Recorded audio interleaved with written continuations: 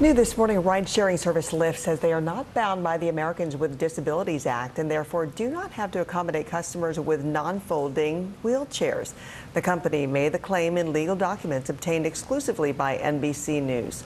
A class action lawsuit seeks to force Lyft to make wheelchair-accessible vehicles available outside of areas where state laws require it.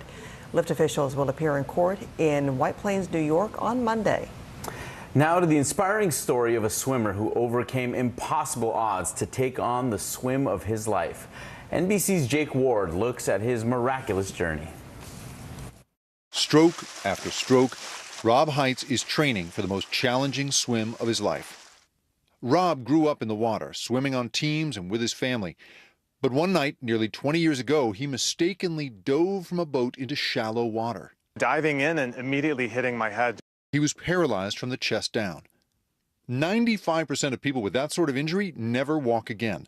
But through luck and will and a lot of support, here he is. One day I would be able to wiggle a toe. That must be an enormous deal when you oh my God. Willing your body back to life. The first time that I moved something, it was, I mean, obviously for me it was enormous. But he wanted more, and eventually he wasn't just walking, he was swimming. And inspired by Rob's strength and perseverance, his friends came up with a crazy idea. Like Alcatraz. I've heard people swim from Alcatraz. I said, that's completely insane. There's no way that I would do that. Inmates looking to escape Alcatraz, the nation's most infamous prison, faced a mile swim in rough, frigid waters. That's part of why they put it there. I've done that distance in Lake Michigan without currents, without waves, without all the freaky stuff that's probably under the surface that I don't really want to think about. But those challenges are the point. And that's why on Friday morning, Rob leapt again from a boat into water so cold it gives you a headache. Swimmers in the water. There's no inspiration like having been paralyzed. The friend who pulled him from the water when he was first paralyzed joined him for the last few feet, but Rob emerged on his own. The imagery of Alcatraz as a prison and the feeling of the experience of being paralyzed, it feels like being in prison. And it seems like a fitting, hopefully for me, kind of an end to the story. Jake Ward, NBC News, San Francisco. What a powerful analogy right there. More power to him. Yeah, Rob's will and perseverance. I mean, that's the stuff you see in movies. Absolutely. I wouldn't be surprised if there was one. And can you imagine he will not take every step or every stroke for granted after everything he's been through. Amazing. Thanks for waking up with us. I'm Philip Mena. And I'm Frances Rivera. On the Today Show, the nonprofit going to new heights to help animals in need. Meet the pilots on a mission to rescue everything from puppies to endangered sea turtles.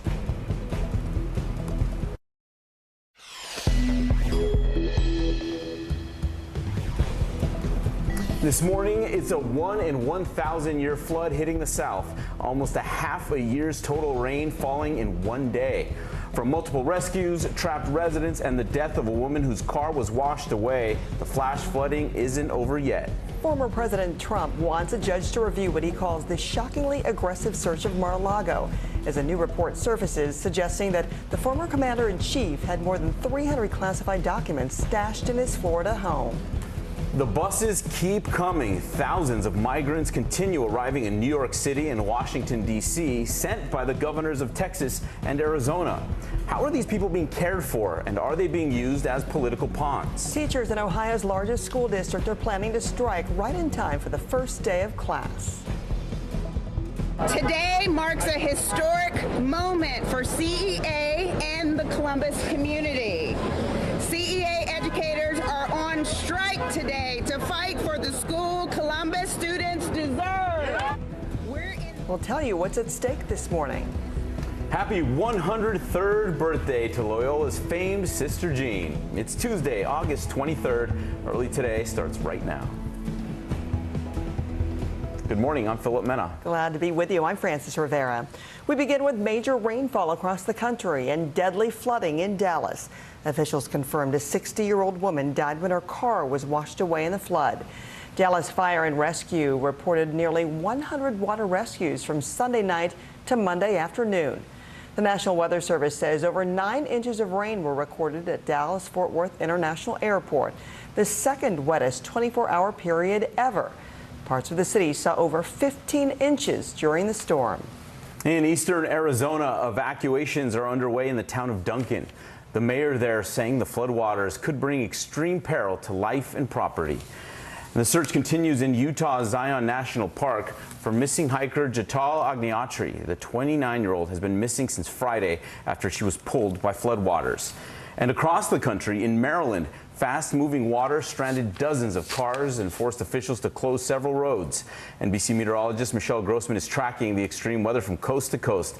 Michelle, good morning. Good morning to you both. Yeah, we continue to see that rain falling in many spots this morning. We will see some flash flooding once again today. So you mentioned yesterday's event, a 1 in 1,000 flood event. Well, that was the 5th in 1 month. So we first started in Missouri, and then Eastern Kentucky was July 28th. And then we had Death Valley, also southeast Illinois. Yesterday, Dallas, Texas, some spots receiving 15 inches of rain in a very short amount of time. That is the problem. It's a lot of rain, but it comes fast and it comes furious. So we're looking today at a flash flood risk extending from portions of Texas into Louisiana, also Mississippi and Arkansas. The bullseye would be southern Arkansas into portions of Louisiana and Mississippi, where you see that pink. That is the likeliest spot for flash flooding.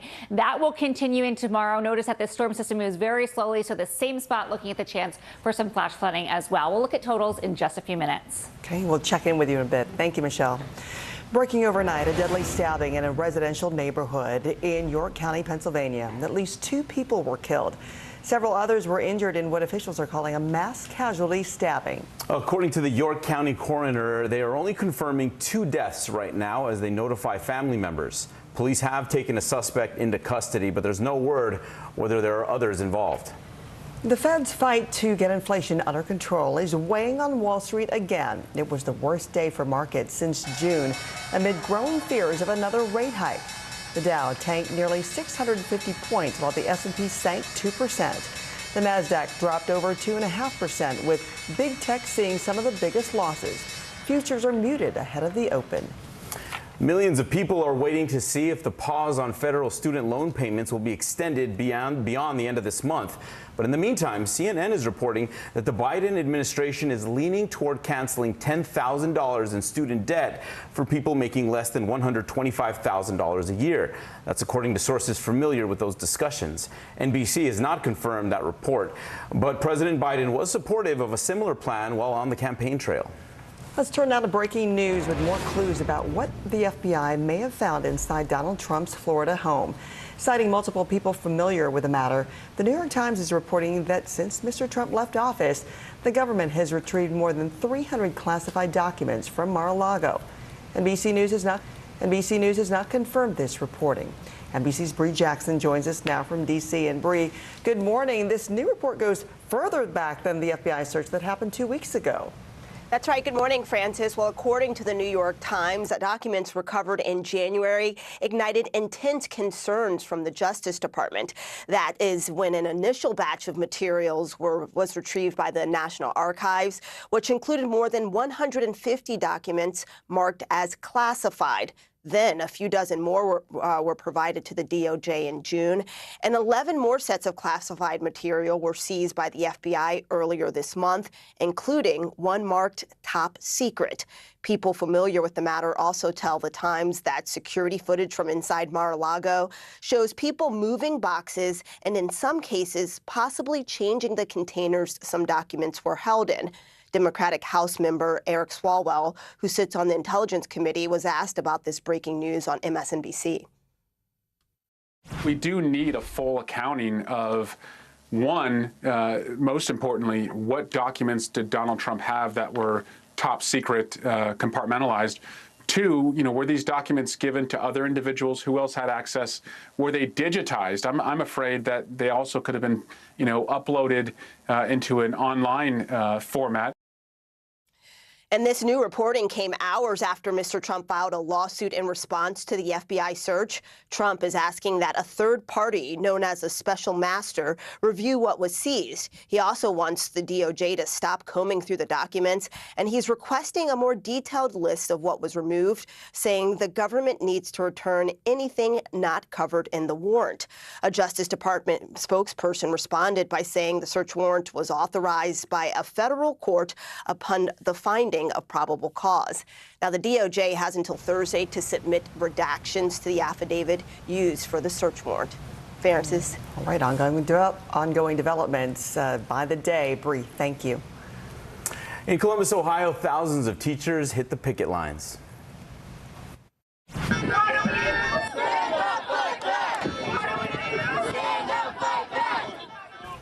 Members of the Columbus Education Association Union rallying for better working conditions. For the first time since 1975, a whopping 94% of its members rejected the school board's latest offer. They want smaller class sizes and central air. And the clock is ticking. Classes begin tomorrow. 3 Arkansas law enforcement officers are suspended after a video of them violently arresting a suspect went viral. The victim, 27-year-old Randall Worcester, is himself facing charges, including assaulting and resisting arrest. Priscilla Thompson reports, and a word of warning, the footage is disturbing. A violent arrest caught on camera. This is bad. Viewed more than 1 million times, the video appears to show officers in Mulberry, Arkansas, punching and kicking a man in the head and body repeatedly during a Sunday morning arrest, at one point slamming his head into the ground several times. The man seen pinned down here, 27-year-old Randall Worcester. Released on bond, he walked out of the county jail. What would you like to see happen to the officers?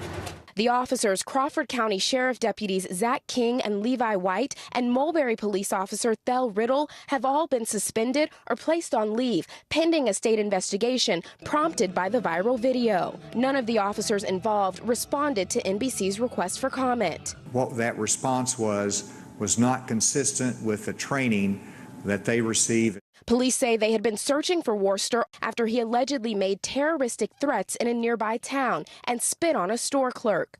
He's now facing more than half a dozen charges, including battery, assault, and resisting arrest.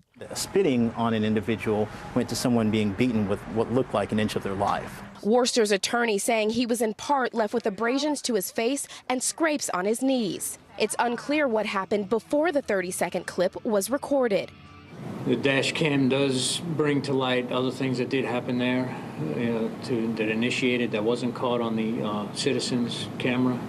The Arkansas State Police are leading the investigation into the officers' actions. The governor says that the FBI and DOJ are now also investigating. Okay, thanks to Priscilla Thompson for that report. After decades of public service, Dr. Anthony Fauci has announced he will step down from his positions as director of the National Institute of Allergy and Infectious Diseases and as chief medical advisor to the president at the end of this year. He joined the Rachel Maddow show saying that he still wants to make sure that he has the energy, passion, and health for his next venture. And Pfizer has asked the FDA to grant an emergency use authorization for its updated COVID booster for ages 12 and up.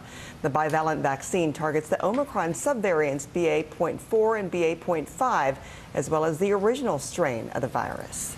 All right, let's go back to Michelle for more on today's extreme weather. A lot to talk about there. Hello again, Michelle. Hi there, guys. Yeah, it's going to be extreme once again in the south. We're looking at very heavy rain, very heavy rain falling right now. So 9 million people impacted by a flood alert. We do have a flood watch. That's in the green color, and then a flood warning. That's in the red. That's where we're seeing flooding happening right now. And notice radar showing very heavy rain, torrential downpours once again. Where you see those brighter colors, that's where we're seeing the heaviest rain. And we could see up to 6 inches in some spots. That's a look at the big weather story of the day. Here's a closer look at your day ahead. All right, we're looking at temperatures pretty warm in the northern central plains. Temperatures up into the upper 80s and 90s, but rain quote in the southern plains, also the lower Mississippi Valley. Temperatures staying put in the 80s, also in the 70s in parts of Mississippi. All right, guys, we'll talk more about temperatures. Some will feel like August once again by the end of this work week. All right, Michelle, thank you so much. The Yankees and the Mets slugged it out in the start of yet another competitive Subway Series. Aaron Judge rose to the occasion. He took the Mets ace Max Scherzer deep. This is his 47th home run of the season. But the Mets would pull within one in the 7th until Andrew Benintendi pulled a low pitch into right field. That would be his second RBI of the night. That was just enough for the Yanks. They take the game 4-2. Their last meeting of the regular season is in the Bronx tonight. Up next, the migrant crisis grows as Arizona and Texas are busing thousands to NYC and Washington, D.C. What that means next. NBC News, streaming free now. Welcome back to Today. We got a lot to celebrate on this Wednesday morning. It's good to have you along with us. You don't know when your moment's coming, but when it does, you take it. Everybody's good, and that's it. Good morning, I'm Joe Fryer. And I'm Savannah Sellers right now on Morning News Now. We're staying on top of the breaking situation in Ukraine. We are watching dangerous heat this week. Recession, I mean, is that where we're headed? Is there any way to avoid that? Morning News Now, streaming weekdays at 7. Tonight, I interviewed Secretary of Transportation Pete Buttigieg about the ongoing delays. You seem to be pointing the finger at the airlines. They're pointing the finger back. Mr. Secretary, when is this going to get better? Harry Styles! From Brooklyn, we're next to the subway station. The state's reservoirs are alarmingly low. War will pass them by.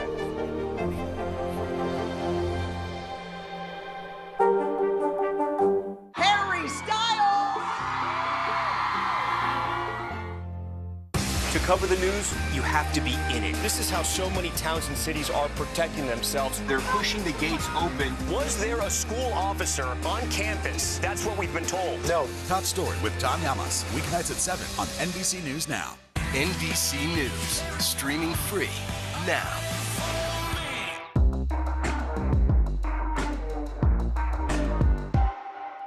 Here's what's happening in your neck of the woods. We're here to start conversations because it's not my job to tell you what to think. My job is to think about what you tell me. Now Tonight with Joshua Johnson. Weeknights at 8 on NBC News Now. No stress, no mess, just yum. That's it.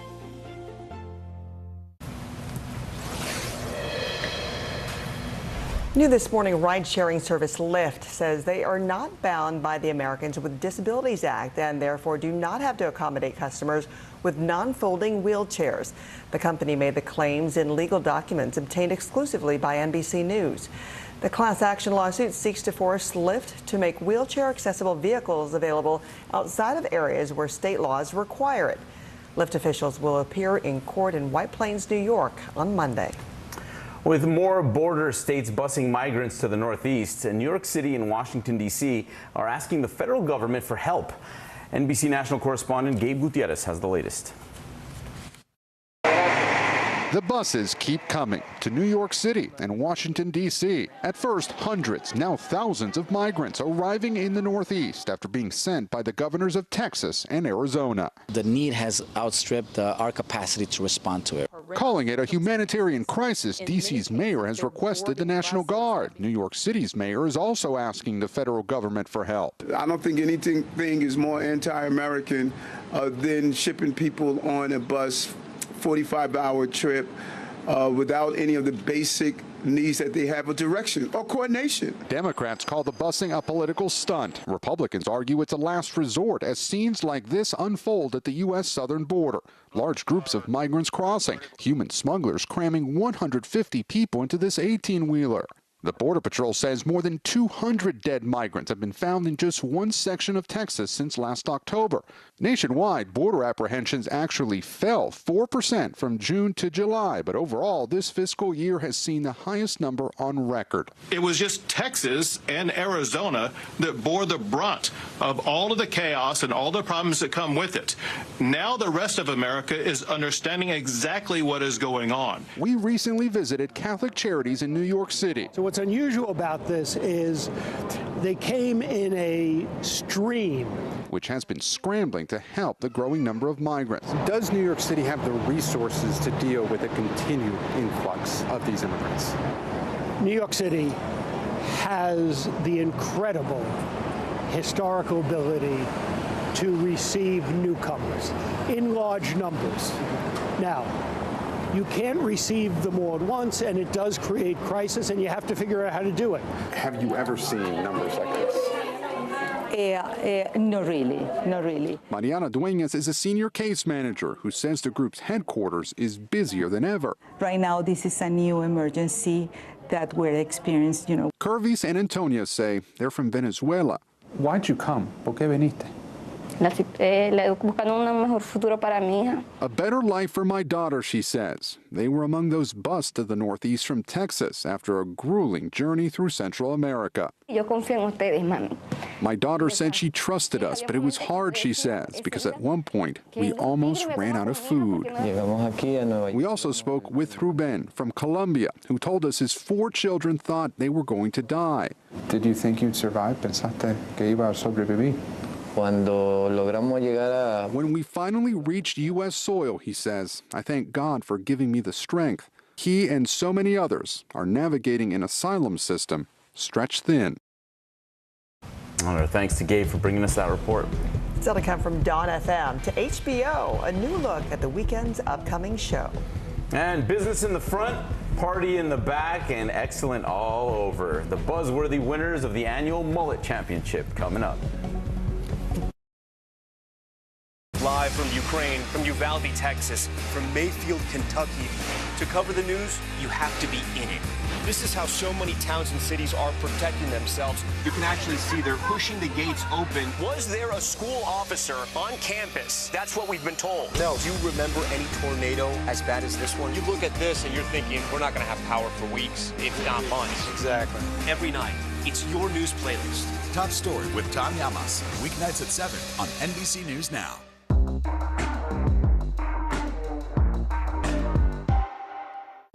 No stress, no mess, just yum. That's it. As we look out over the latest city-turned-crime scene, we see the things left behind. Back now with our NBC News exclusive.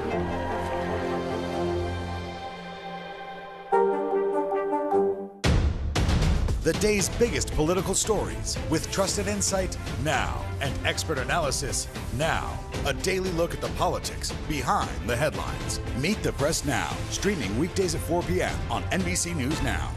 And what do you love about fatherhood? The chaos, the learning. Is climate change one of your top priorities? What's your message to girls who want to make a difference in their own communities? Believe in yourself.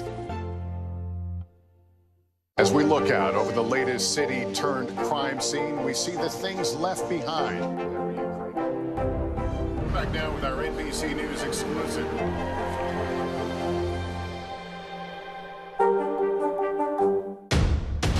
The day's biggest political stories with trusted insight now and expert analysis now. A daily look at the politics behind the headlines. Meet the Press Now, streaming weekdays at 4 p.m. on NBC News Now.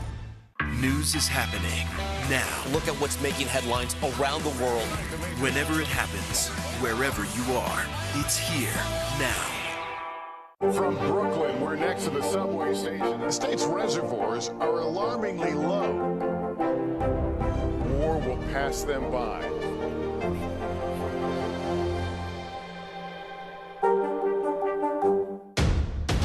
The day's biggest political stories with trusted insight now and expert analysis now. A daily look at the politics behind the headlines. Meet the Press Now, streaming weekdays at 4 p.m. on NBC News Now. You don't know when your moment's coming, but when it does, you take it. Now Tonight with Joshua Johnson, streaming weeknights at 8 on NBC News Now.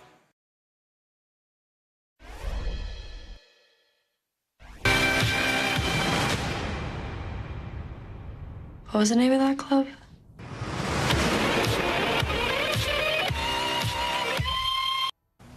The Weeknd debuting a new teaser for his upcoming drama, The Idol, coming to HBO.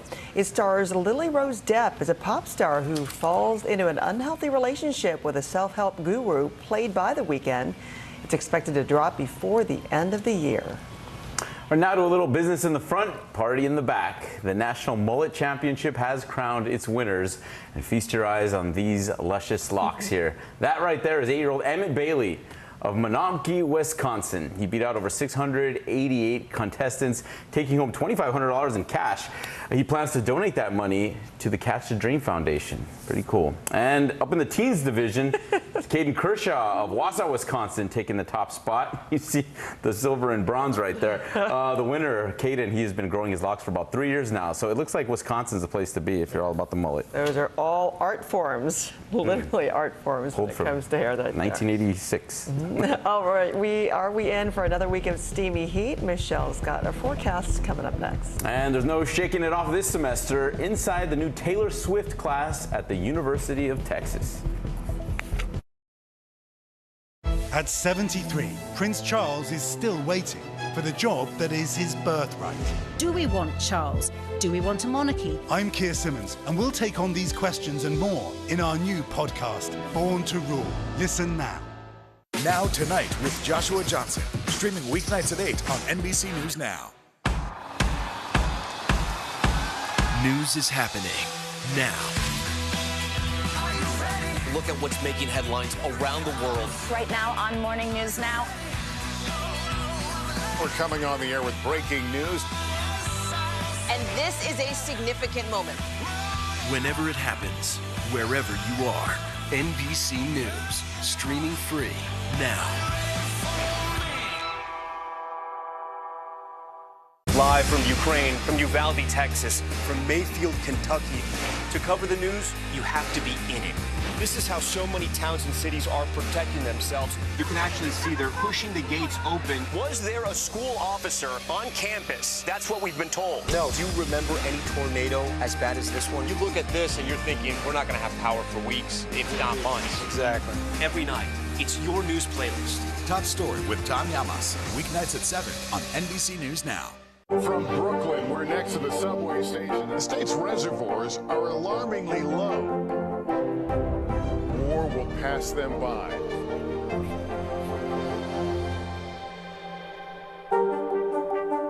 Welcome back to Today. We got a lot to celebrate on this Wednesday morning. It's good to have you along with us. You don't know when your moment's coming, but when it does, you take it. Everybody good, and that's it. Sometimes the news can be difficult and overwhelming for kids to understand, so we've created a newscast just for them. We hope your family will watch Nightly News Kids Edition. Top Story with Tom Yamas, weeknights at 7 on NBC News Now. Hallie Jackson Now, weekdays at 5 on NBC News Now. Mr. Secretary, when is this going to get better? You came into this job saying you were to fight crime. Have you been successful? Found a way to put that. Can you update us on the status of negotiations?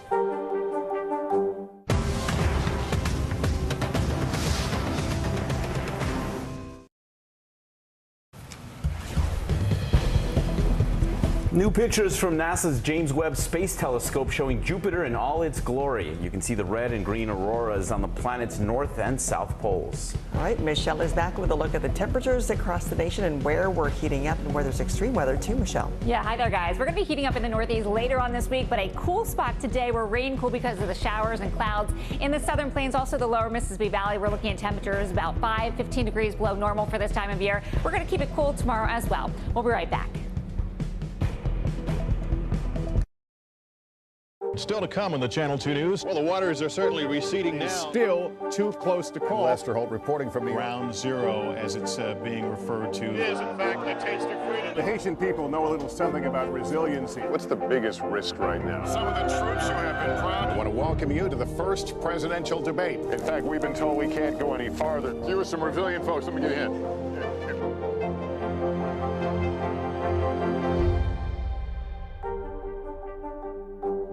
The Seduction, Dateline's newest podcast. Listen now. Our show is about sparking conversations around today's biggest issues. The Fed raises interest rates. That controls inflation. Explain how that works. Is part of this that everyone's rethinking their jobs and their relationship to their employers? Could you just remind us why there are 9 justices on the Supreme Court instead of 3 or 20 or 2? It's not my job to tell you what to think. My job is to think about what you tell me. Now Tonight with Joshua Johnson, streaming weeknights at 8 on NBC News Now. No stress, no mess, just yum. That's it. The day's biggest political stories with trusted insight now and expert analysis now. A daily look at the politics behind the headlines. Meet the Press Now, streaming weekdays at 4 p.m. on NBC News Now. Our show is about sparking conversations around today's biggest issues. The Fed raises interest rates. That controls inflation. Explain how that works. Is part of this that everyone's rethinking their jobs and their relationship to their employers? Could you just remind us why there are 9 justices on the Supreme Court instead of 3 or 20 or 2? It's not my job to tell you what to think. My job is to think about what you tell me. Now Tonight with Joshua Johnson, streaming weeknights at 8 on NBC News Now. The Seduction, Dateline's newest podcast. Listen now. A woman would not inherit the Iron Throne, because that is the order of things. When I'm queen, I will create a new order. My way.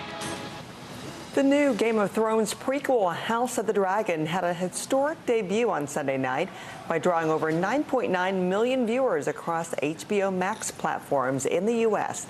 That is the largest HBO series premiere in history, even topping Game of Thrones' 2011 premiere by almost 350% in terms of viewers. In today's top stories, Fetty Wap has pleaded guilty to federal drug charges in a Long Island, New York courtroom on Monday. The guilty pleas included 1 count of conspiracy to possess and distribute 500 grams or more of cocaine. That is according to a rep for the U.S. Attorney's Office. He admitted to participating in a massive drug trafficking racket that moved drugs from the West Coast to Long Island, and the charge carries a mandatory 5-year prison sentence. With its $53 billion endowment, Harvard is the richest university in the country, but maybe not for much longer. The Massachusetts institution might lose the top spot on the list to the University of Texas because of that school's oil and gas riches. That's according to Bloomberg. UT leases its more than 2 million acres of land to hundreds of drilling operators and is set to deliver record profits because of high oil costs. Harvard, on the other hand, is seeing its endowment decrease as it and other universities go green in their investments. We feel like you know Taylor Swift all too well? Then grab your burnt orange cardigan and head down to Austin, because UT has a blank space for you. The University of Texas is offering a class on the writer this fall. It's for its first-year undergrads in the Liberal Arts Honors Program. It's not the first college catering to Swifties.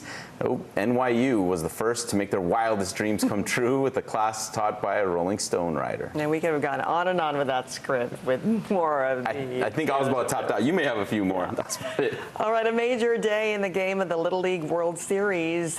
Jaron Lancaster sent a rocket out for a home run to Hawaii, giving them a commanding lead against Texas. 3 pitchers from the Honolulu squad combined to shut out Texas in the winner's bracket 6-0. Earlier in the day, Chase Link's blast to left field set the tone for Pennsylvania. The team from Hollidaysburg stays alive and eliminates the New York team 7-1. Loyola University's sister Jean Dolores Schmidt has celebrated her 103rd birthday this week. She received quite the gift, too. The Chicago train station at the school's campus was renamed in her honor. The city leaders celebrated with the Catholic nun, who has been the chaplain to Loyola's men's basketball team since '94. Back in 2018, you may remember the team reached the Final Four in the NCAA, and she was there for the whole ride. Thanks for watching Early Today. We'll see you tomorrow.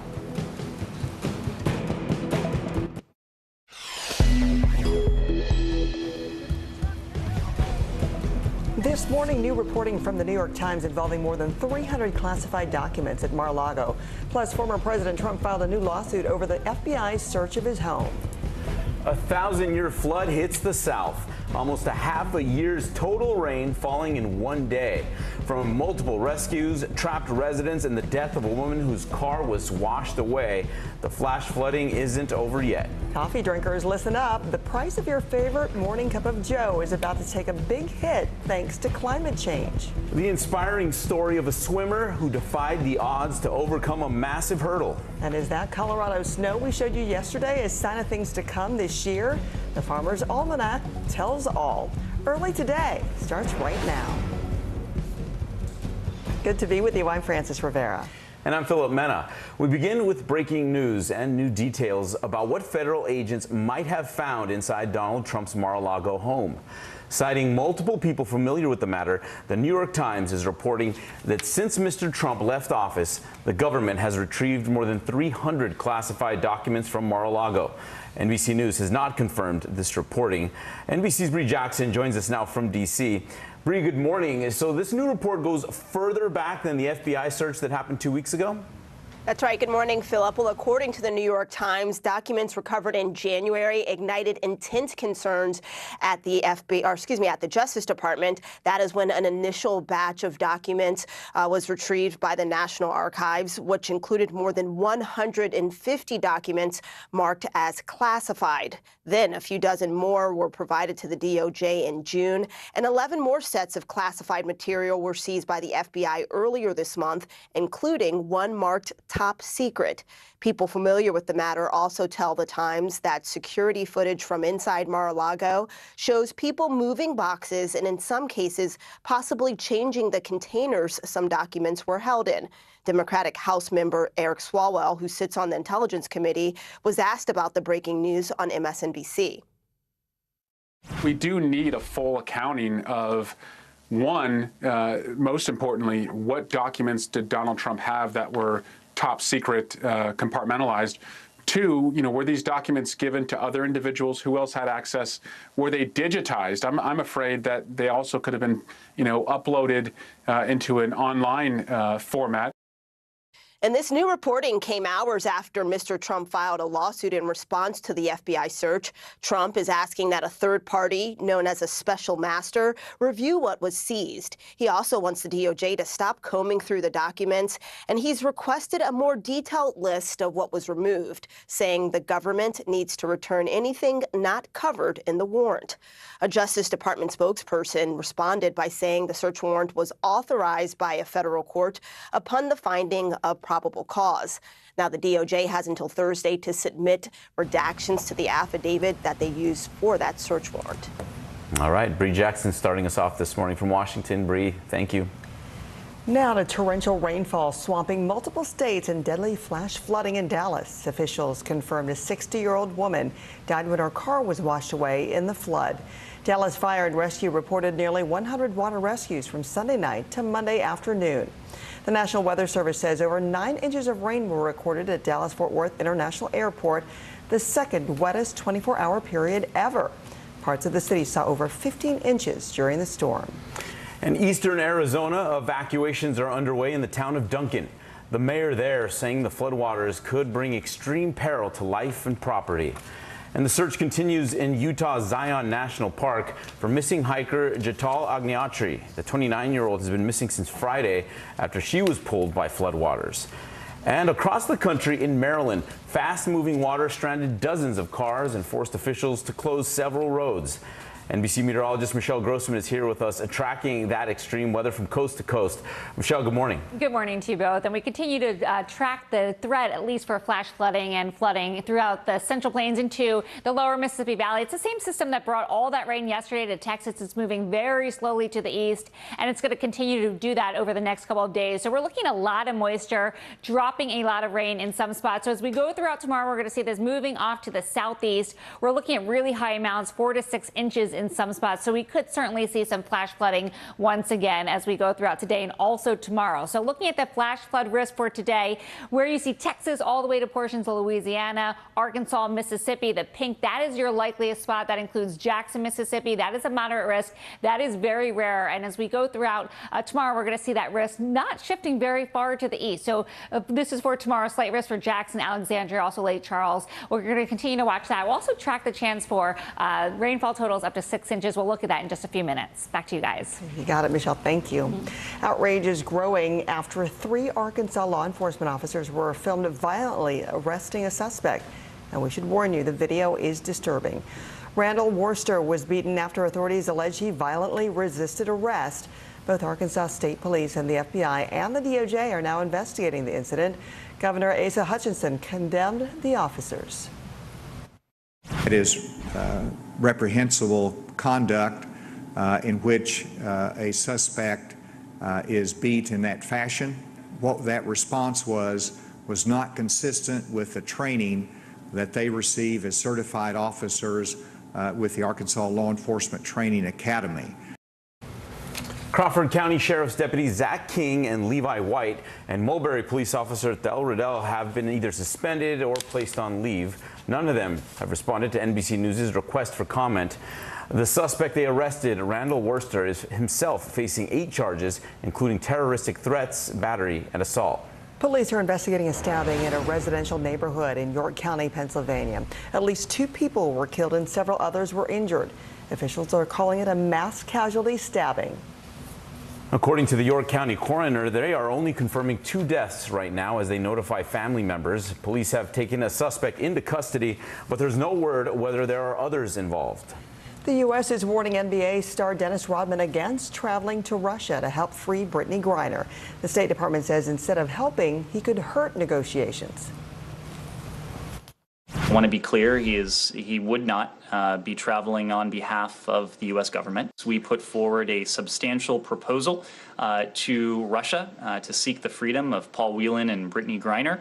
We believe that anything other than negotiating further through the established channel is likely to complicate and hinder those release efforts. Go through with the trip. It wouldn't be the first time he speaks to an international leader. In Columbus, Ohio, thousands of teachers hit the picket lines.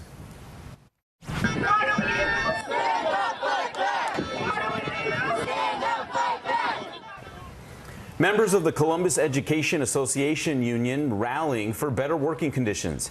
For the first time since 1975, a whopping 94% of its members rejected the school board's latest offer. They want smaller class sizes and central air, and the clock is ticking. Classes begin tomorrow. For the first time in 2 years, breakfast and lunch won't be covered for everyone at America's schools. A federal pandemic-era program has ended, leaving families scrambling to cover the costs. NBC's Emily Ikeda has more. Single mom Jamie Bunges has relied on free or reduced price lunches for her 4th grade son since he was in kindergarten. What does that extra money mean to you? Savings. I can put it towards groceries. I can put it in my gas tank. She says paying for his lunch would cost her more than $1,000 a year. I added it up and it was like $118 a month. And you do that times 9, it's over $1,000 a year. So to me, it was like, oh my gosh, because I also have to, buy groceries. It's a lot of money for families already tight on cash, especially those impacted by the end of the federal free school lunch for all program, a pandemic era initiative that's now expired. When you heard that program was ending, what was your reaction? I was stressed, very stressed. More than 26 million free meals were served every day because of the program. Now families must apply for meal coverage, and only those meeting certain income requirements will receive the free lunches. Nationwide, around 1 in 6 students don't always know where their next meal is coming from. Here in the Greeley-Evans School District, food insecurity is even more severe. 65% of students qualify for free or reduced price lunches. But in this Denver suburb, they're doing something different. The school board has decided to allocate $2 million so every one of the 23,000 students in the district can still eat for free. Danielle Bach is the head of nutrition. A lot of our families are just over the threshold of what qualifies them for the free and reduced meal program. So we know that those families don't necessarily have the money to pay for those meals. While some believe universal free lunch should be made permanent, critics say it was only intended to be a pandemic-era program. By returning these programs back to normal, we can uphold our responsibility to taxpayers and the principle that aid should be targeted and temporary. But Bach argues this year is far from normal, as staffing shortages, supply chain slowdowns, and inflation further complicate lunchtime nationwide. Our goal is to teach kids how to learn and think, but they can't do that when they're hungry. Back to school, bringing back challenges in feeding America's children. Emily Ikeda, NBC News, Greeley, Colorado. Could it be a bitter cold winter this year? Well, the Farmer's Almanac sure thinks so. The annual predictions say the north and central U.S. extending from Chicago to Denver will be a hibernation zone with plenty of snow and frosty temperatures. Across the country, the almanac says the northeast will be snowy and slushy, while the southeast will see a drier than normal winter. With all that in mind, let's hand it over to NBC meteorologist Michelle Grossman once again. So what do you think about the Farmer's Almanac prediction this year, Michelle? I am hoping it's not true, although I do say that the Farmer's Almanac tends to be true. It's built on weather patterns, so I don't know. If it's going to be cold in the Northeast, it better snow. That's all I have to say. Fair. One thing I know for sure, it's going to rain today in the Southern Plains into portions of the lower Mississippi Valley. We're looking at 9 million people impacted from Texas to Louisiana, Arkansas, also into Mississippi, even into Alabama today. That slow-moving system bringing that very heavy rain. We're looking at really heavy rain even early this morning. So morning downpours where you see the brighter colors, especially oranges and reds. That's where we're seeing torrential downpours, and we're going to continue to track them as we go throughout the day. By when it's all said and done, we're looking at generally 2 to 4 inches, but could see 6 inches in some spots. That's a look at the big weather story of the day. Here's a closer look at your day ahead. All right, it's going to be a warm one in the northern and central plains. Temperatures in the 80s and 90s. Could see a few storms in portions of North Dakota. And then the temperatures are going to be held down by the showers and clouds in the southern plains. Temperatures in the 80s and 70s.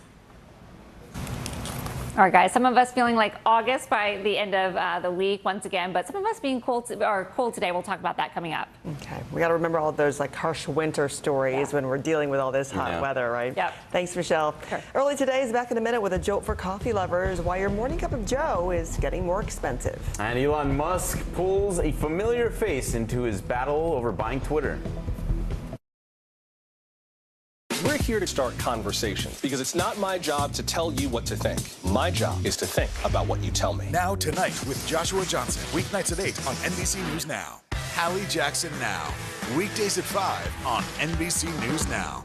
As we look out over the latest city-turned-crime scene, we see the things left behind.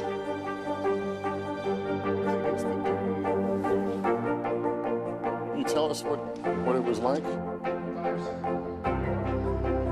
Our NBC News exclusive. It was Lester.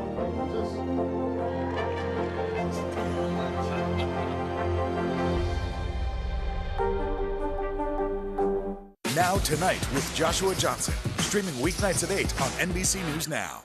Good morning, I'm Joe Fryer. And I'm Savannah Sellers right now on Morning News Now. We're staying on top of the breaking situation in Ukraine. We are watching dangerous heat this week. Recession, I mean, is that where we're headed? Is there any way to avoid that? Morning News Now. Streaming weekdays at 7. To cover the news, you have to be in it. This is how so many towns and cities are protecting themselves. They're pushing the gates open. Was there a school officer on campus? That's what we've been told. No. Top Story with Tom Yamas. Weeknights at 7 on NBC News Now.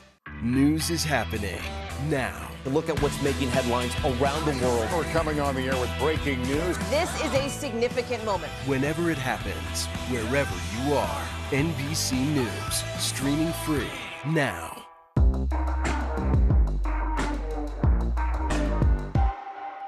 News is happening now. Look at what's making headlines around the world.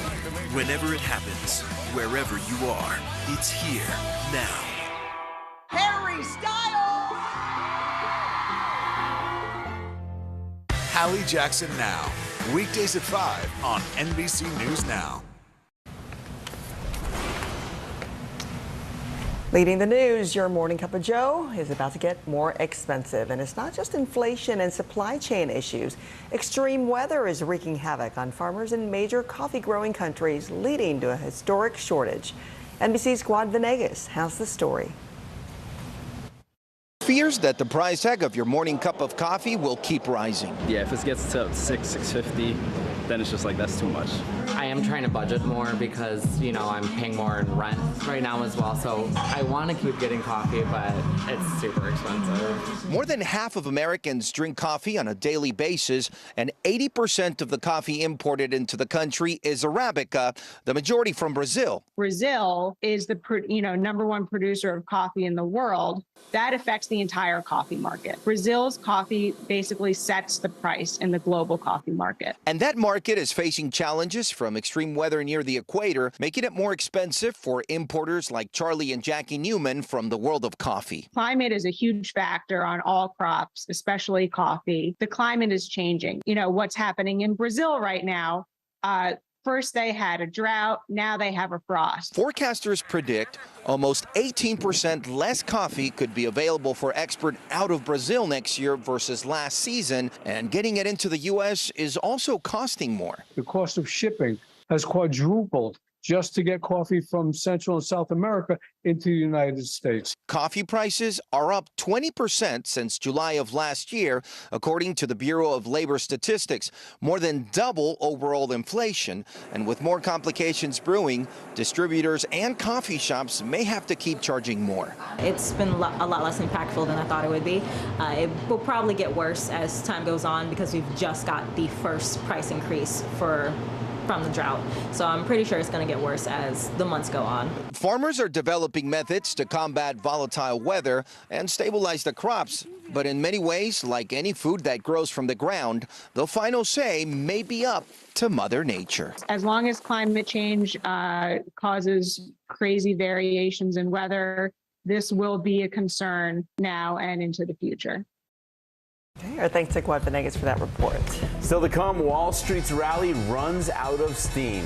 What sparked the worst day for markets since June? And waging war in 280 characters or less. Why Elon Musk is dragging former Twitter CEO Jack Dorsey into his legal fight with his social media company. What do you love about fatherhood? The chaos, the learning. Is climate change one of your top priorities? What's your message to girls who want to make a difference in their own communities? Believe in yourself. As we look out over the latest city-turned-crime scene, we see the things left behind. Back now with our NBC News exclusive.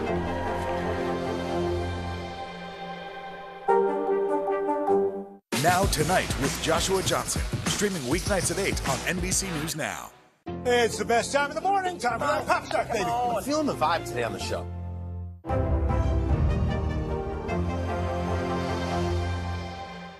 At 73, Prince Charles is still waiting for the job that is his birthright.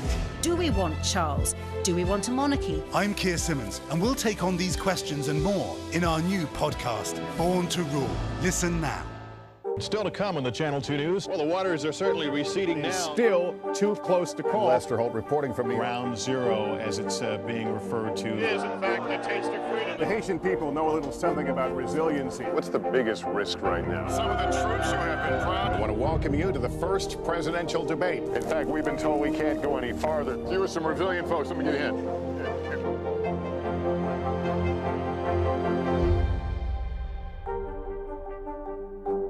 NBC News, streaming free now.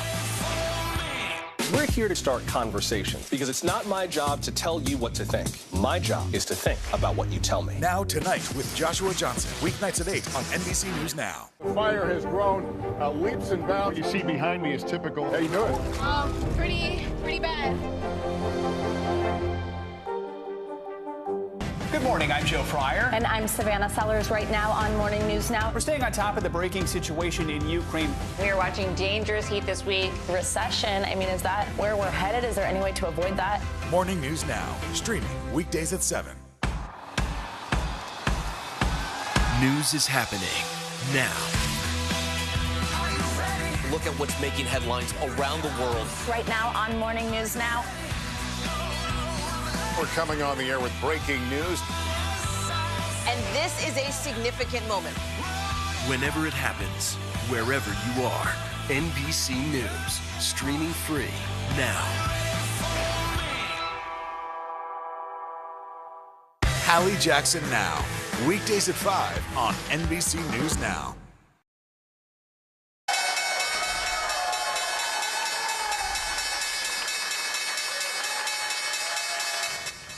Futures are muted this morning after Wall Street suffered its worst day since June. Growing fears of another rate hike sent markets tumbling. The Dow tanked nearly 650 points, while the S&P sank 2%. The Nasdaq dropped over 2.5%, with big tech seeing some of the biggest losses. And this morning, we've got some new layers to the Elon Musk Twitter saga. Will he or won't he go through with that deal?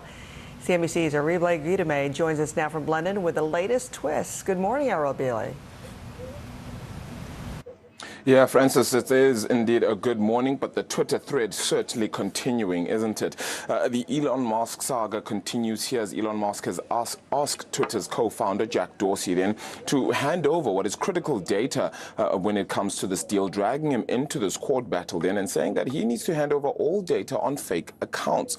Now, Elon Musk has said that this is quite critical and fundamental data, and it is significantly important to the deal going ahead. Of course, he had pulled out of what is a $44 billion takeover deal just last month, having said that he would buy the social media company, instead deciding he would not and would actually back out on this because he feels that Twitter hasn't actually been honest with regards to how many fake accounts they have. Twitter had initially claimed that they have less than 5% of their entire monetizable daily active users who are fake accounts. But Musk disputes this and says that certainly isn't the case. We're going to have to go to court and battle it out. A court date of October 17th has indeed been set, unless things get sorted before then. Man, way far from a done deal there. All right, Arabile, thank you. Is more rain on the way? Michelle will have her forecast next. And from a wheelchair to the waves, the miraculous journey for a swimmer once paralyzed from the chest down. The fire has grown leaps and bounds. What you see behind me is typical. How you doing? Pretty bad. You open the door for so many people. I love working with people. I did not do any of this by myself. Hello! Lizzo, you put a smile on every single face. It feel like Christmas or my birthday or something.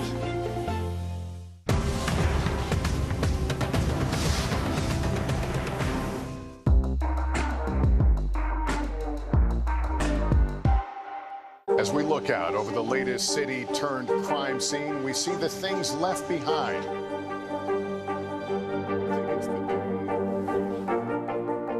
Can you tell us what it was like? Our NBC News exclusive.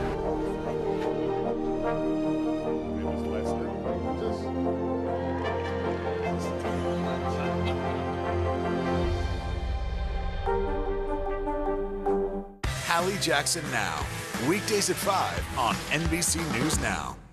Here's what's happening in your neck of the woods. As we look out over the latest city-turned-crime scene, we see the things left behind. Back now with our NBC News exclusive.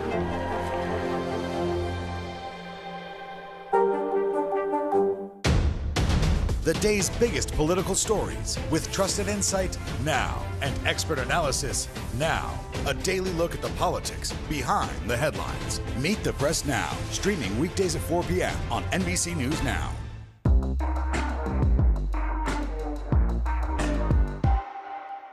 You open the door for so many people. I love working with people. I did not do any of this by myself. Hello! Lizzo, you put a smile on every single face. It feel like Christmas or my birthday or something. Now Tonight with Joshua Johnson, streaming weeknights at 8 on NBC News Now.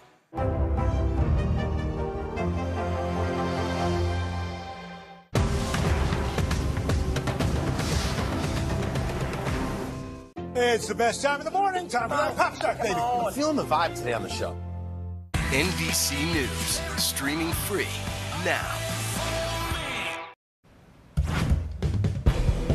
Welcome back on this Tuesday. More rain is in the forecast for the south, and it's going to keep the temperatures down today in the upper 70s, the low 80s, 5 to 15 degrees below what is typical for this time of year. So just 78 in Jackson, and we're going to be cool tomorrow as well. Temperatures in the low 80s, 81 degrees in Jackson. That's 12 degrees below normal. We'll be right back. News is happening now. Look at what's making headlines around the world. Whenever it happens, wherever you are, it's here now. Live from Ukraine, from Uvalde, Texas, from Mayfield, Kentucky. To cover the news, you have to be in it.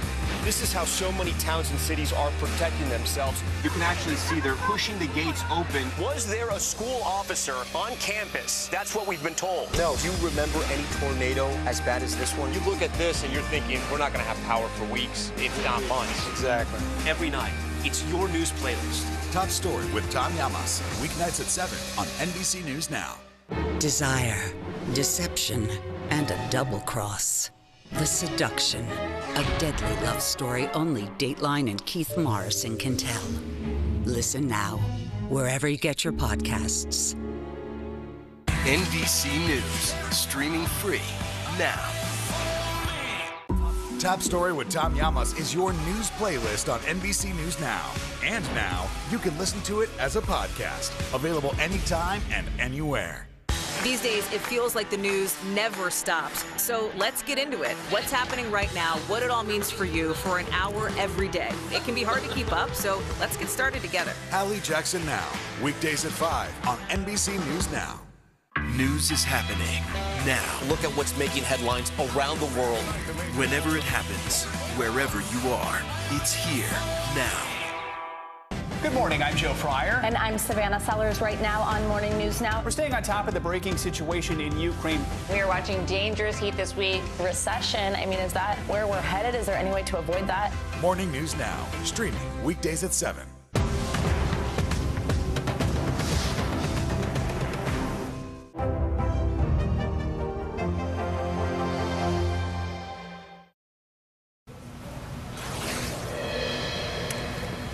New this morning, ride-sharing service Lyft says they are not bound by the Americans with Disabilities Act and therefore do not have to accommodate customers with non-folding wheelchairs.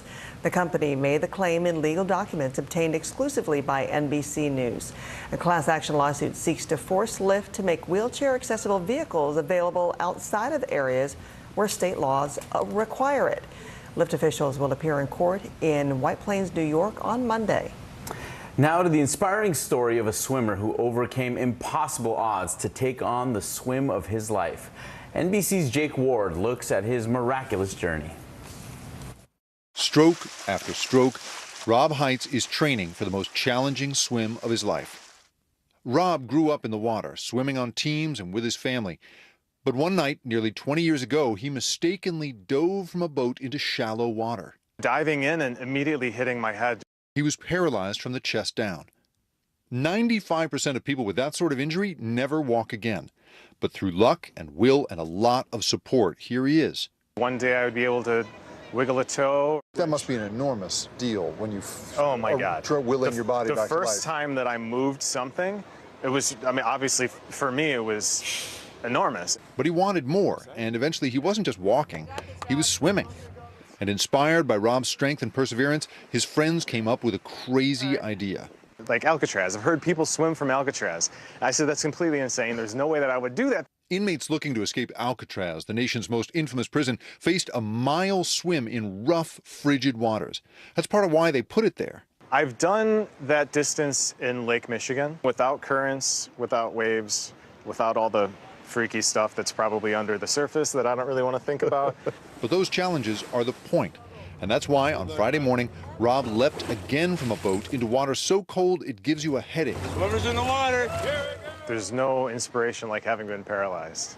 The friend who pulled him from the water when he was first paralyzed joined him for the last few feet, but Rob emerged on his own. The imagery of Alcatraz as a prison and the feeling of the experience of being paralyzed, it feels like being in prison. And it seems like a fitting, hopefully for me, kind of an end to the story. Jake Ward, NBC News, San Francisco. What a powerful analogy right there. More power to him. Yeah, Rob's will and perseverance. I mean, that's the stuff you see in movies. Absolutely. I would be surprised if there was one. And can you imagine he will not take every step or every stroke for granted after everything he's been through. Amazing. Thanks for waking up with us. I'm Philip Mena. And I'm Frances Rivera. On the Today Show, the nonprofit going to new heights to help animals in need. Meet the pilots on a mission to rescue everything from puppies to endangered sea turtles.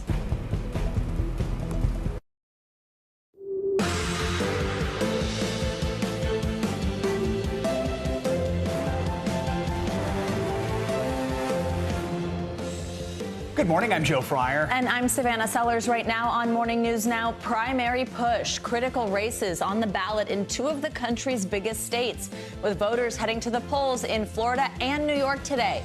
We're breaking down what's at stake, who's vying for office, and what it means for the general election this November. Flooding emergency this morning. 9 million people are under flood alerts as severe weather blankets the Southwest and Gulf Coast, leaving some areas underwater. The deadly record rainfall that forced rescues and swallowed cars is just the latest 1,000-year weather event to play out this month. Now that same system is heading east. Stepping down after 38 years as the nation's top infectious diseases doctor and 50-plus years of public service, Dr. Anthony Fauci says it's time to start the next chapter in his life. I've been wanting to do things outside of the government. I want to make sure that when I do leave, I still have the energy and the passion and the health to do the kind of things that I want to do. From advising 7 presidents to helping lead the U.S. public health response on everything from HIV/AIDS to COVID-19, we're looking back at the decades-long career of Dr. Fauci and what he has planned next. And taking the plunge. It's a swim so dangerous it helped make sure prisoners stayed on Alcatraz for decades. Now, a man who was told he might never walk again is testing his limits. How he's overcoming the odds and inspiring others one stroke at a time. Really just an unbelievable story. Yeah, looking forward to that one. Yeah, we'll bring you that later this hour. We begin, though, with a busy day of primary elections as voters in 3 states head to the polls today. In New York, a special election in a swing district could measure the mood of the nation ahead of the November midterms. Also in New York, specifically New York City, 2 powerful House Democrats are pitted against each other, competing for the same seat because of the state's new congressional map. And in Florida, where Republicans have won a series of statewide nail-biters in recent years, Democrats will pick their candidates to face off against 2 high-profile GOP incumbents. Governor Ron DeSantis and Senator Marco Rubio will examine the possible matchups there. We're covering all of that with NBC News correspondents Dasha Burns and Shaquille Brewster and NBC News political editor Mark Murray, who we will hear from in just a moment. Dasha, let's start with you in New York, that special election in the Hudson Valley. This is really the first competitive House race since the Supreme Court overturned Roe v. Wade. So what should we know about this race and really this district? Yeah, Joe, if you're looking for some clues about what might happen in November, come here to the Hudson Valley, to the 19th district, which extends up to Albany, because this really is a bellwether race. It's not a primary like the rest of the races we're going to be talking about today. It is a special election to replace the lieutenant governor's position, and it is a race between Democrat Pat Ryan and Republican Mark Molinaro. Now, the reason that this is such a hotly watched race by the nation, as you said it there, it is really the first competitive congressional race since the Supreme Court overturned Roe v. Wade, and it might be the very last bellwether we have before November. And here, what we're really looking at is to see which party has the edge, right? Whether it's going to be Republicans propelling voters to the polls on Biden's unpopularity, on the pain of inflation, or whether Democrats can really ride the wave of frustration over the Supreme Court's overturning of Roe v. Wade. The Democratic candidate, Pat Ryan, has really put abortion at the center of his campaign. His signs read "Choice is on the ballot." Yesterday, he gave us a comment saying that the stakes could not be higher for our community, our country, our democracy, saying that it is absolutely essential that we put choice at the center of our campaign. Mark Molinaro, on the other hand, the Republican opponent here, he has very much downplayed abortion. He has instead focused on the economy. All of his messaging has focused on the lack of success Democrats have had in fixing the inflation problem. And so that question, is it inflation? Is it abortion? What is going to drive voters is at the heart of this. Whoever wins this election is really only going to serve for a handful of months before we once again have another election. The overarching theme in New York right now really is redistricting. But this could answer a whole lot of questions about what is going to animate folks in November, Joe. All right, so Dasha, let's talk about one of those primaries in Manhattan. We've got 2 top Democrats battling to keep their congressional careers alive. Representatives Jerry Nadler and Carolyn Maloney. Each holds a powerful House committee, leads a powerful House committee. They have both been in office since 1992. Quickly on this one, who has the edge right now? Do we know? Yeah, I mean, look, either way, this isn't great for Democrats, and it's why I say redistricting is really kind of the big story here, because it has mashed some districts together. It has created entire new ones. And either way here, a longtime Democratic career is going to come to an end tonight. It's likely that Nadler has a slight edge because the third newcomer candidate has run against Maloney before and will likely pull voters from her. But it's going to be interesting to watch. And regardless, Democrats are going to see a loss in Congress today, Joe. All right, let's bring in Shaq. He's in South Florida for more on the governor's race there. We have a former Republican governor, Charlie Crist, now running in the Democratic primary against Florida's Agriculture Commissioner, Nikki Fried. The winner will then try to unseat incumbent Republican Governor Ron DeSantis this fall. Shaq, what can you tell us about this one? Well, we know first polls are open. They just opened up past couple of minutes ago. They'll be open until 7 p.m. later today. And we do know that before we even got to this point, more than 2 million voters have cast their ballot either by mail or absentee voting. And this will be the conclusion of this contentious primary race that we've been watching at the gubernatorial level to take on Florida Governor Ron DeSantis. You set it up a little bit there, but on one side you have Charlie Crist. He's a Democratic representative, but he was the former Republican governor of Florida back in 2006. He is someone who has had to defend that record as a Republican in this Democratic primary, specifically when you're talking about the issue of abortion and some of the appointments he made as governor to the Supreme Court.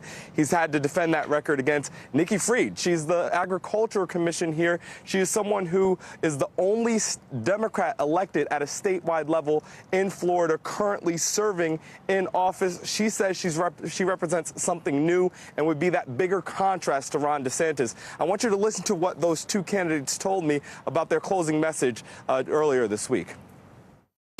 I am ready for this fight, ready to take him on, and we'll make sure that we have a winning message. We're going to pull over Republican women, independent women, and they're going to vote to have the first female governor of the state of Florida. We've got to beat Ron DeSantis, and I can beat him. I mean, I've been the governor. I've been the attorney general and fought for civil rights. I've been the elected commissioner of education and fought for our teachers. That's the difference. Electability and experience. I offer both, and a good heart. That's what Florida needs and deserves.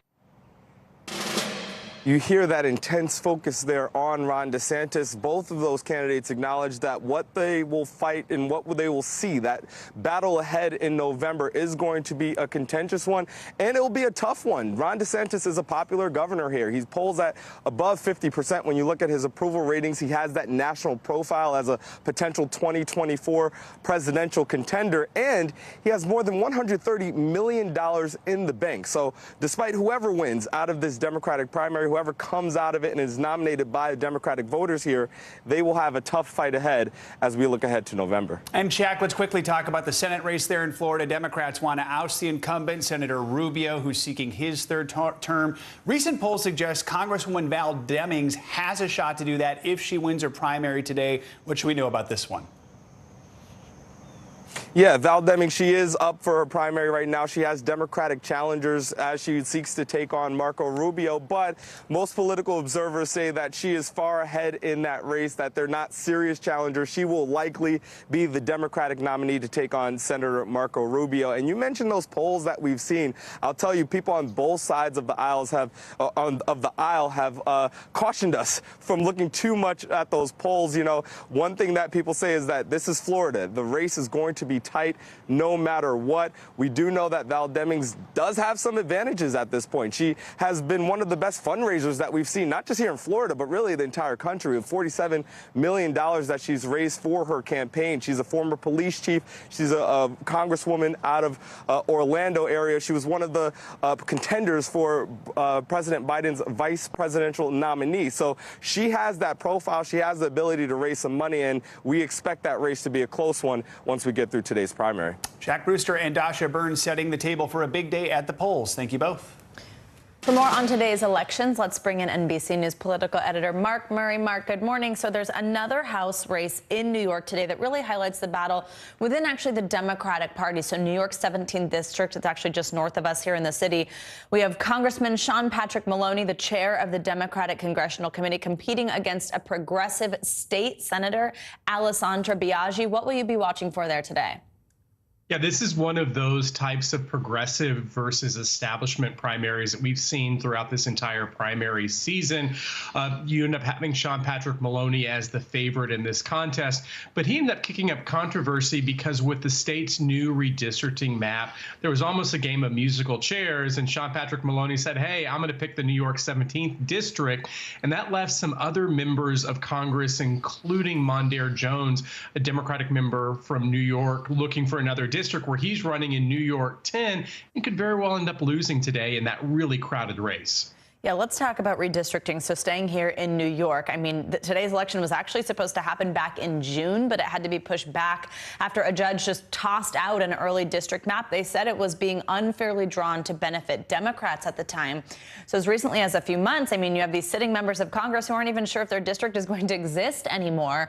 I mean, how's that confusion impacting today, what we'll see from voters, and then also what does it mean for Democrats in particular who are looking to keep control of Congress, who sort of had that map denied? Yeah, well, expect a low turnout because this is, for a lot of New Yorkers, their second primary, and this is actually happening in just the dead of August. So that's one impact. The other was that Democrats really tried to kind of go for the gusto with a redistricting map as they control the legislature as well as the governor's mansion, and to be able to pick, maybe pick up an additional 3-4 House seats in what was going to be a very challenging year. But as you ended up mentioning, that redistricting map, which was very aggressive, was ruled unconstitutional, was thrown to a special master who ended up writing new district lines that were actually less favorable to the Democrats, that force a member-on-member races, as Dasha was just talking about, as well as that whole system where you were having this kind of game of musical chairs with Democratic members of Congress. And so sometimes you go for the gusto and sometimes it backfires. And we ended up seeing that for New York Democrats. Not only is it the dead of August, Mark, I think it might be about 100% humidity today. So that might keep some people from waiting in a long line. Also, while I have you, I do want to ask you about Oklahoma. We have 2 runoff elections today involving both Senate seats, actually. What should we watch for here? Yeah, let's don't forget about the folks in Oklahoma who are having runoffs today. The top one that I'm watching for is for the Republican side in the United States Senate race. This is to end up replacing James Inhofe, who ended up deciding to announce his retirement. This is between Markwayne McMullen, a Republican member of Congress from Oklahoma, as well as T.W. Shannon, a former state House leader. And Mullen ended up getting 44% in this race earlier. That was below the 50% needed to avoid a runoff, but he is the favorite going into tonight's runoff. All right, Mark Murray, as always, thank you. Now to the extreme weather stretching across the South this morning. Millions of people from Texas to Mississippi are under flood alerts with another day of downpours. In Dallas, a summer's worth of rain battered the city in just 24 hours yesterday, setting off major flash flooding. Texas officials also confirmed the storm's first casualty, a 60-year-old woman whose car was swept away by floodwaters. NBC News senior national correspondent Jay Gray joins us now from Shreveport, Louisiana, which is also bracing for heavy rain. So, Jay, we know a flood watch has been issued for you there in Shreveport. What's it like where you are right now, and what are authorities doing to prepare there in Louisiana? Yeah, some heavy rain overnight, Joe. It's let up just for a bit right now, but we've looked at the radar. More is on the way. We could see as much as 6 inches in some areas as we get through this day. And look, just a few weeks ago, you and I were talking about the drought and the extreme heat conditions here. Now we're talking about what have been flooding rains across this region, and rains that are going to continue as you talk about people here bracing, getting ready. Of course, they're used to foul weather here in Louisiana and understand what that rain could mean. So a lot of people have things prepared to perhaps lose power for a couple of days, and really just to have the food, the water, the things they need to be ready for this storm. It's been a rough 24 hours across the region, as you mentioned, and again, it's not over at this point. Yeah, I mean, Jay, speaking of the rough 24 hours for the region, we saw those incredible pictures of flooding in the Dallas area yesterday. What's the latest from Texas? Is the worst over there? Well, the worst is over in Dallas, but boy, it was bad. I mean, you want to talk about rain. As you said, they got a full summer's worth of rain in just 2 days. They're breaking all kinds of records. You had more than 150 high water incidents that police and firefighters were called on. A lot of those people whose cars were swept away by the water. We know in one of those instances, unfortunately, a woman who was on the phone with her family at the time she was swept away in her car did not survive. Today will be cleanup day in the Dallas area. They'll start to work with a break in the rain and try and get cleared away some of the things they can. So many communities dealing with water inside homes that really just trashed several of the communities there. Texas as a whole is going to see more rain, more to the east and to the south. So look for some potential problems around Waco and the state capital of Austin. They could see a lot of the heavy rain today. All right. Thank you, Jay. Stay safe. So when will some of these areas see some relief from the heavy rains? Meteorologist Michelle Grossman joins us with the forecast. Hey, Michelle. Hey there, guys. First of all, Jay did such a good job with that forecast, and he's exactly right. Eastern Texas will see some rain today. Dallas getting a break, but there's portions of Louisiana, Arkansas, Mississippi, Alabama that will see rain over the next couple of days. We do have images, though. So many videos and images of flooded waters in Dallas yesterday. It was a tough day there for so many. We had water in apartments. We had submerged cars. We had people being rescued from cars. It comes fast. It comes furious. Never drive through water. You can never understand how tall it is. And also, it's fast and furious. We also had flooding out in Maryland as well. That was a separate storm system that brought the rains to portions of the Northeast. Much needed rains, but still, it came very fast. It came furious. It seems like portions of Maryland have gotten so much flooding this summer season, and they're continuing to see that. Look at all that water just rushing so fast. And even portions of New Jersey, the Jersey Shore, and also Somerset, New Jersey saw some flooding as well. So let's talk about today and then what we expect over the next couple of days. We do have 9 million people still impacted by a flood alert, whether it's a flood watch, that's in your green, so stretching from Texas into Louisiana, Arkansas, and into Mississippi. Now, we do have one flash flood warning. These are popping in and popping out. A flash flood warning, meaning a flood is happening right now. So they're going to come in and out as we go throughout the day. But look at all this rain still falling. This is a very slow-moving system. It has a lot of moisture with it, and this is what we're going to be seeing as we go throughout the next couple of days because it's not going to go very far. So we're seeing those darker colors once again, the yellows, the reds, the oranges. Those are the brighter colors. It really is just telling us that those are the torrential downpours. Even seeing some lightning, hearing some thunder as well. And this is a bullseye where we expect to see the heaviest rain. So portions of southern Arkansas, northern Louisiana, into portions of Mississippi as well. But Alabama, you're going to see some heavy rain as well. This is the setup. It's the same system that brought that rain to Texas yesterday, moving ever so slowly to the east. That's part of a climate connection where patterns start to move slower. And then we can't really just move them out quickly, and they have a lot of moisture with them. So we're seeing that sponge being wrung out. We're seeing that heavy rain falling. So that slow-moving front is moving to the east. It's bringing that threat of rain to Louisiana and also to Mississippi, and then moving very slow on Wednesday. We're going to see more showers and storms erupting in the southeast, right along the Gulf Coast, inching towards the southeast with high rainfall rates and areas of flooding. We could see rainfall rates 2 inches, 3 inches per hour, and that's what we saw yesterday, and that was a problem. We saw rainfall rates of 2 to 3 inches, and we saw 12 inches in about a 6-hour period, most of that coming in a 3-hour period. So that's a setup for today. Rainfall forecast anywhere from 2 to 4 inches, but isolated amounts up to 6 inches in some spots, especially where you see that bullseye, kind of where I told you before, southern Arkansas, portions of Louisiana, and also into Mississippi. We do have that flash flood risk, so we have a flood risk and a flash flood risk. So your flash flood risk, that's where we see the #1 amount of deaths when it comes to weather-related deaths. And this is what we really need to concentrate on today. Where you see this pink here, that's your moderate risk. I mentioned a few days ago, we hardly ever get a moderate risk, but I think this is the 4th day straight where we're looking at a moderate risk. That's in the pink there. Alexandria, you're in on that too. Just to the east of Shreveport, but still, you want to heed any warnings in your area and just really pay attention to any flash flood warnings that come into your area. So as we go towards Wednesday, not moving very far to the east. You kind of notice it's in the same area. So it's going to become a little bit stationary, this front that's bringing this rain. So portions of Mississippi, Louisiana, and Arkansas, once again, Jackson, Alexandria, and Hattiesburg, also Lake Charles, you're going to get some pretty heavy rain as well. So temperatures, we do have rain-cooled temperatures because we do have the clouds in place, the showers in place, also the storms. So temperatures well below normal in these spots. We're looking at temperatures in the 70s, the 80s, 5 to 15 degrees below what is average. So we get a little relief in terms of the temperature. Shreveport today, 82 degrees, 78 degrees in Jackson. And then by tomorrow, because we have those clouds still in place, we're going to see a cool day tomorrow as well. Back to you guys. That is a slow-moving system. All right, thank you, Michelle. All right, thank you. Now, this morning, there's fresh fallout from the FBI search of former President Trump's Mar-a-Lago estate. On Monday, Trump's legal team filed a lawsuit asking a judge to reveal the, quote, shockingly aggressive search. The filing calls on the judge to appoint a special master to oversee the seized documents. NBC News legal analyst Danny Ceballos joins us now for more on this. Hey, Danny, good morning. So first, walk us through just some of the key points of this filing. I mean, I just said that word, special master. What exactly is the role of something like that, and why does Trump's team want one to be appointed?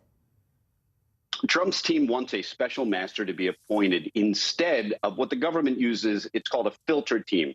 It's basically this idea that the government takes attorneys that are not working on this particular case, isolates them, and then gives them these documents. And they're supposed to be like a wall between the investigating attorneys, and they're supposed to be kind of neutral and look through things like privileged documents and not taint the investigation. That's the theory. I've had them used in my cases. I'm not wild about them because I don't necessarily trust the government to independently review documents and not tell the government, their buddies, what's going on. But here's the thing. They're asking for a filter team in a situation where they're probably not going to get one. They do cite a case from the Southern District of New York that did use a filter team, where the judge ordered a filter team, but that involved a search of an attorney's offices, and that is a very special situation. This really boiled down is just a search warrant executed on a home and an office. But I just have to add an asterisk.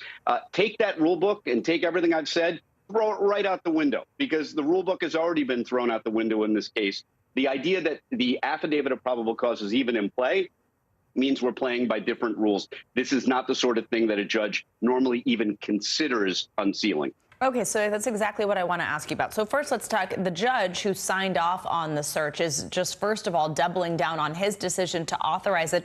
And he did reveal a little. He said there was, quote, probable cause that evidence of multiple crimes would be found. But then he also suggested he may not unseal much, if any, of the search affidavit. First, what do you make of that quote we got from him saying this possible evidence of crimes? And why would he not unseal some of it?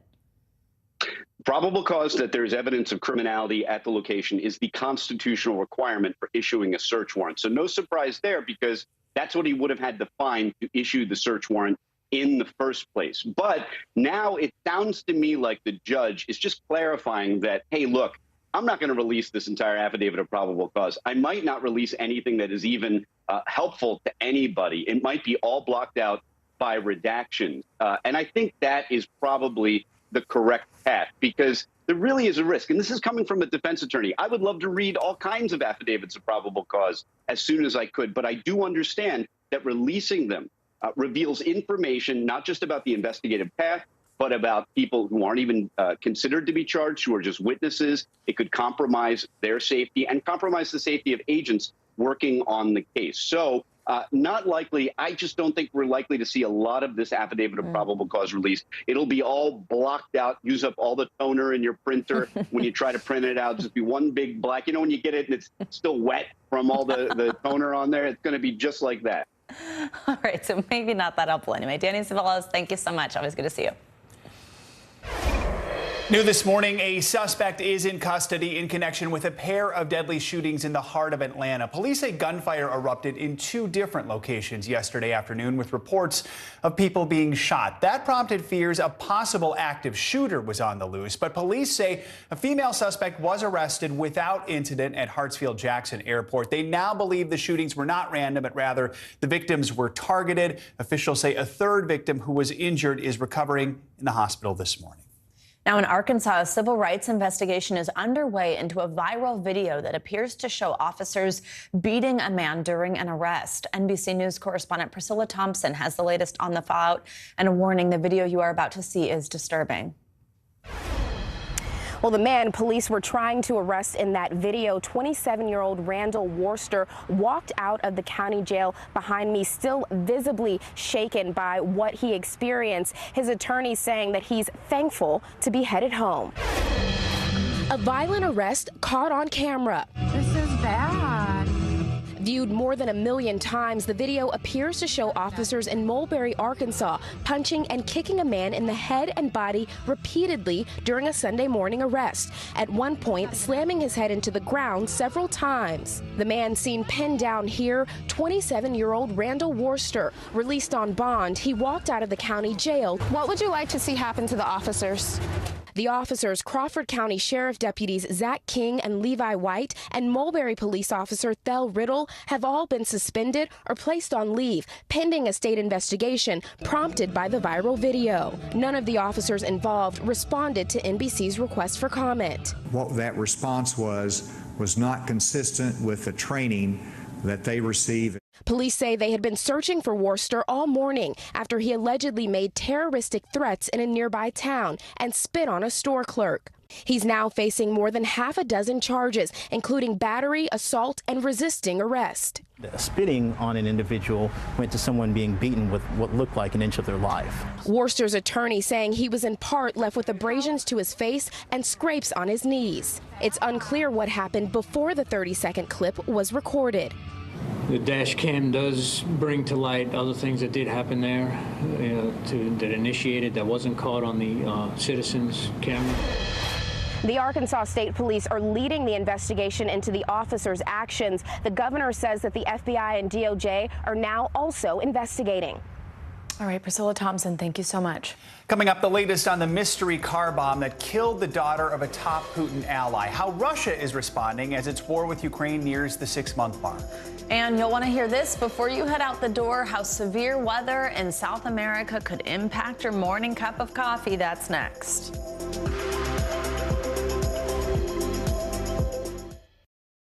At 73, Prince Charles is still waiting for the job that is his birthright. Do we want Charles? Do we want a monarchy? I'm Keir Simmons, and we'll take on these questions and more in our new podcast, Born to Rule. Listen now. Live from Ukraine, from Uvalde, Texas, from Mayfield, Kentucky. To cover the news, you have to be in it.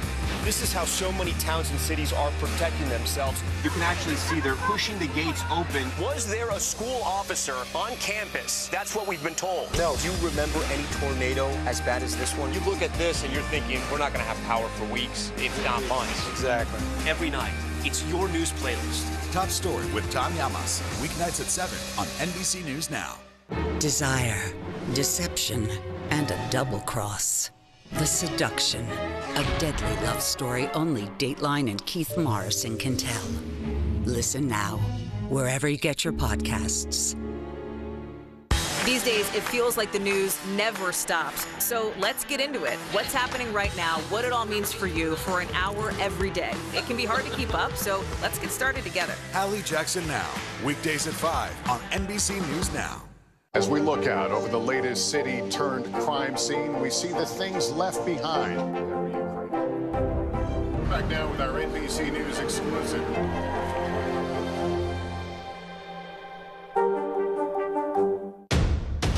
The day's biggest political stories with trusted insight now and expert analysis now. A daily look at the politics behind the headlines. Meet the Press Now, streaming weekdays at 4 p.m. on NBC News Now. Right now on NBC News Now, look at what's making headlines around the world. We've got 3 new developments just this afternoon. We begin this hour with breaking news. This is what it looks and feels like to try to escape Ukraine. I don't want us to say goodbye. This factory has gone from making kitchen pots to lethal items. There's an intense artillery battle underway. Breaking news this morning. The heartbreak, the grief, and the tears that we have seen here are all tragically familiar. Was there a school officer on campus? Because that's what we've been told. No. The shooting is once again reigniting the debate over gun laws. If it's Tuesday, it is primary night. The highest profile races yet this year. The official confirmation of Judge Ketanji Brown Jackson. Let's zoom out a bit to our changing climate. What do we think that the new normal is going to be? The rollout of COVID vaccines for children under 5. Inflation is cutting into almost everything. Another honest conversation about what it means to be Asian American. We're coming on the air with the news NBC Scoop. Bringing the news to you is not only a job, it's an honor. At 73, Prince Charles is still waiting for the job that is his birthright. Do we want Charles? Do we want a monarchy? I'm Keir Simmons, and we'll take on these questions and more in our new podcast, Born to Rule. Listen now.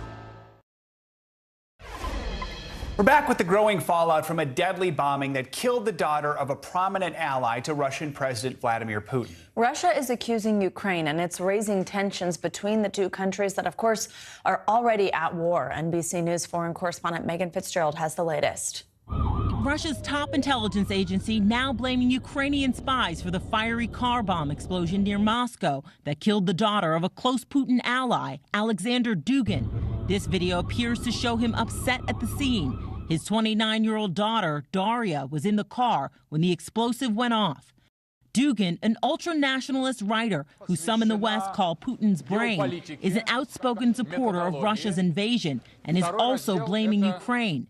President Putin called the death a vile, cruel crime in a letter to the Dugin family. Russian intelligence now claiming a Ukrainian spy shadowed Daria Dugina for weeks, planted the bomb, then fled the country. An accusation Ukraine strongly denies. Ukrainians on edge, counting down to Wednesday's 6-month anniversary of the war. President Zelensky already warning a particularly nasty attack by Russia is a possibility.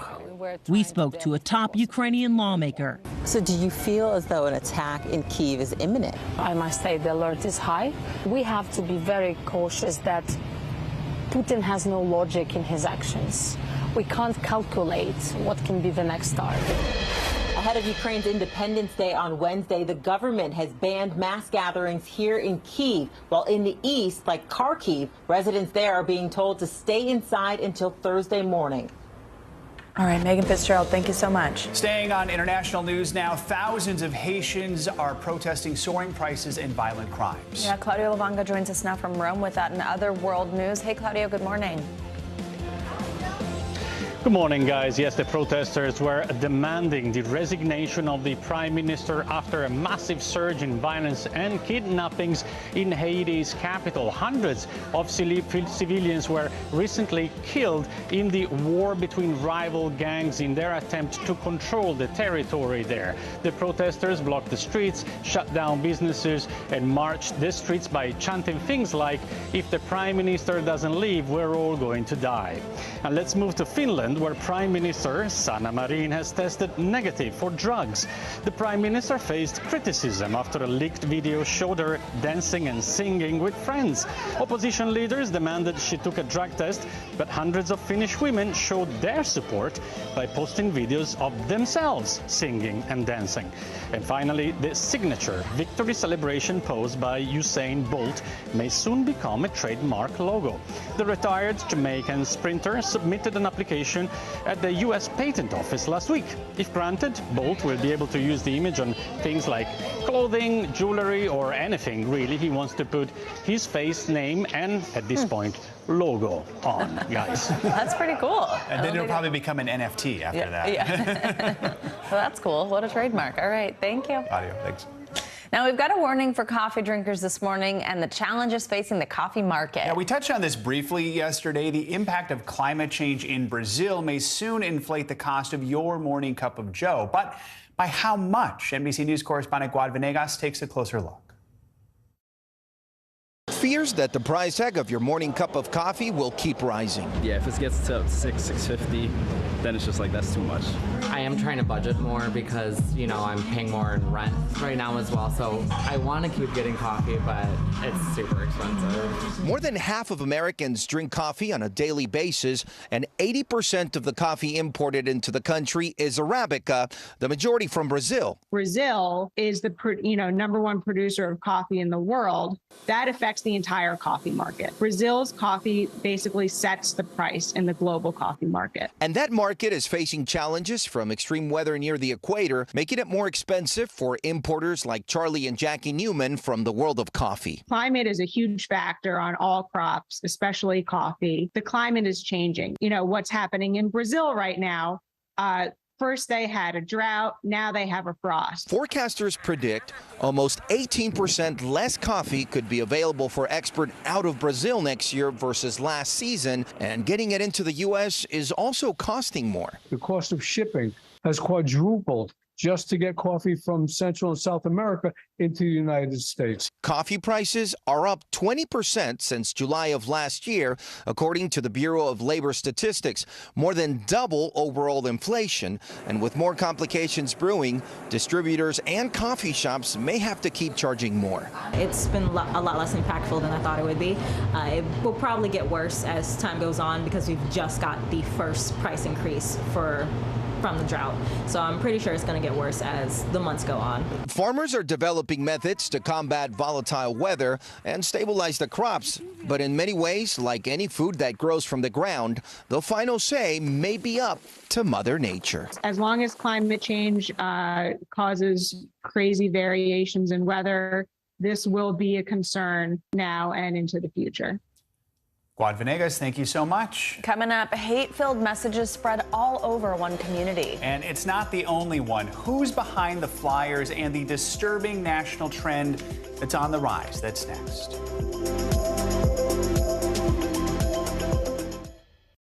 We're here to start conversations about the big things happening in our world, because it's not my job to tell you what to think.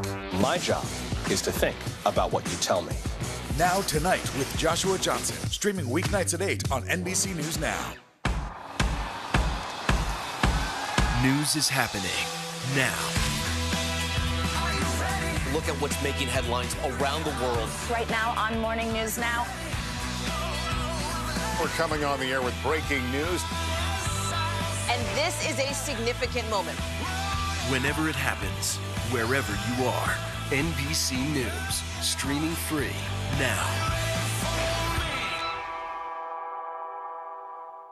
Now Tonight with Joshua Johnson, streaming weeknights at 8 on NBC News Now. The indictment of a former president, or perhaps candidate for president, would arguably tear the country apart. Is that your concern? Can you update us on the status of negotiations? The day's biggest political stories with trusted insight now and expert analysis now. A daily look at the politics behind the headlines. Meet the Press Now, streaming weekdays at 4 p.m. on NBC News Now. You don't know when your moment's coming, but when it does, you take it. At 73, Prince Charles is still waiting for the job that is his birthright. Do we want Charles? Do we want a monarchy? I'm Keir Simmons, and we'll take on these questions and more in our new podcast, Born to Rule. Listen now. Sometimes the news can be difficult and overwhelming for kids to understand, so we've created a newscast just for them. We hope your family will watch Nightly News Kids Edition. The fire has grown leaps and bounds. What you see behind me is typical. How you doing? Pretty bad.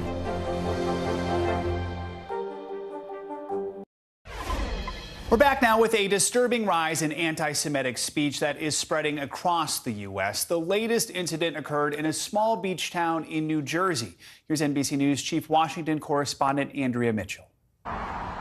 Residents of the small beach town of Brigantine, New Jersey woke up Sunday morning to messages of hate on their doorsteps. I woke up that morning to several text messages, emails, and phone calls. People were very, very disturbed. I can tell you the community is very outraged about this. Anti-Semitic flyers from a group called the Goyim Defense League blaming COVID, abortion, inflation, and more on Jewish officials in the Biden administration and media companies led by Jewish owners or executives. Law enforcement can't do anything. It's freedom of speech. In recent weeks, similar flyers were found in New York, North Carolina, Virginia, Colorado, California, and Florida, among other states. And this year alone, this group, the GDL, has more than tripled the number of propaganda acts targeting Jews. The Anti-Defamation League tracked more than 2,500 anti-Semitic incidents in the U.S. in 2021, the highest number since they began tracking 43 years ago. That includes more than 1,700 incidents of harassment, about 850 incidents of vandalism, and 88 of assault, 11 with a deadly weapon. The goal is to terrorize Jews and the people around them. Far-right candidates are coming under scrutiny for associating with hate groups, including Doug Mastriano, the Republican nominee for governor in Pennsylvania. He regularly posted on a social media site known for anti-Semitism and paid the site consulting fees until criticized in the media. And Carrie Lake, Arizona's Republican nominee for governor, under pressure today, rescinding her endorsement of an Oklahoma State Senate candidate who's used homophobic and anti-Semitic language. All of this with the high-stakes midterm elections less than 3 months away. All right, thank you, Andrea. Turning now to the end of an era, Dr. Anthony Fauci announced yesterday that he'll be stepping down from his role as director of the National Institute of Allergy and Infectious Diseases and as President Biden's chief medical advisor in December. He sat down with MSNBC's Rachel Maddow last night to reflect on his decision after more than 50 years of public service. Why is now the time to go? Well, you know, Rachel, it's never really a good time to leave, but you have to leave sometime. I have been wanting to pursue another chapter in my career, as you mentioned a bit ago, because I've been wanting to do things outside of the government, particularly to do things, be they lecture or write or get involved in situations where I can serve as hope and inspiration to encourage young people to go into public service, particularly in the arena of science, medicine, and public health. I was thinking of doing that right after the Trump administration ended, but when President Biden was elected, he very quickly asked me, and I accepted with a great deal of honor to do that. In your part of the government and in public health and dealing with infectious diseases, we've gotten better over time. We've been learning the lessons learned and evolving and getting better at this. Or is this one of those situations in which our capacity has actually been eroding? And in some ways, we used to better resource these fights. We used to be better at handling the basics of how to deal with these challenges. I think it's a mixed bag, Rachel. I think in some respects, we have learned lessons from outbreaks in the past, like HIV and Ebola and Zika and pandemic influenza and the challenges of the possibility of bird flus turning into a pandemic. But in some respects, the situation has eroded. One of the lessons that I hope we learn is that we've got to be prepared. We've got to be able to respond. And that was, of course, Dr. Fauci speaking with Rachel Maddow. Our thanks for that interview. Time for our weekly mental health check-in. This morning, we're taking a closer look at the push to ban conversion therapy for LGBTQ people and the impact that discredited form of therapy has on teens and young adults. Yeah, plus it's back to school for millions of students, so we have some tips to make sure your child is ready to tackle any mental health challenges that may lie ahead. Dr. Erica Edwards joins us now. She is the chair of psychiatry at Sibley Memorial Hospital and an assistant professor of psychiatry at Johns Hopkins Medicine. Good to have you with us, Dr. Richard. So let's talk about Pennsylvania now, the 26th state to ban conversion therapy for minors. The practice is meant to try and change someone's sexual identity or gender identity. As we mentioned, it's been discredited by most health professionals. Pennsylvania's governor called it junk science recently. How does conversion therapy impact the mental health of LGBTQ people, especially teens and young adults? Well, thanks for having me. This is a big step for the LGBTQ community at large, and really for our communities across America. And what we're seeing is that conversion therapy, as you said, junk science, is shown to have poor mental health outcomes overall when implemented. It's been rejected by medical leaders, it's been rejected by scientists. And what Governor Wolf did is a big step towards showing support for this community. What we know is that he's directed state agencies not only to discourage these practices, but also to really work towards culturally sensitive care and providing that for this community. There's research from the Trevor Project, which is an LGBTQ suicide prevention group, that shows it really just takes one person to show support. What they want to really indicate is that an affirming adult in a young person's life makes them about 40% less likely to have a suicide attempt in the year prior. So support really does matter in this case. So important. Now, also, as we just talked about, it's back to school season. We've discussed the mental decline of students since the COVID pandemic began. What are some of the mental health challenges for students who are heading back to the classroom, maybe for the first time in a while? And really importantly, what can parents do to help them? So it's been a rough two plus years for kids and parents alike. And now many kids are returning to school without masks, and that can create some anxiety for some. They've been in and out of the classroom over the past 2 years. But really, for students, and we're talking pre-K through college, we're going to learn more about mental health. We're going to learn more about education when people have not necessarily been in standardized or standard classrooms over the past 2 years plus. And what we know is that we really want parents to think about this. There's 5 tips that were included. 1, be proactive. Get your kids ready. Go past the school. Show them where the playground is. Do a dry run, those sorts of things. Number 2, ask about the good and ask about the bad when they come home. How was school? What made it good? But also give them a safe space to express things that they might be struggling with. And it's important to do that in a non-judgmental manner, not why didn't you have a good day? Or what happened today? What was challenging today? They'll tend to respond better and open up with that. Number 3, keep an eye on changing behavior. Parents, trust your instincts. If you think that something's wrong, keep an eye out for those mental health signals. Number 4 is you don't really want to blame COVID for these things, and be ready to help is number 5. We also quickly want to talk about wellness in the workplace. Nike says it's shutting down its corporate offices for a week to allow employees to, quote, relax and recharge. We're tight on time here, but quickly, do you want to see more companies follow this blueprint? Absolutely. This is the key. They all took time off at the same time. That means you're not on vacation trying to catch up on emails. Everyone is doing the same thing, which is recharging. All right. Dr. Erica Edwards, thank you so much. Appreciate it. Thank you. Thank you. And coming up, a pandemic-era program making sure students were fed breakfast and lunch has ended. The scramble to keep students from going hungry after Congress cut off some key funding. That's next.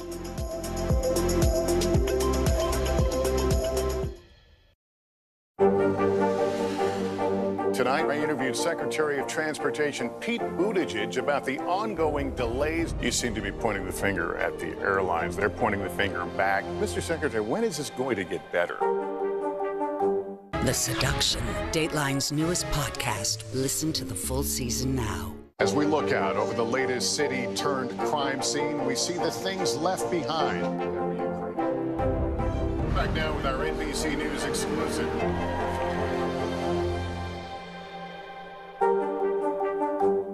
We're here to start conversations about the big things happening in our world, because it's not my job to tell you what to think.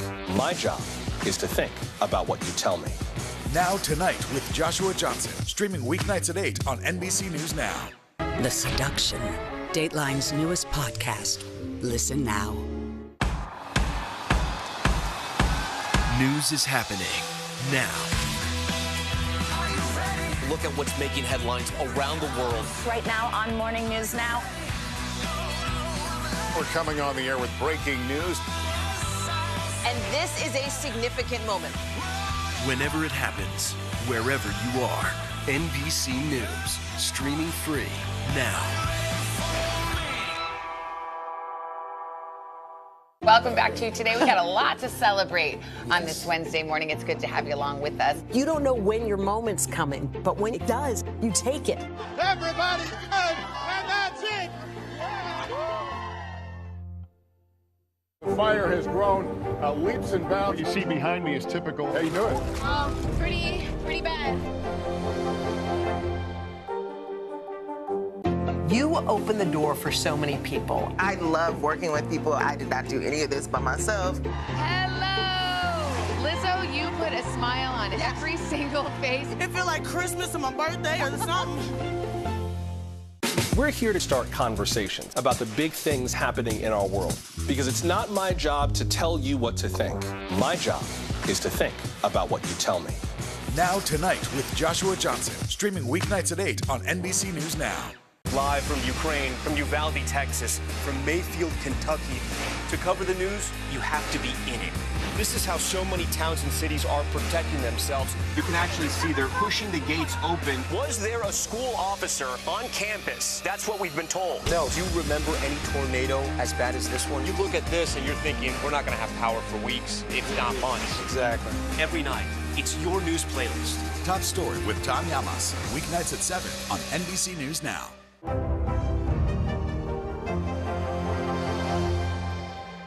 The Seduction, Dateline's newest podcast.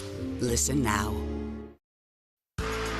Welcome back. Time for some business headlines. And Apple is starting to manufacture the newest iPhone in India. NBC's Frank Holland joins us with that and more money news. Hey, Frank, good morning. Hey, good morning to both of you. That's absolutely right. Apple is seeking alternatives to China. COVID lockdowns across China have really disrupted iPhone production. Bloomberg's reporting Apple's been working with its suppliers to ramp up production in India and even shorten the lag in manufacturing from the typical 6 to 9 months. India and other countries like Mexico and Vietnam, they are becoming increasingly important to contract manufacturers who supply American brands as they really work to try to shift their production away from China. Well, Ford is cutting about 3,000 jobs from its global workforce. About 2/3 of the cuts are salaried employees and the rest are contractors. Ford says the affected workers will be notified later this week. The move comes as the automaker shifts from traditional gas-powered to electric vehicles. Ford aims to generate half of its sales from fully electric cars and trucks by 2030. And some news for all you moviegoers out there. MoviePass is now back from the dead. The movie theater subscription service will relaunch on September the 5th. And a wait list opens up on Thursday. The big feature that previously made MoviePass really popular and led to its demise 3 years ago, that just will not return. You won't be able to watch a movie a day. Instead, subscribers will pay either $10, $20, or $30 a month, depending on where they live, and get credits to watch movies. A spokesperson wouldn't say how many films you can watch per month, but I know a lot of people that had it. A lot of people were just kind of going to the movies for recreation. Obviously, that became unprofitable, but a lot of fun just to go when you want to go. Yeah, it was pretty cool. That's the same way that thing ClassPass was. You were just able to work out left and right, and then they were like, this doesn't make a lot of sense financially, so then it went away. But that's cool to see. It sounds too good to be true. Exactly. Frank, thank you.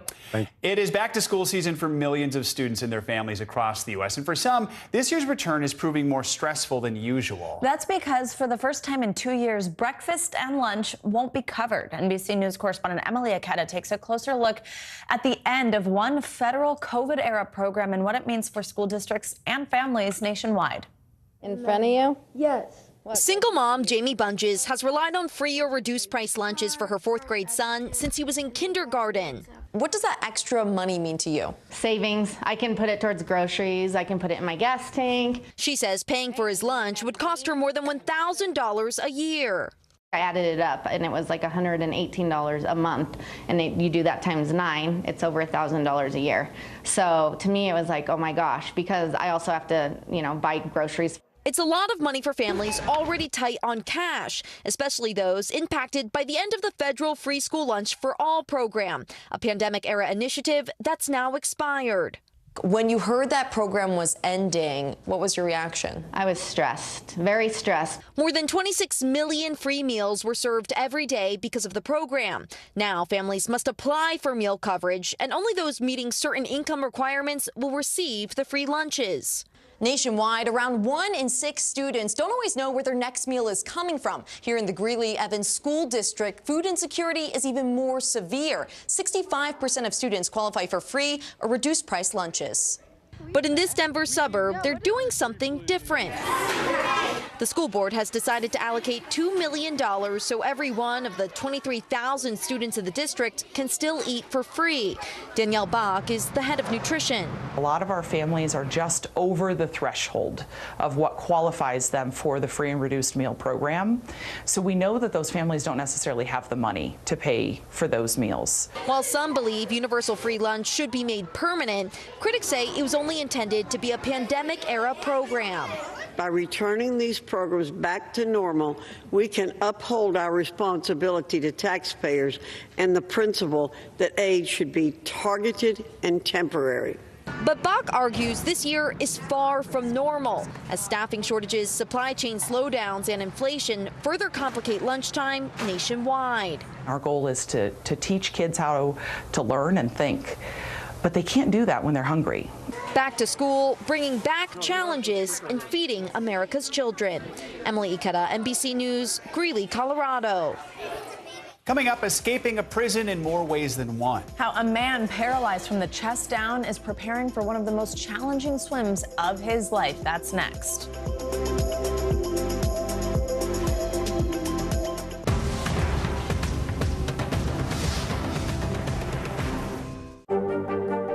Mr. Secretary, when is this going to get better? You came into this job saying you were going to fight crime. Have you been successful?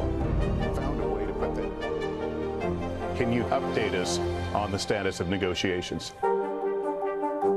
Our show is about sparking conversations around today's biggest issues. The Fed raises interest rates. That controls inflation. Explain how that works. Is part of this that everyone's rethinking their jobs and their relationship to their employers? Could you just remind us why there are 9 justices on the Supreme Court instead of 3 or 20 or 2?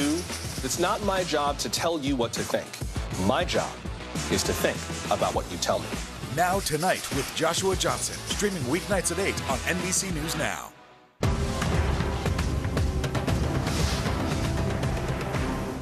Sometimes the news can be difficult and overwhelming for kids to understand, so we've created a newscast just for them. We hope your family will watch Nightly News Kids Edition. Live from Ukraine, from Uvalde, Texas, from Mayfield, Kentucky. To cover the news, you have to be in it. This is how so many towns and cities are protecting themselves. You can actually see they're pushing the gates open. Was there a school officer on campus? That's what we've been told. No. Do you remember any tornado as bad as this one? You look at this and you're thinking, we're not going to have power for weeks, if not months. Exactly. Every night, it's your news playlist. Top Story with Tom Llamas, weeknights at 7 on NBC News Now. No stress, no mess, just yum. That's it.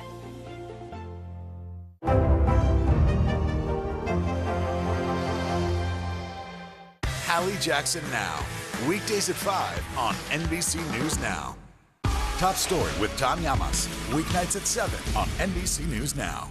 Harry Styles!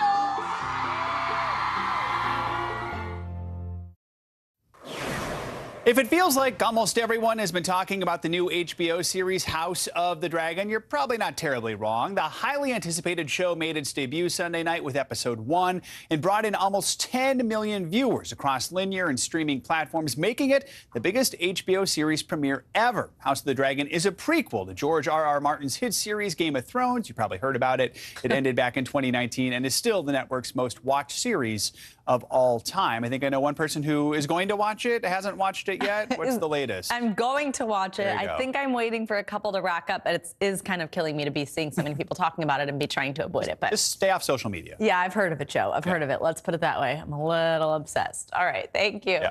Now, swimming between the city of San Francisco and Alcatraz is a daunting task. So daunting, in fact, it helped keep prisoners on the infamous island for decades. But one man who overcame all odds and physical setbacks was determined to complete the journey. Here's NBC News correspondent Jake Ward with more.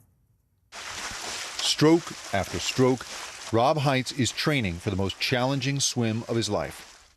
Rob grew up in the water, swimming on teams and with his family. But one night, nearly 20 years ago, he mistakenly dove from a boat into shallow water. Diving in and immediately hitting my head. He was paralyzed from the chest down.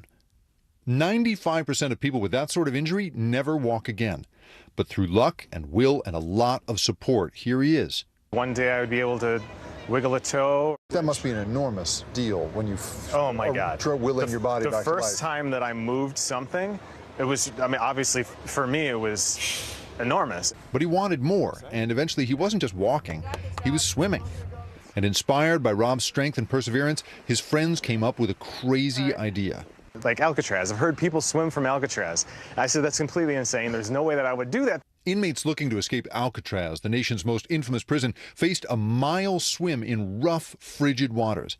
That's part of why they put it there. I've done that distance in Lake Michigan without currents, without waves, without all the freaky stuff that's probably under the surface that I don't really want to think about. But those challenges are the point. And that's why on Friday morning, Rob leapt again from a boat into water so cold it gives you a headache. Swimmers in the water. There's no inspiration like having been paralyzed. The friend who pulled him from the water when he was first paralyzed joined him for the last few feet, but Rob emerged on his own. The imagery of Alcatraz as a prison and the feeling of the experience of being paralyzed, it feels like being in prison. And it seems like a fitting, hopefully for me, kind of an end to the story. Now, it's important to understand that Rob Heights doesn't just do this for the symbolism, although the symbolism is, of course, enormous. He's doing this to raise money. He runs a nonprofit that tries to give funding to other people who have suffered from spinal cord injuries like his. Here's the thing. If you stop making progress after a certain point, if it looks as if your paralysis could be lifelong, your insurance company eventually gives up on you. It won't pay for any more rehabilitative therapies. And as a result, there are scores of people across this country who are, suffer this terrible injury and then are facing a long, long fight and may, in fact, be stuck in bed forever. Rob wants to make it possible for those people to be able to fight back the way he was able to, and certainly having stood there and watched him, in front of that cold, cold water, it is amazing to see his example, and he wants to give that example to as many people as possible. Back to you. All right, Jake, thank you so much. That does it for this hour of Morning News Now. But the news continues right now.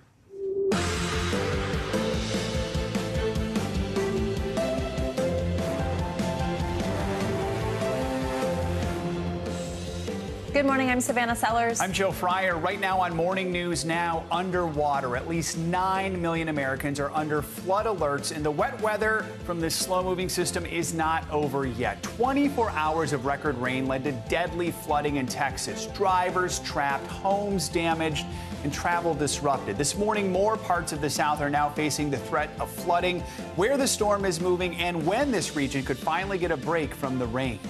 Decision Day. Voters in 2 of the nation's most populous states head to the polls in key primary races. From the Florida governor's race to major redistricting shakeups in New York, we're going to break down the races to watch and what this could all mean for the November election.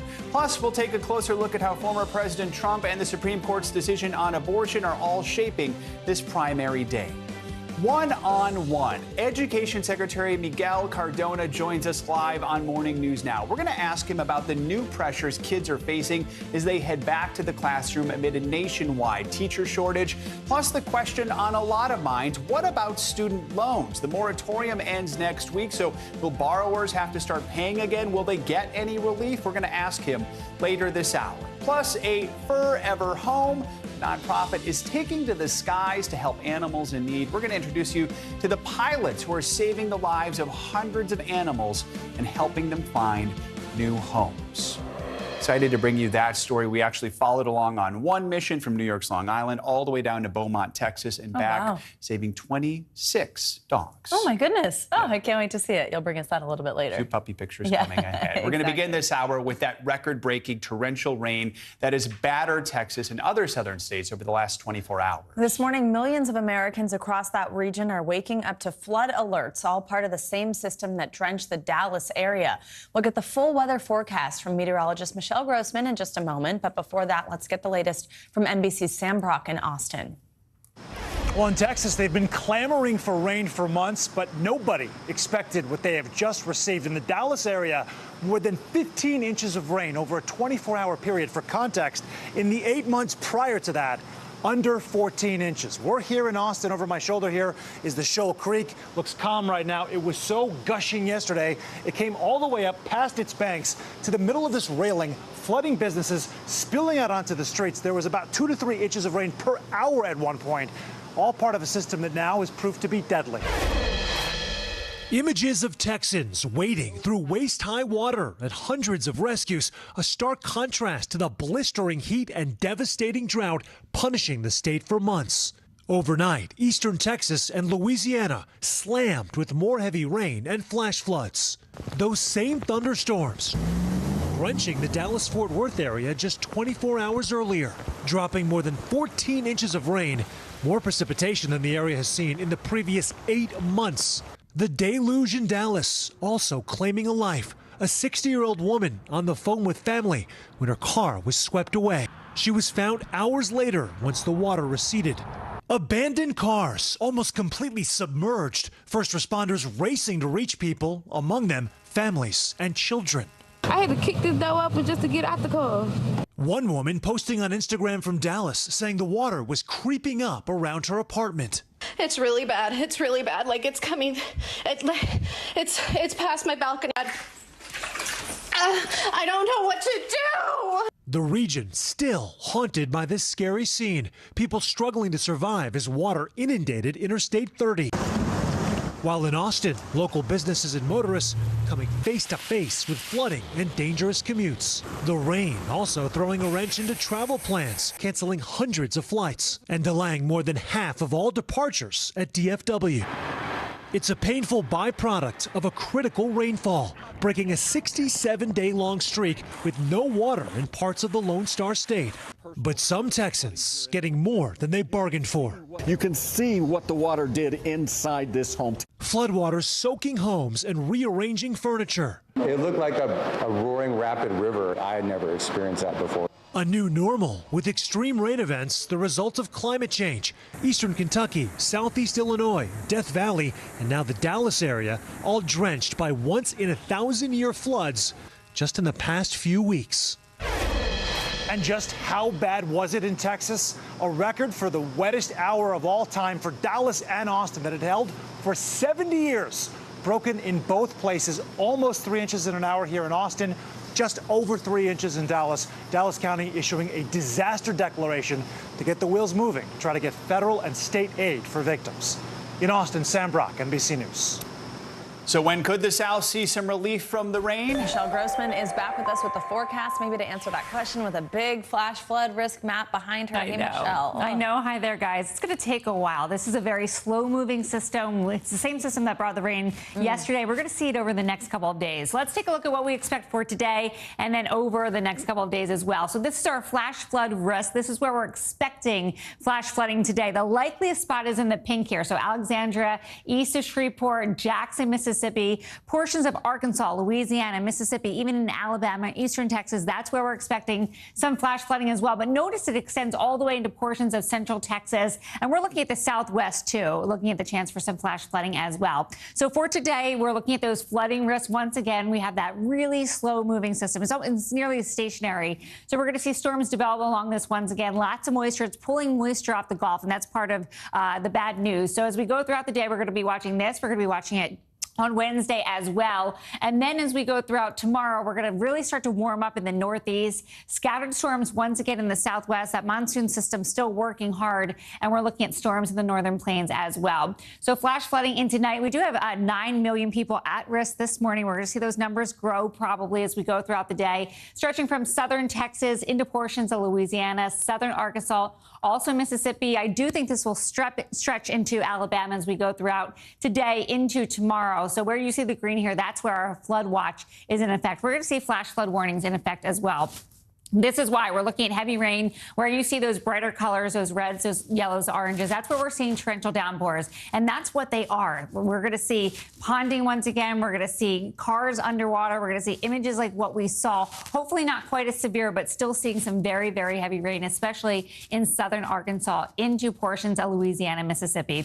Here's a setup, an area of low pressure. It's moving very slowly off to the east, and it will continue to move slowly tomorrow as well. We're seeing that threat for flooding Louisiana, also Mississippi. And then we're going to see storms in the southeast on Wednesday. High rainfall rates, we're talking 2 to 3 inches per hour. And also, adding to those areas of flooding as well. So your rainfall forecast, generally 2 to 4 inches, but we could see locally up to 4, maybe 6, even locally higher amounts. Where you see that red there, that's going to be your highest amount for some rainfall totals. Now, we do have rain, cold air, we have clouds, we have showers, we have storms. Those are keeping the temperatures down in this area, anywhere from 5 up to 15 degrees below what is typical for this time of year. So into the 70s and 80s for late August. That will hold true tomorrow, too, because we're going to keep those clouds and storms in place tomorrow. And then as we go throughout the late week, we're going to start to warm it up once again in the Northeast. I know, Savannah, you mentioned that humidity today. It's rough and it's warm. My goodness. But we're going to see those temperatures climbing pretty high by the later part of the week. Temperatures into the upper 80s and also 90s in portions of Memphis. So summer's not over. August is not over. We had a little break. I thought, I feel like we had a break in the Northeast, but it's going to warm up again. Oh, right, here we go. Even this morning, I mean, when I got in my car gross. at 5 in the morning, the humidity? gross. Oh, yes, it really is gross. Steamy. All right. Thank you, Michelle. Yeah, my glasses fogging up everywhere. Oh. I know. All right, this morning, there are new developments in the FBI search of former President Donald Trump's Florida home. Overnight, a report surfaced on the number of classified documents that were in the former president's possession and how that compelled the Justice Department to act. This all comes as voters in 2 of the country's biggest states head to the polls for primary elections, with the former president and national issues like abortion and the economy playing an outsized role. NBC News Chief White House correspondent Kristen Walker has more. This morning, a new twist in the battle between former President Donald Trump and the federal government over those classified documents at Mar-a-Lago. Overnight, the New York Times reporting, according to multiple people briefed on the matter, that the government has recovered more than 300 total documents with classified markings from Mr. Trump since he left office, adding that federal officials became alarmed after the National Archives recovered over 150 classified documents from Mr. Trump in January. The Times writes the former president was personally involved with the documents, going through the boxes himself in late 2021. NBC News has reached out to federal authorities and the Trump team and has not heard back. It comes after Mr. Trump's legal team fired back against the FBI 2 weeks after the search, requesting an independent legal professional oversee the handling of the documents and asking the Justice Department to stop the review. And this fight is playing out during a heated primary election season. This morning, a fired-up electorate will head to the polls in key states where Mr. Trump looms large. We know that Donald Trump is the greatest threat to our national security. In Florida, the 2 candidates battling it out to take on Republican governor and potential presidential hopeful Ron DeSantis, former Republican governor turned Democratic Congressman Charlie Crist, and the state's agriculture commissioner Nikki Fried. Fried focusing on one of the biggest issues, abortion, after Roe v. Wade was overturned. Crist aiming to make the case he's the stronger candidate to take on DeSantis. That's the difference. Electability and experience. I offer both. And in New York, a fierce battle between Carolyn Maloney and Jerry Nadler. Both have been in Congress since 1992, and they're duking it out over who is more progressive. But the 2024 presidential race always in the background. Maloney made waves when she was asked whether President Biden should run again. When you run, or if you run, I will be there 100%. That was Kristen Walker reporting. Our thanks to Kristen. And turning now to the future of the CDC. Following an internal review, Director Rochelle Walensky announced a major reset to the way the agency operates. That includes staffing and the speed of data releases to the public. The move comes as the agency comes under fire for its delayed response to monkeypox and, of course, COVID. Walensky addressed the mistakes earlier on the Today Show. Here's a little bit of what she had to say. And I think we need to recognize that in our big moment, our performance didn't reliably meet the expectations of this country, and that's exactly why I called for this reset, why I called for this review. We have some extraordinary people at the CDC who are often up all night to protect America's health. And my goal really, as we hit this reset, was to have a new public health action-oriented culture that really emphasizes, as you said, accountability, that emphasizes collaboration with our public health partners across the country, communication to the American public, and timeliness with our information to the American public. Yeah, there are several things that we're doing even actively right now. We're putting more information out in real time before it's gone through full peer review, but really where we believe this information is reliable and actionable right now. I'm hearing some of the same complaints about monkeypox that we heard about COVID-19, testing, vaccines, slow response. What do you say to people who say, like, I feel like I've seen this movie before? You know, these are two very different infections. One is a respiratory infection. One is an infection that is transmitted through skin-to-skin contact. What is interestingly the same about them is that these are two infections. COVID, we knew little about scientifically. We know a lot more about monkeypox. But this is something most of America, most clinicians, most physicians, most of the community had really never heard of either. And so we have a lot of education, have had a lot of education to do on both of the accounts. We at CDC have had similar challenges with our ability to see the data. There are other things that I think we could really use congressional help for. For example, some of our authorities within the agency, our ability to pay overtime for our human resource authorities, for data to come in, as has been mentioned before, we can't compel data to come in from the states. When we don't see those data, it's very hard for us to act upon them, and even for us to quickly mobilize contracts during times of emergency. So all of these things are on the table as we're really moving to better the agency and to realize their full potential.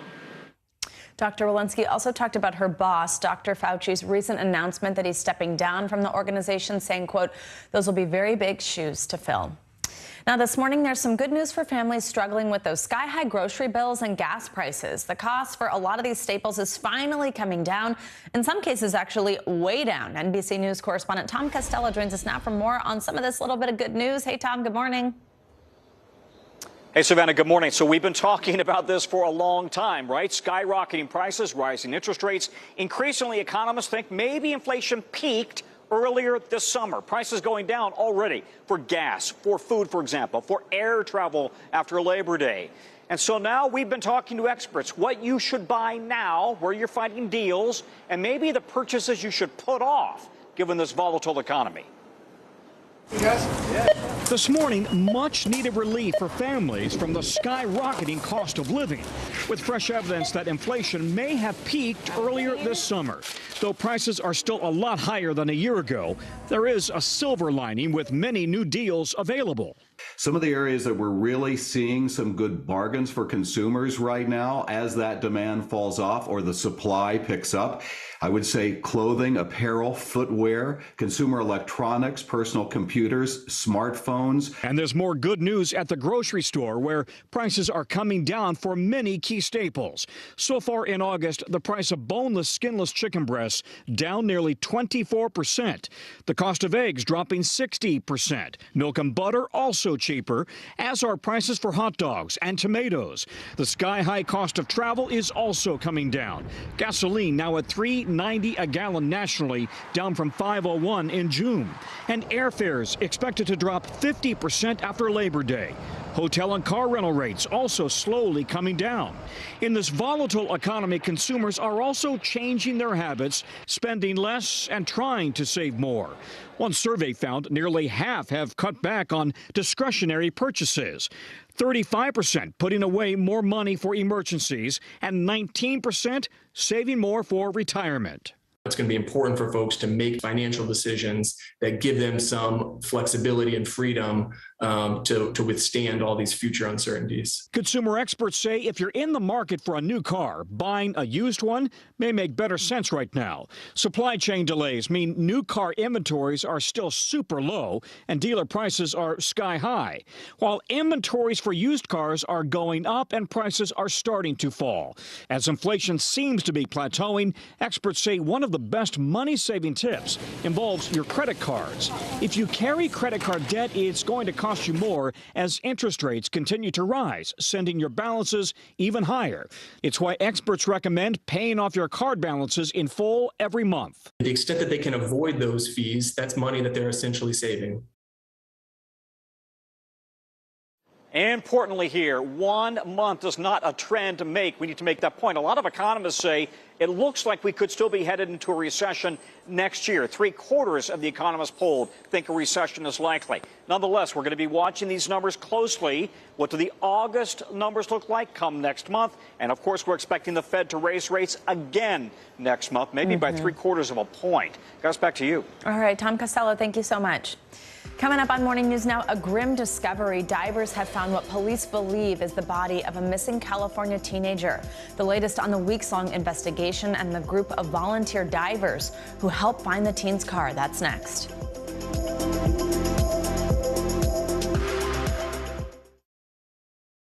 To cover the news, you have to be in it. This is how so many towns and cities are protecting themselves. They're pushing the gates open. Was there a school officer on campus? That's what we've been told. No. Top Story with Tom Llamas. Weeknights at 7 on NBC News Now. We're here to start conversations because it's not my job to tell you what to think. My job is to think about what you tell me. Now Tonight with Joshua Johnson. Weeknights at 8 on NBC News Now. These days, it feels like the news never stops. So let's get into it. What's happening right now, what it all means for you for an hour every day. It can be hard to keep up, so let's get started together. Hallie Jackson Now. Weekdays at 5 on NBC News Now. Desire, deception, and a double cross. The Seduction, a deadly love story only Dateline and Keith Morrison can tell. Listen now, wherever you get your podcasts. We're here to start conversations because it's not my job to tell you what to think. My job is to think about what you tell me. Now Tonight with Joshua Johnson. Weeknights at 8 on NBC News Now. The fire has grown leaps and bounds. You see behind me is typical. How you doing? Pretty bad. NBC News, streaming free now. As we look out over the latest city-turned-crime scene, we see the things left behind. Back now with our NBC News exclusive.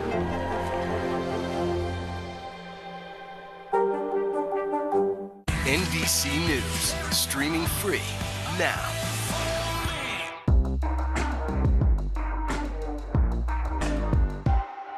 Sometimes the news can be difficult and overwhelming for kids to understand. Ukraine and Russia. Could you help me understand what's going on? So to help make sense of it all, we've created a newscast just for them. We hope your family will watch Nightly News Kids Edition. To cover the news, you have to be in it. This is how so many towns and cities are protecting themselves. They're pushing the gates open. Was there a school officer on campus? That's what we've been told. No. Top Story with Tom Llamas. Weeknights at 7 on NBC News Now. These days, it feels like the news never stops. So let's get into it. What's happening right now, what it all means for you for an hour every day. It can be hard to keep up, so let's get started together. Hallie Jackson Now. Weekdays at 5 on NBC News Now. NBC News, streaming free now. At 73, Prince Charles is still waiting for the job that is his birthright. Do we want Charles? Do we want a monarchy? I'm Keir Simmons, and we'll take on these questions and more in our new podcast, Born to Rule. Listen now.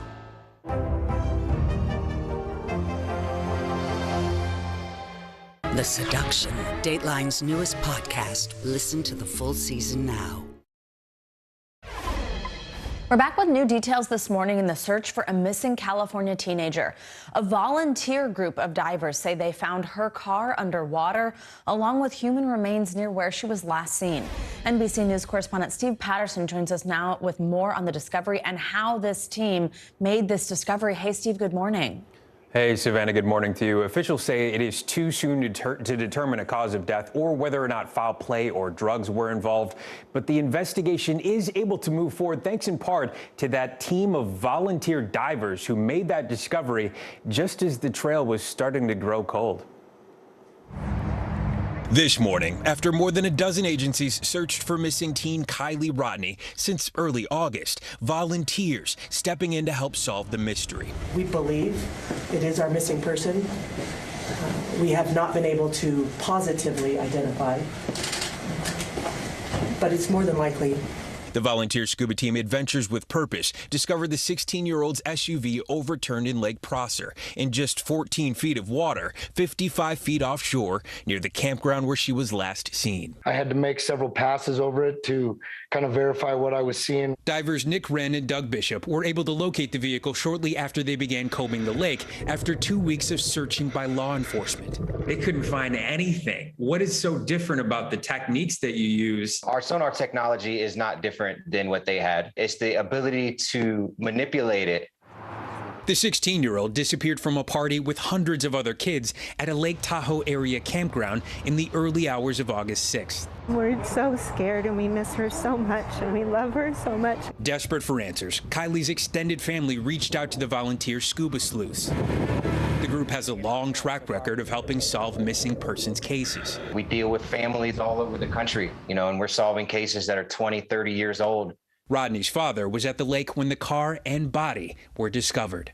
That's not a moment that is easy. They have a 16-year-old daughter that's never coming home again. What is so important about the work that you do? To be able to be in the position to help families and utilize those skills that we have it's an honor, and that's our purpose. Her family asking for privacy, writing, "Kylie will surely remain with us, even though we will not get her back." So an autopsy is scheduled for today with a toxicology report to follow in the coming weeks. Her disappearance, of course, will remain an active investigation with the FBI assisting and the vehicle itself playing a large part as authorities will work to recover the car's data. Savannah. Right. Steve Patterson, fascinating look there. Thank you so much. And overseas now, big changes are in the works for some members of the royal family. Prince George, Princess Charlotte, and Prince Louis will soon be the new kids on the block as the Duke and Duchess of Cambridge announced their plans to move their family out of London in an effort to give the kids a more normal family life. NBC News foreign correspondent Kelly Kobea joins us now from Kensington Palace in London. Hey, Kelly, good morning. Hey, good morning, Savannah. Yeah, this has been described, Kensington Palace behind me, as a fishbowl for the royal family. And they really did want that little bit more privacy, especially for the kids. Their new home is only about 20 miles away, but it is a world apart. It's far from the tourists and the cameras with a lot of space for the kids to play. It's been a breakthrough year for the Cambridge children. Prince George, Princess Charlotte, and Prince Louis in public more than ever, on the world stage at the Queen's Jubilee, and even going to work with their parents. But now, Prince William and Kate making a big change, moving their young family to Adelaide Cottage, the 4-bedroom historic home on the Queen's estate in Windsor, just half a mile from the Queen's residence. Their kids all going to the private Lambrook School, set in 52 acres of countryside. The children will be able to enjoy it without any prying eyes or photographers being near or members of the public being able to see them. A royal source telling the Press Association the move is for the children, so they can have as normal a life as possible. It keeps Prince William, second in line to the throne, close to his grandmother, the Queen, now 96, and handing over more of her duties. He's still learning so much from her. We know that they are constantly in touch with each other. And I think he felt strongly that he wanted to physically be near the Queen at Windsor Castle. Their new home, a stone's throw from Prince Harry and Meghan's Frogmore Cottage. They're returning to Britain next month for the first time since the Jubilee. But it's not clear if the two families will meet up. The brothers' relationship still strained, 25 years after their mother, Princess Diana's death. Right now, the Queen is at her summer residence in Scotland, Balmoral, but we understand that she will be back here in England in early September to see in a new Prime Minister.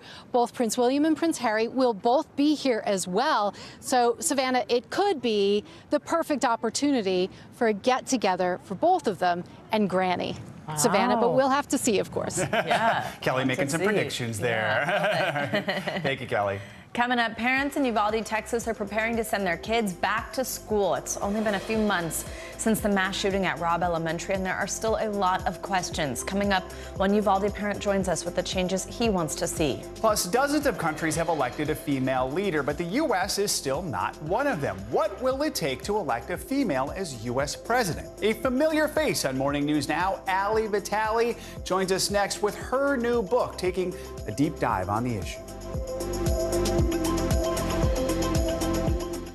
As we look out over the latest city-turned-crime scene, we see the things left behind.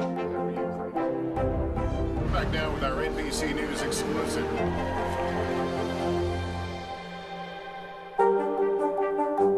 Right now on NBC News Now, look at what's making headlines around the world. We've got 3 new developments just this afternoon. We begin this hour with breaking news. This is what it looks and feels like to try to escape Ukraine. I don't want to say goodbye. This factory has gone from making kitchen pots to lethal items. There's an intense artillery battle underway. Breaking news this morning. The heartbreak, the grief, and the tears that we have seen here are all tragically familiar. Was there a school officer on campus? Because that's what we've been told. No. The shooting is once again reigniting the debate over gun laws. If it's Tuesday, it is primary night. The highest profile races yet this year. The official confirmation of Judge Ketanji Brown Jackson. Let's zoom out a bit to our changing climate. What do we think that the new normal is going to be? The rollout of COVID vaccines for children under 5. Inflation is cutting into almost everything. Another honest conversation about what it means to be Asian American. We're coming on the air with the news NBC Scoop. Bringing the news to you is not only a job, it's an honor.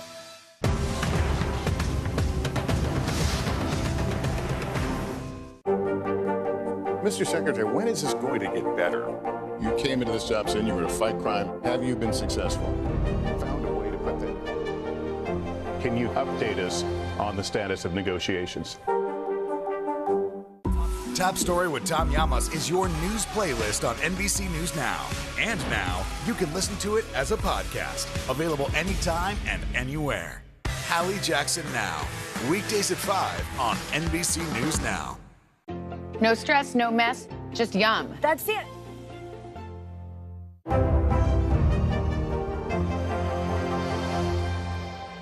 Live from Ukraine, from Uvalde, Texas, from Mayfield, Kentucky. To cover the news, you have to be in it. This is how so many towns and cities are protecting themselves. You can actually see they're pushing the gates open. Was there a school officer on campus? That's what we've been told. No. Do you remember any tornado as bad as this one? You look at this and you're thinking, we're not going to have power for weeks, if not months. Exactly. Every night, it's your news playlist. Top Story with Tom Llamas. Weeknights at 7 on NBC News Now. Welcome back. Uvalde parents are preparing to send their kids back to school just months after 19 children and 2 adults were killed in a mass shooting at Robb Elementary. But the community is still dealing with fallout from the tragedy, including how to hold top officials accountable for their actions. In a school board hearing last night, parents filed their grievances with Superintendent Hal Harrell, with some calling for his resignation. Others expressed concern over new security protocols put in place for the new school year. Several additional hearings are scheduled before classes begin there on September 6th. Adam Martinez is one of the parents who filed a grievance at last night's board meeting, and he joins us now. Adam, good morning. Thank you so much for your time and for talking through this, especially while, of course, your community is still grieving. We appreciate it. I'd love to start with that hearing and what prompted you to file this grievance. Were you able to speak with the board or the school superintendent, and did you get any answers you were looking for? So what prompted it is that there's a lot of complaints either on social media or the families that reach out to me or me in general that had to experience this and the lack of security that was there. So in order to really make it serious, you have to sometimes put it in writing. We forget that there's systems in place. So there's a system in place for this. And so when that House committee report came out, I kind of used that to go ahead and file that grievance and kind of highlight. So when I talked to the board, I did have an opportunity to talk to the board, and Dr. Harrell was also in attendance. And I kind of just went through that House committee report. There was a lot of failures everywhere, but it was clear that there was some administrative failures. So I went through there. I was able to name some different government codes or policies through the Texas Education Agency that they failed on. And so I kind of just went line by line talking to them about that. Adam, I know you wrote on your grievance form that your kids are now afraid to go back to school because they don't feel safe inside the classroom. In your mind, do any of the district's new safety measures ease those fears? What are you hearing from your kids? You know, at first, by looking at the fencing and then talking with Mr. Miller, he's the student services director. We did a protest over there when the 10th day of the grievance was up and they hadn't called us. So we went over there. I demanded to speak with Dr. Harrell. He was in a meeting, so I was able to talk to Mr. Miller, and he assured me that there was going to be more police officers there. So and the fencing was up, right, in some of these areas. So when I talked to my son, I was trying to be positive because we want him to go back to school. He basically just said that it doesn't matter if there's fencing or it doesn't matter how many cops are there. They're not going to go in. They're too scared. You know, they're too scared to protect us. They're going to try to protect themselves. Just heartbreaking. Actually, Adam, on that vein, I want to ask you about District Police Chief Pete Arredondo. The school board is expected to determine his future tomorrow. Do you plan to attend that hearing? And more importantly, what are you hoping to see? What does accountability look like to you? Termination, basically. They need to terminate him, and they should have done it a long time ago. But I think with all the pressure that we've been putting on them, I'm hoping that they actually do it. I mean, you should see the reaction from the parents, especially yesterday, after they gave everybody 1 minute to talk. I think they gave 5 people 1 minute to talk. It's hard to make any type of point when you're talking for only 1 minute. So that's really suppressing us. And then when the parents were there waiting for.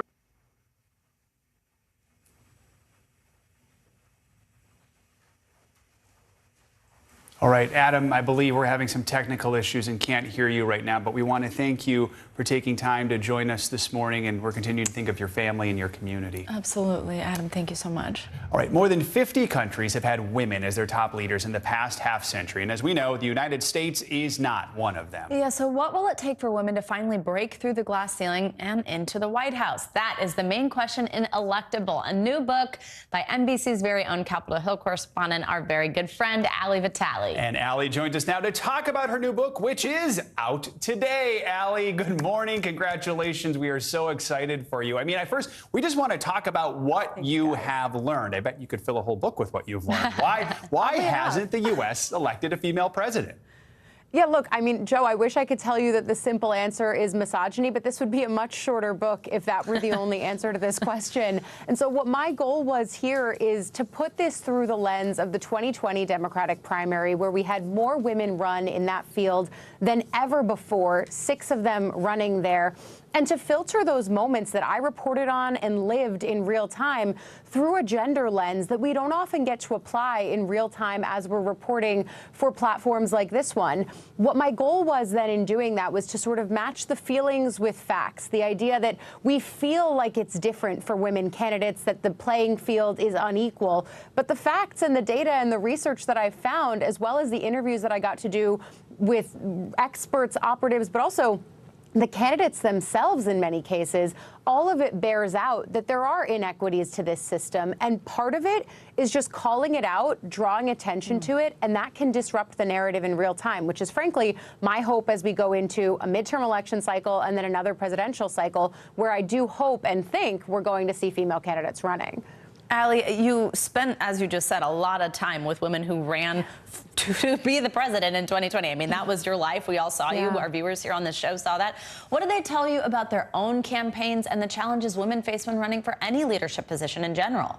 Look, I was stunned by the ways that these conversations were happening as we were out on the campaign trail, and then they were continuing after as I was writing the book. I was lucky enough that people like Senators Klobuchar and Warren and Gillibrand gave me their time and their candor, and Secretary Clinton as well, in talking about what it means to be a candidate in this environment where you're vying for a job that no woman has ever done before. Now what we end up with is, with Kamala Harris in the vice presidency, a woman who's been elevated to the top position, closer than ever to the Oval Office, but still not elected to that space. And that's something that we toy with a lot in the book, this idea that we are making progress, but that we are not electing women outright for this job, at least not yet. And that's something that in my conversations with Warren and Klobuchar and Clinton, they all say they think we are going to get there. But in 2020, the key theme, as I talked to voters, and you guys found this too, is that they wanted to be risk averse. For Democrats especially, the top goal was just, can someone beat Donald Trump? Because Hillary Clinton had lost to Trump, not by the popular vote metric, but by the metric by which we actually elect presidents in this country, there was such a hangover effect that it looked, even though men have lost to men for decades and decades and decades, one woman losing once was enough to sort of psych out the electorate. And it's something that all of the women of 2020 then had to contend with. Let's talk about how we get there. Based on what you've learned, what do you think it's going to take for the U.S. to finally elect a female president? Just doing it. And I know that that sounds trivial and simple, but really, women are electable if you elect them. And I think that's the key part of this book, the idea that I flesh out in here, that there were so many voters who I talked to over the course of the campaign trail, and then studies and research being done on top of that, where candidates would lay out who their magic wand candidate was, the person who, if they had all the power in the world, that's who they would elect as their nominee in the 2020 Democratic primary. And in one poll that was done in real time during the campaign, Elizabeth Warren was the so-called magic wand candidate. But when voters in that same poll voted in the horse race, they picked Joe Biden. And when they were asked what the magic wand candidate could do to become the horse race candidate, they said that it was a function of gender. This is something that hung over the entire field, and something that Senator Warren talked with me about as we were flying from Iowa to New Hampshire on the night of that crazy Iowa caucus that really wasn't a very sustainable caucus at all. She said to me that she talks to voters, and she said, everyone says to me, I would vote for you if you had a penis. And in other conversations that I had with candidates from 2020, the general consensus was, because of how skittish the electorate was, because of how risk averse they were, they wanted someone who, frankly, was comfortable, was safe, was Joe Biden, both politically because he's a moderate, but also because he looks like almost everyone else who has had the job of president before. Those are just terms you couldn't apply to a female candidate, at least not yet. So true. Allie, also quickly, before we let you go, I just want to know, how'd you do it? What was this like for you? I mean, obviously, it's not like you were taking time off or anything. We see you on our TVs almost every day. How'd you write a long book during that time? I mean, look, the real answer to that question is that during those days of Build Back Better on the Hill in the fall and the winter, I was going home every night after leaving the Hill at 10 o'clock and then going home to write for 3 or 4 hours, just trying to pour all of this in. But look, truly the only way that I was able to get through that is, A, this is a real passion for me. This project, this goal of electing women to office, I think that reflective governance is a good aspiration for this country that will benefit more people. But also, you know, I love politics. I love my job. And frankly, I'm very lucky and grateful to have great friends and colleagues like you guys, but also my friends and colleagues outside of this NBC home who picked me up, they encouraged me, and I really wouldn't have been able to do it without any of that. Well, you are very good at your coffee. job, and we are all lucky to get this book. Also, I like how we're both in electable red today, Allie. I know, very on theme. Allie's book, Electable, is out now today in stores and online. Allie, thank you so much, and congratulations. So exciting. We've been waiting a while for this. Congratulations, Allie. All right, coming up, a major deadline for student loan borrowers. Yeah, they haven't had to make payments since spring 2020 when the pandemic began, but the moratorium on student loans ends next week. Education Secretary Miguel Cardona joins us next with that and the latest on the teacher shortage after the break.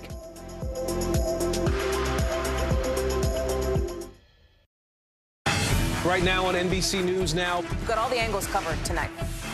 Look at what's making headlines around the world. We've got 3 new developments just this afternoon. We begin this hour with breaking news and the growing impact of Russia's assault. This is what it looks and feels like to try to escape Ukraine. I don't want to say goodbye.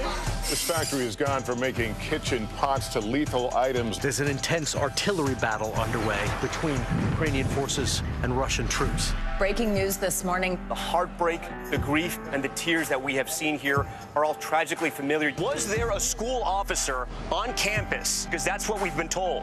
No. The shooting is once again reigniting the debate over gun laws. If it's Tuesday, it is primary night. The highest profile races yet this year. We are talking elections in a battleground state. The official confirmation of Judge Ketanji Brown Jackson. Let's zoom out a bit to our changing climate. What do we think that the new normal is going to be? We got some promising news this morning about the rollout of COVID vaccines for children under 5. Have you seen a demand for mental health services increase among Latinos? It's time for another honest conversation about what it means to be Asian American. The people of the Chamizal neighborhood aren't the only ones experiencing what they call environmental injustice. We're here to try to start conversation. A lot to talk about as we continue our rolling coverage. We're coming on the air with the news NBC Scoop. Bringing the news to you is not only a job, it's an honor. Here's what's happening in your neck of the woods. Desire, deception, and a double cross. The Seduction, a deadly love story only Dateline and Keith Morrison can tell. Listen now, wherever you get your podcasts.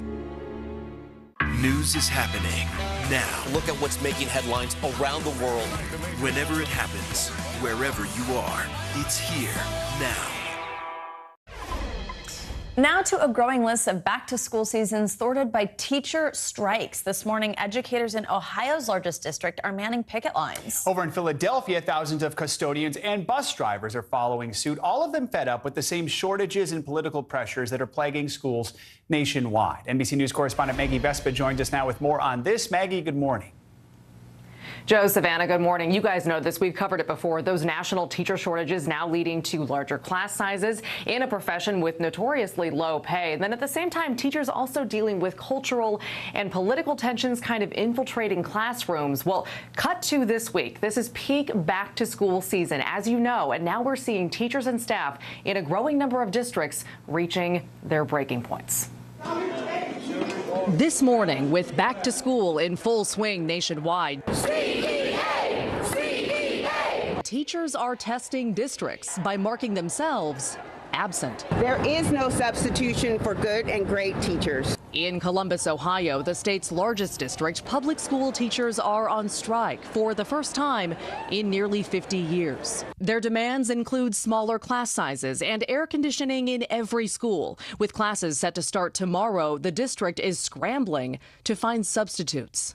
Our community's children are the board's priority, and our final offer, we felt, did reflect that. We are doing this for the students. The Columbus clash, the latest classroom flashpoint. Over the weekend, roughly 2,000 custodial and transportation workers in Philadelphia public schools also voted to strike, demanding better pay and... You all want active shooter training. They're asking for the training that you'd think they'd be getting already. A sobering stressor for modern teachers who also balance ever-changing COVID restrictions and soaring rates of anxiety among students. It's taking a toll, with an estimated 300,000 public school teachers and staff having left the field between February 2020 and May 2022. A recent NBC News poll finding just 25% of parents are confident public schools will be adequately staffed this year. In Columbus, after years of remote learning, mom Kristen McCormick worries how her first grader Ezra will feel when his teacher isn't in class Wednesday. We have struggled as a family to maintain a sense of normalcy and a routine. So this is just sort of another log on the fire. And of course, the key common complaint among teachers that we heard throughout the day yesterday is that notoriously low pay. So just to kind of put this in perspective, according to one study, public school teachers make on average 20% less than professionals in other fields with similar education and experience levels. Joe, Savannah, I'll send it back to you. All right, Maggie, thank you so much. We want to take a closer look at all those issues Maggie just laid out, as well as more. Joining us now is U.S. Education Secretary Miguel Cardona. Secretary Cardona, thank you so much for your time and joining our program live this morning. We appreciate it. So, let's just dive in right there with what Maggie's report just showed. I think some people watch that and think, how did we get here? How is it possible that they're just asking for things like smaller class sizes and air conditioning? What needs to be done to meet teachers' needs and stop not only the mass exodus that's causing the shortage, but strikes? Right. Well, listen, it is back to school season.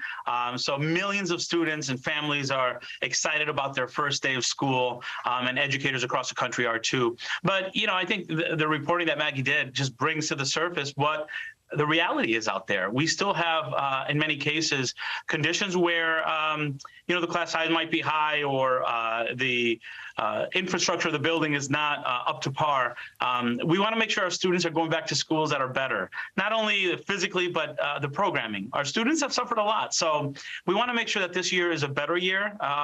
We have very strongly encouraged the use of the American Rescue Plan dollars, unprecedented funds, $130 billion across the country, to make sure that we're recruiting teachers, retaining teachers. It's not just about recruiting, it's about keeping them. Making sure we're paying bonuses where needed, bringing retired teachers back in without any penalty to their retirement benefits, and creating long-term strategies like grow your own programs. We have so many students. We need to tap them on the shoulder and help them believe that they are the next wave of teachers. So there's a lot of work to be done. However, this did not start with the pandemic. It was made worse by the pandemic. This has been an issue for many decades in education. We need to lift the profession as we give students opportunities and give them a better education than ever before. Mr. Secretary, you just mentioned some of the ideas that have been floated to try to kind of fill some of these gaps. Another one that we're seeing in some school districts is really the requirements shifting to become a teacher, looking at recruiting people from other fields. For example, in Florida, they're looking at veterans to help fill this gap. You know, we've heard on both sides of this issue, people who think, great, we can get, you know, responsible people in these classrooms. We're also hearing from some teachers who think, it's harder than you'd think. What do you think of these plans to find alternate teachers from paths that don't just include going to school to become a teacher?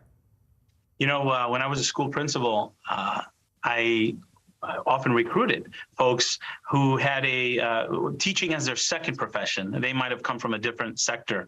But those folks had to have had the training, adequate training and professional development to be a certified teacher. This is not a hobby. This is a profession. And I think if your first strategy is to lower standards to a profession that's already getting disrespected, then you're part of the problem.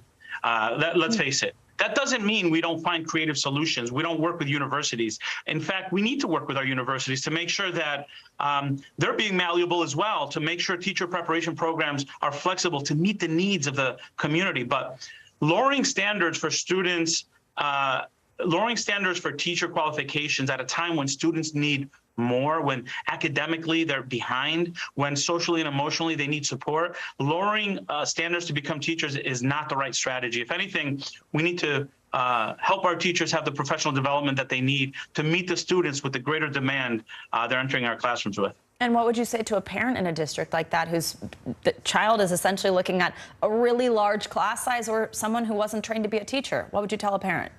You know, I would tell parents what I'm telling parents across the country. This year, I want to see more parents engage in authentic engagement with their schools. I think, you know, if we're talking about lifting the teaching profession, it's all hands on deck. Who better than parents to talk about what the needs of their children are and how the school needs to meet their needs? And I think, you know, when parents speak, folks listen, and it's really important that we engage in communication with our local boards, with our leaders, to say, yes, we need more support in our schools. You have more money than ever before, but we shouldn't be lowering our standards. Our kids need more, not less. Mr. Secretary, let's switch gears to another issue that's on a lot of people's minds, not just parents, and that's student loans. A pause on student loan repayments is set to expire next week. CNN is reporting the White House is considering forgiving up to $10,000 worth of loans for people who earn less than $125,000. So first of all, is that the number, 10,000? Can you confirm that? No, there's no news to share today. I did read that report too, but look, there's nothing to announce today. What I will tell you is that when a decision is made, I know the president will be speaking directly to the people across America who are waiting to hear. It's not something that I am prepared to announce today, and I know there's a lot of speculation because it is on the mind of many people. What I am proud of is that from day one till now, over $32 billion in loan forgiveness has been provided. But equally as important, it doesn't get as much attention, but equally as important, we're fixing a broken system that got us to this mess that we're in now. We're fixing a broken system so that 5 years from now, we're not in the same position. We're definitely keeping our borrowers front and center and our students front and center. We're going to continue to do that. Not today, but the deadline is quickly approaching. Do you think the president's going to do something about it this week? Well, with regard to the pause, without question, the 31st is coming up very quickly, and borrowers need to know. So I anticipate that there's going to be information about that before the 31st, obviously, but nothing to share with you right now. All right. I mean, there are millions of Americans out there who are trying to plan budgets for the fall. Right. Inflation's high. They're feeling kind of stuck right now. What is your message to those who are worried about this, waiting for an answer, and also, you know, think the numbers should be higher, maybe up to $50,000? Let me tell you, from day one, this president's been about substance, not sensationalism. Look at the track record. Look at what has been done. $32 billion in 1.5 years is more than any other administration combined. And we're going to continue with that mentality of keeping our borrowers front and center, keeping our students front and center in every decision that we make. We don't take this lightly. I would tell folks who are listening, check out public service loan forgiveness. You might be eligible today. Studentaid.gov. We are fighting hard for our students. We want to make sure higher education is accessible. And we know education is the great equalizer. The president has run on this, and he's leading this way. And we're going to continue to push forward to make sure that higher education is accessible to more Americans across our country. Mr. Secretary, we have less than a minute here, but I really want to ask you, you've been outspoken about Florida's so-called Don't Say Gay bill, saying you were deeply disheartened by it, that your Office of Civil Rights stands ready for anyone who feels they're facing discrimination, that they can file a complaint. First, have you received any complaints yet? You know, I have to refer to my Assistant Secretary for OCR about whether or not complaints have come in specifically from Florida on this issue. But I'll reiterate what I said before. No student in this country should feel like they don't belong in a public school. That's unacceptable. That's un-American. And we're going to make sure that all students, regardless of whatever circumstance, whatever background they have, that they feel welcome. Our students need more support as we come back from this pandemic. They don't need less. And we have to make sure that our leaders are held accountable to making sure our schools are inclusive. That's what we're going to fight for, and that's what our students and families deserve. Secretary Miguel Cardona, thanks so much for joining us this morning and answering so many questions. We really appreciate it. Yeah, we do appreciate it. Good to see you again, Secretary. Thank you. Bye-bye. Coming up, a group of pilots are going to new heights to save animals in need. We're going to introduce you to the organization flying animals across the country, helping them find their forever homes. You're watching Morning News Now.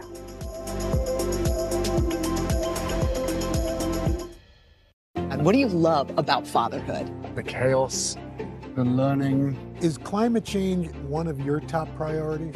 What's your message to girls who want to make a difference in their own communities? Believe in yourself. As we look out over the latest city-turned-crime scene, we see the things left behind.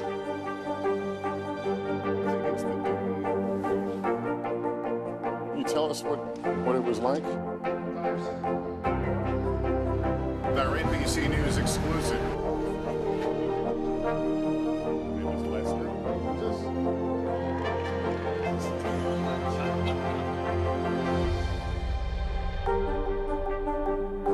Welcome back to Today. We got a lot to celebrate on this Wednesday morning. It's good to have you along with us. You don't know when your moment's coming, but when it does, you take it. Everybody's good, and that's it. As we look out over the latest city-turned-crime scene, we see the things left behind. Back now with our NBC News exclusive.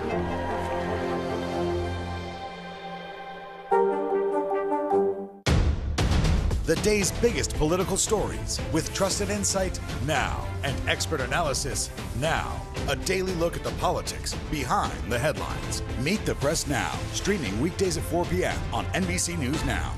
As we look out over the latest city-turned-crime scene, we see the things left behind.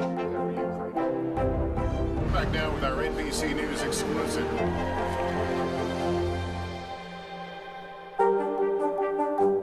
The Seduction, Dateline's newest podcast. Listen now. The fire has grown leaps and bounds. You see behind me is typical. How you doing? Pretty bad.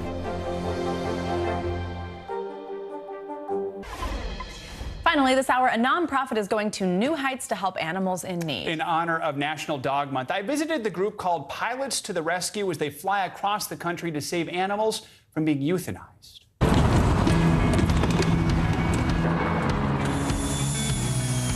Here we go. They took off from New York in a small jet, flying 1,500 miles with 2 pilots and not a single passenger on board. Here we are flying into Beaumont, Texas. But they knew they would not return empty-handed, that their hands would soon be full of paws. You're such a good girl. 26 dogs, most of them puppies, were waiting here in Beaumont, Texas, all of them rescues. You ready for your flight? Including Scarlett and her babies, discovered behind a house. If we didn't step in, she would probably have been euthanized due to space at the shelter. Now, thanks to the nonprofit Pilots to the Rescue, these dogs are heading to the East Coast. The faster that we can get them out there, the faster they can be adopted. Michael Schneider is the group's top dog. When I started Pilots to Rescue back in 2015, I was searching for something. I was searching for a sense of purpose.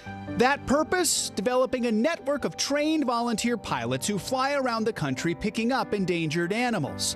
The need is great. In America, nearly 1 million dogs and cats are euthanized every year. When you get to these locations and see these pets, what goes through your mind? What goes through my mind is I'm doing great work and I'm saving these animals' lives. And one thing I realized doing this work is a lot of times the animals save us.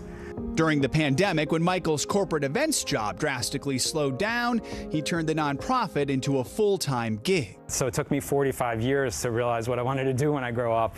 This is a real passion of mine. And it gives me such a sense of fulfillment. And I love doing this work. It's tremendous. On this trip, he's getting help from Victor Gergenti, a fellow pilot who's donating his plane and his skills. Victor figures this flight is costing at least $4,000. Boeing pitched in to help with some of the expenses this time. Usually, it comes out of his pocket. You know, everybody says it's better to give than receive. Well, until you do a dog animal rescue mission, you have no idea how much better it is to give than receive. Come on, Molly. You're flying first class. Finally, it's time to load up the pups. Getting all the crates to fit is like a game of Tetris. It's packed in there. But before you know it, they're skyward. Here's the clouds at 17,000 feet. The view from the cockpit, topped only by the sight behind it. They're all sleeping. Mama and her pups. The dogs just seem to know they're flying toward a better life. You're a good passenger, as we say. Good passenger. When they land, volunteers with Amazing Mutt's Puppy Rescue are waiting. I will be taking 6 home with me. Ready to care for the canines and find them new homes. This is the baby. She's the runt. This one. For Scarlett and her babies, now firmly on the ground, things are finally looking up. Many times I've saved the families too because they say they're the best part of their lives, you know, they're their best friends. That kind of energy that comes back to you is priceless. And that's really why I do this work. Michael says the group has rescued more than 1,200 animals. They've even saved some endangered wolves, sea turtles, foxes, and more. He hopes to keep growing more pilots, more planes, and of course, more money to make the missions possible. Oh my gosh, turtles. Good for them, yeah. A little bit of everything. Amazing. Oh, well, then that's not a passenger. I wonder what that is. So cute. That does it for this hour of Morning News Now. But the news continues right now.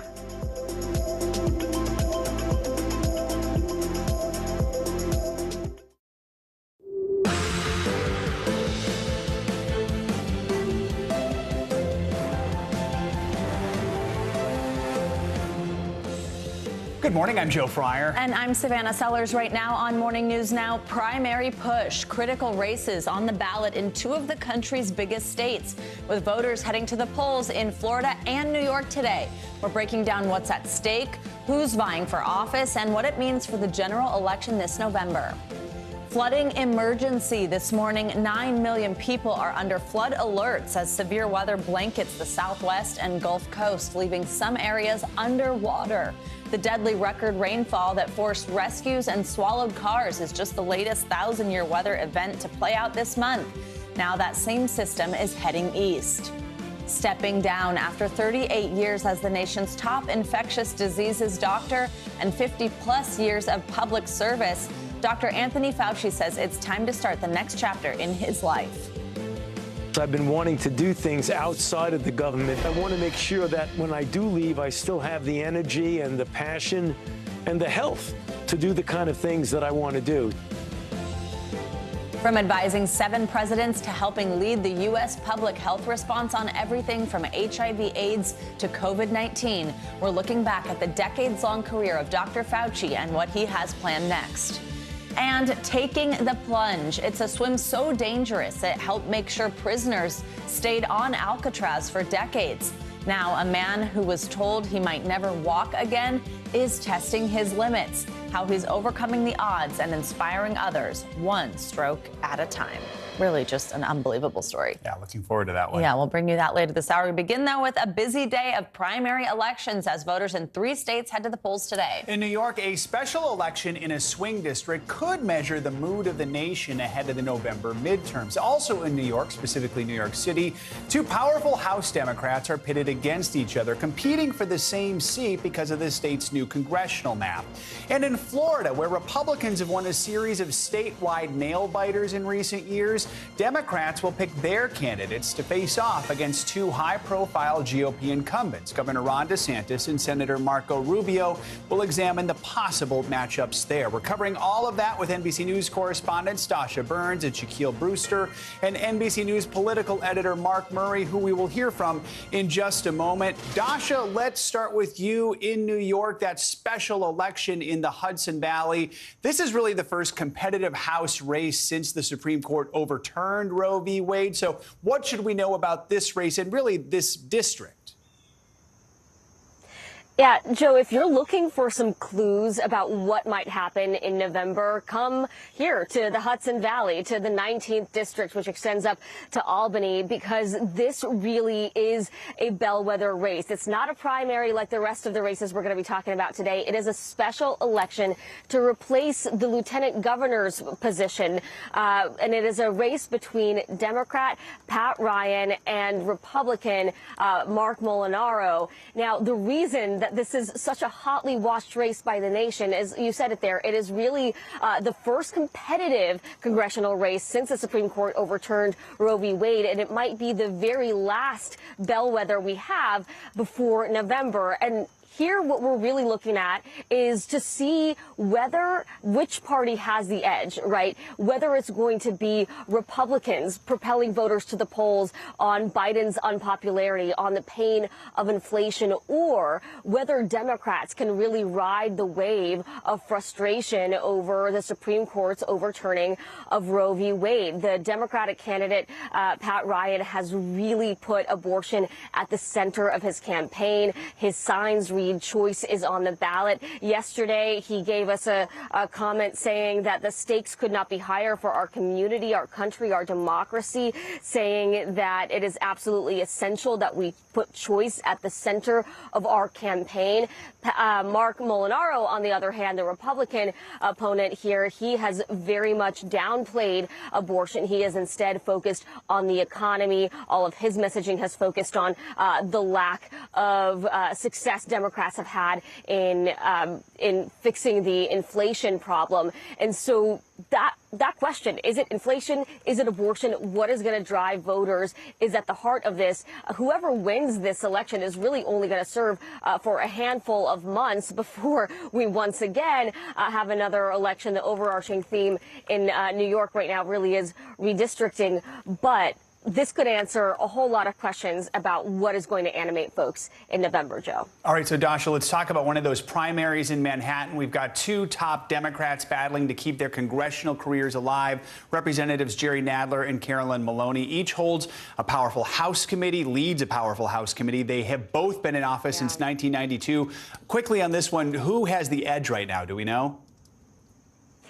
Yeah, I mean, look, either way, this isn't great for Democrats, and that's why I say redistricting is really kind of the big story here, because it has mashed some districts together. It has created entire new ones. And either way here, a longtime Democratic career is going to come to an end tonight. It's likely that Nadler has a slight edge because the third newcomer candidate has run against Maloney before and will likely pull voters from her. But it's going to be interesting to watch. And regardless, Democrats are going to see a loss in Congress today, Joe. All right, let's bring in Shaq. He's in South Florida for more on the governor's race there. We have a former Republican governor, Charlie Crist, now running in the Democratic primary against Florida's Agriculture Commissioner, Nikki Fried. The winner will then try to unseat incumbent Republican Governor Ron DeSantis this fall. Shaq, what can you tell us about this one? Well, we know first polls are open. They just opened up past couple of minutes ago. They'll be open until 7 p.m. later today. And we do know that before we even got to this point, more than 2 million voters have cast their ballot either by mail or absentee voting. And this will be the conclusion of this contentious primary race that we've been watching at the gubernatorial level to take on Florida Governor Ron DeSantis. You set it up a little bit there, but on one side you have Charlie Crist. He's a Democratic representative, but he was the former Republican governor of Florida back in 2006. He is someone who has had to defend that record as a Republican in this Democratic primary, specifically when you're talking about the issue of abortion and some of the appointments he made as governor to the Supreme Court. He's had to defend that record against Nikki Fried. She's the Agriculture Commission here. She is someone who is the only Democrat elected at a statewide level in Florida currently serving in office. She says she represents something new and would be that bigger contrast to Ron DeSantis. I want you to listen to what those two candidates told me about their closing message earlier this week. I am ready for this fight, ready to take him on, and we'll make sure that we have a winning message. We're going to pull over Republican women, independent women, and they're going to vote to have the first female governor of the state of Florida. We've got to beat Ron DeSantis, and I can beat him. I mean, I've been the governor, I've been the attorney general and fought for civil rights. I've been the elected commissioner of education and fought for our teachers.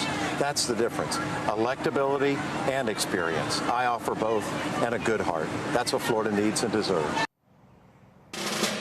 You hear that intense focus there on Ron DeSantis. Both of those candidates acknowledge that what they will fight and what they will see, that battle ahead in November, is going to be a contentious one, and it will be a tough one. Ron DeSantis is a popular governor here. He polls at above 50%. When you look at his approval ratings, he has that national profile as a potential 2024 presidential contender, and he has more than $130 million in the bank. So despite whoever wins out of this Democratic primary, whoever comes out of it and is nominated by the Democratic voters here, they will have a tough fight ahead as we look ahead to November. And Jack, let's quickly talk about the Senate race there in Florida. Democrats want to oust the incumbent, Senator Rubio, who's seeking his third term. Recent polls suggest Congresswoman Val Demings has a shot to do that if she wins her primary today. What should we know about this one?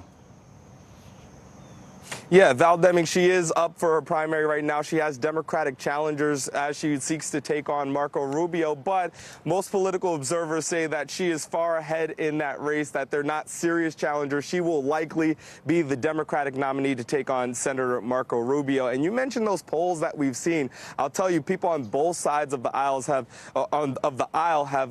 cautioned us from looking too much at those polls. You know, one thing that people say is that this is Florida. The race is going to be tight no matter what. We do know that Val Demings does have some advantages at this point. She has been one of the best fundraisers that we've seen, not just here in Florida, but really the entire country, with $47 million that she's raised for her campaign. She's a former police chief. She's a congresswoman out of Orlando area. She was one of the contenders for President Biden's vice presidential nominee. So she has that profile. She has the ability to raise some money, and we expect that race to be a close one once we get through today's primary. Jack Brewster and Dasha Burns setting the table for a big day at the polls. Thank you both. For more on today's elections, let's bring in NBC News political editor Mark Murray. Mark, good morning. So there's another House race in New York today that really highlights the battle within actually the Democratic 17th district. It's actually just north of us here in the city. We have Congressman Sean Patrick Maloney, the chair of the Democratic Congressional Committee, competing against a progressive state senator, Alessandra Biaggi. What will you be watching for there today? Yeah, this is one of those types of progressive versus establishment primaries that we've seen throughout this entire primary season.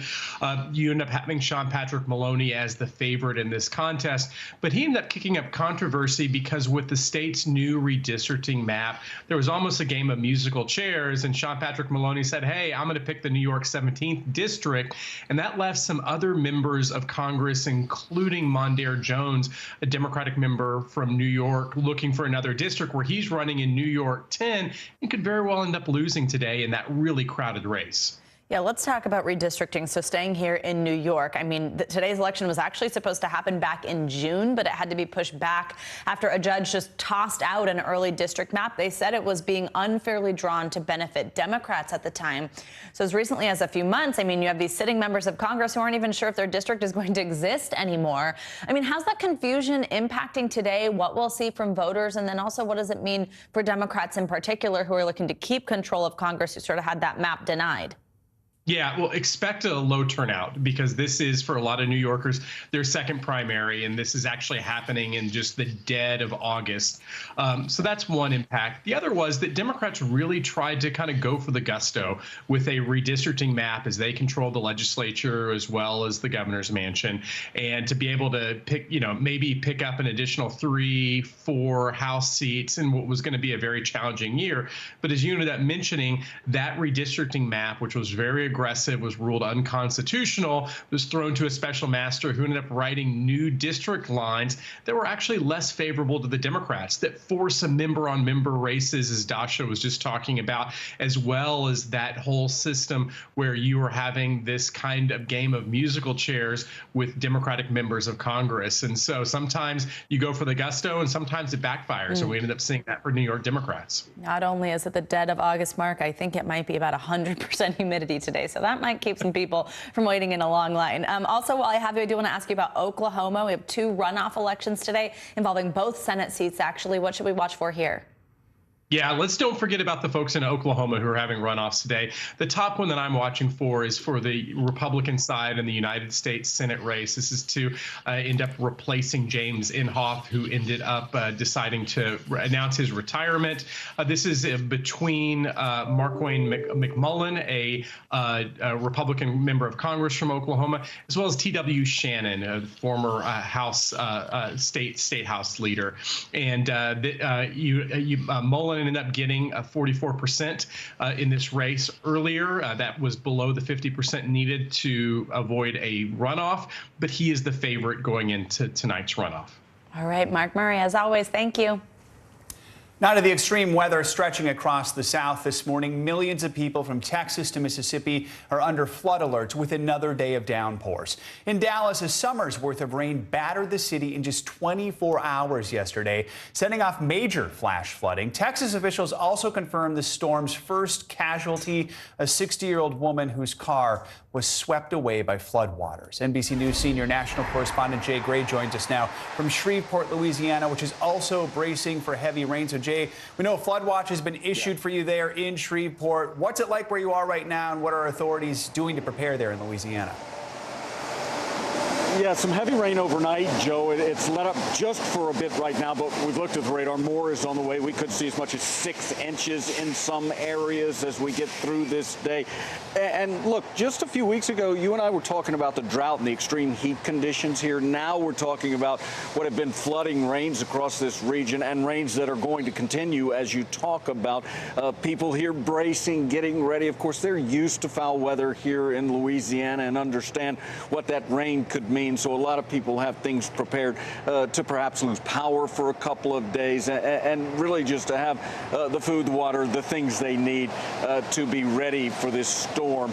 It's been a rough 24 hours across the region, as you mentioned, and again, it's not over at this point. Yeah, I mean, Jay, speaking of the rough 24 hours for the region, we saw those incredible pictures of flooding in the Dallas area yesterday. What's the latest from Texas? Is the worst over there? Well, the worst is over in Dallas, but boy, it was bad. I mean, you want to talk about rain. As you said, they got a full summer's worth of rain in just 2 days. They're breaking all kinds of records. You had more than 150 high water incidents that police and firefighters were called on. A lot of those people whose cars were swept away by the water. We know in one of those instances, unfortunately, a woman who was on the phone with her family at the time she was swept away in her car did not survive. Today will be cleanup day in the Dallas area. They'll start to work with a break in the rain and try and get cleared away some of the things they can. So many communities dealing with water inside homes that really just trashed several of the communities there. Texas as a whole is going to see more rain, more to the east and to the south. So look for some potential problems around Waco and the state capital of Austin. They could see a lot of the heavy rain today. All right. Thank you, Jay. Stay safe.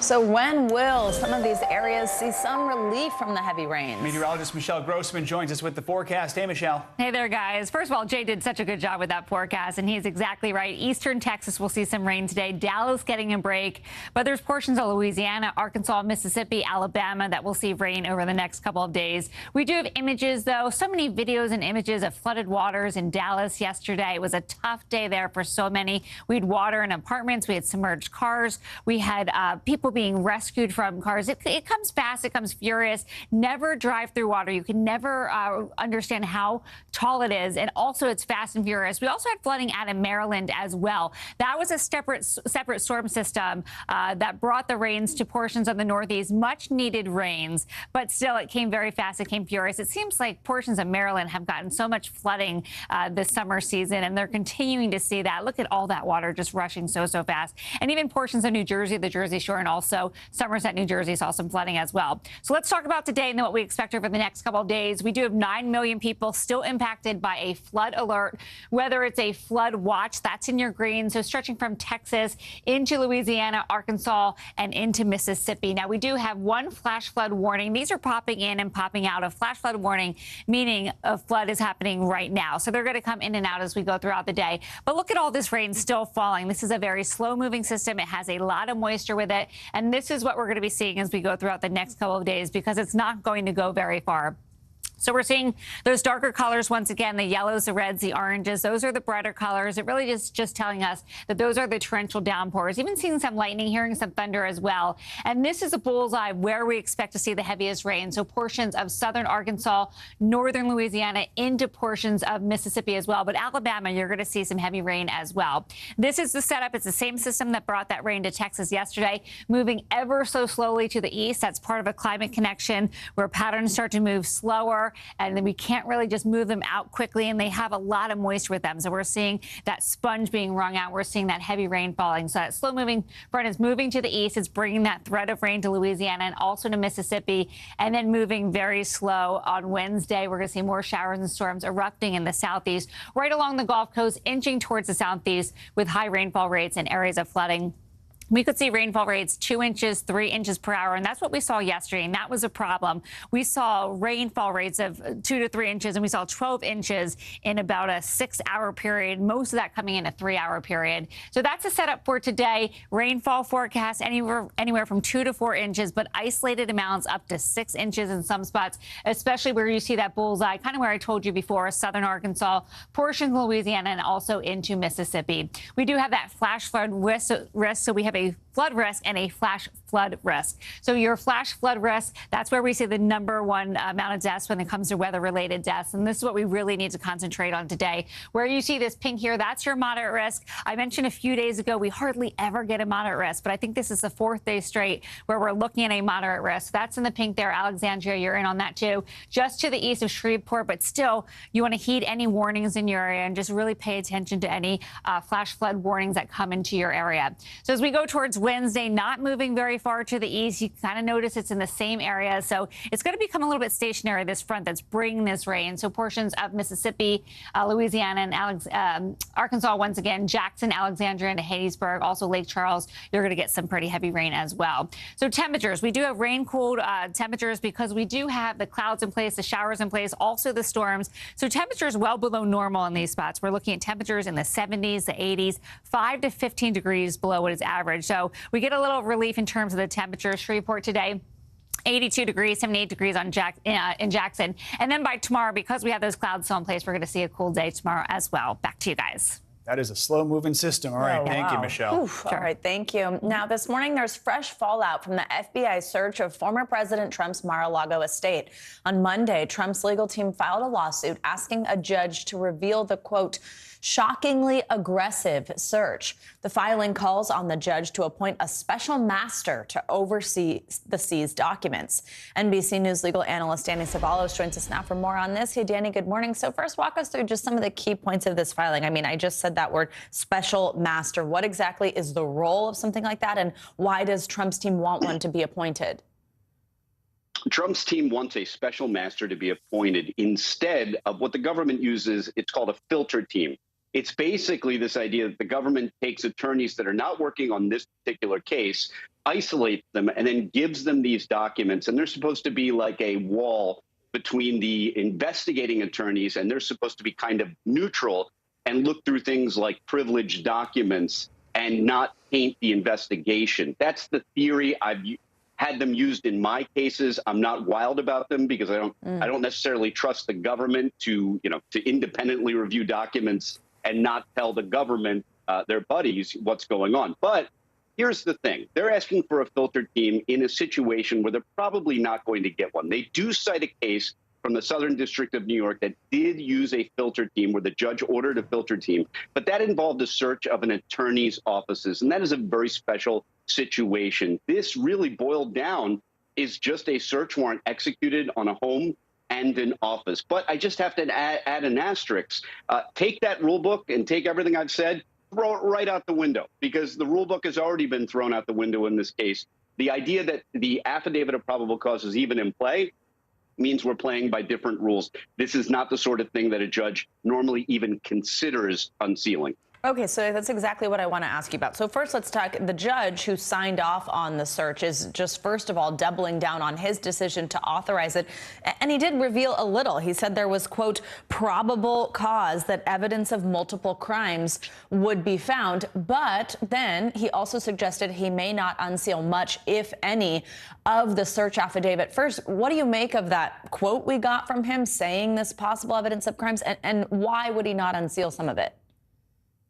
Probable cause that there's evidence of criminality at the location is the constitutional requirement for issuing a search warrant. So no surprise there, because that's what he would have had to find to issue the search warrant in the first place. But now it sounds to me like the judge is just clarifying that, hey, look, I'm not going to release this entire affidavit of probable cause. I might not release anything that is even helpful to anybody. It might be all blocked out by redactions.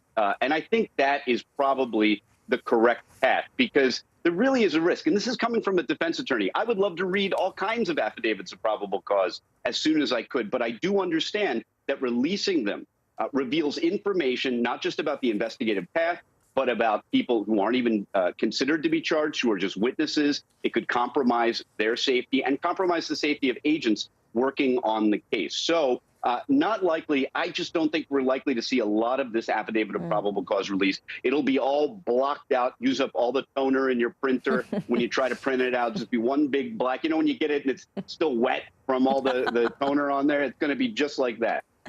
All right, so maybe not that helpful anyway. Danny Ceballos, thank you so much. Always good to see you. New this morning, a suspect is in custody in connection with a pair of deadly shootings in the heart of Atlanta. Police say gunfire erupted in two different locations yesterday afternoon, with reports of people being shot. That prompted fears a possible active shooter was on the loose, but police say a female suspect was arrested without incident at Hartsfield-Jackson Airport. They now believe the shootings were not random, but rather the victims were targeted. Officials say a third victim who was injured is recovering in the hospital this morning. Now in Arkansas, a civil rights investigation is underway into a viral video that appears to show officers beating a man during an arrest. NBC News correspondent Priscilla Thompson has the latest on the fallout and a warning: the video you are about to see is disturbing. Well, the man police were trying to arrest in that video, 27-year-old Randall Worcester, walked out of the county jail behind me, still visibly shaken by what he experienced. His attorney saying that he's thankful to be headed home. A violent arrest caught on camera. This is bad. Viewed more than 1 million times, the video appears to show officers in Mulberry, Arkansas, punching and kicking a man in the head and body repeatedly during a Sunday morning arrest, at one point slamming his head into the ground several times. The man seen pinned down here, 27-year-old Randall Worcester. Released on bond, he walked out of the county jail. What would you like to see happen to the officers? The officers, Crawford County Sheriff Deputies Zach King and Levi White, and Mulberry Police Officer Thel Riddle, have all been suspended or placed on leave, pending a state investigation prompted by the viral video. None of the officers involved responded to NBC's request for comment. What that response was not consistent with the training that they receive. Police say they had been searching for Worcester all morning after he allegedly made terroristic threats in a nearby town and spit on a store clerk. He's now facing more than half a dozen charges, including battery, assault, and resisting arrest. Spitting on an individual went to someone being beaten with what looked like an inch of their life. Worcester's attorney saying he was in part left with abrasions to his face and scrapes on his knees. It's unclear what happened before the 30-second clip was recorded. The dash cam does bring to light other things that did happen there, that initiated, that wasn't caught on the citizens' camera. The Arkansas State Police are leading the investigation into the officers' actions. The governor says that the FBI and DOJ are now also investigating. All right, Priscilla Thompson, thank you so much. Coming up, the latest on the mystery car bomb that killed the daughter of a top Putin ally. How Russia is responding as its war with Ukraine nears the 6-month mark. And you'll want to hear this before you head out the door, how severe weather in South America could impact your morning cup of coffee. That's next.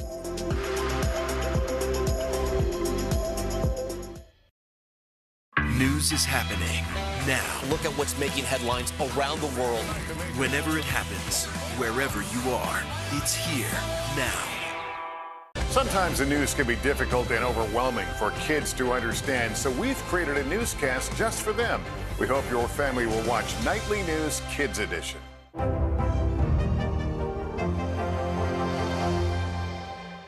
At 73, Prince Charles is still waiting for the job that is his birthright.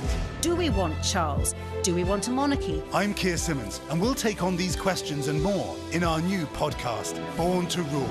Listen now. Good morning, I'm Joe Fryer. And I'm Savannah Sellers right now on Morning News Now. We're staying on top of the breaking situation in Ukraine. We are watching dangerous heat this week. Recession, is that where we're headed? Is there any way to avoid that? Morning News Now, streaming weekdays at 7.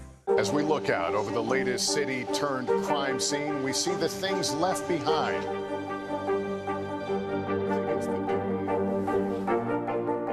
Can you tell us what it was like? Our NBC News exclusive.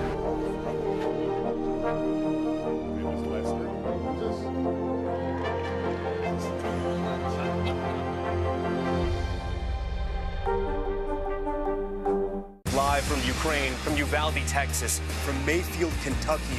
To cover the news, you have to be in it.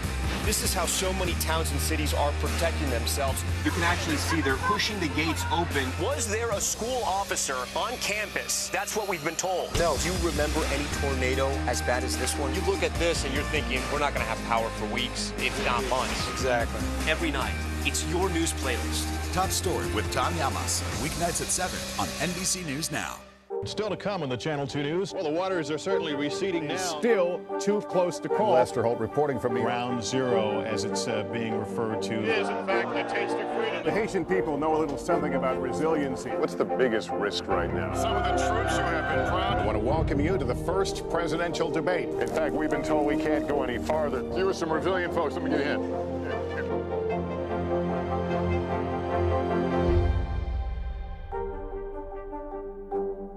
You open the door for so many people. I love working with people. I did not do any of this by myself. Hello! Lizzo, you put a smile on every single face. It feels like Christmas or my birthday or something. Now Tonight with Joshua Johnson, streaming weeknights at 8 on NBC News Now. Good morning, I'm Joe Fryer. And I'm Savannah Sellers right now on Morning News Now. We're staying on top of the breaking situation in Ukraine. We are watching dangerous heat this week. Recession, is that where we're headed? Is there any way to avoid that? Morning News Now, streaming weekdays at 7. We're back with the growing fallout from a deadly bombing that killed the daughter of a prominent ally to Russian President Vladimir Putin. Russia is accusing Ukraine, and it's raising tensions between the two countries that, of course, are already at war. NBC News foreign correspondent Megan Fitzgerald has the latest. Russia's top intelligence agency now blaming Ukrainian spies for the fiery car bomb explosion near Moscow that killed the daughter of a close Putin ally, Alexander Dugin.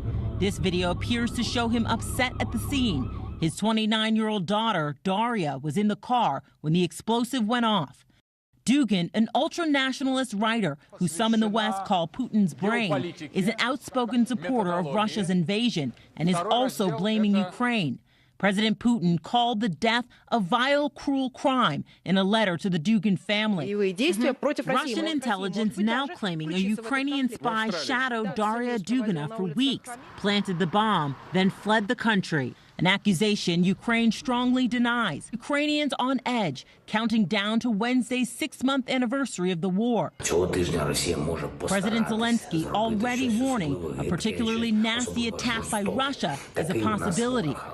We spoke to a top Ukrainian lawmaker. So do you feel as though an attack in Kyiv is imminent? I must say the alert is high.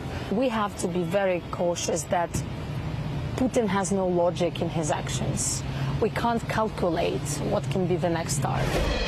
Ahead of Ukraine's Independence Day on Wednesday, the government has banned mass gatherings here in Kyiv, while in the east, like Kharkiv, residents there are being told to stay inside until Thursday morning. All right, Megan Fitzgerald, thank you so much. Staying on international news now, thousands of Haitians are protesting soaring prices and violent crimes. Yeah, Claudio Lavanga joins us now from Rome with that and other world news. Hey, Claudio, good morning. Good morning, guys. Yes, the protesters were demanding the resignation of the prime minister after a massive surge in violence and kidnappings in Haiti's capital. Hundreds of civilians were recently killed in the war between rival gangs in their attempt to control the territory there. The protesters blocked the streets, shut down businesses, and marched the streets by chanting things like, "If the prime minister doesn't leave, we're all going to die." And let's move to Finland, where Prime Minister Sanna Marin has tested negative for drugs. The Prime Minister faced criticism after a leaked video showed her dancing and singing with friends. Opposition leaders demanded she took a drug test, but hundreds of Finnish women showed their support by posting videos of themselves singing and dancing. And finally, the signature victory celebration pose by Usain Bolt may soon become a trademark logo. The retired Jamaican sprinter submitted an application at the U.S. Patent Office last week. If granted, Bolt will be able to use the image on things like clothing, jewelry, or anything, really, he wants to put his face, name, and, at this point, logo on, guys. That's pretty cool. And then it'll probably become an NFT after that. Yeah. Well, that's cool. What a trademark. All right, thank you. Audio, thanks. Now, we've got a warning for coffee drinkers this morning and the challenges facing the coffee market. Yeah, we touched on this briefly yesterday. The impact of climate change in Brazil may soon inflate the cost of your morning cup of joe. But by how much? NBC News correspondent Guad Venegas takes a closer look. Fears that the price tag of your morning cup of coffee will keep rising. Yeah, if it gets to $6.50, then it's just like, that's too much.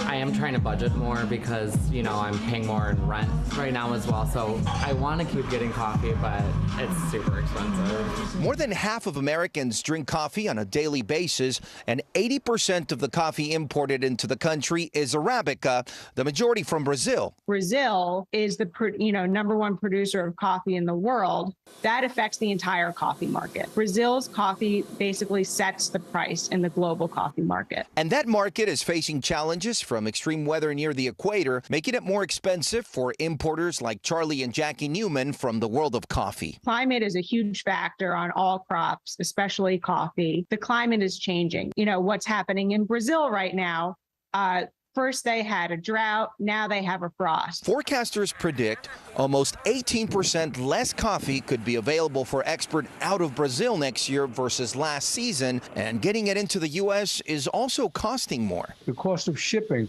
has quadrupled just to get coffee from Central and South America into the United States. Coffee prices are up 20% since July of last year, according to the Bureau of Labor Statistics, more than double overall inflation. And with more complications brewing, distributors and coffee shops may have to keep charging more. It's been a lot less impactful than I thought it would be. It will probably get worse as time goes on because we've just got the first price increase from the drought. So I'm pretty sure it's going to get worse as the months go on. Farmers are developing methods to combat volatile weather and stabilize the crops. But in many ways, like any food that grows from the ground, the final say may be up to Mother Nature. As long as climate change causes crazy variations in weather, this will be a concern now and into the future. Guad Venegas, thank you so much. Coming up, hate-filled messages spread all over one community. And it's not the only one. Who's behind the flyers and the disturbing national trend that's on the rise? That's next.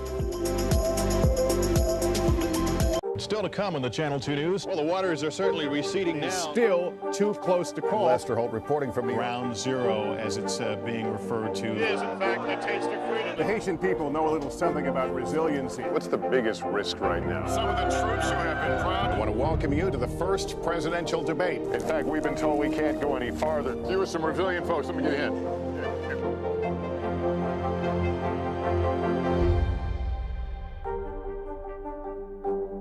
To cover the news, you have to be in it. This is how so many towns and cities are protecting themselves. They're pushing the gates open. Was there a school officer on campus? That's what we've been told. No. Top Story with Tom Llamas, weeknights at 7 on NBC News Now. From Brooklyn, we're next to the subway station. The state's reservoirs are alarmingly low.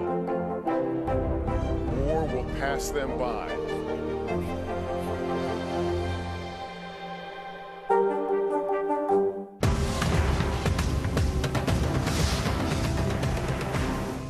Here's what's happening in your neck of the woods. The Seduction, Dateline's newest podcast. Listen to the full season now. Here's what's happening in your neck of the woods. The fire has grown leaps and bounds. What you see behind me is typical. How you doing? Pretty bad.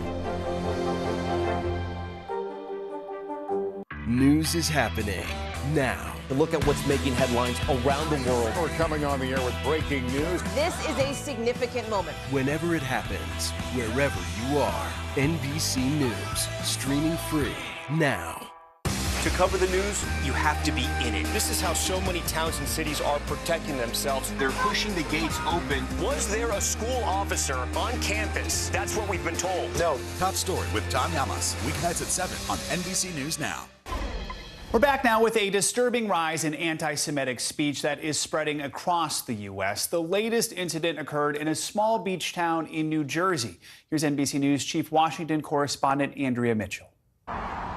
Residents of the small beach town of Brigantine, New Jersey woke up Sunday morning to messages of hate on their doorsteps. I woke up that morning to several text messages, emails, and phone calls. People were very, very disturbed. I can tell you the community is very outraged about this. Anti-Semitic flyers from a group called the Goyim Defense League blaming COVID, abortion, inflation, and more on Jewish officials in the Biden administration and media companies led by Jewish owners or executives. Law enforcement can't do anything. It's freedom of speech.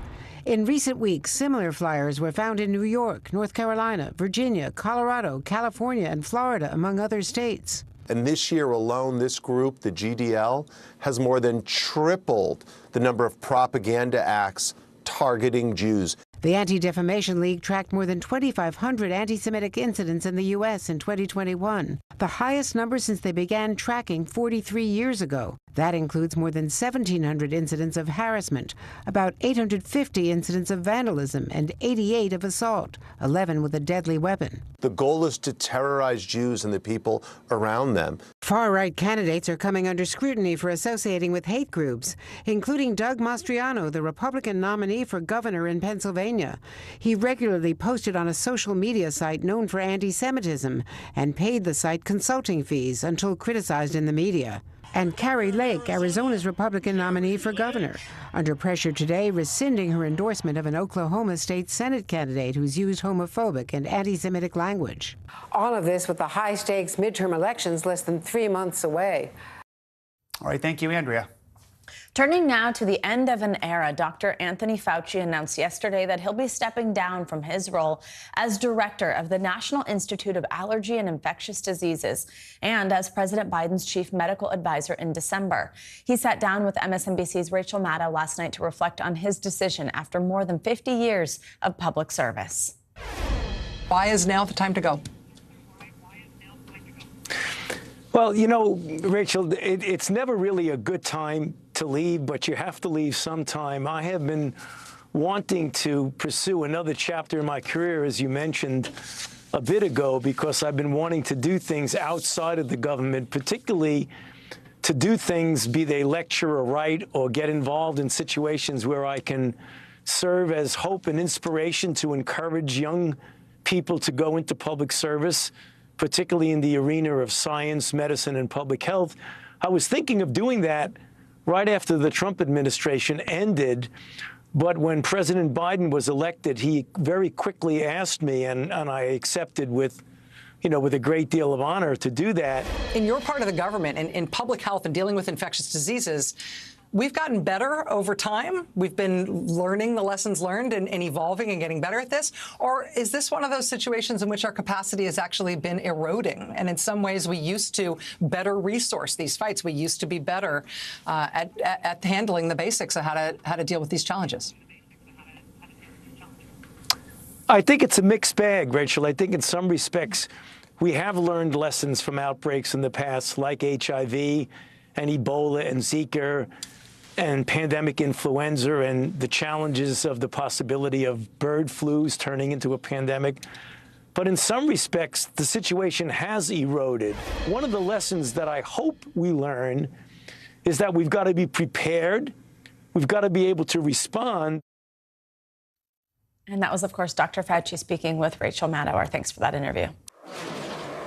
It's time for our weekly mental health check-in this morning. We're taking a closer look at the push to ban conversion therapy for LGBTQ people and the impact that discredited form of therapy has on teens and young adults. Plus, it's back to school for millions of students, so we have some tips to make sure your child is ready to tackle any mental health challenges that might lie ahead. Dr. Erica Richards joins us now. She is the chair of psychiatry at Sibley Memorial Hospital and an assistant professor of psychiatry at Johns Hopkins Medicine.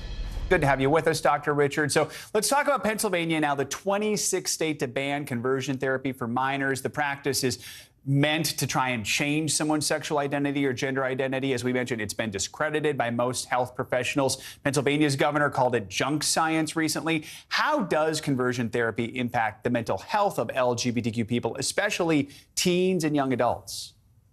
Well, thanks for having me. This is a big step for the LGBTQ community at large, and really for our communities across America. And what we're seeing is that conversion therapy, as you said, junk science, is shown to have poor mental health outcomes overall when implemented. It's been rejected by medical leaders, it's been rejected by scientists. And what Governor Wolf did is a big step towards showing support for this community. What we know is that he's directed state agencies not only to discourage these practices, but also to really work towards culturally sensitive care and providing that for this community. There's research from the Trevor Project, which is an LGBTQ suicide prevention group, that shows it really just takes one person to show support. What they want to really indicate is that an affirming adult in a young person's life makes them about 40% less likely to have a suicide attempt in the year prior. So support really does matter in this case. So important. Now, also, as we just talked about, it's back to school season. We've discussed the mental decline of students since the COVID pandemic began. What are some of the mental health challenges for students who are heading back to the classroom, maybe for the first time in a while? And really importantly, what can parents do to help them? So it's been a rough two plus years for kids and parents alike. And now many kids are returning to school without masks, and that can create some anxiety for some. They've been in and out of the classroom over the past 2 years. But really, for students, and we're talking pre-K through college, we're going to learn more about mental health. We're going to learn more about education when people have not necessarily been in standardized or standard classrooms over the past 2 years plus. And what we know is that we really want parents to think about this. There's 5 tips that were included. 1, be proactive. Get your kids ready. Go past the school. Show them where the playground is. Do a dry run, those sorts of things. Number 2, ask about the good and ask about the bad when they come home. How was school? What made it good? But also give them a safe space to express things that they might be struggling with. And it's important to do that in a non-judgmental manner, not why didn't you have a good day? Or what happened today? What was challenging today? They'll tend to respond better and open up with that. Number 3, keep an eye on changing behavior. Parents, trust your instincts. If you think that something's wrong, keep an eye out for those mental health signals. Number 4 is you don't really want to blame COVID for these things, and be ready to help is number 5. We also quickly want to talk about wellness in the workplace. Nike says it's shutting down its corporate offices for a week to allow employees to, quote, relax and recharge. We're tight on time here, but quickly, do you want to see more companies follow this blueprint?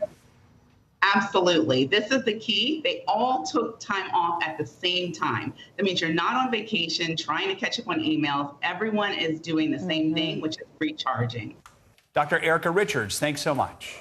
Coming up, a pandemic-era program making sure students were fed breakfast and lunch has ended. The scramble to keep students from going hungry after Congress cut off some key funding. That's next. You open the door for so many people. I love working with people. I did not do any of this by myself. Hello! Lizzo, you put a smile on every single face. It feels like Christmas or my birthday or something. Let's go.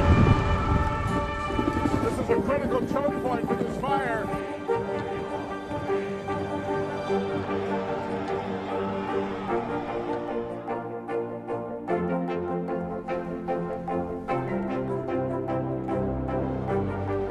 Unnecessary, unjustifiable, illegal. And good evening from New Orleans. Late military operation witnessing the massive crowds. I admire you both. Nice to really spend some time with you. Appreciate it.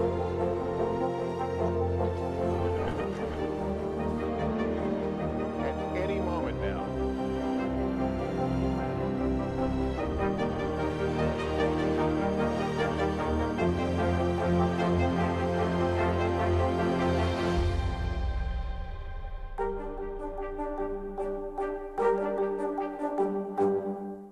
No stress, no mess, just yum. That's it. The Seduction, Dateline's newest podcast. Listen now. You don't know when your moment's coming, but when it does, you take it. Desire, deception, and a double cross. The Seduction, a deadly love story only Dateline and Keith Morrison can tell. Listen now, wherever you get your podcasts.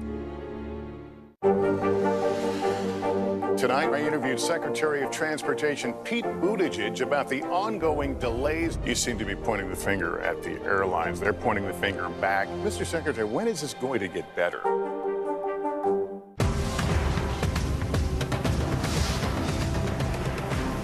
Welcome back to Today. We got a lot to celebrate on this Wednesday morning. It's good to have you along with us. You don't know when your moment's coming, but when it does, you take it. Everybody's good, and that's it.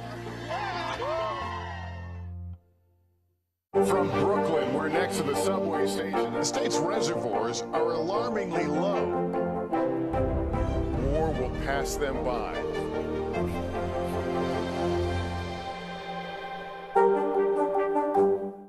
No stress, no mess, just yum. That's it.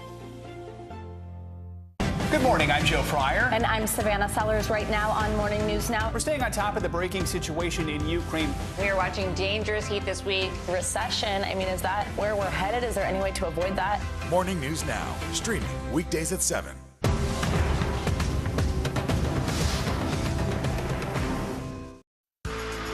Welcome back. Time for some business headlines. And Apple is starting to manufacture the newest iPhone in India. NBC's Frank Holland joins us with that and more money news. Hey, Frank, good morning. Hey, good morning to both of you. That's absolutely right. Apple is seeking alternatives to China. COVID lockdowns across China have really disrupted iPhone production. Bloomberg's reporting Apple's been working with its suppliers to ramp up production in India and even shorten the lag in manufacturing from the typical 6 to 9 months. India and other countries like Mexico and Vietnam, they are becoming increasingly important to contract manufacturers who supply American brands as they really work to try to shift their production away from China. Well, Ford is cutting about 3,000 jobs from its global workforce. About 2/3 of the cuts are salaried employees and the rest are contractors. Ford says the affected workers will be notified later this week. The move comes as the automaker shifts from traditional gas-powered to electric vehicles. Ford aims to generate half of its sales from fully electric cars and trucks by 2030.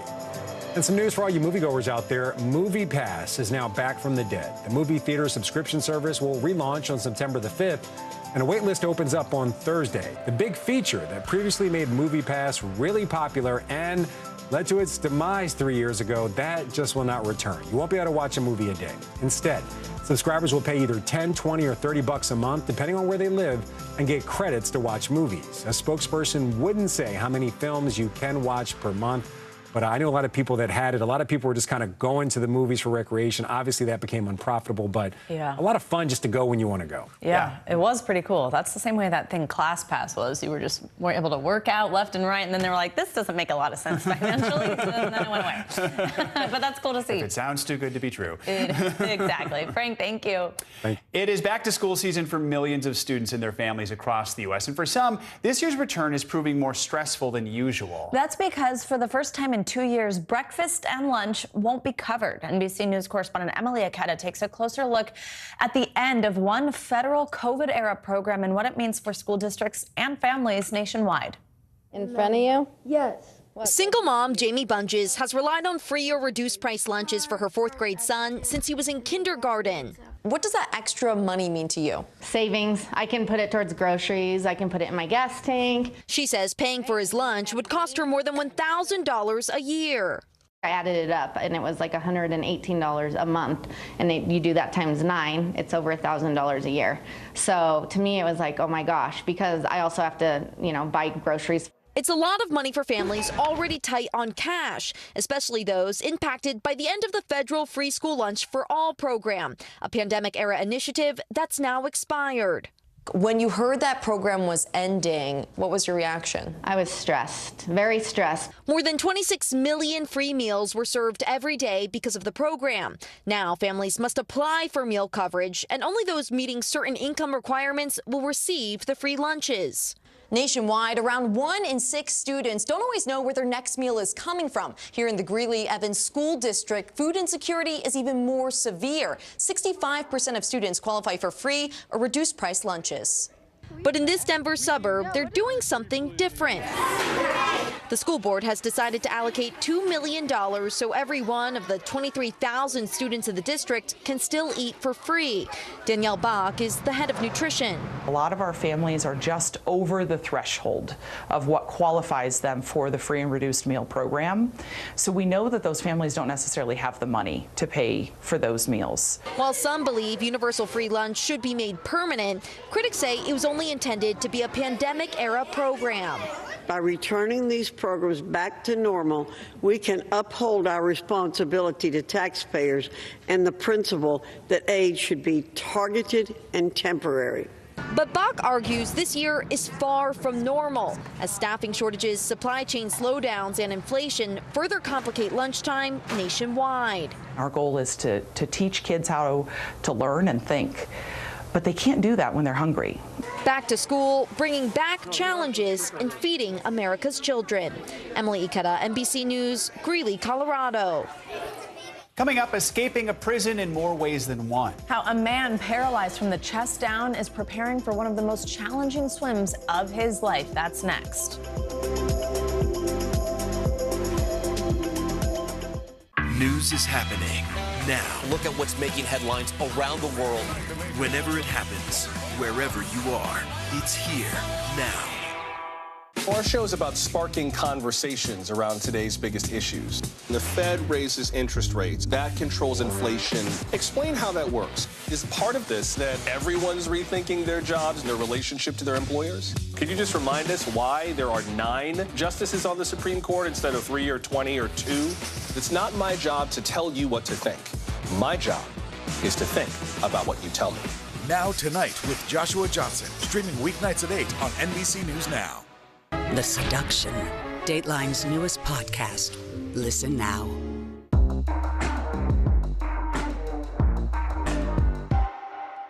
Good morning, I'm Joe Fryer. And I'm Savannah Sellers. Right now on Morning News Now. We're staying on top of the breaking situation in Ukraine. We are watching dangerous heat this week. Recession, I mean, is that where we're headed? Is there any way to avoid that? Morning News Now, streaming weekdays at 7. Live from Ukraine, from Uvalde, Texas, from Mayfield, Kentucky. To cover the news, you have to be in it. This is how so many towns and cities are protecting themselves. You can actually see they're pushing the gates open. Was there a school officer on campus? That's what we've been told. No. Do you remember any tornado as bad as this one? You look at this and you're thinking, we're not going to have power for weeks, if not months. Exactly. Every night, it's your news playlist. Top Story with Tom Llamas, weeknights at 7 on NBC News Now. News is happening now. Look at what's making headlines around the world. Whenever it happens, wherever you are, it's here now.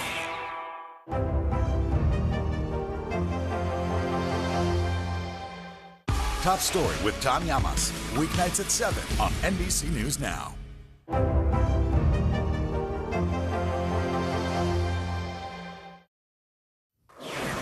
If it feels like almost everyone has been talking about the new HBO series House of the Dragon, you're probably not terribly wrong. The highly anticipated show made its debut Sunday night with episode 1 and brought in almost 10 million viewers across linear and streaming platforms, making it the biggest HBO series premiere ever. House of the Dragon is a prequel to George R.R. Martin's hit series Game of Thrones. You probably heard about it. It ended back in 2019 and is still the network's most watched series of all time. I think I know one person who is going to watch it, hasn't watched it yet. What's the latest? I'm going to watch it. There you go. I think I'm waiting for a couple to rack up, but it is kind of killing me to be seeing so many people talking about it and be trying to avoid it. But just stay off social media. Yeah, I've heard of it, Joe. I've heard of it. Let's put it that way. I'm a little obsessed. All right, thank you. Yeah. Now, swimming between the city of San Francisco and Alcatraz is a daunting task. So daunting, in fact, it helped keep prisoners on the infamous island for decades. But one man who overcame all odds and physical setbacks was determined to complete the journey. Here's NBC News correspondent Jake Ward with more. Stroke after stroke, Rob Heights is training for the most challenging swim of his life. Rob grew up in the water, swimming on teams and with his family. But one night, nearly 20 years ago, he mistakenly dove from a boat into shallow water. Diving in and immediately hitting my head. He was paralyzed from the chest down. 95% of people with that sort of injury never walk again. But through luck and will and a lot of support, here he is. One day I would be able to wiggle a toe. That must be an enormous deal when you oh my God. Willing your body back to life. The first time that I moved something, it was, I mean, obviously for me it was enormous. But he wanted more, and eventually he wasn't just walking, he was swimming. And inspired by Rob's strength and perseverance, his friends came up with a crazy idea. Like Alcatraz, I've heard people swim from Alcatraz. I said, that's completely insane. There's no way that I would do that. Inmates looking to escape Alcatraz, the nation's most infamous prison, faced a mile swim in rough, frigid waters. That's part of why they put it there. I've done that distance in Lake Michigan without currents, without waves, without all the freaky stuff that's probably under the surface that I don't really want to think about. But those challenges are the point. And that's why on Friday morning, Rob leapt again from a boat into water so cold it gives you a headache. Swimmers in the water. There's no inspiration like having been paralyzed. The friend who pulled him from the water when he was first paralyzed joined him for the last few feet, but Rob emerged on his own. The imagery of Alcatraz as a prison and the feeling of the experience of being paralyzed, it feels like being in prison. And it seems like a fitting, hopefully for me, kind of an end to the story. Now, it's important to understand that Rob Heights doesn't just do this for the symbolism, although the symbolism is, of course, enormous. He's doing this to raise money. He runs a nonprofit that tries to give funding to other people who have suffered from spinal cord injuries like his.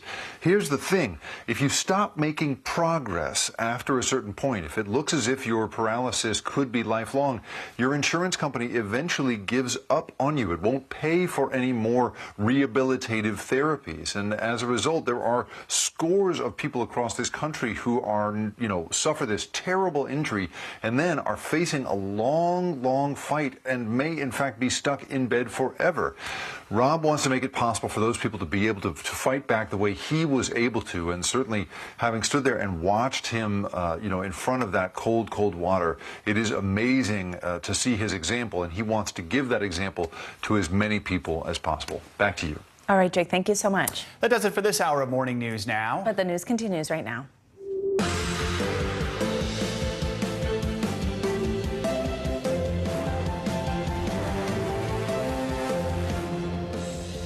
Good morning, I'm Savannah Sellers. I'm Joe Fryer. Right now on Morning News Now, underwater. At least 9 million Americans are under flood alerts, and the wet weather from this slow-moving system is not over yet. 24 hours of record rain led to deadly flooding in Texas. Drivers trapped, homes damaged, and travel disrupted. This morning, more parts of the South are now facing the threat of flooding, where the storm is moving, and when this region could finally get a break from the rain. Decision Day. Voters in 2 of the nation's most populous states head to the polls in key primary races. From the Florida governor's race to major redistricting shakeups in New York, we're going to break down the races to watch and what this could all mean for the November election. Plus, we'll take a closer look at how former President Trump and the Supreme Court's decision on abortion are all shaping this primary day. One-on-one. Education Secretary Miguel Cardona joins us live on Morning News Now. We're going to ask him about the new pressures kids are facing as they head back to the classroom amid a nationwide teacher shortage. Plus, the question on a lot of minds, what about student loans? The moratorium ends next week, so will borrowers have to start paying again? Will they get any relief? We're going to ask him later this hour. Plus, a Forever Home nonprofit is taking to the skies to help animals in need. We're going to introduce you to the pilots who are saving the lives of hundreds of animals and helping them find new homes. Excited to bring you that story. We actually followed along on one mission from New York's Long Island all the way down to Beaumont, Texas, and back, wow. saving 26 dogs. Oh, my goodness. Oh, I can't wait to see it. You'll bring us that a little bit later. 2 puppy pictures coming ahead. We're going to begin this hour with that record-breaking torrential rain that has battered Texas and other southern states over the last 24 hours. This morning, millions of Americans across that region are waking up to flood alerts, all part of the same system that drenched the Dallas area. Look at the full weather forecast from meteorologist Michelle Grossman in just a moment. But before that, let's get the latest from NBC's Sam Brock in Austin. Well, in Texas, they've been clamoring for rain for months, but nobody expected what they have just received. In the Dallas area, more than 15 inches of rain over a 24-hour period. For context, in the 8 months prior to that, under 14 inches. We're here in Austin. Over my shoulder here is the Shoal Creek. Looks calm right now. It was so gushing yesterday. It came all the way up past its banks to the middle of this railing, flooding businesses, spilling out onto the streets. There was about 2 to 3 inches of rain per hour at one point, all part of a system that now is proved to be deadly. Images of Texans wading through waist-high water and hundreds of rescues, a stark contrast to the blistering heat and devastating drought punishing the state for months. Overnight, eastern Texas and Louisiana slammed with more heavy rain and flash floods. Those same thunderstorms drenching the Dallas-Fort Worth area just 24 hours earlier, dropping more than 14 inches of rain, more precipitation than the area has seen in the previous 8 months. The deluge in Dallas also claiming a life. A 60-year-old woman on the phone with family when her car was swept away. She was found hours later once the water receded. Abandoned cars, almost completely submerged. First responders racing to reach people, among them families and children. I had to kick this door open just to get out the car. One woman posting on Instagram from Dallas saying the water was creeping up around her apartment. It's really bad. It's really bad. Like it's coming. It's past my balcony. I don't know what to do. The region still haunted by this scary scene. People struggling to survive as water inundated Interstate 30. While in Austin, local businesses and motorists coming face to face with flooding and dangerous commutes. The rain also throwing a wrench into travel plans, canceling hundreds of flights and delaying more than half of all departures at DFW. It's a painful byproduct of a critical rainfall, breaking a 67-day-long streak with no water in parts of the Lone Star State. But some Texans getting more than they bargained for. You can see what the water did inside this home. Floodwaters soaking homes and rearranging furniture. It looked like a roaring rapid river. I had never experienced that before. A new normal with extreme rain events, the result of climate change. Eastern Kentucky, Southeast Illinois, Death Valley, and now the Dallas area, all drenched by once-in-a-thousand-year floods just in the past few weeks. And just how bad was it in Texas? A record for the wettest hour of all time for Dallas and Austin that it held for 70 years. Broken in both places, almost 3 inches in an hour here in Austin, just over 3 inches in Dallas. Dallas County issuing a disaster declaration to get the wheels moving, try to get federal and state aid for victims. In Austin, Sam Brock, NBC News.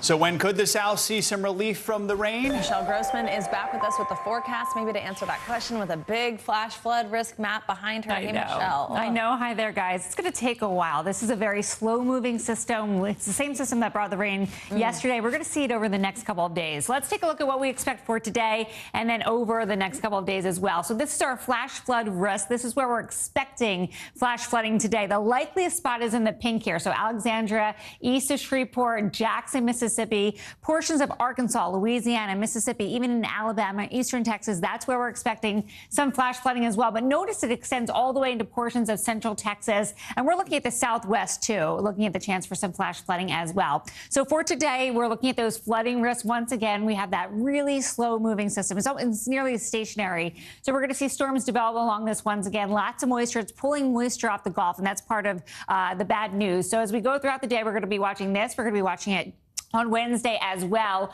And then as we go throughout tomorrow, we're going to really start to warm up in the northeast. Scattered storms once again in the southwest. That monsoon system still working hard. And we're looking at storms in the northern plains as well. So flash flooding in tonight. We do have 9 million people at risk this morning. We're going to see those numbers grow probably as we go throughout the day, stretching from southern Texas into portions of Louisiana, southern Arkansas, also Mississippi. I do think this will stretch into Alabama as we go throughout today into tomorrow. So where you see the green here, that's where our flood watch is in effect. We're going to see flash flood warnings in effect as well.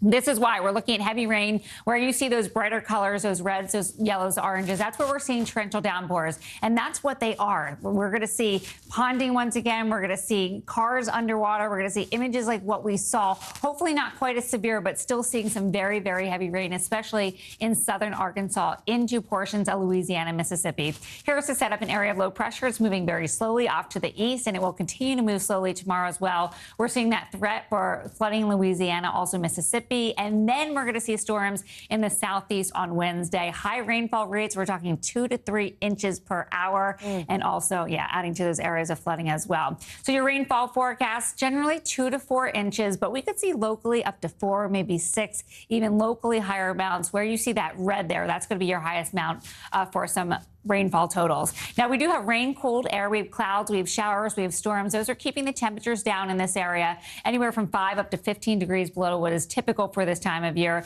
So into the 70s and 80s for late August. That will hold true tomorrow, too, because we're going to keep those clouds and storms in place tomorrow. And then as we go throughout the late week, we're going to start to warm it up once again in the Northeast. I know, Savannah, you mentioned that humidity today. It's rough and it's warm. My goodness. But we're going to see those temperatures climbing pretty high by the later part of the week. Temperatures into the upper 80s and also 90s in portions of Memphis. So summer's not over. August is not over. We had a little break. I thought, I feel like we had a break in the Northeast, but it's going to warm up again. All right, here we go. Even this morning, I mean, when I got in my car at 5 in the morning, the humidity? Gross. Oh, yes, it really is gross. Steamy. All right, thank you, Michelle. My glasses fogging up everywhere. I know. All right, this morning, there are new developments in the FBI search of former President Donald Trump's Florida home. Overnight, a report surfaced on the number of classified documents that were in the former president's possession and how that compelled the Justice Department to act. This all comes as voters in two of the country's biggest states head to the polls for primary elections, with the former president and national issues like abortion and the economy playing an outsized role. NBC News Chief White House correspondent Kristen Walker has more.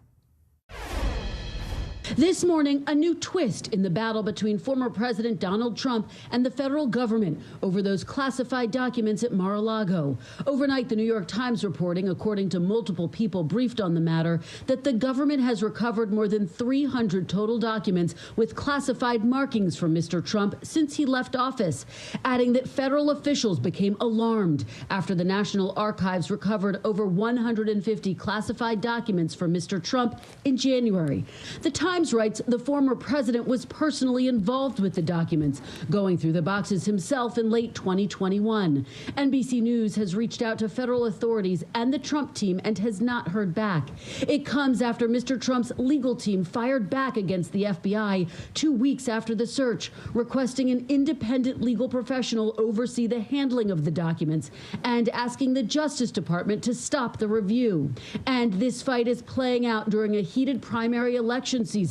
This morning, a fired-up electorate will head to the polls in key states where Mr. Trump looms large. We know that Donald Trump is the greatest threat to our national security. In Florida, the two candidates battling it out to take on Republican governor and potential presidential hopeful Ron DeSantis, former Republican governor turned Democratic Congressman Charlie Crist, and the state's agriculture commissioner Nikki Fried. Fried focusing on one of the biggest issues, abortion, after Roe v. Wade was overturned. Crist aiming to make the case he's the stronger candidate to take on DeSantis. That's the difference. Electability and experience. I offer both.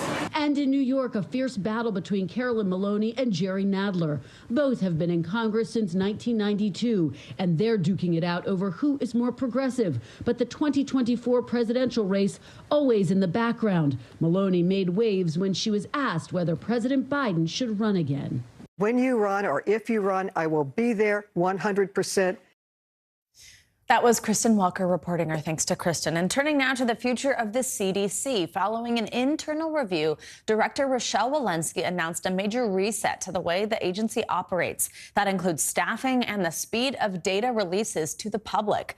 The move comes as the agency comes under fire for its delayed response to monkeypox and, of course, COVID. Walensky addressed the mistakes earlier on the Today Show. Here's a little bit of what she had to say. And I think we need to recognize that in our big moment, our performance didn't reliably meet the expectations of this country, and that's exactly why I called for this reset, why I called for this review. We have some extraordinary people at the CDC who are often up all night to protect America's health. And my goal really, as we hit this reset, was to have a new public health action-oriented culture that really emphasizes, as you said, accountability, that emphasizes collaboration with our public health partners across the country, communication to the American public, and timeliness with our information to the American public. Yeah, there are several things that we're doing even actively right now. We're putting more information out in real time before it's gone through full peer review, but really where we believe this information is reliable and actionable right now. I'm hearing some of the same complaints about monkeypox that we heard about COVID-19, testing, vaccines, slow response. What do you say to people who say, like, I feel like I've seen this movie before? You know, these are two very different infections. One is a respiratory infection. One is an infection that is transmitted through skin-to-skin contact.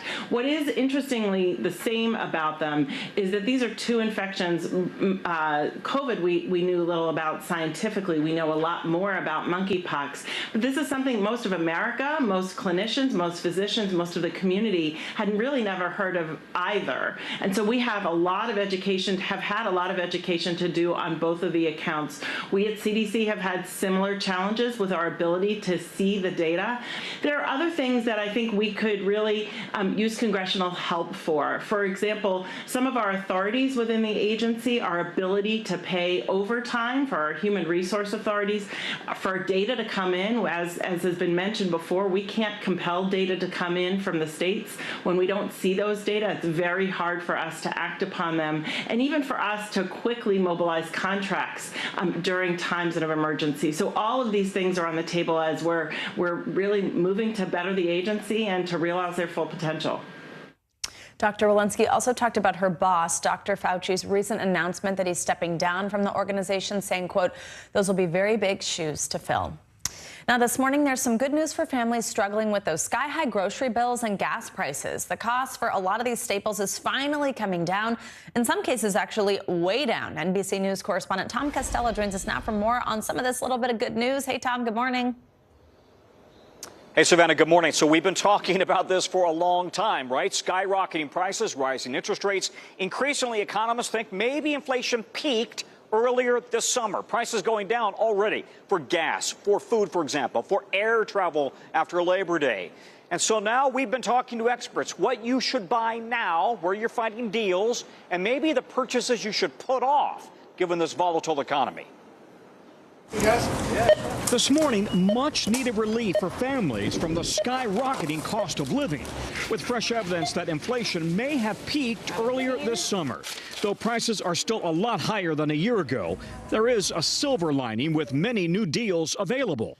Some of the areas that we're really seeing some good bargains for consumers right now as that demand falls off or the supply picks up, I would say clothing, apparel, footwear, consumer electronics, personal computers, smartphones. And there's more good news at the grocery store, where prices are coming down for many key staples.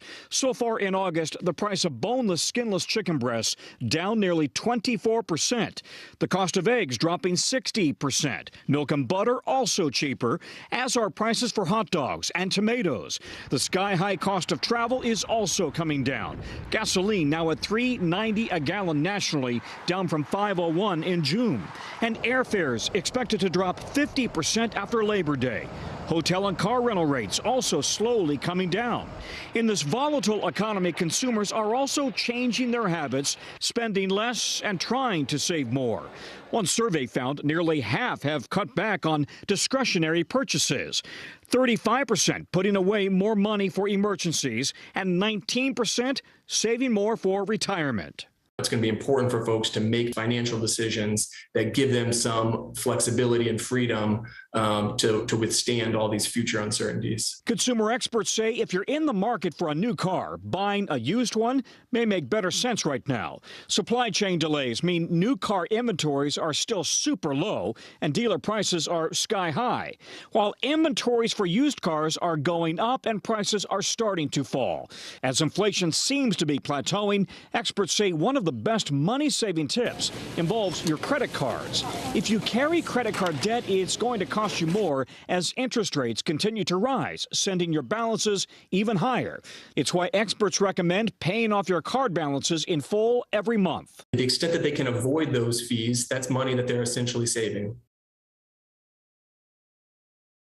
Importantly here, 1 month is not a trend to make. We need to make that point. A lot of economists say it looks like we could still be headed into a recession next year. 3/4 of the economists polled think a recession is likely. Nonetheless, we're going to be watching these numbers closely. What do the August numbers look like come next month? And of course, we're expecting the Fed to raise rates again next month, maybe by 3/4 of a point. Guys, back to you. All right, Tom Costello, thank you so much. Coming up on Morning News Now, a grim discovery. Divers have found what police believe is the body of a missing California teenager. The latest on the weeks-long investigation and the group of volunteer divers who helped find the teen's car. That's next.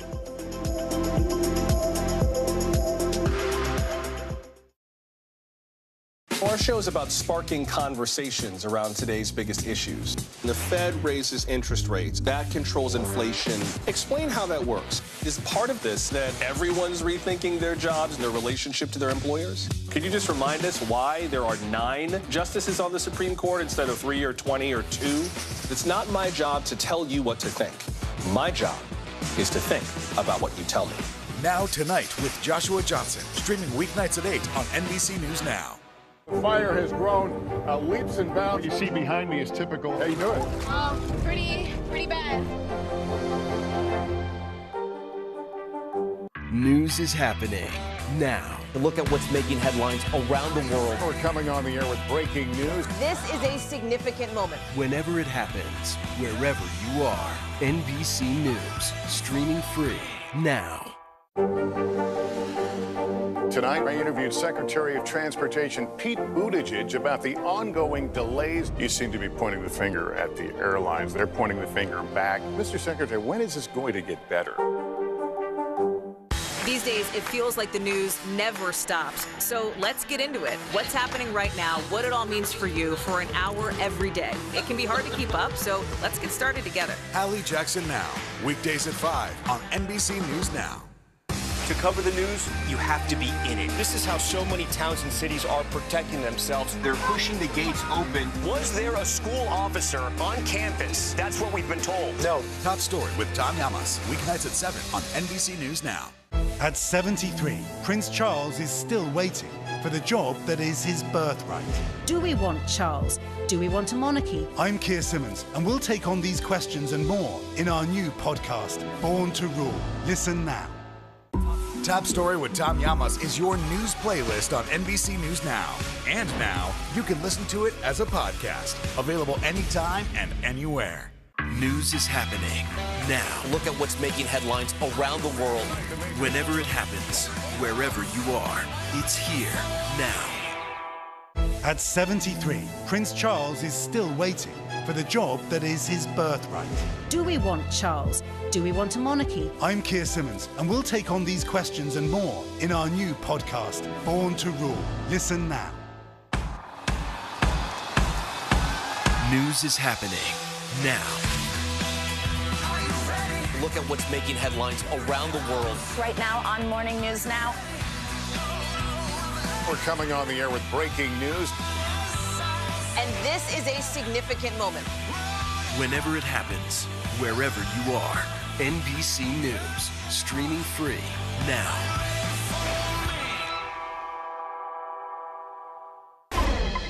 We're back with new details this morning in the search for a missing California teenager.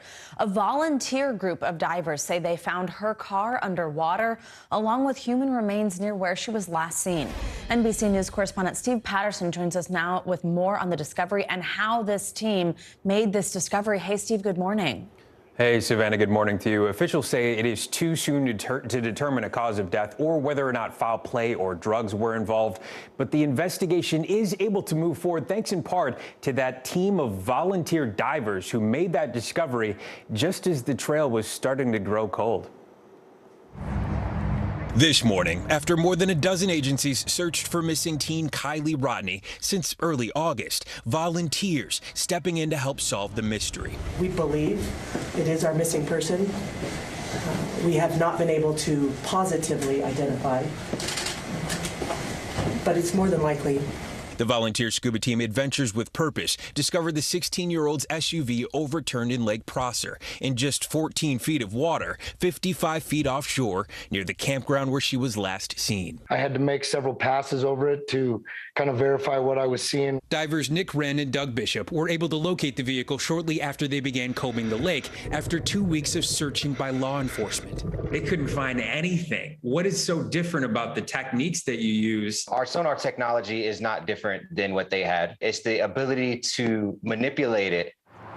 The 16-year-old disappeared from a party with hundreds of other kids at a Lake Tahoe area campground in the early hours of August 6th. We're so scared and we miss her so much and we love her so much. Desperate for answers, Kylie's extended family reached out to the volunteer scuba sleuths. The group has a long track record of helping solve missing persons cases. We deal with families all over the country, and we're solving cases that are 20, 30 years old.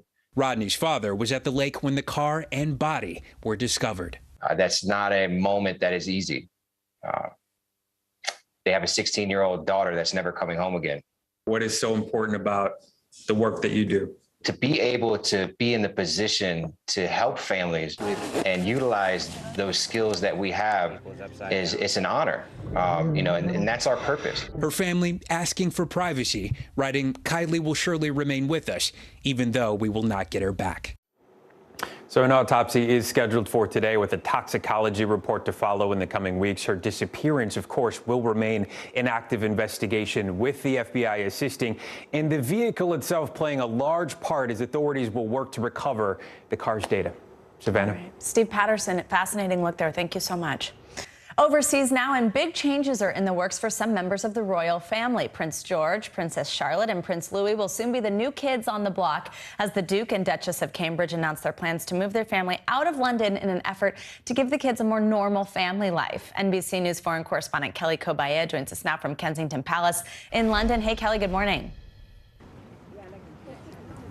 Hey, good morning, Savannah. Yeah, this has been described, Kensington Palace behind me, as a fishbowl for the royal family. And they really did want that little bit more privacy, especially for the kids.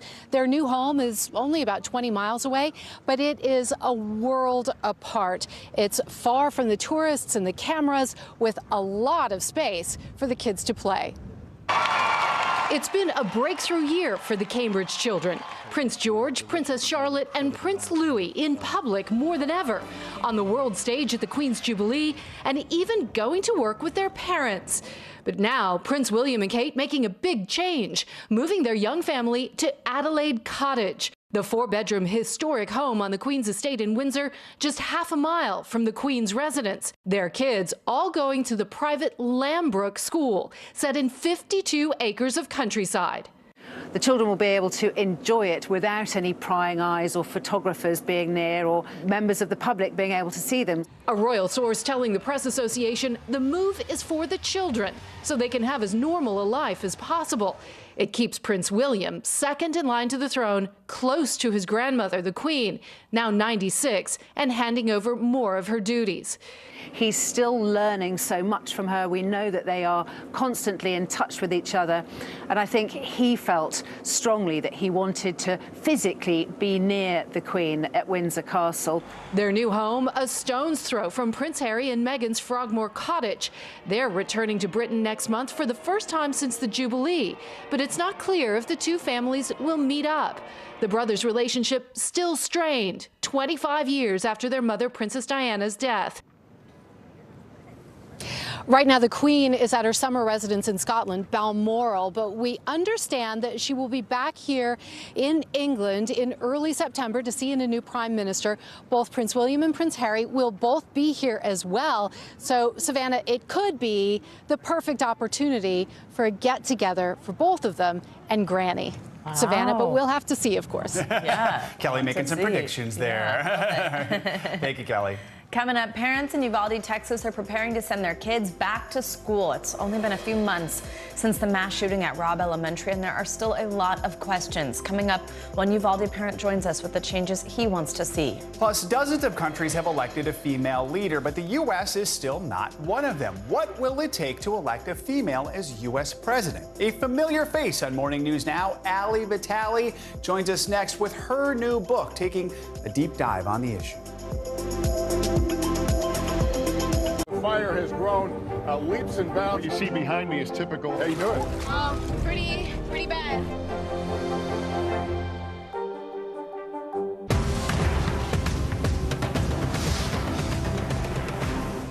Our show is about sparking conversations around today's biggest issues. The Fed raises interest rates. That controls inflation. Explain how that works. Is part of this that everyone's rethinking their jobs and their relationship to their employers? Could you just remind us why there are 9 justices on the Supreme Court instead of 3 or 20 or 2?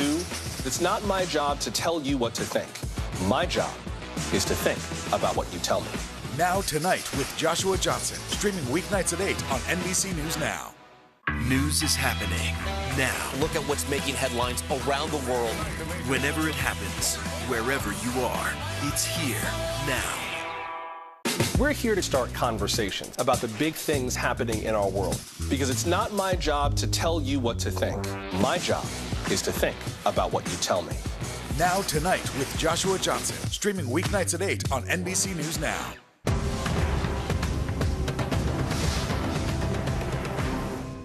Top Story with Tom Llamas. Weeknights at 7 on NBC News Now. It's the best time of the morning. Time for that pop start, baby. I'm feeling the vibe today on the show.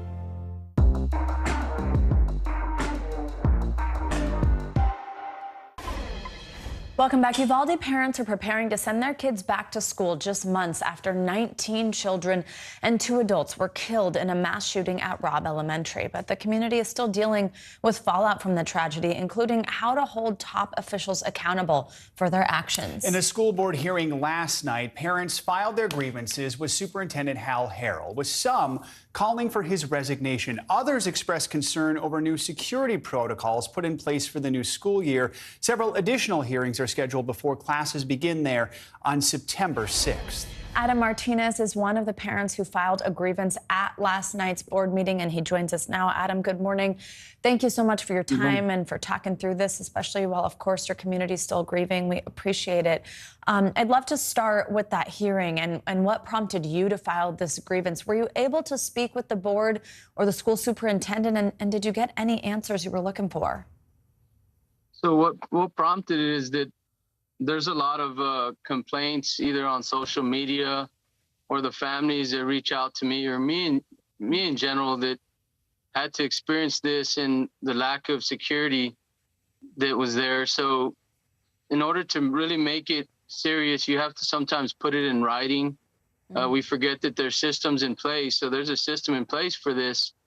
And so when that House committee report came out, I kind of used that to go ahead and file that grievance and kind of highlight. So when I talked to the board, I did have an opportunity to talk to the board, and Dr. Harrell was also in attendance.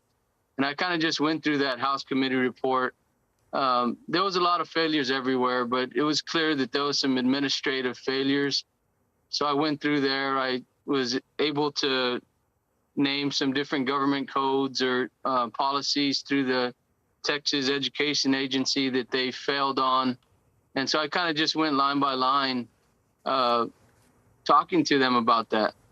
Adam, I know you wrote on your grievance form that your kids are now afraid to go back to school because they don't feel safe inside the classroom. In your mind, do any of the district's new safety measures ease those fears? What are you hearing from your kids? You know, at first, by looking at the fencing and then talking with Mr. Miller, he's the student services director. We did a protest over there when the 10th day of the grievance was up and they hadn't called us. So we went over there. I demanded to speak with Dr. Harrell. He was in a meeting, so I was able to talk to Mr. Miller, and he assured me that there was going to be more police officers there. So, and the fencing was up, right, in some of these areas. So when I talked to my son, I was trying to be positive because we want him to go back to school. He basically just said that it doesn't matter if there's fencing or it doesn't matter how many cops are there. They're not going to go in. They're too scared. You know, they're too scared to protect us. They're going to try to protect themselves. Just heartbreaking. Actually, Adam, on that vein, I want to ask you about District Police Chief Pete Arredondo. The school board is expected to determine his future tomorrow. Do you plan to attend that hearing? And more importantly, what are you hoping to see? What does accountability look like to you? Termination, basically. They need to terminate him, and they should have done it a long time ago. But I think with all the pressure that we've been putting on them, I'm hoping that they actually do it. I mean, you should see the reaction from the parents, especially yesterday, after they gave everybody 1 minute to talk. I think they gave 5 people 1 minute to talk. It's hard to make any type of point when you're talking for only 1 minute. So that's really suppressing us. And then when the parents were there waiting for.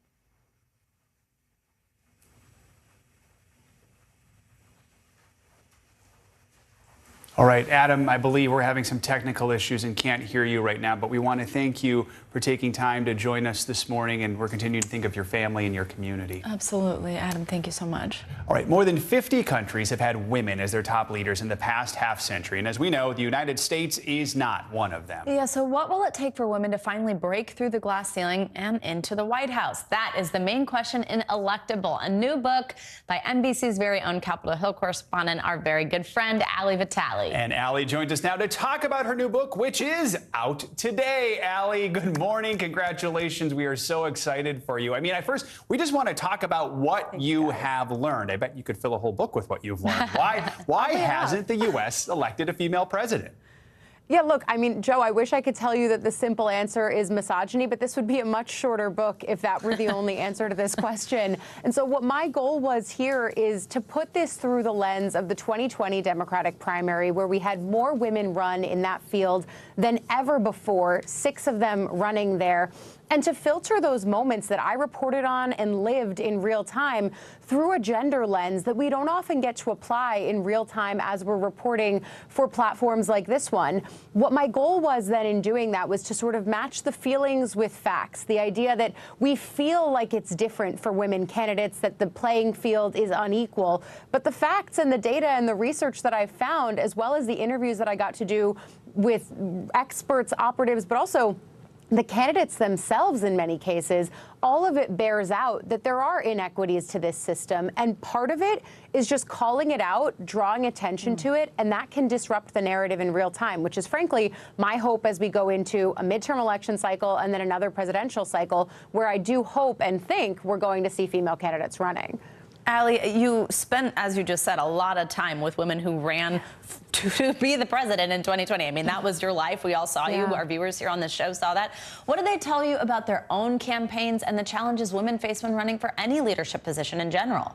Look, I was stunned by the ways that these conversations were happening as we were out on the campaign trail, and then they were continuing after as I was writing the book. I was lucky enough that people like Senators Klobuchar and Warren and Gillibrand gave me their time and their candor, and Secretary Clinton as well, in talking about what it means to be a candidate in this environment where you're vying for a job that no woman has ever done before. Now what we end up with is with Kamala Harris in the vice presidency, a woman who's been elevated to the top position, closer than ever to the Oval Office, but still not elected to that space. And that's something that we toy with a lot in the book, this idea that we are making progress, but that we are not electing women outright for this job, at least not yet. And that's something that in my conversations with Warren and Klobuchar and Clinton, they all say they think we are going to get there. But in 2020, the key theme, as I talked to voters, and you guys found this too, is that they wanted to be risk averse. For Democrats especially, the top goal was just, can someone beat Donald Trump? Because Hillary Clinton had lost to Trump, not by the popular vote metric, but by the metric by which we actually elect presidents in this country, there was such a hangover effect that it looked, even though men have lost to men for decades and decades and decades, one woman losing once was enough to sort of psych out the electorate. And it's something that all of the women of 2020 then had to contend with. Let's talk about how we get there. Based on what you've learned, what do you think it's going to take for the U.S. to finally elect a female president? Just doing it. And I know that that sounds trivial and simple, but really, women are electable if you elect them. And I think that's the key part of this book, the idea that I flesh out in here, that there were so many voters who I talked to over the course of the campaign trail, and then studies and research being done on top of that, where candidates would lay out who their magic wand candidate was, the person who, if they had all the power in the world, that's who they would elect as their nominee in the 2020 Democratic primary. And in one poll that was done in real time during the campaign, Elizabeth Warren was the so-called magic wand candidate. But when voters in that same poll voted in the horse race, they picked Joe Biden. And when they were asked what the magic wand candidate could do to become the horse race candidate, they said that it was a function of gender. This is something that hung over the entire field, and something that Senator Warren talked with me about as we were flying from Iowa to New Hampshire on the night of that crazy Iowa caucus that really wasn't a very sustainable caucus at all. She said to me that she talks to voters, and she said, everyone says to me, I would vote for you if you had a penis. And in other conversations that I had with candidates from 2020, the general consensus was because of how skittish the electorate was, because of how risk averse they were, they wanted someone who, frankly, was comfortable, was safe, was Joe Biden, both politically because he's a moderate, but also because he looks like almost everyone else who has had the job of president before. Those are just terms you couldn't apply to a female candidate, at least not yet. So true. Allie, also quickly, before we let you go, I just want to know, how'd you do it? What was this like for you? I mean, obviously, it's not like you were taking time off or anything. We see you on our TVs almost every day. How'd you write a long book during that time? I mean, look, the real answer to that question is that during those days of Build Back Better on the Hill in the fall and the winter, I was going home every night after leaving the Hill at 10 o'clock and then going home to write for 3 or 4 hours, just trying to pour all of this in. But look, truly the only way that I was able to get through that is, A, this is a real passion for me. This project, this goal of electing women to office, I think that reflective governance is a good aspiration for this country that will benefit more people. But also, you know, I love politics. I love my job. And frankly, I'm very lucky and grateful to have great friends and colleagues like you guys, but also my friends and colleagues outside of this NBC home who picked me up, they encouraged me, and I really wouldn't have been able to do it without any of that. Well, you are very good at your coffee. job, and we are all lucky to get this book. Also, I like how we're both in electable red today, Allie. I know, very on theme. Allie's book, Electable, is out now today in stores and online. Allie, thank you so much, and congratulations. So Thanks, exciting. guys, We've been really waiting a while for appreciate it. this. Congratulations, Thank you. Allie. All right, coming up, a major deadline for student loan borrowers. Yeah, they haven't had to make payments since spring 2020 when the pandemic began, but the moratorium on student loans ends next week. Education Secretary Miguel Cardona joins us next with that and the latest on the teacher shortage after the break.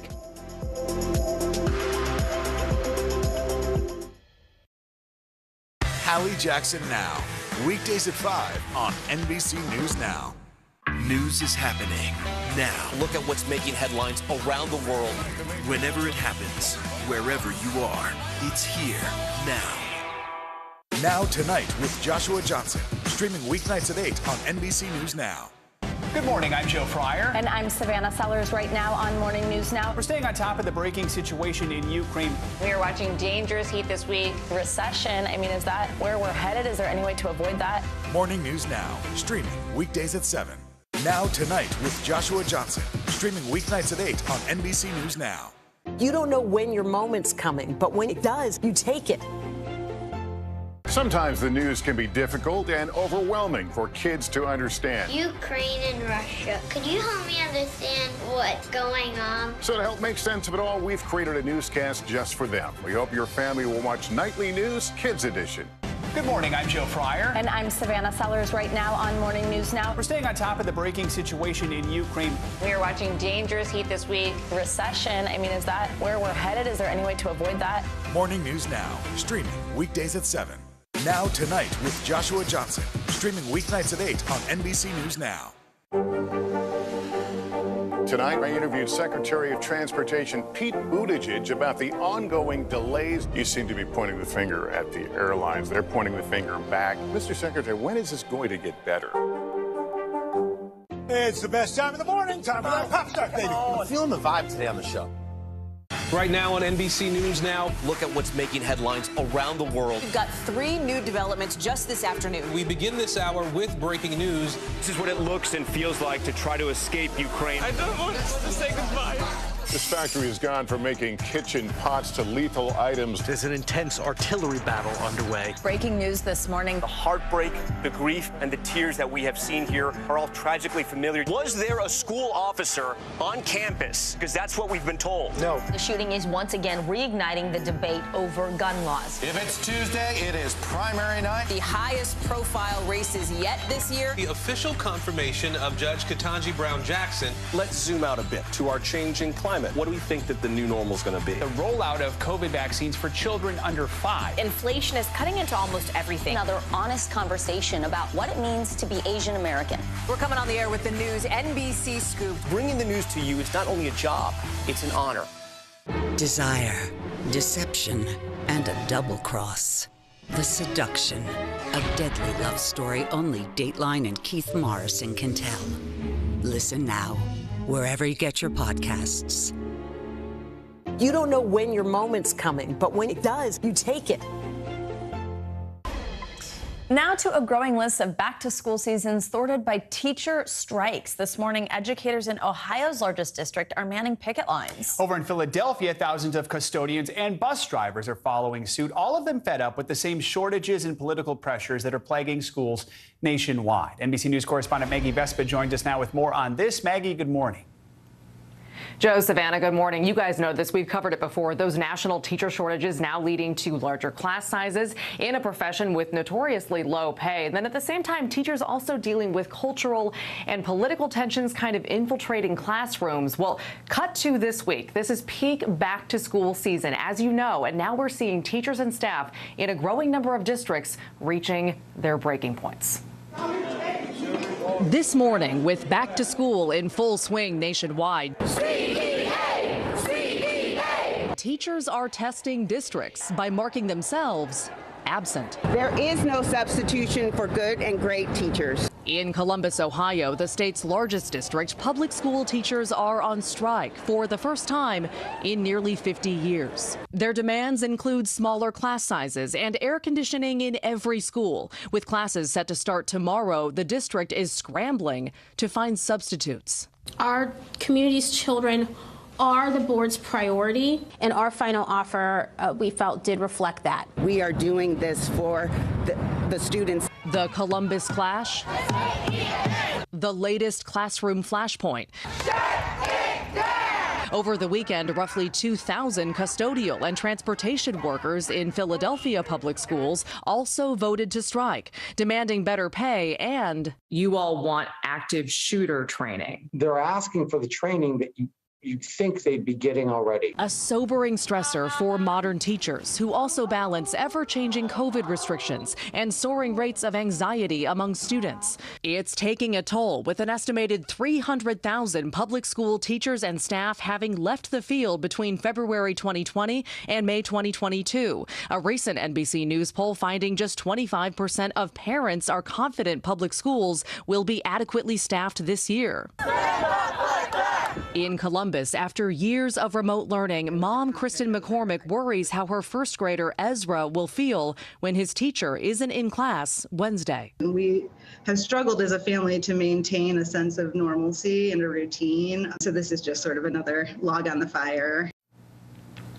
And of course, the key common complaint among teachers that we heard throughout the day yesterday is that notoriously low pay. So just to kind of put this in perspective, according to one study, public school teachers make on average 20% less than professionals in other fields with similar education and experience levels.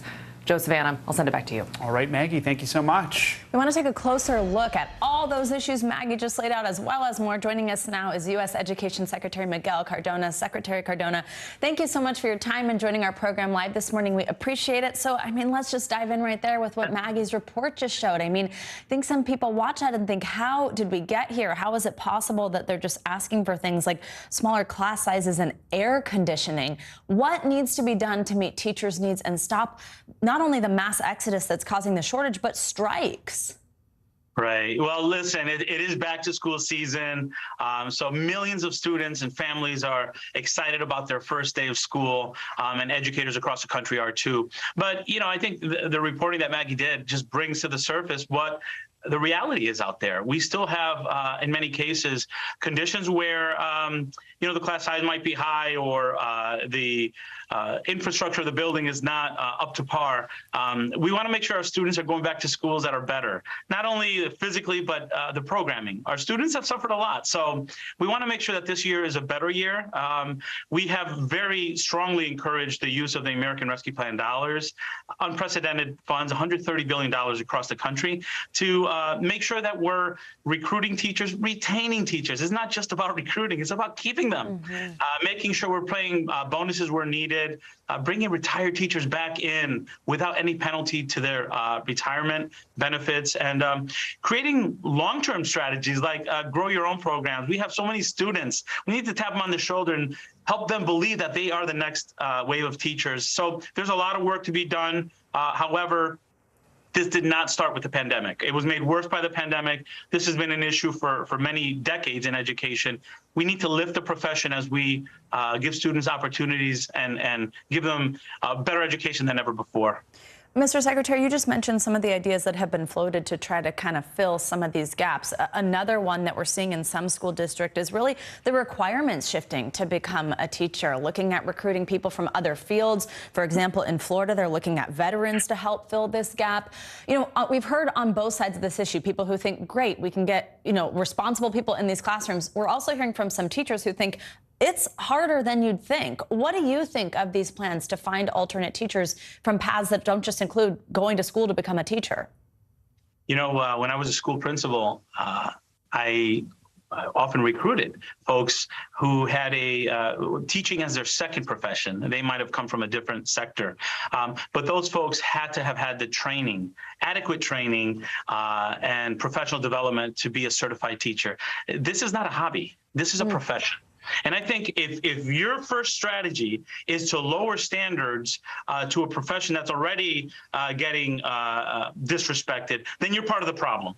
Let's face it. That doesn't mean we don't find creative solutions. We don't work with universities. In fact, we need to work with our universities to make sure that they're being malleable as well, to make sure teacher preparation programs are flexible to meet the needs of the community. But lowering standards for students, lowering standards for teacher qualifications at a time when students need more, when academically they're behind, when socially and emotionally they need support, lowering standards to become teachers is not the right strategy. If anything, we need to help our teachers have the professional development that they need to meet the students with the greater demand they're entering our classrooms with. And what would you say to a parent in a district like that whose child is essentially looking at a really large class size, or someone who wasn't trained to be a teacher? What would you tell a parent? You know, I would tell parents what I'm telling parents across the country. This year, I want to see more parents engage in authentic engagement with their schools. I think, you know, if we're talking about lifting the teaching profession, it's all hands on deck.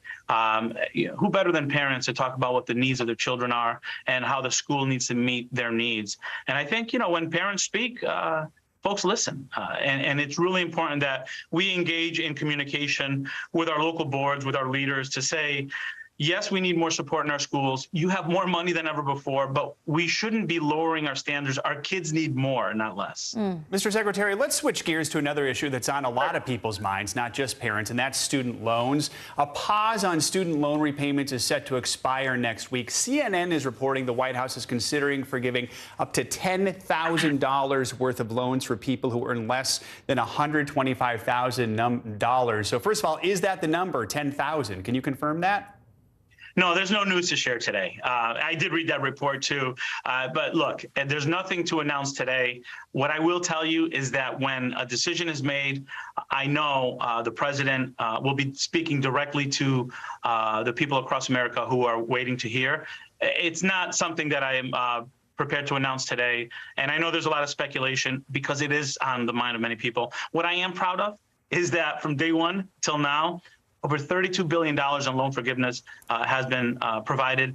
But equally as important, it doesn't get as much attention, but equally as important, we're fixing a broken system that got us to this mess that we're in now. We're fixing a broken system so that 5 years from now, we're not in the same position.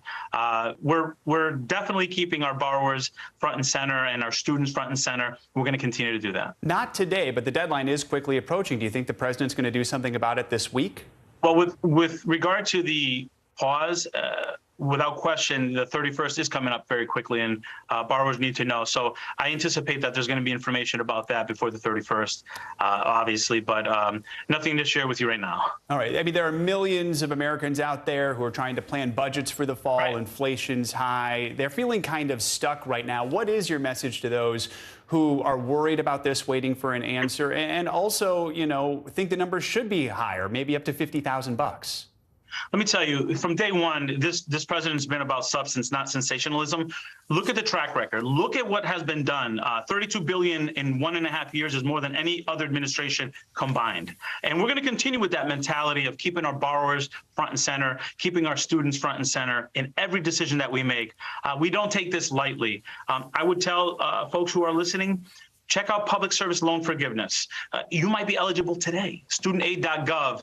We are fighting hard for our students. We want to make sure higher education is accessible, and we know education is the great equalizer. The president has run on this, and he's leading this way, and we're going to continue to push forward to make sure that higher education is accessible to more Americans across our country. Mr. Secretary, we have less than a minute here, but I really want to ask you, you've been outspoken about Florida's so-called Don't Say Gay bill, saying you were deeply disheartened by it, that your Office of Civil Rights stands ready for anyone who feels they're facing discrimination, that they can file a complaint. First, have you received any complaints yet?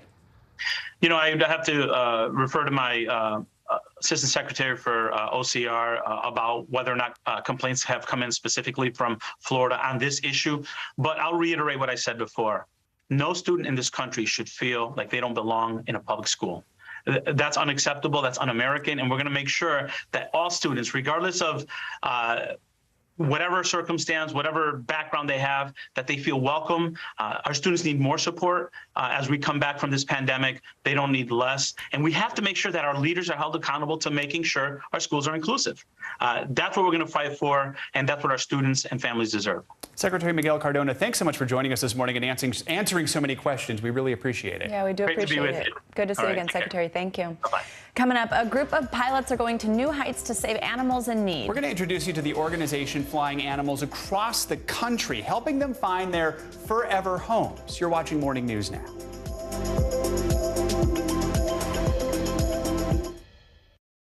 Here's what's happening in your neck of the woods. At 73, Prince Charles is still waiting for the job that is his birthright. Do we want Charles? Do we want a monarchy? I'm Keir Simmons, and we'll take on these questions and more in our new podcast, Born to Rule. Listen now.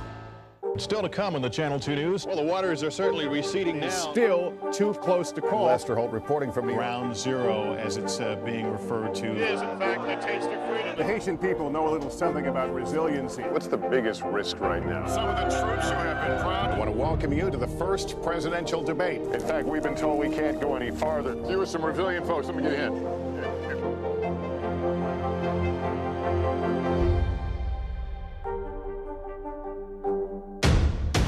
The day's biggest political stories with trusted insight now and expert analysis now. A daily look at the politics behind the headlines. Meet the Press Now, streaming weekdays at 4 p.m. on NBC News Now. No stress, no mess, just yum. That's it.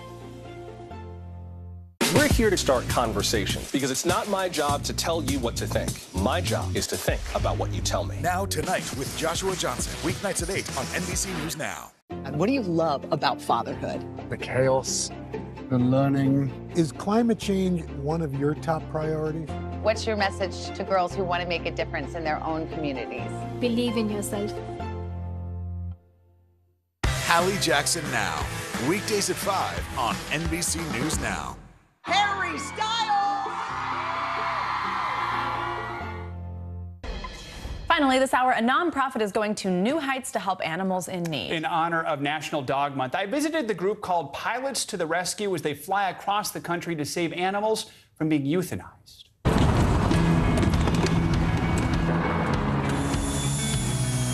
Here we go. They took off from New York in a small jet, flying 1,500 miles with 2 pilots and not a single passenger on board. Here we are flying into Beaumont, Texas.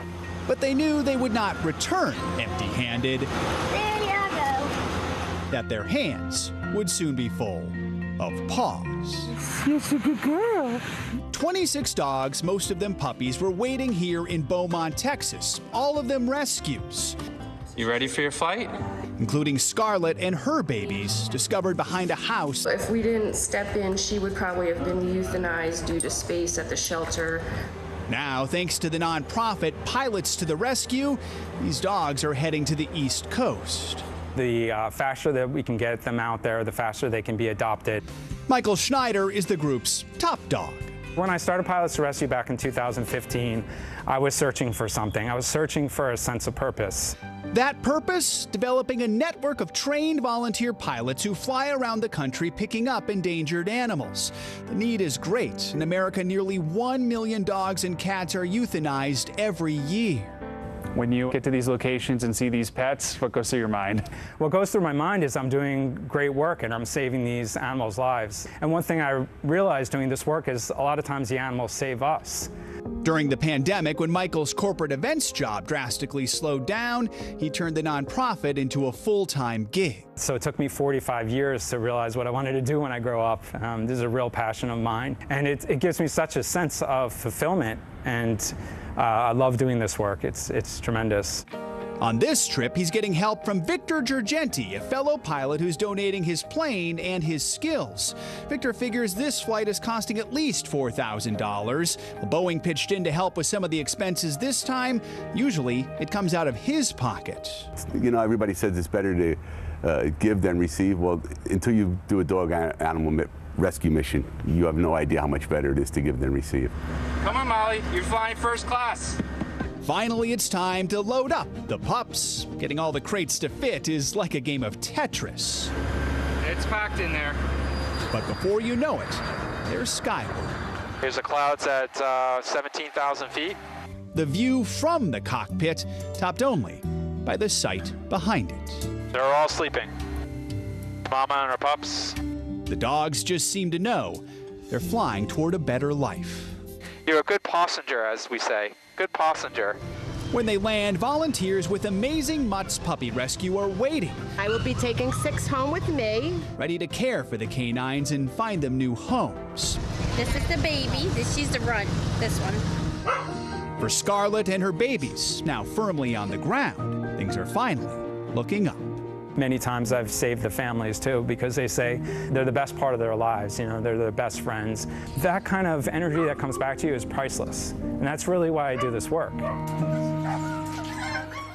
Michael says the group has rescued more than 1,200 animals. They've even saved some endangered wolves, sea turtles, foxes, and more. He hopes to keep growing more pilots, more planes, and of course more money to make the missions possible. Oh my gosh, turtles. Good for them, yeah. A little bit of everything. Amazing. Oh, well, then that's not a passenger. I wonder what that is. So cute. That does it for this hour of Morning News Now. But the news continues right now.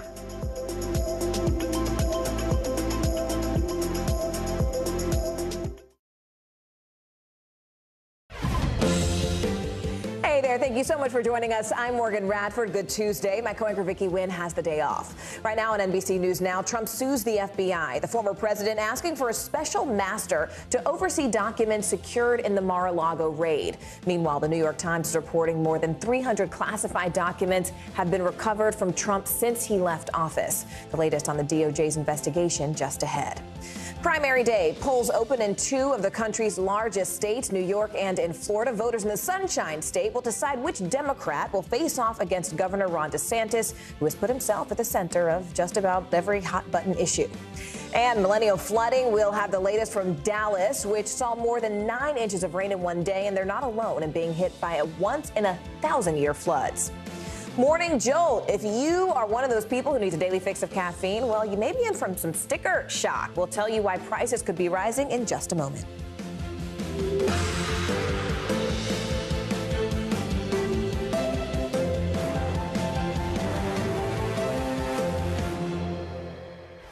All right, we begin this Tuesday with new reporting on the classified documents found in former President Donald Trump's Mar-a-Lago mansion. The New York Times reports that the U.S. government has recovered more than 300 documents with classified markings since Trump left the White House. Now, that's all according to multiple people who were briefed on that matter. The documents recovered include what was seized during the search at Trump's Florida home just earlier this month. NBC News has reached out to federal authorities as well as the Trump team, but we haven't heard back yet. The former president has previously denied any wrongdoing. NBC News Justice reporter Ryan Riley is following the very latest from Washington, D.C. Ryan, I know you've been following this from the beginning. What specifically are we learning about these documents and really why the DOJ decided to search Mar-a-Lago after Trump aides handed officials those documents at the property back in June? Yeah, and in fact, this dates back even further. The National Archives has been trying to get these documents for a very, very long time. And after initially they handed over documents in January, in fact, they found a number of classified documents in that stash. Then they went back and got a new set of documents that also had classified documents in them as well. So they've really been going through the proper procedures here and trying to do this in a less aggressive manner, but haven't gotten full cooperation from the Trump team. So that's really what led up ultimately to this raid. I think by every indication we've seen so far, it has seemed like Merrick Garland and the Justice Department had tried to avoid reaching this final step, because it is a sort of extraordinary set of events when you have the FBI executing a search warrant on the property of the former president. But they really tried to basically get this to go quietly and go in a more sort of organized fashion and not come to this ultimate conclusion. But all of those steps sort of ultimately failed. So that's why they found in the end that they actually had to execute this search warrant, Morgan. And Ryan, let's talk about this so-called special master. I mean, Trump's lawyers filed a motion yesterday asking for the appointment of a special master to oversee the handling of the seized documents. What difference would that make, especially for the DOJ in terms of their investigation? At this point, it's unclear how much of an effort and impact that would actually have, because they filed it so late. They filed it 2 weeks after this search took place. So it's a little bit late in the game when the FBI already has a filter team that's been searching through this. Theoretically, a judge could put someone in place and sort of start this process all over and have this outside of the hands of the FBI and have an independent third party be going through these documents and deciding what can be used and what can be withheld. But that would be essentially just be a delay tactic. I don't think that there would have much substance to the investigation going forward, Morgan. All right, NBC News Justice reporter Ryan Riley in D.C. there. Ryan, thank you. Meanwhile, it is another pivotal primary day with key matchups in Florida and in New York. Oklahoma is holding its primary runoffs. Here in New York, 2 Democratic powerhouses are fighting it out against one another because of a new redistricting map. There's actually a hotly contested special election that could test the power of each party heading into November. Then, if you go down south to the Sunshine State, 2 top Democratic contenders for governor are battling it out in hopes of taking on Republican incumbent and potential 2024 hopeful Governor Ron DeSantis. We're going to dive into that contentious Florida race with NBC News correspondent Shaquille Brewster in just a moment. But let's go ahead and get right to the NBC News national political correspondent Steve Kornacki, who's here at the big board in studio.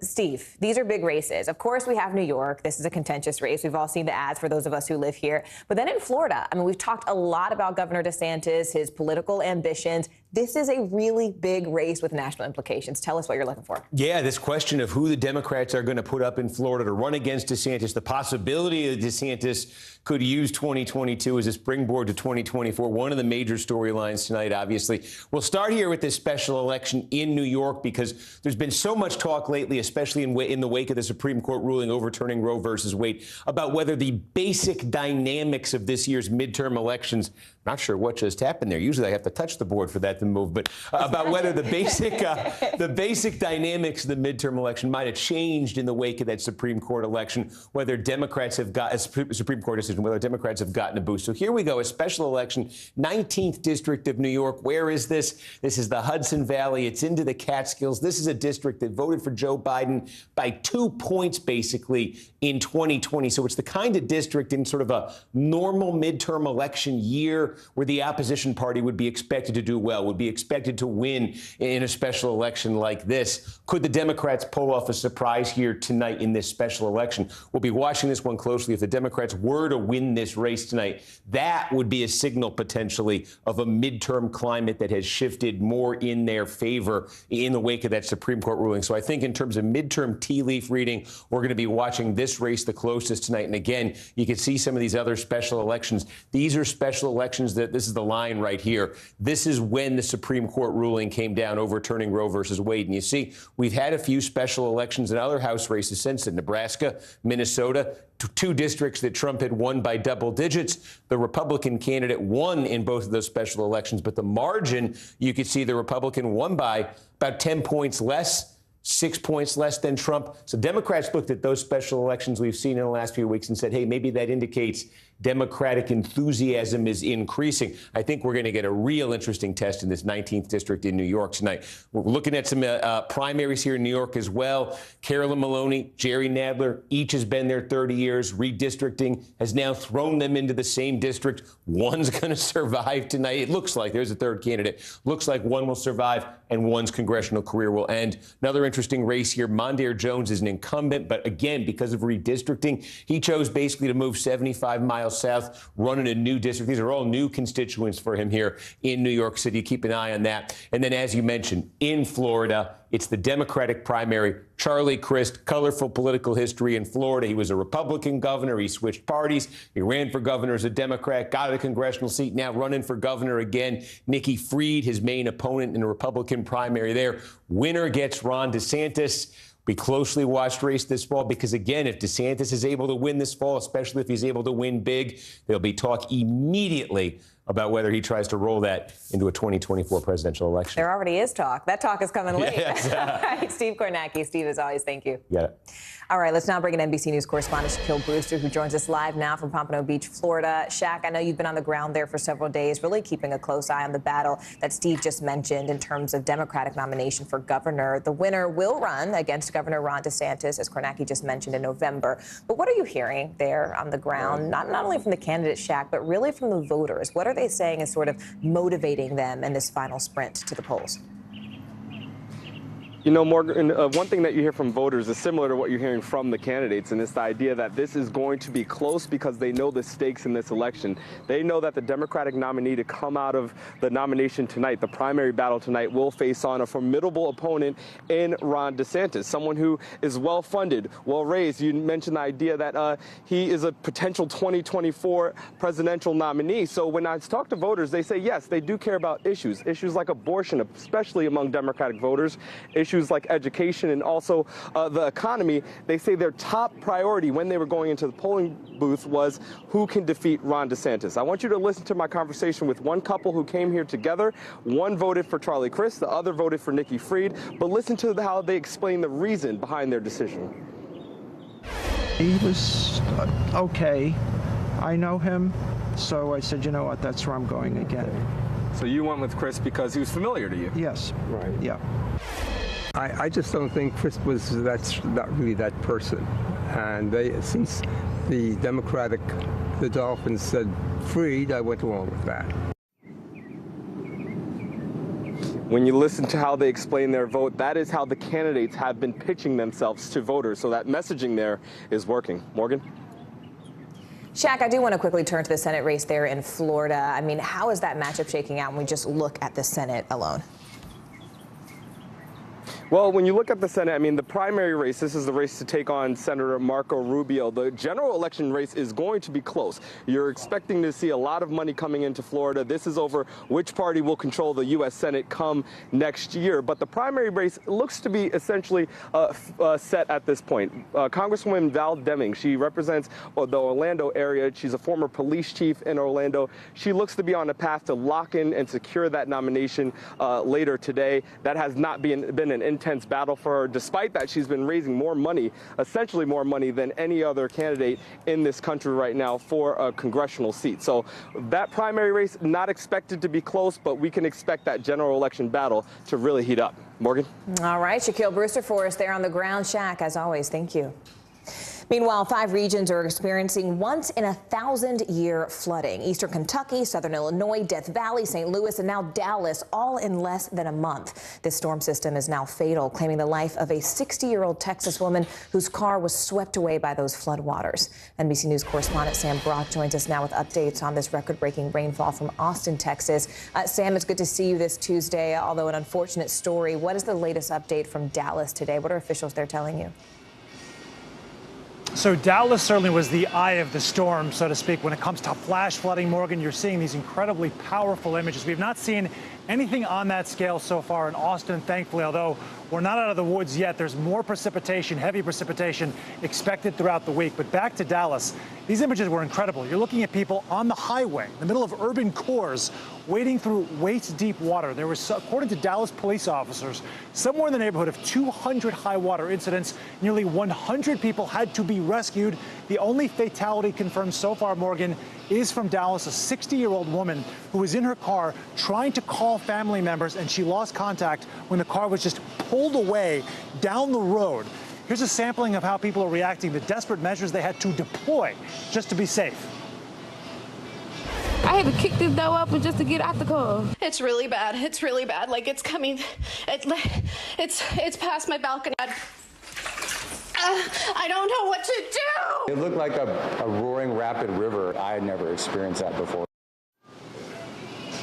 It is terrifying, Morgan, and when you look at the numbers, you can kind of understand why. The Dallas area saw 15.3 inches of rainfall in a 24-hour period. In the previous 8 months, under 14 inches. So they basically got more rain in one day than they'd seen in 2/3 of the year, and chaos erupted. Can you just expand upon that a little bit, Sam? Because for viewers, outside of Texas, this is sort of whiplash for everyone there. I mean, parts of Texas went from its second longest dry streak on a record to its second wettest August literally overnight. So what are officials really saying to residents, to people who were there living every day on the ground, to help them deal with sort of this extreme change? It is hard to even wrap your mind around this, that we went from, you're seeing this in the West, by the way, as well. Historic droughts, and then all of a sudden, historic rainfalls, one right after the other, and it is creating very dangerous situations. The good news for people, at least in Austin, where I am right now, is they've been going out there and clearing out some of the drains and the inlets. That's made the flash flooding that has occurred a little less disastrous than what we saw in Dallas. But the reality is, when you look at this flash flood alley, which is the I-35 corridor between San Antonio and Dallas, we fall into it right here. Part of it is climatological, but part of it also is just the soil, the topography of the area. And so when they do get a lot of rain really quickly, it becomes very dangerous. Of course, that old adage, turn around, don't drown, is something you hear a lot from officials, because it's simply not worth it to be out on the roadways when you're seeing water come down to this extent. But in many cases, it is most certainly catching people off guard. That's the problem with what we're seeing right now going on this week, Morgan. Yeah, that's good advice to remember. NBC News correspondent Sam Brock there on the ground in Austin. Sam, thank you. T-minus 6 days until Artemis 1's liftoff from Kennedy Space Center in Florida. This is going to mark the debut of NASA's Space Launch System mega rocket. The rocket is the world's most powerful to date and will be an uncrewed flight that orbits the moon. Now, if all goes well, NASA says that Artemis 2 could launch with a crewed mission to the moon in 2024. And a breakthrough in the case of missing teen Kylie Rodney, how a group of volunteer divers may have actually solved the mystery behind the 16-year-old's disappearance. Don't go anywhere.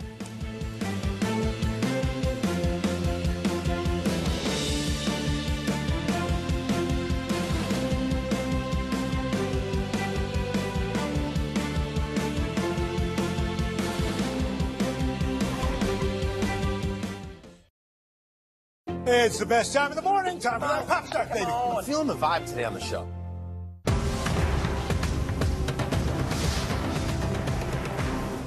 Now Tonight with Joshua Johnson. Streaming weeknights at 8 on NBC News Now. Harry Styles!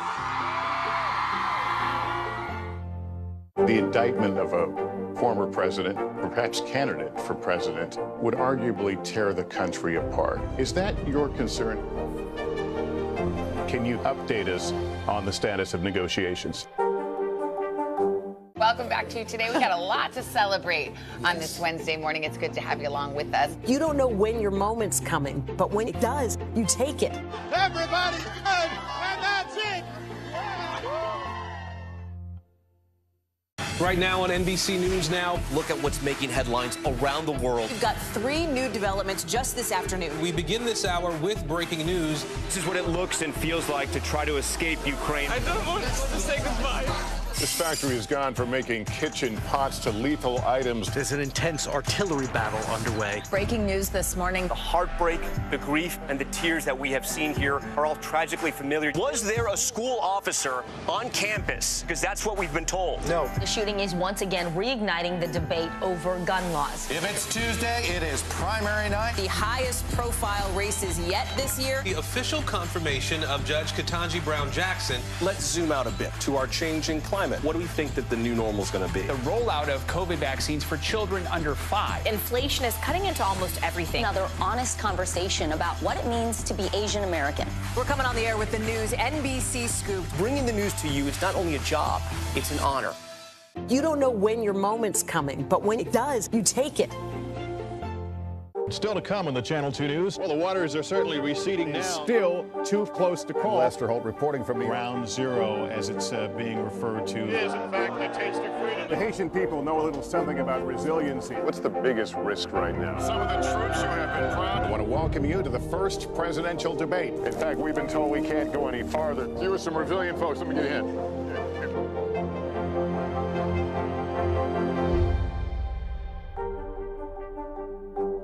The Seduction, Dateline's newest podcast. Listen now. A volunteer group of divers may have found missing California teenager Kylie Rodney. The group found her car underwater with human remains close to where she was last seen. Officials have not yet identified the body, but say it is more than likely that it is the missing teen. The 16-year-old went missing in the early hours of August 6th. Our NBC News correspondent Steve Patterson has the very latest.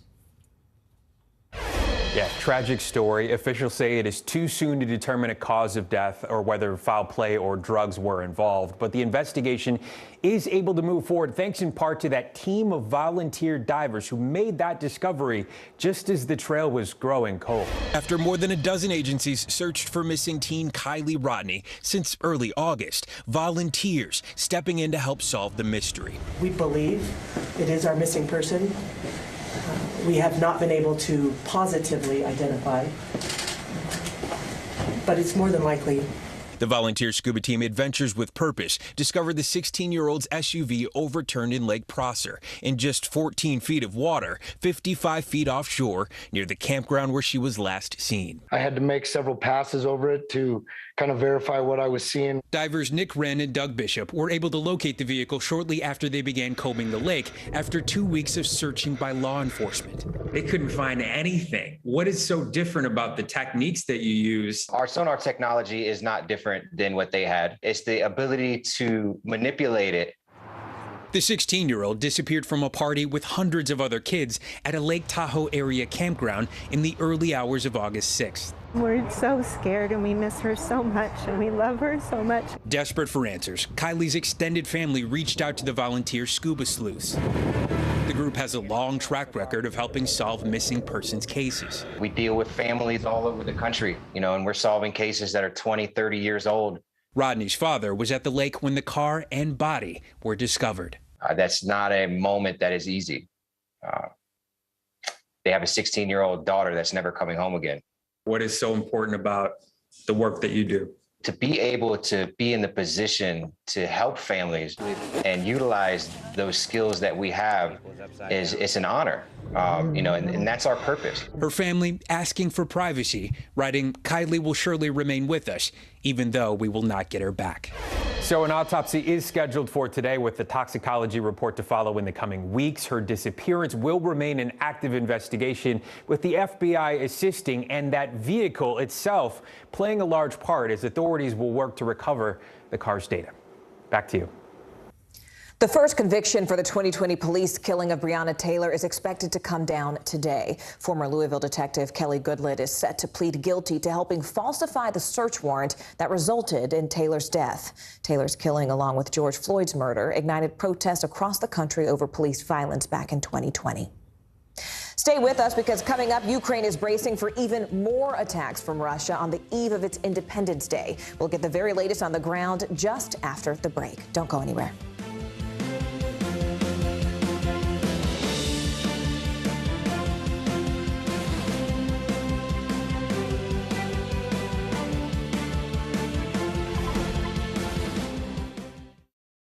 The Seduction, Dateline's newest podcast. Listen to the full season now.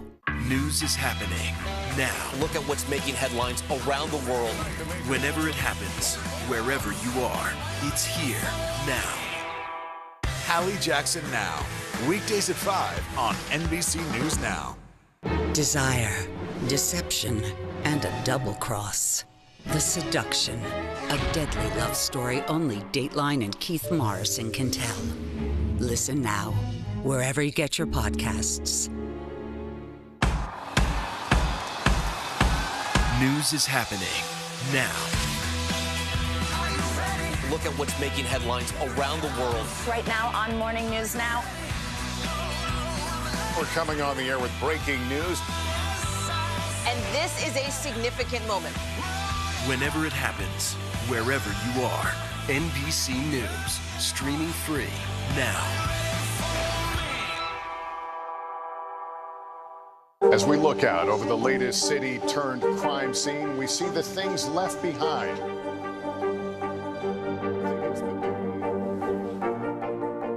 Can you tell us what it was like? our NBC News exclusive.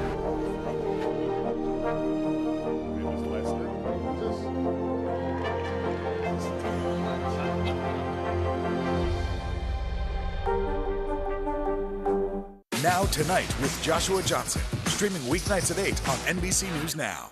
Sometimes the news can be difficult and overwhelming for kids to understand. Ukraine and Russia. Could you help me understand what's going on? So to help make sense of it all, we've created a newscast just for them. We hope your family will watch Nightly News Kids Edition. Now Tonight with Joshua Johnson, streaming weeknights at 8 on NBC News Now. Hallie Jackson Now, weekdays at 5 on NBC News Now.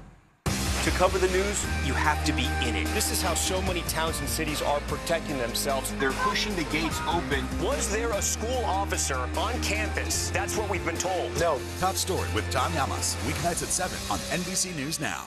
You don't know when your moment's coming, but when it does, you take it. The Seduction, Dateline's newest podcast. Listen now. In Ukraine, the U.S. is warning of intensifying attacks from Russia as the country prepares to mark its Independence Day on Wednesday. American intelligence agencies believe that Moscow is poised to attack civilian infrastructure as well as government buildings there in Ukraine. This as the war enters its 7th month. Foreign correspondent Megan Fitzgerald joins us now on the ground from Kyiv with more. Megan, given the current intelligence that we do have about these attacks, what is the U.S. government saying and how are people on the ground preparing? Yeah, Morgan, the U.S. government has issued a very clear and urgent warning from the State Department along with the U.S. Embassy here in Kyiv that United States citizens that are in Ukraine should get out immediately. Now, the United States says there's intelligence that suggests that Russia is planning an attack here in Ukraine in the coming days. This comes, of course, ahead of Ukraine's Independence Day, which is tomorrow. It also marks the 6th-month anniversary of the invasion when Russia invaded this country. And look, this is very consistent with what we're hearing from the Ukrainian government here. They are also warning citizens that an attack could be imminent in the coming days. And so what we're seeing here is a city that's on edge. We've been speaking with people here who are very concerned of an attack. Some people have already left the city. We know government officials here have told people to pay attention to those air sirens when they go off and to take cover. People are being asked to work remotely. And also mass gatherings here in Kyiv have been banned in the east of the country. We know in Kharkiv, for example, people there are being told, Morgan, to stay inside until Thursday morning.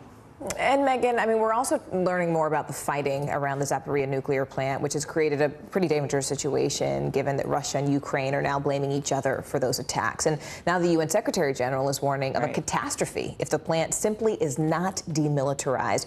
Where do things stand right now in all the back and forth? Yeah, you're absolutely right. This is a very concerning situation, not only for the Ukrainians, but certainly on the international stage here. What we know is that there was shelling in the Zaporizhzhia region overnight. We know that an employee at the nuclear plant was killed in a taxi. We've been speaking with an energy expert who is in touch with people inside that plant. There's some 100 employees that are being held essentially hostage inside the nuclear plant. At times, guns held to their head as they try and keep that operation still running. The concern is that the Russians could be actively working to shut that plant down, according to Ukrainian intelligence, which could create this catastrophe where you've got radioactive material leaking out of that plant and potentially spreading all throughout Europe and beyond. So this is why there are these calls internationally and, of course, from officials here in Ukraine asking for these international inspectors to be able to go inside that facility before it's too late, Morgan. All right, NBC's Megan Fitzgerald for us there from Kyiv. Megan, thank you. And staying overseas right now, authorities in Italy are investigating an American servicewoman for alleged vehicular homicide after a 15-year-old boy was struck by a car and killed on a town road. The woman, who's stationed at an airbase in northern Italy, was driving back after a night out when she allegedly lost control of her vehicle. Here's NBC News foreign correspondent Claudia Lavanga. According to Italian authorities, the American servicewoman who is stationed at a U.S. airbase in northern Italy was 4 times over the limit of alcohol allowed when she lost control of her car and ran over a local 15-year-old boy. The servicewoman was returning to the military base at about 2:30 in the morning on Sunday when she crashed into a curb at the edge of a roundabout, lost control of the vehicle, crossed into a cycling path and hit the boy, whose body was tossed dozens of feet away. He died while being transferred to a hospital. Italian media say that the 20-year-old servicewoman was placed under house arrest on base while the investigation by local prosecutors continues. But even though the accident took place outside the base and on Italian territory, U.S. authorities could invoke jurisdiction under an Italian-U.S. military treaty, which means she will be allowed to return home to face trial in an American court. Similar to what happened back in 1998 when the American pilot of a U.S. Marine jet that took off from the same base in northern Italy clipped a cable running over a mountainside nearby, sending a cable car plunging into a slope and killing 20 people. The pilot was tried in a court-martial in the U.S. and was eventually acquitted, to the outrage of the victims' families. That was NBC's Claudia Lavanga reporting from Rome. Coming up, teachers in Ohio's largest school district on strike for the first time in nearly 50 years. We'll tell you why just after the break. Stay with us. Sometimes the news can be difficult and overwhelming for kids to understand, so we've created a newscast just for them. We hope your family will watch Nightly News Kids Edition.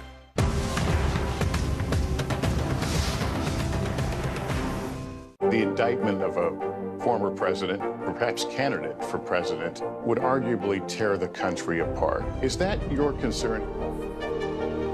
Can you update us on the status of negotiations? The day's biggest political stories with trusted insight now and expert analysis now. A daily look at the politics behind the headlines. Meet the Press Now, streaming weekdays at 4 p.m. on NBC News Now.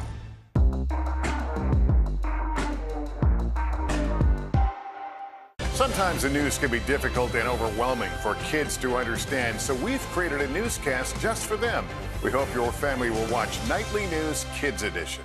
Our show is about sparking conversations around today's biggest issues. The Fed raises interest rates. That controls inflation. Explain how that works. Is part of this that everyone's rethinking their jobs and their relationship to their employers? Could you just remind us why there are 9 justices on the Supreme Court instead of 3 or 20 or 2? It's not my job to tell you what to think. My job is to think about what you tell me. Now Tonight with Joshua Johnson, streaming weeknights at 8 on NBC News Now. The stock market is looking to make a comeback after a disastrous day of trading on Monday. The S&P 500 had its worst day since mid-June as interest rates and increasing fears of a recession threw cold water on the market's recent rebound. CNBC reporter Frank Holland joins us now with a closer look at exactly what's driving the markets today at this hour. Frank, we know that yesterday simply was not a good day for the stock market. The Dow was down 600, the S&P down more than 2%. So where do things stand right now? I mean, what is driving the markets as we speak? Well, good morning, Morgan. Certainly better than yesterday. A bit of a muted day on Wall Street right now as the Fed meeting at Jackson Hole later this week. It really weighs on the markets. A lot of anticipation about Fed Chair Jay Powell's remarks and even concerns. They continue to grow about how aggressive Fed rate hikes will be and the potential impact on our broader economy. So right now, the Dow is off of its highs, down more than 100 points. The Nasdaq and the S&P mixed right now. The S&P falling in the negative just a few minutes ago. The Nasdaq slightly higher. When we're talking about what's showing leadership in the markets today, we're really looking at cybersecurity stocks. After a strong report from Palo Alto Networks, oil stocks are also trading higher as oil prices rise on news that Saudi Arabia may cut its output. You have to remember, it's also late August. That means lower volumes on Wall Street as many traders are out of the office, and we can see some different moves than we'd normally see just because there's less people making trades. Speaking of that, Frank, I know that there's also sort of big news regarding Twitter today when we talk about these trades. The company's former securities chief saying that the company lied about bots and safety. But my question to you is, what kind of consequences could these allegations actually have on the company, especially as it relates to Elon Musk's sort of bid to buy it? Where do we stand? Well, I mean, there is a lawsuit about that bid to buy it, so it could have big ramifications on that lawsuit potentially. This is just a breaking story in the tech world that we're following right now, is that whistleblower is accusing Twitter and its management of, quote, extreme egregious deficiencies related to privacy, security, and content moderation. Again, very serious allegations. The complaints were filed by nonprofit law firm Whistleblower Aid, which is representing Twitter's former head of security, Peter Mudge-Zatko. The document also refers to misrepresentations by Twitter to Elon Musk, who, as you mentioned, is locked in a legal battle with the social media company, really trying to get out of that $44 billion deal to buy it. In the suit filed with the Wall Street regulator, the SEC, the Security and Exchange Commission, there are claims by Zatko that he actually witnessed senior executives engaging in deceitful and or misleading communications affecting board members, users, and shareholders. So again, very serious allegations. All right, CNBC's Frank Holland for us there. Frank, as always, a pleasure. Good Tuesday to you. All my coffee lovers out there, listen up, lean a little bit closer to the screen, because we have a new warning out today about the challenges facing the coffee industry. Climate change, specifically in Brazil, could actually push up the price of your daily cup of joe. But the question now is, by how much? NBC News correspondent Guad Venegas has the answers. Fears that the price tag of your morning cup of coffee will keep rising. Yeah, if it gets to $6.50, then it's just like, that's too much. I am trying to budget more because, you know, I'm paying more in rent right now as well. So I want to keep getting coffee, but it's super expensive. More than half of Americans drink coffee on a daily basis, and 80% of the coffee imported into the country is Arabica, the majority from Brazil. Brazil is the #1 producer of coffee in the world. That affects the entire coffee market. Brazil's coffee basically sets the price in the global coffee market. And that market is facing challenges from extreme weather near the equator, making it more expensive for importers like Charlie and Jackie Newman from the world of coffee. Climate is a huge factor on all crops, especially coffee. The climate is changing. You know, what's happening in Brazil right now, first they had a drought, now they have a frost. Forecasters predict almost 18% less coffee could be available for export out of Brazil next year versus last season, and getting it into the U.S. is also costing more. The cost of shipping has quadrupled just to get coffee from Central and South America into the United States. Coffee prices are up 20% since July of last year, according to the Bureau of Labor Statistics, more than double overall inflation. And with more complications brewing, distributors and coffee shops may have to keep charging more. It's been a lot less impactful than I thought it would be. It will probably get worse as time goes on because we've just got the first price increase from the drought. So I'm pretty sure it's going to get worse as the months go on. Farmers are developing methods to combat volatile weather and stabilize the crops. But in many ways, like any food that grows from the ground, the final say may be up to Mother Nature. As long as climate change causes crazy variations in weather, this will be a concern now and into the future. As students prepare to head back to school, some teachers aren't quite ready to do the same. In fact, an estimated 300,000 public school teachers and staff have left the field between January 2020 and May 2022. Well, now educators in Columbus, Ohio are demanding better working conditions, simply saying they're fed up with low pay, long hours, political pressures that are plaguing schools nationwide. NBC News correspondent Maggie Vespa joins us now from Chicago. Maggie, we talked about some of the sort of top-level reasons, but why more deeply are these teachers hitting the picket lines?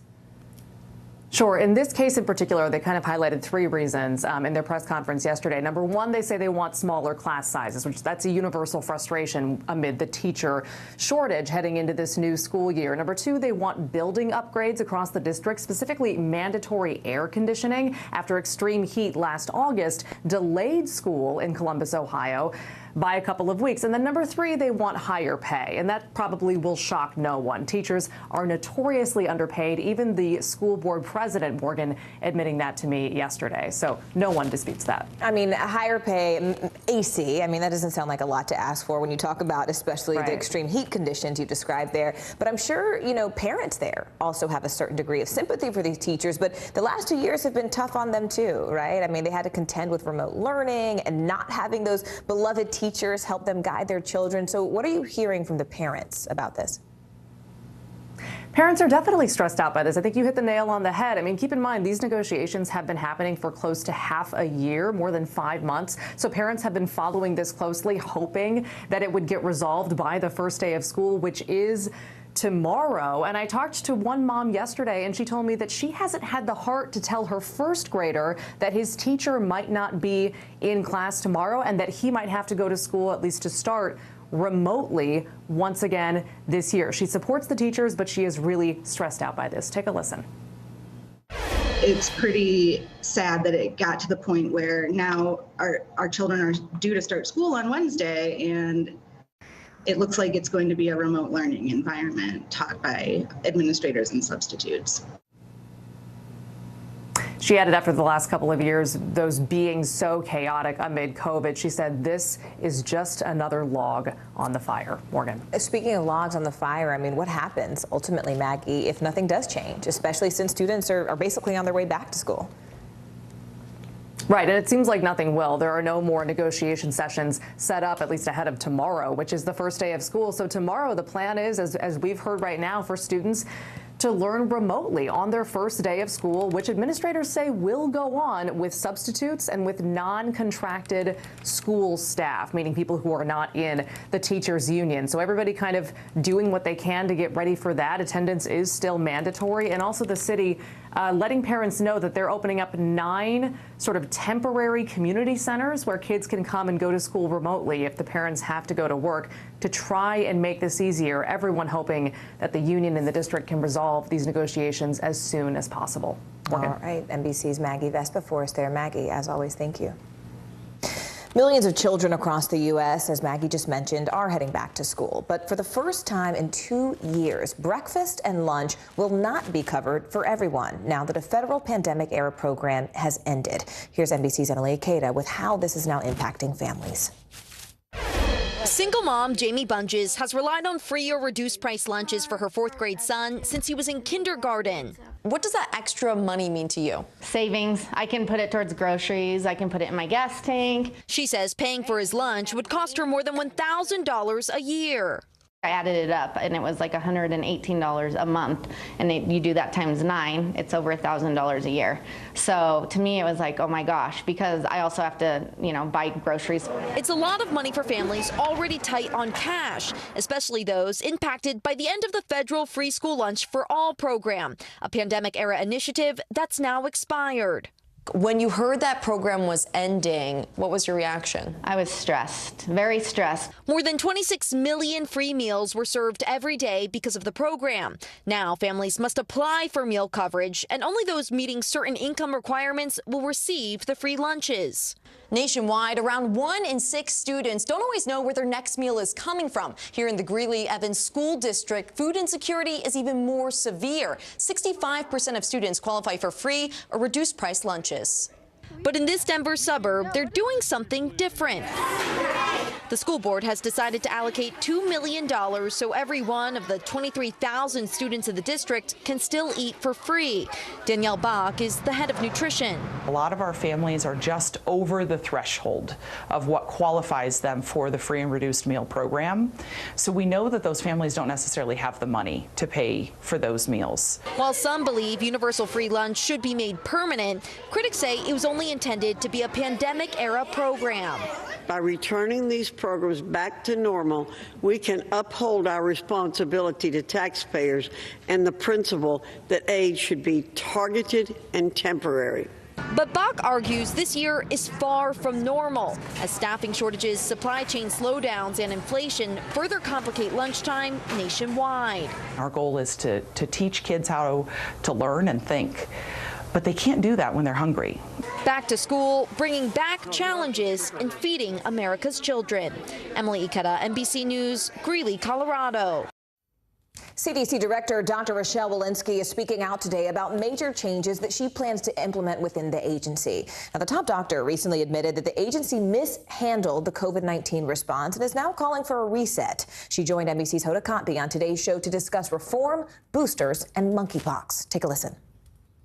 For 75 years, CDC and truly all of public health in this nation have been preparing for something like the size and scope of COVID-19. And I think we need to recognize that in our big moment, our performance didn't reliably meet the expectations of this country. And that's exactly why I called for this reset, why I called for this review. We have some extraordinary people at the CDC who are often up all night to protect America's health. And my goal really, as we hit this reset, was to have a new public health action-oriented culture that really emphasizes, as you said, accountability, that emphasizes collaboration with our public health partners across the country, communication to the American public, and timeliness with our information to the American public. Let's talk for a second, Dr. Walensky, about monkeypox. I'm hearing some of the same complaints about monkeypox that we heard about COVID-19, testing, vaccines, slow response. What do you say to people who say, like, I feel like I've seen this movie before? You know, these are two very different infections. One is a respiratory infection. One is an infection that is transmitted through skin-to-skin contact. What is interestingly the same about them is that these are two infections. COVID, we knew little about scientifically. We know a lot more about monkeypox. But this is something most of America, most clinicians, most physicians, most of the community had really never heard of either. And so we have a lot of education, have had a lot of education to do on both of the accounts. We at CDC have had similar challenges with our ability to see the data. Again, our states and jurisdictions are not compelled to share those data with us. We do have plenty of testing on hand for monkeypox, but it does require a rash in order to be tested. And so part of what we've been doing is talking to community members, those most likely to get infected with monkeypox, and then also talking to clinicians about what to look for so that they know how to do the test. There's a new booster that's supposed to be coming out to conquer that new variant. Do you suggest that people wait until that new booster is available before they get up to date? Pfizer just yesterday put forward an application to the FDA for the bivalent booster. This is the booster that we're expecting in the fall. I won't get ahead, of course, of FDA's action here. As soon as FDA would take action, we at CDC will also be prepared to take action. And of course, I would say if you haven't gotten a booster dose in 2022, you want to go ahead and get one right now.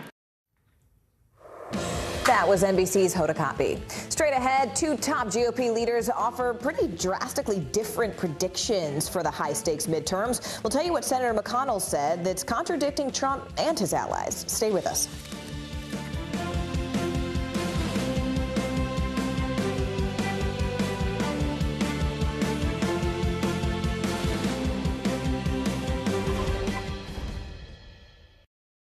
As we look out over the latest city-turned-crime scene, we see the things left behind.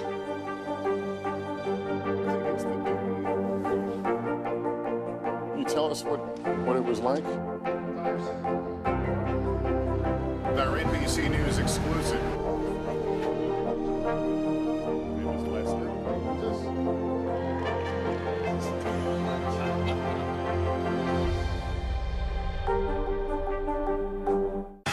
Right now on NBC News Now. We've got all the angles covered tonight. Look at what's making headlines around the world. We've got 3 new developments just this afternoon. We begin this hour with breaking news and the growing impact of Russia's assault. This is what it looks and feels like to try to escape Ukraine. I don't want to say goodbye. This factory has gone from making kitchen pots to lethal items. There's an intense artillery battle underway between Ukrainian forces and Russian troops. Breaking news this morning. The heartbreak, the grief, and the tears that we have seen here are all tragically familiar. Was there a school officer on campus? Because that's what we've been told. No. The shooting is once again reigniting the debate over gun laws. If it's Tuesday, it is primary night. The highest profile races yet this year. We are talking elections in a battleground state. The official confirmation of Judge Ketanji Brown Jackson. Let's zoom out a bit to our changing climate. What do we think that the new normal is going to be? We got some promising news this morning about the rollout of COVID vaccines for children under 5. Have you seen a demand for mental health services increase among Latinos? It's time for another honest conversation about what it means to be Asian American. The people of the Chamizal neighborhood aren't the only ones experiencing what they call environmental injustice. We're here to try to start conversation. A lot to talk about as we continue our rolling coverage. We're coming on the air with the news NBC Scoop. Bringing the news to you is not only a job, it's an honor. Welcome back to Today. We got a lot to celebrate on this Wednesday morning. It's good to have you along with us. You don't know when your moment's coming, but when it does, you take it. Everybody's good, and that's it. Sometimes the news can be difficult and overwhelming for kids to understand. Ukraine and Russia. Could you help me understand what's going on? So to help make sense of it all, we've created a newscast just for them. We hope your family will watch Nightly News Kids Edition. As we look out over the latest city-turned-crime scene, we see the things left behind.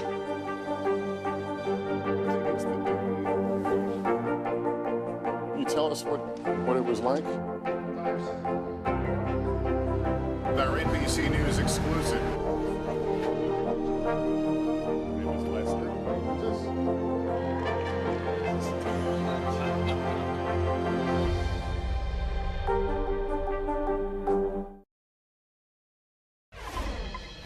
Those high-stakes midterm elections are just 76 days away. As Republicans are trying to regain control on Capitol Hill, Senate Minority Leader Mitch McConnell says there is, quote, very little election fraud. Now, this directly contradicts former President Trump and his allies, who continue to apply debunked election conspiracy theories. It also represents a growing power struggle within the GOP. NBC News correspondent Maura Barrett has more. For months, polls and Republicans bullish on the midterms. But now, growing concern, even though the loudest voice in the GOP says the red wave is coming. We're going to take back the House. We're going to take back the Senate. We're going to take back the Senate. And we're going to take back America. But those raising money and crunching the numbers, like Senate Minority Leader Mitch McConnell, striking a very different tone. There's probably a greater likelihood the House flips than the Senate. Senate races are just different. They're statewide. Candidate quality has a lot to do with the outcome. That comment infuriating former President Donald Trump, who took to his company's social media platform to call McConnell a broken-down hack, even calling his wife, former Transportation Secretary Elaine Chao, quote, crazy. McConnell's remarks widely seen as a rebuke of Trump-backed Senate candidates like Herschel Walker in Georgia. Our good air decided to float over to China. And Dr. Mehmet Oz in Pennsylvania. I'm at Wegner's, and my wife wants some vegetables for crudité, who have been marred by gaffes on the campaign trail. The only thing that can hurt the Republicans' chances of winning were the candidates that they came up with if they were following in Donald Trump's image. And that's exactly what has happened. To regain control of the Senate, Republicans need a net gain of just one seat, a feat that once seemed like a foregone conclusion. But new NBC News polling suggests the tide may be turning in the Democrats' favor, with threats to democracy topping a list of issues voters are concerned about, and 57% saying investigations into President Trump should continue. It's a poisonous toxin that is spreading everywhere, dragging politics down. And Democrats closing what's called the enthusiasm gap. Who's more excited to vote? Republicans only lead by 2 points now. In March, they led by 17. The shift driven in large part by the Supreme Court overturning Roe v. Wade. I'm going to vote because I feel like I can't not vote in this climate. All right, so if there's one thing that Americans can agree on, it's that the gun crime crisis is simply out of control. A poll from the University of Chicago and the Associated Press finds that 8 in 10 Americans believe gun violence is increasing across the country. And that same poll reveals that 71% of Americans, including nearly half of all Republicans, say gun laws should be stricter. And straight ahead, Black Girl Magic sweeps U.S. gymnastics, how these 3 young ladies are flipping their way into the history books. Stay with us.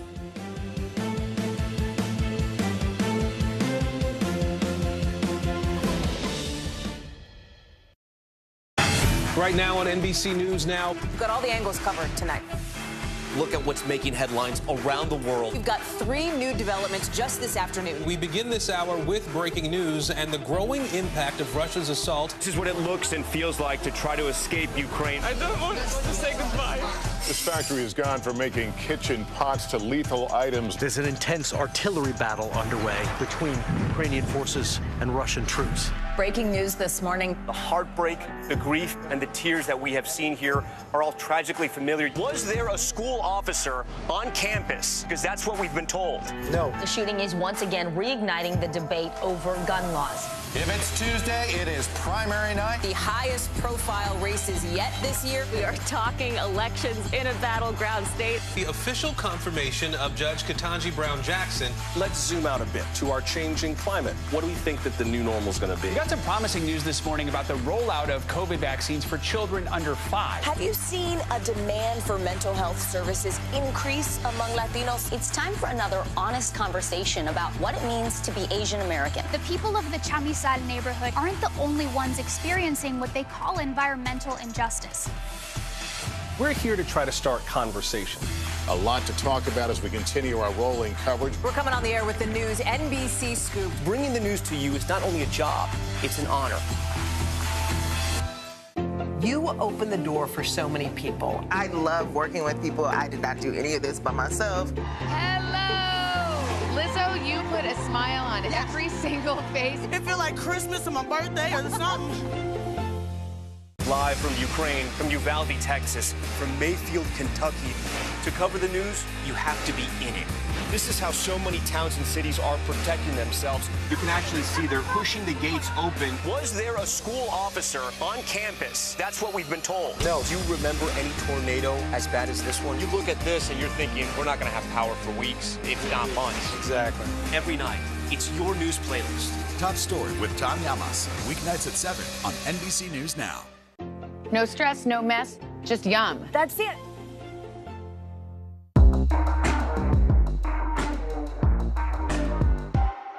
Harry Styles!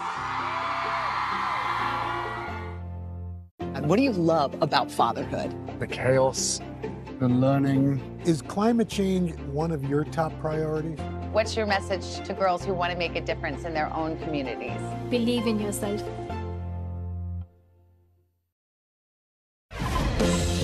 All right, here's what's poppin' now, and it's never happened before. 3 black women swept the U.S. Gymnastics Championships competition for the first time ever. Connor McLean, Shalise Jones, and Jordan Childs took home the gold, the silver, and the bronze, respectively. Now, back in February, McLean was actually part of another trio of black female gymnasts that swept the Winter Cup. And more than 35 years later, a whole new generation of film fans will learn all about Ferris Bueller. The sequel, Sam and Victor's Day Off, is reportedly in the works, but you will not be seeing the grown-up version of the high school bad boy played by Matthew Broderick. Instead, it will focus on those 2 valets, if you remember, who took that vintage Ferrari for a little joyride. Kelly Clarkson is going on tour, but this time she wants to hear her fans sing. The Grammy Award winner is taking her talk show's famous karaoke segment across the country, where fans will board a tour bus, then they'll sing along virtually with Clarkson. The best performances may even appear on the upcoming 4th season of The Kelly Clarkson Show. The competition kicked off today right here at Rockefeller Plaza. Well, the future King of England is putting his family first. Prince William, his wife, Duchess Kate, and their 3 children are moving out of London. Insiders say this is really all just to give their kids a more normal life. NBC News foreign correspondent Kelly Kobiella takes us inside the royal move. It's been a breakthrough year for the Cambridge children. Prince George, Princess Charlotte, and Prince Louis in public more than ever, on the world stage at the Queen's Jubilee, and even going to work with their parents. But now, Prince William and Kate making a big change, moving their young family to Adelaide Cottage, the 4-bedroom historic home on the Queen's estate in Windsor, just half a mile from the Queen's residence. Their kids all going to the private Lambrook School, set in 52 acres of countryside. The children will be able to enjoy it without any prying eyes or photographers being near or members of the public being able to see them. A royal source telling the Press Association the move is for the children, so they can have as normal a life as possible. It keeps Prince William, second in line to the throne, close to his grandmother, the Queen, now 96, and handing over more of her duties. He's still learning so much from her. We know that they are constantly in touch with each other. And I think he felt strongly that he wanted to physically be near the Queen at Windsor Castle. Their new home, a stone's throw from Prince Harry and Meghan's Frogmore Cottage. They're returning to Britain next month for the first time since the Jubilee. But it's not clear if the 2 families will meet up. The brothers' relationship still strained 25 years after their mother, Princess Diana's death. A Chicago man is turning a personal tragedy into triumph. A swimming accident left Rob Heights paralyzed from the chest down nearly 2 decades ago. Well, now he's taking the plunge back into the water. NBC News correspondent Jake Ward has his inspiring story. Stroke after stroke, Rob Heights is training for the most challenging swim of his life. Rob grew up in the water, swimming on teams and with his family. But one night, nearly 20 years ago, he mistakenly dove from a boat into shallow water. Diving in and immediately hitting my head. He was paralyzed from the chest down. 95% of people with that sort of injury never walk again.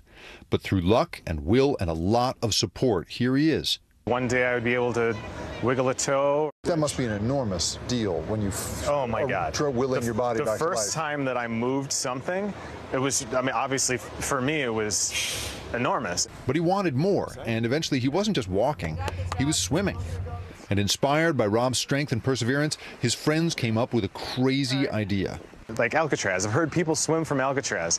I said, that's completely insane. There's no way that I would do that. Inmates looking to escape Alcatraz, the nation's most infamous prison, faced a mile swim in rough, frigid waters. That's part of why they put it there. I've done that distance in Lake Michigan without currents, without waves, without all the freaky stuff that's probably under the surface that I don't really want to think about. But those challenges are the point. And that's why on Friday morning, Rob leapt again from a boat into water so cold it gives you a headache. Whoever's in the water, there's no inspiration like having been paralyzed. The friend who pulled him from the water when he was first paralyzed joined him for the last few feet, but Rob emerged on his own. The imagery of Alcatraz as a prison and the feeling of the experience of being paralyzed, it feels like being in prison. And it seems like a fitting, hopefully for me, kind of an end to the story. Jake Ward, NBC News, San Francisco.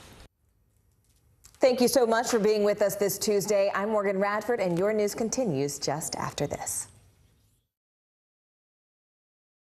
Sometimes the news can be difficult and overwhelming for kids to understand, so we've created a newscast just for them. We hope your family will watch Nightly News Kids Edition.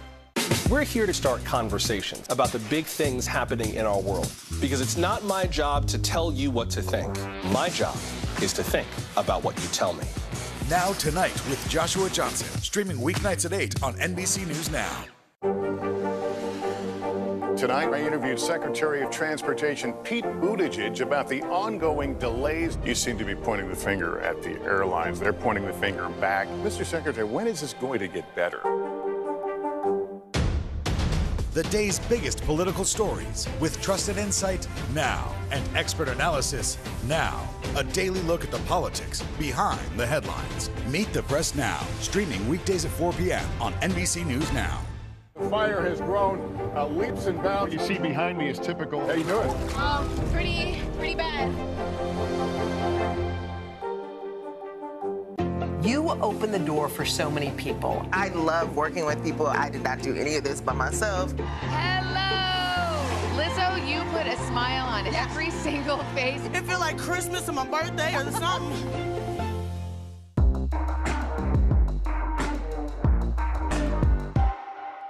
It's the best time of the morning. Time for that pop start, baby. I'm feeling the vibe today on the show. Hey there, everyone, and good Tuesday to you. Thank you so much for joining us. I'm Morgan Radford. My co-anchor, Vicki Wynn, has the day off. Right now on NBC News Now, midterm primaries, voters in 2 key states head to the polls to separate the contenders from the pretenders. We'll be live from one key swings district right here in New York. Plus, Trump lawsuit, the former president responding for the first time in court since the FBI raid 2 weeks ago, seeking now a neutral special master to review those documents. And Independence Day, Ukraine preparing to celebrate its national holiday just as the war grinds toward its 6-month mark. And there are now new warnings that Russia may attack more civilian targets. School still out. Teachers at Columbus, Ohio, hitting the picket lines now for a second day. They're walking out over class size and staffing with the school year set to begin tomorrow.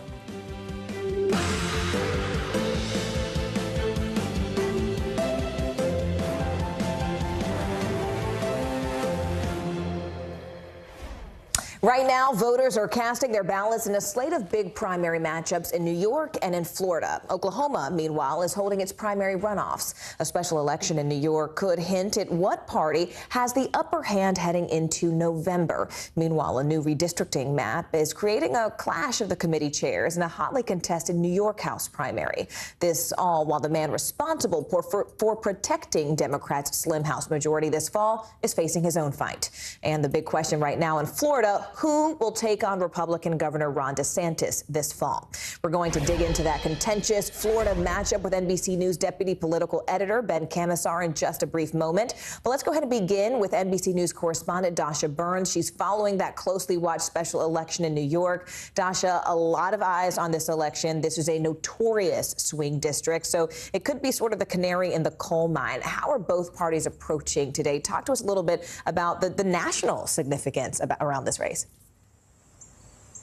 Yeah, Morgan, you know, the Hudson Valley might be a surprising place to find clues for what might happen in the November midterm election, but it is sort of the last bellwether that we're going to get ahead of November. Look, this is a swing district. It went from Obama to Trump to Biden, but the reason it's really so closely watched right now is because it's set up that key question that is so critical to both Democrats and Republicans right now. Which party is going to have the edge in driving voters to the polls? Are Republicans going to be able to propel voters based on Biden's unpopularity, based on what they say is a lack of action from Democrats in Washington, the painful inflation that folks are feeling? Will that dampen Democratic enthusiasm? Or will Democrats be able to really galvanize voters around the abortion issue? This is the first competitive congressional race since Roe v. Wade was overturned. And the Democratic candidate here, Pat Ryan, has very much made abortion a centerpiece of his campaign. His campaign signs read "Choice is on the ballot."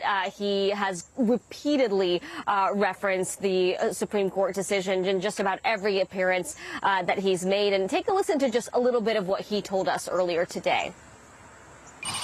This is a hotly watched race. Set up the stakes for us. I think the foundations of our democracy are at threat. I mean, we have fundamental rights and freedoms, including the right for a woman to have access to safe abortion, to have reproductive rights being ripped away. And so much of this race has been about standing up and saying that is not who we are as Americans. His Republican counterpart has really set up this race, though, as a referendum on President Biden and on Democrats in Washington, again pointing to those economic issues. So what happens tonight could really give us quite an indication of what animates voters ahead of this critical election in November, Morgan. When you talk about that indication, Badasha, I mean, just long and short of it, who seems to have the edge right now? It's a great question. And look, there's no arguing that it's likely going to be close. Both of the parties have actually sort of downplayed their chances, both sort of positioning themselves as the underdog in this race. We received a poll from the DCCC that showed Democrat Pat Ryan about 3 points behind Molinaro, but that's within the margin of error. So tight race. Going to be a lot to say about this one. All right, NBC News correspondent Dasha Burns following all the twists and turns for us. Dasha, thank you. I do want to dive into those big Florida races now with NBC News deputy political editor Ben Camisar. Ben, look, the marquee race is this Democratic matchup for governor. We're talking about Nikki Fried and Republican turned Democrat Charlie Crist. They're battling for the party's nomination. They would then face off against Ron DeSantis. What are you watching for today? And really, when we look ahead to November, because whoever wins this race is going to, face off against who is a GOP fave and favored actually to run for president next. Yeah, I think a lot of folks are looking at this primary through that lens of what does it mean for November? What does it mean for Democrats' chances to take on DeSantis, someone they would love to cut down a little bit, considering how he's viewed as this sort of, heir apparent to 2024 if Trump decides not to run. I think who voters choose today on the Democratic side will say a lot about what they want from their candidate, because both Crist and Fried are doing something very different. Crist is running, you said he's a former Republican, he's making the pitch. I am the middle. I am someone who's convened Republicans and Democrats before, and I'll do it again. So if they choose him, you see more of that centrist kind of aim for the middle approach. But Freed's making a different pitch. She's basically aiming really hard at sort of driving up the Democratic base and saying, I've been with you all the time on these issues like abortion rights, and I will be with you again. And Ben, I mean, how about the Senate and even the House races there in Florida? I mean, what are you sort of keeping an eye out to give an indication of how voters are leaning or feeling? Yeah, there's not much really we can glean from the Senate race today. It's going to be Rubio versus Dennings. They're going to win their primaries. Nothing huge there that we can read as far as the tea leaves go. There are a lot of primaries I'm keeping an eye on in Florida, mainly whether Republican Matt Gaetz is going to face any difficulty getting through a Republican primary, whether some candidates backed by former President Trump and former Secretary of State Hillary Clinton get through their primaries, and if millennial activist named Maxwell Alejandro Frost, whether he can come out on top in a Democratic open seat primary that includes 2 former members of Congress. All right, NBC News Deputy Political Editor Ben Camisar. Ben, thank you. Meanwhile, former President Trump is challenging the federal government's Mar-a-Lago investigation, asking a judge to appoint a special master to oversee the handling of those seized documents. Now, his lawyers filed a motion just yesterday, which is exactly 2 weeks after FBI agents searched his Florida home. Mr. Trump has previously denied any and all wrongdoing. Let's go ahead and bring in NBC News Justice reporter Ryan Riley. Ryan, you've been following this for us. What's the case that Mr. Trump's lawyers are actually making in this court filing? I mean, is it likely to have any impact on the investigation overall? It could potentially delay things, basically by setting up this special master, independent third party to look at some of the documents. But it's been 2 weeks since that search took place, and a lot of legal minds have said that if you wanted to have a special master, the time to make that filing was the day of the search, or at the latest the day after. So waiting 2 weeks is a bit of an odd move here. But there's a quote here from the lawsuit, essentially, or rather from the court filing, saying that this has been something that they believe is politically motivated. The motion says law enforcement is a shield that protects Americans. It cannot be used as a weapon for political purposes. Therefore, we seek judicial assistance in the aftermath of an unprecedented and unnecessary raid on the president's home at Mar-a-Lago in Palm Beach, Florida. Of course, a lot of the work up to the build up to this was the Justice Department trying to not reach this final search that we got to, because they were trying to work with the former president to get back these documents, all of which belonged to the federal government and not Trump himself. But essentially, Trump seemed to have a disagreement with the law about who those documents belong to, which is not him, Morgan. Ryan, I do want to also ask you about this new reporting from the New York Times. It cites multiple sources saying basically that more than 300 documents have been taken from the former president's home since he left office. So what more are we learning about those documents? Yeah, I mean, just having classified documents is extremely damning, and I think that that's why it was such a priority for the Justice Department and FBI to get these back, because they were trying to work in good faith with Trump and his team for so many months, and yet there are still all of these documents being held there. But, more broadly, it's just documents, even if they, regardless of their classification level, that he's not supposed to hold on to. These are documents that belong within the National Archives. Former presidents, of course, have access to those documents, but they're not supposed to store them themselves, because records that were generated, any records, regardless of classification, during a presidential administration properly belong to the American people and under the custody of the U.S. government, Morgan. All right, NBC News Justice reporter Ryan Riley for us. Ryan, thank you. And turning to the weather now, rainfall in Dallas and Austin setting new records in both cities for their wettest hours. More than 15 inches of rain was dumped on the east side of Dallas, and that's half of the average yearly rainfall for that area in just one day. In Austin, known as the heart of Flash Flood Alley, more rain fell yesterday than it has seen during the entire summer. NBC News senior national correspondent Jay Gray joins us now from Shreveport, Louisiana. Jay, what exactly is Louisiana expecting over the next few hours? We've talked a little bit about what Texas has seen, and it's quite drastic. Yeah, absolutely. And it's really two different scenarios. Forecasters had said we may see some serious flooding here. And yesterday, they reduced their water deficit by 70% in Louisiana and Shreveport with the rain they saw yesterday. But no severe flooding. It's cleared up, as you can see here. And I don't think we're going to be in for what we initially expected rain-wise and flooding-wise here. Texas, a much different story, as you talk about, especially in Dallas-Fort Worth, where the rains came for more than 24 hours and really just dumped driving rains into areas that weren't prepared to take that much rain that quickly. You know, because we talked just weeks ago about the drought there, about the extreme heat. We needed that water in Texas, but not all at once, and it came all at once, seeping into homes and to places it had never been before in Texas. There were more than 150 high water incidents just in a 24-hour period, and just in Dallas, not to mention the suburbs and the Fort Worth area. We had high water rescues, a lot of people swept away in their vehicles, including, unfortunately, a 60-year-old woman who was on the phone with her family. An Uber driver had just dropped someone off when she was swept up by the water and did not survive. Today, they're going to see a spot or two of rain, nothing anywhere near what they saw yesterday. It's going to give them an opportunity to start the cleanup, and that's going to be difficult. There's a lot to clean up there, a lot of work to get through, and so they're going to have to deal with that today. And Jay, I know that we talked a little bit about Texas and the fact that Central Texas, at least parts of it, are now under flash flood watch through tomorrow. What are officials telling residents? I mean, ultimately, for someone who's sort of just sitting and bracing, what can they do?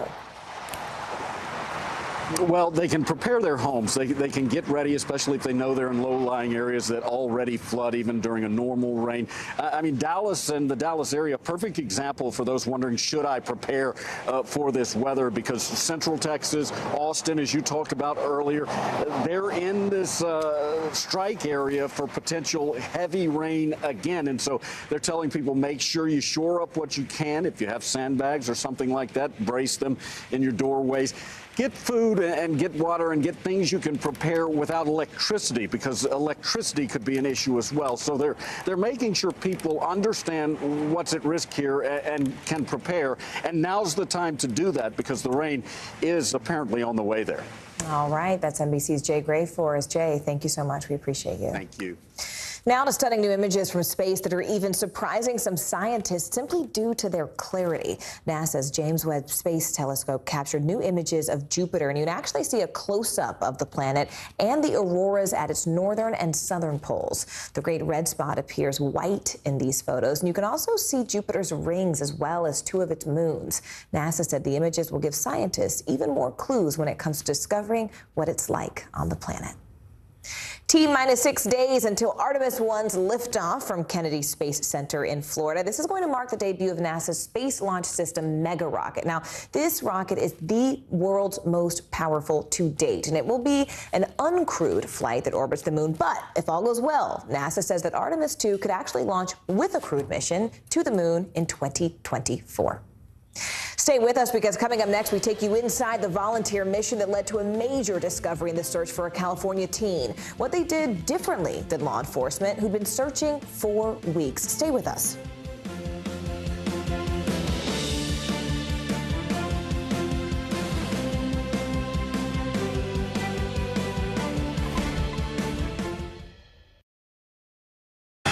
Right now on NBC News Now. We've got all the angles covered tonight.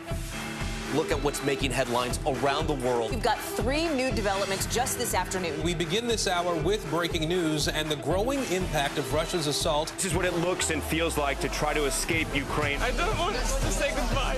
This factory has gone from making kitchen pots to lethal items. There's an intense artillery battle underway between Ukrainian forces and Russian troops. Breaking news this morning. The heartbreak, the grief, and the tears that we have seen here are all tragically familiar. Was there a school officer on campus? Because that's what we've been told. No. The shooting is once again reigniting the debate over gun laws. If it's Tuesday, it is primary night. The highest profile races yet this year. We are talking elections in a battleground state. The official confirmation of Judge Ketanji Brown Jackson. Let's zoom out a bit to our changing climate. What do we think that the new normal is going to be? We got some promising news this morning about the rollout of COVID vaccines for children under 5. Have you seen a demand for mental health services increase among Latinos? It's time for another honest conversation about what it means to be Asian American. The people of the Chamizal neighborhood aren't the only ones experiencing what they call environmental injustice.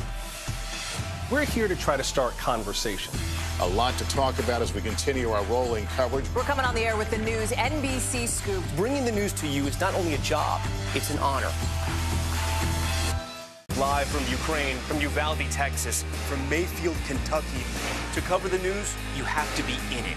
This is how so many towns and cities are protecting themselves. You can actually see they're pushing the gates open. Was there a school officer on campus? That's what we've been told. No. Do you remember any tornado as bad as this one? You look at this and you're thinking, we're not going to have power for weeks, if not months. Exactly. Every night, it's your news playlist. Top Story with Tom Llamas, weeknights at 7 on NBC News Now.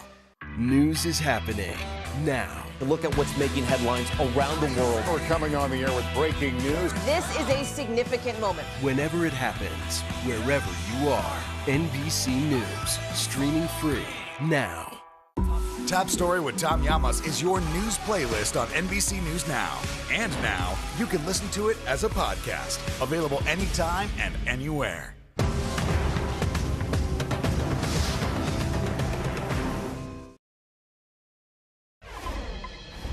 A volunteer group of divers may have found missing California teenager Kylie Rodney. The group found her car underwater with human remains close to where she was last seen. Officials have not yet identified the body, but say it is more than likely that it is the missing teen. The 16-year-old went missing in the early hours of August 6th. Our NBC News correspondent Steve Patterson has the very latest. Yeah, tragic story. Officials say it is too soon to determine a cause of death or whether foul play or drugs were involved. But the investigation is able to move forward thanks in part to that team of volunteer divers who made that discovery just as the trail was growing cold. After more than a dozen agencies searched for missing teen Kylie Rodney since early August, volunteers stepping in to help solve the mystery. We believe it is our missing person. We have not been able to positively identify, but it's more than likely.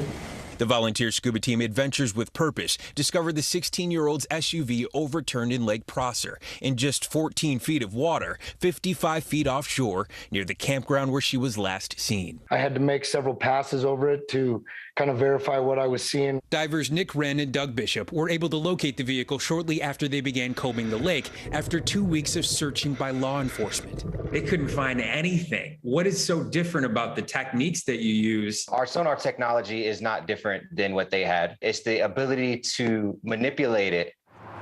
The 16-year-old disappeared from a party with hundreds of other kids at a Lake Tahoe area campground in the early hours of August 6th. We're so scared and we miss her so much and we love her so much. Desperate for answers, Kylie's extended family reached out to the volunteer scuba sleuths. The group has a long track record of helping solve missing persons cases. We deal with families all over the country, and we're solving cases that are 20, 30 years old. Rodney's father was at the lake when the car and body were discovered. That's not a moment that is easy. They have a 16-year-old daughter that's never coming home again. What is so important about the work that you do? To be able to be in the position to help families and utilize those skills that we have it's an honor, and that's our purpose. Her family asking for privacy, writing, "Kylie will surely remain with us, even though we will not get her back." So an autopsy is scheduled for today with the toxicology report to follow in the coming weeks. Her disappearance will remain an active investigation with the FBI assisting and that vehicle itself playing a large part as authorities will work to recover the car's data. Back to you. The first conviction for the 2020 police killing of Breonna Taylor is expected to come down today. Former Louisville detective Kelly Goodlett is set to plead guilty to helping falsify the search warrant that resulted in Taylor's death. Taylor's killing, along with George Floyd's murder, ignited protests across the country over police violence back in 2020. Stay with us because coming up, Ukraine is bracing for even more attacks from Russia on the eve of its Independence Day. We'll get the very latest on the ground just after the break. Don't go anywhere.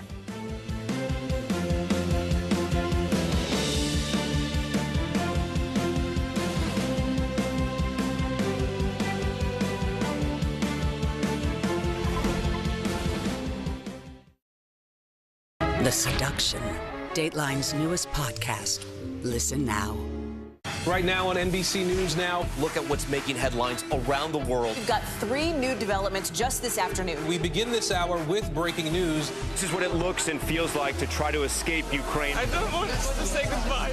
This factory has gone from making kitchen pots to lethal items. There's an intense artillery battle underway. Breaking news this morning. The heartbreak, the grief, and the tears that we have seen here are all tragically familiar. Was there a school officer on campus? Because that's what we've been told. No. The shooting is once again reigniting the debate over gun laws. If it's Tuesday, it is primary night. The highest profile races yet this year. The official confirmation of Judge Ketanji Brown Jackson. Let's zoom out a bit to our changing climate. What do we think that the new normal is going to be? The rollout of COVID vaccines for children under 5. Inflation is cutting into almost everything. Another honest conversation about what it means to be Asian American. We're coming on the air with the news NBC Scoop. Bringing the news to you is not only a job, it's an honor. Top Story with Tom Llamas is your news playlist on NBC News Now. And now, you can listen to it as a podcast. Available anytime and anywhere. News is happening now. Look at what's making headlines around the world. Right now on Morning News Now. We're coming on the air with breaking news. And this is a significant moment.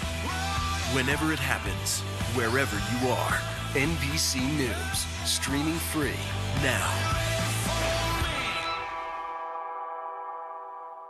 Still to come in the Channel 2 News. Well, the waters are certainly receding now. Still too close to call. Lester Holt reporting from the Ground Zero, as it's being referred to. It is, in fact, the taste of freedom. The Haitian people know a little something about resiliency. What's the biggest risk right now? Some of the troops who have been proud. I want to welcome you to the first presidential debate. In fact, we've been told we can't go any farther. You are some resilient folks. Let me get a hint.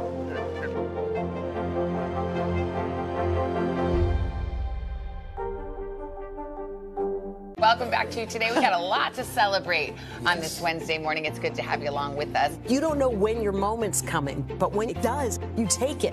Everybody's good, and that's it.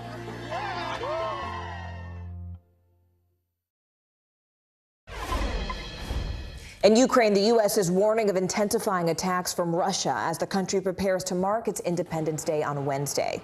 American intelligence agencies believe that Moscow is poised to attack civilian infrastructure as well as government buildings there in Ukraine.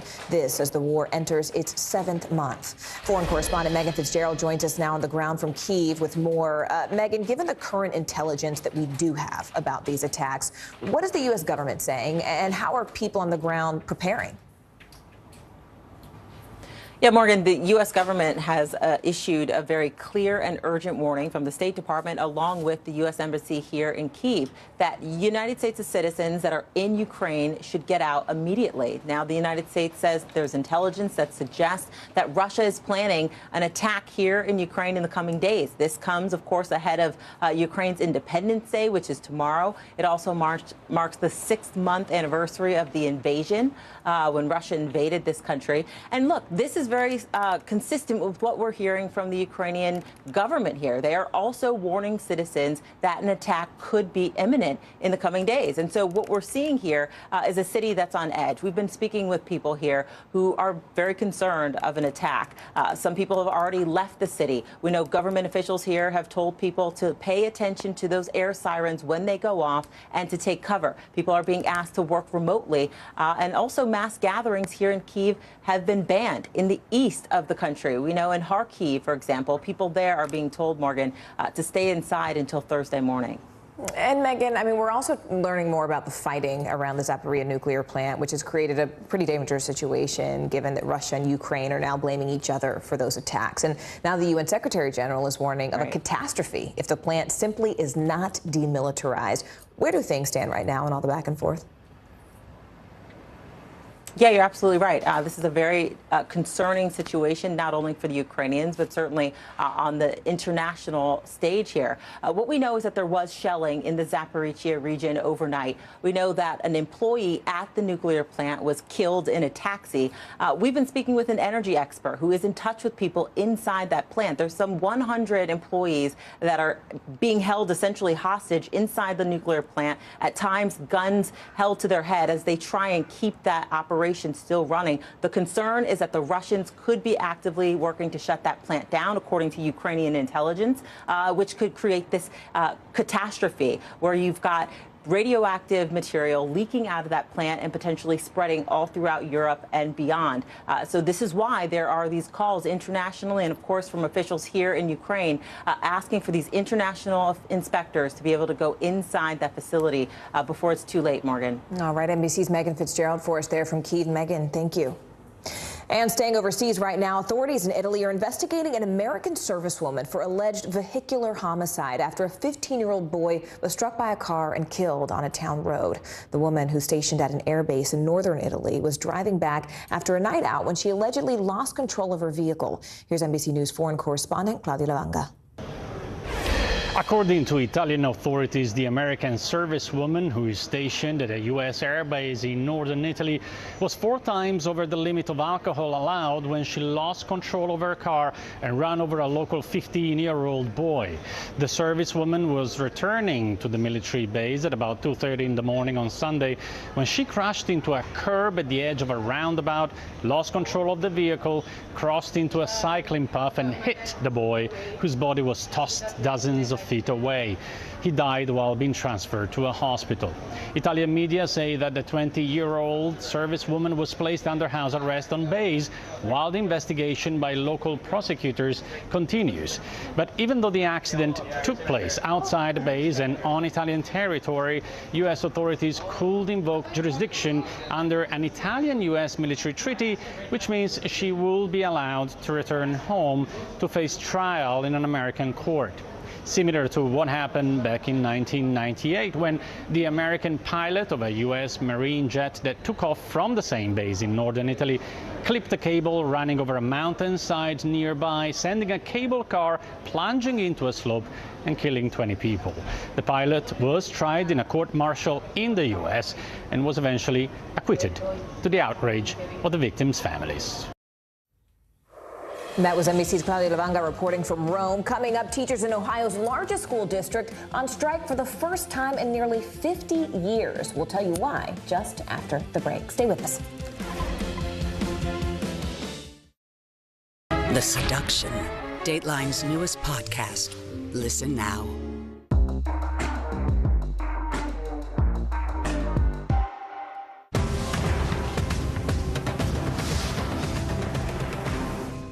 These days, it feels like the news never stops. So let's get into it. What's happening right now, what it all means for you for an hour every day. It can be hard to keep up, so let's get started together. Hallie Jackson Now, weekdays at 5 on NBC News Now. Top Story with Tom Llamas is your news playlist on NBC News Now. And now, you can listen to it as a podcast, available anytime and anywhere. The Seduction, Dateline's newest podcast. Listen now. Here's what's happening in your neck of the woods.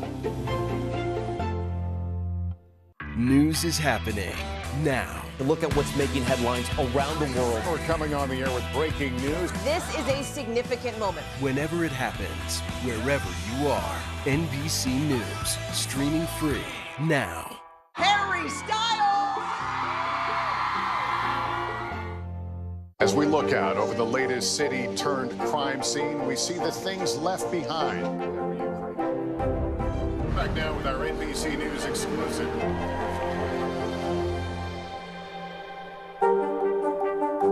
The Seduction, Dateline's newest podcast. Listen to the full season now. Still to come on the Channel 2 News. Well, the waters are certainly receding now. Still too close to call. Lester Holt reporting from the Ground Zero, as it's being referred to. It is, in fact, a taste of freedom. The Haitian people know a little something about resiliency. What's the biggest risk right now? Some of the troops who have been proud. I want to welcome you to the first presidential debate. In fact, we've been told we can't go any farther. Here are some resilient folks. Let me get in.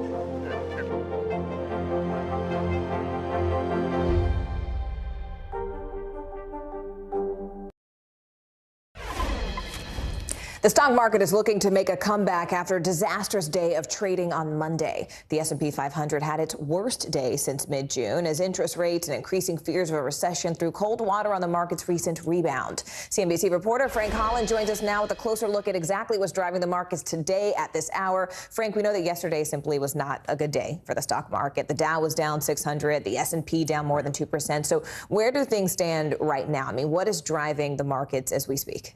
Well, good morning, Morgan. Certainly better than yesterday. A bit of a muted day on Wall Street right now as the Fed meeting at Jackson Hole later this week. It really weighs on the markets. A lot of anticipation about Fed Chair Jay Powell's remarks and even concerns. They continue to grow about how aggressive Fed rate hikes will be and the potential impact on our broader economy.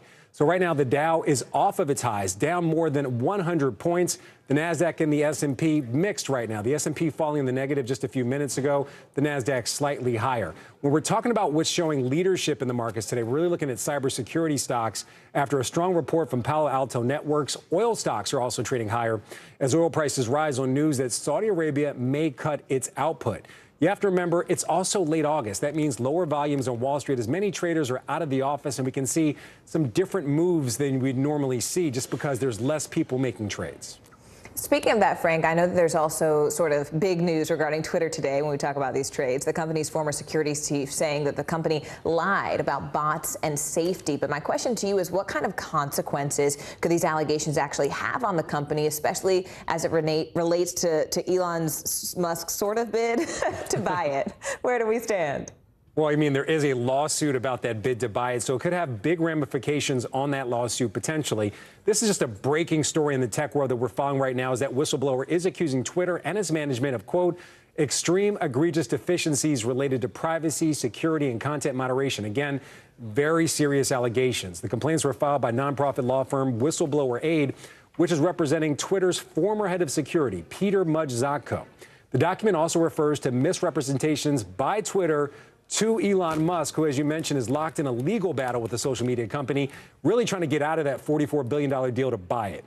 In the suit filed with the Wall Street regulator, the SEC, the Security and Exchange Commission, there are claims by Zatko that he actually witnessed senior executives engaging in deceitful and or misleading communications affecting board members, users, and shareholders. So again, very serious allegations. All right, CNBC's Frank Holland for us there. Frank, as always, a pleasure. Good Tuesday to you. All my coffee lovers out there, listen up, lean a little bit closer to the screen because we have a new warning out today about the challenges facing the coffee industry. Climate change, specifically in Brazil, could actually push up the price of your daily cup of joe. But the question now is by how much? NBC News correspondent Guad Venegas has the answers. Fears that the price tag of your morning cup of coffee will keep rising. Yeah, if it gets to $6.50, then it's just like, that's too much.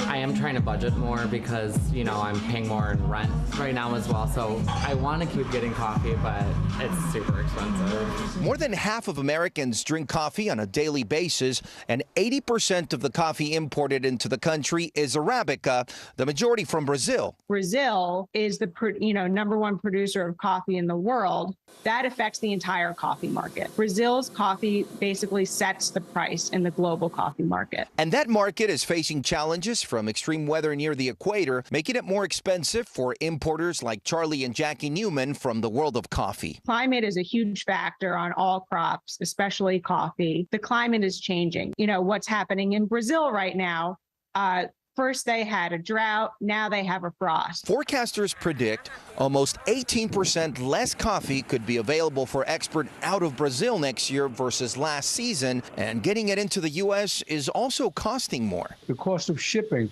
has quadrupled just to get coffee from Central and South America into the United States. Coffee prices are up 20% since July of last year, according to the Bureau of Labor Statistics, more than double overall inflation. And with more complications brewing, distributors and coffee shops may have to keep charging more. It's been a lot less impactful than I thought it would be.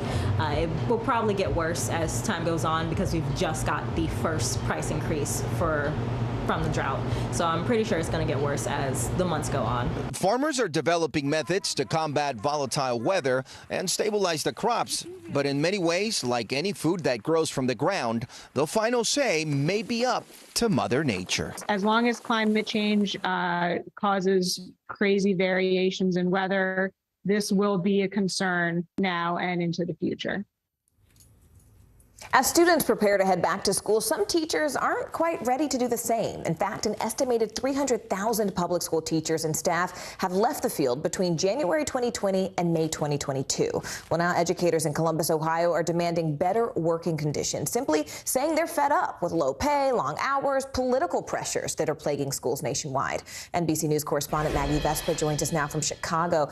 Maggie, we talked about some of the sort of top-level reasons, but why more deeply are these teachers hitting the picket lines? Sure. In this case in particular, they kind of highlighted three reasons in their press conference yesterday. Number one, they say they want smaller class sizes, which that's a universal frustration amid the teacher shortage heading into this new school year. Number two, they want building upgrades across the district, specifically mandatory air conditioning after extreme heat last August delayed school in Columbus, Ohio, by a couple of weeks. And then number three, they want higher pay. And that probably will shock no one. Teachers are notoriously underpaid. Even the school board president, Morgan, admitting that to me yesterday. So no one disputes that. I mean, higher pay, AC, I mean, that doesn't sound like a lot to ask for when you talk about especially the extreme heat conditions you described there. But I'm sure, you know, parents there also have a certain degree of sympathy for these teachers. But the last 2 years have been tough on them too, right? I mean, they had to contend with remote learning and not having those beloved teachers help them guide their children. So what are you hearing from the parents about this? Parents are definitely stressed out by this. I think you hit the nail on the head. I mean, keep in mind, these negotiations have been happening for close to half a year, more than 5 months. So parents have been following this closely, hoping that it would get resolved by the first day of school, which is tomorrow. And I talked to one mom yesterday, and she told me that she hasn't had the heart to tell her first grader that his teacher might not be in class tomorrow and that he might have to go to school, at least to start, remotely once again this year. She supports the teachers, but she is really stressed out by this. Take a listen. It's pretty sad that it got to the point where now our children are due to start school on Wednesday, and it looks like it's going to be a remote learning environment taught by administrators and substitutes. She added, after the last couple of years, those being so chaotic amid COVID, she said this is just another log on the fire. Morgan. Speaking of logs on the fire, I mean, what happens ultimately, Maggie, if nothing does change, especially since students are basically on their way back to school? Right, and it seems like nothing will. There are no more negotiation sessions set up, at least ahead of tomorrow, which is the first day of school. So tomorrow, the plan is, as we've heard right now, for students to learn remotely on their first day of school, which administrators say will go on with substitutes and with non-contracted school staff, meaning people who are not in the teachers union. So everybody kind of doing what they can to get ready for that. Attendance is still mandatory, and also the city letting parents know that they're opening up 9 sort of temporary community centers where kids can come and go to school remotely if the parents have to go to work, to try and make this easier. Everyone hoping that the union and the district can resolve these negotiations as soon as possible. Morgan. All right, NBC's Maggie Vespa for us there. Maggie, as always, thank you. Millions of children across the U.S., as Maggie just mentioned, are heading back to school. But for the first time in 2 years, breakfast and lunch will not be covered for everyone now that a federal pandemic-era program has ended. Here's NBC's Emily Akeda with how this is now impacting families. Single mom Jamie Bunges has relied on free or reduced price lunches for her 4th grade son since he was in kindergarten. What does that extra money mean to you? Savings. I can put it towards groceries. I can put it in my gas tank. She says paying for his lunch would cost her more than $1,000 a year. I added it up, and it was like $118 a month, and you do that times 9, it's over $1,000 a year. So to me, it was like, oh my gosh, because I also have to, buy groceries. It's a lot of money for families already tight on cash, especially those impacted by the end of the federal free school lunch for all program, a pandemic-era initiative that's now expired. When you heard that program was ending, what was your reaction? I was stressed, very stressed. More than 26 million free meals were served every day because of the program. Now families must apply for meal coverage, and only those meeting certain income requirements will receive the free lunches. Nationwide, around 1 in 6 students don't always know where their next meal is coming from. Here in the Greeley-Evans School District, food insecurity is even more severe. 65% of students qualify for free or reduced price lunches. But in this Denver suburb, they're doing something different. The school board has decided to allocate $2 million so every one of the 23,000 students in the district can still eat for free. Danielle Bach is the head of nutrition. A lot of our families are just over the threshold of what qualifies them for the free and reduced meal program. So we know that those families don't necessarily have the money to pay for those meals. While some believe universal free lunch should be made permanent, critics say it was only intended to be a pandemic-era program. By returning these programs back to normal, we can uphold our responsibility to taxpayers and the principle that aid should be targeted and temporary. But Bach argues this year is far from normal, as staffing shortages, supply chain slowdowns, and inflation further complicate lunchtime nationwide. Our goal is to teach kids how to learn and think, but they can't do that when they're hungry. Back to school, bringing back challenges and feeding America's children. Emily Ikeda, NBC News, Greeley, Colorado. CDC Director Dr. Rochelle Walensky is speaking out today about major changes that she plans to implement within the agency. Now, the top doctor recently admitted that the agency mishandled the COVID-19 response and is now calling for a reset. She joined NBC's Hoda Kotb on today's show to discuss reform, boosters, and monkeypox. Take a listen. For 75 years, CDC and truly all of public health in this nation have been preparing for something like the size and scope of COVID-19. And I think we need to recognize that in our big moment, our performance didn't reliably meet the expectations of this country. And that's exactly why I called for this reset, why I called for this review. We have some extraordinary people at the CDC who are often up all night to protect America's health.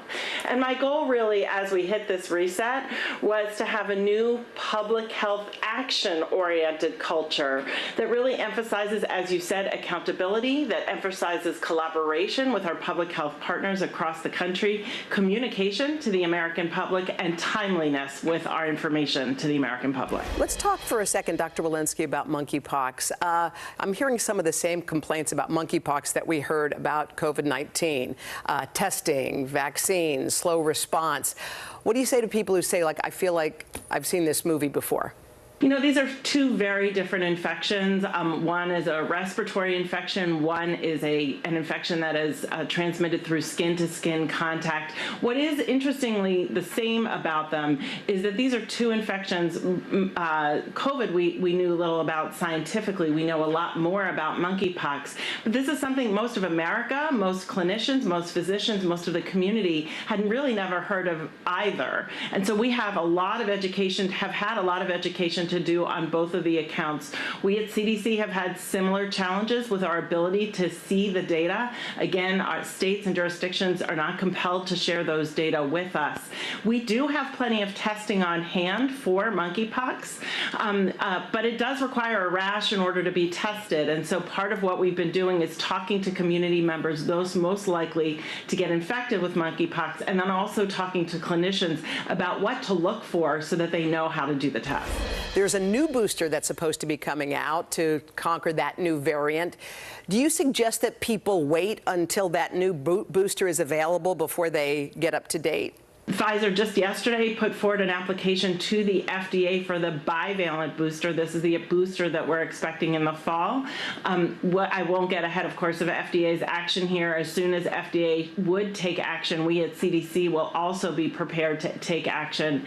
And of course, I would say if you haven't gotten a booster dose in 2022, you want to go ahead and get one right now.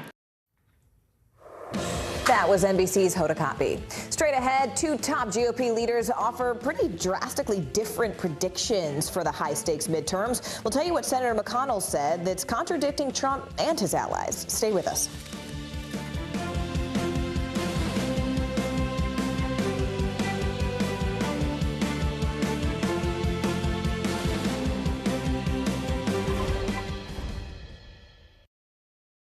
Welcome back to Today. We got a lot to celebrate on this Wednesday morning. It's good to have you along with us. You don't know when your moment's coming, but when it does, you take it. Everybody's good, and that's it. Hallie Jackson Now, weekdays at 5 on NBC News Now. Desire, deception, and a double cross. The Seduction, a deadly love story only Dateline and Keith Morrison can tell. Listen now. wherever you get your podcasts.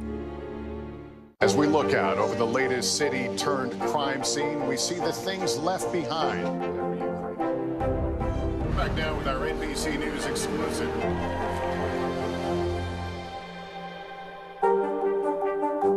Now Tonight with Joshua Johnson, streaming weeknights at 8 on NBC News Now. The indictment of a former president, perhaps candidate for president, would arguably tear the country apart. Is that your concern? Can you update us on the status of negotiations? News is happening now. Look at what's making headlines around the world. Whenever it happens, wherever you are, it's here now. You don't know when your moment's coming, but when it does, you take it. Now Tonight with Joshua Johnson, streaming weeknights at 8 on NBC News Now. The fire has grown leaps and bounds. You see behind me is typical. How you doing? Pretty bad.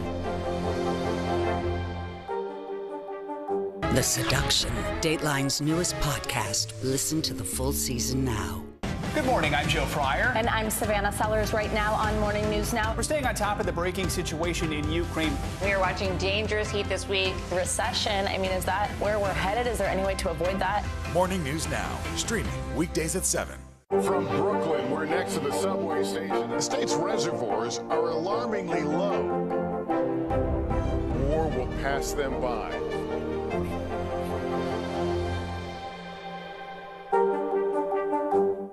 Top Story with Tom Llamas, weeknights at 7 on NBC News Now.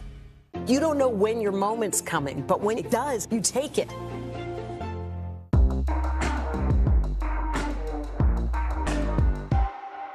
Still to come on the Channel 2 News. Well, the waters are certainly receding now. Still too close to call. Lester Holt reporting from Ground Zero, as it's being referred to. It is, in fact, the taste of freedom. The Haitian people know a little something about resiliency. What's the biggest risk right now? Some of the troops who have been proud. I want to welcome you to the first presidential debate. In fact, we've been told we can't go any farther. You are some resilient folks. Let me get in.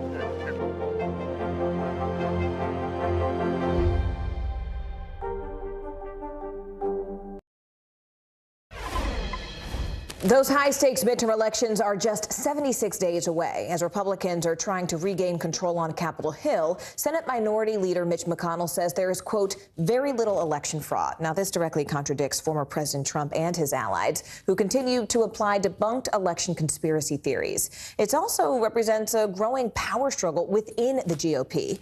NBC News correspondent Maura Barrett has more.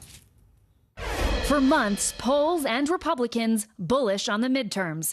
But now, growing concern, even though the loudest voice in the GOP says the red wave is coming. We're going to take back the House. We're going to take back the Senate. We're going to take back the Senate. And we're going to take back America. But those raising money and crunching the numbers, like Senate Minority Leader Mitch McConnell, striking a very different tone. There's probably a greater likelihood the House flips than the Senate. Senate races are just different. They're statewide. Candidate quality has a lot to do with the outcome. That comment infuriating former President Donald Trump, who took to his company's social media platform to call McConnell a broken-down hack, even calling his wife, former Transportation Secretary Elaine Chao, quote, crazy. McConnell's remarks widely seen as a rebuke of Trump-backed Senate candidates like Herschel Walker in Georgia. Our good air decided to float over to China. And Dr. Mehmet Oz in Pennsylvania. I'm at Wegner's, and my wife wants some vegetables for crudité. Who have been marred by gaffes on the campaign trail. The only thing that can hurt the Republicans' chances of winning were the candidates that they came up with if they were following in Donald Trump's image. And that's exactly what has happened. To regain control of the Senate, Republicans need a net gain of just one seat, a feat that once seemed like a foregone conclusion. But new NBC News polling suggests the tide may be turning in the Democrats' favor, with threats to democracy topping the list of issues voters are concerned about, and 57% saying investigations into President Trump should continue. It's a poisonous toxin that is spreading everywhere, dragging politics down. And Democrats closing what's called the enthusiasm gap. Who's more excited to vote? Republicans only lead by 2 points now. In March, they led by 17. The shift driven in large part by the Supreme Court overturning Roe v. Wade. I'm going to vote because I feel like I can't not vote in this climate. All right, so if there's one thing that Americans can agree on, it's that the gun crime crisis is simply out of control. A poll from the University of Chicago and the Associated Press finds that 8 in 10 Americans believe gun violence is increasing across the country. And that same poll reveals that 71% of Americans, including nearly half of all Republicans, say gun laws should be stricter. And straight ahead, Black Girl Magic sweeps U.S. gymnastics, how these 3 young ladies are flipping their way into the history books. Stay with us.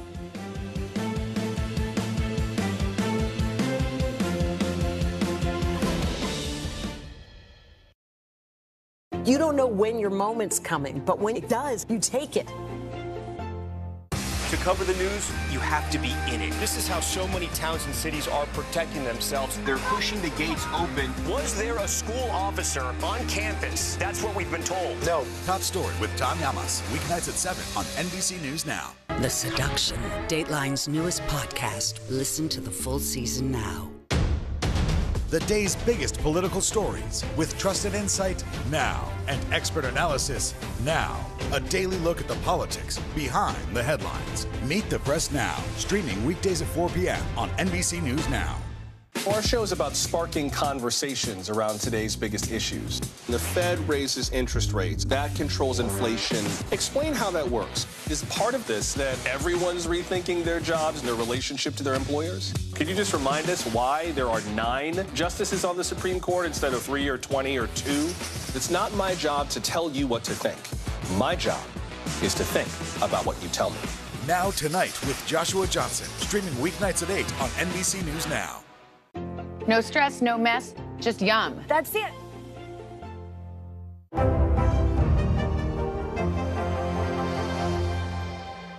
NBC News, streaming free now.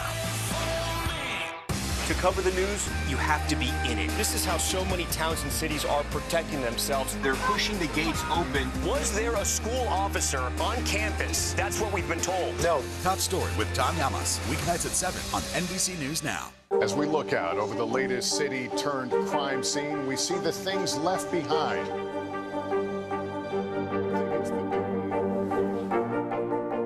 Can you tell us what it was like? Our NBC News exclusive.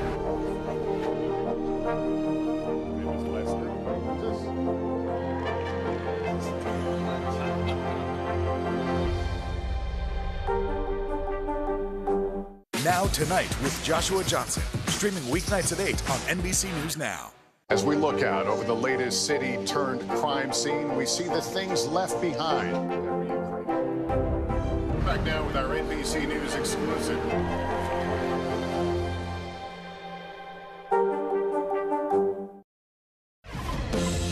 All right, here's what's popping now, and it's never happened before. 3 Black women swept the U.S. Gymnastics Championships competition for the first time ever. Connor McLean, Shalise Jones, and Jordan Childs took home the gold, the silver, and the bronze, respectively. Now, back in February, McLean was actually part of another trio of Black female gymnasts that swept the Winter Cup. And more than 35 years later, a whole new generation of film fans will learn all about Ferris Bueller. The sequel, Sam and Victor's Day Off, is reportedly in the works, but you will not be seeing the grown-up version of the high school bad boy played by Matthew Broderick. Instead, it will focus on those 2 valets, if you remember, who took that vintage Ferrari for a little joyride. Kelly Clarkson is going on tour, but this time she wants to hear her fans sing. The Grammy Award winner is taking her talk show's famous karaoke segment across the country, where fans will board a tour bus, then they'll sing along virtually with Clarkson. The best performances may even appear on the upcoming 4th season of The Kelly Clarkson Show. The competition kicked off today right here at Rockefeller Plaza. Well, the future King of England is putting his family first. Prince William, his wife, Duchess Kate, and their 3 children are moving out of London. Insiders say this is really all just to give their kids a more normal life. NBC News foreign correspondent Kelly Kobiella takes us inside the royal move. It's been a breakthrough year for the Cambridge children. Prince George, Princess Charlotte, and Prince Louis in public more than ever, on the world stage at the Queen's Jubilee, and even going to work with their parents. But now, Prince William and Kate making a big change, moving their young family to Adelaide Cottage, the 4-bedroom historic home on the Queen's estate in Windsor, just half a mile from the Queen's residence. Their kids all going to the private Lambrook School, set in 52 acres of countryside. The children will be able to enjoy it without any prying eyes or photographers being near or members of the public being able to see them. A royal source telling the Press Association the move is for the children, so they can have as normal a life as possible. It keeps Prince William second in line to the throne, close to his grandmother, the Queen, now 96, and handing over more of her duties. He's still learning so much from her. We know that they are constantly in touch with each other. And I think he felt strongly that he wanted to physically be near the Queen at Windsor Castle. Their new home, a stone's throw from Prince Harry and Meghan's Frogmore Cottage. They're returning to Britain next month for the first time since the Jubilee. But it's not clear if the two families will meet up. The brothers' relationship still strained, 25 years after their mother, Princess Diana's death. A Chicago man is turning a personal tragedy into triumph. A swimming accident left Rob Heights paralyzed from the chest down nearly 2 decades ago. Well, now he's taking the plunge back into the water. NBC News correspondent Jake Ward has this inspiring story. Stroke after stroke, Rob Heights is training for the most challenging swim of his life. Rob grew up in the water, swimming on teams and with his family. But one night, nearly 20 years ago, he mistakenly dove from a boat into shallow water. Diving in and immediately hitting my head. He was paralyzed from the chest down. 95% of people with that sort of injury never walk again. But through luck and will and a lot of support, here he is. One day I would be able to wiggle a toe. That must be an enormous deal when you oh my God. Willing your body back to life. The first time that I moved something, it was, I mean, obviously for me it was enormous. But he wanted more, and eventually he wasn't just walking, he was swimming. And inspired by Rob's strength and perseverance, his friends came up with a crazy idea. Like Alcatraz. I've heard people swim from Alcatraz.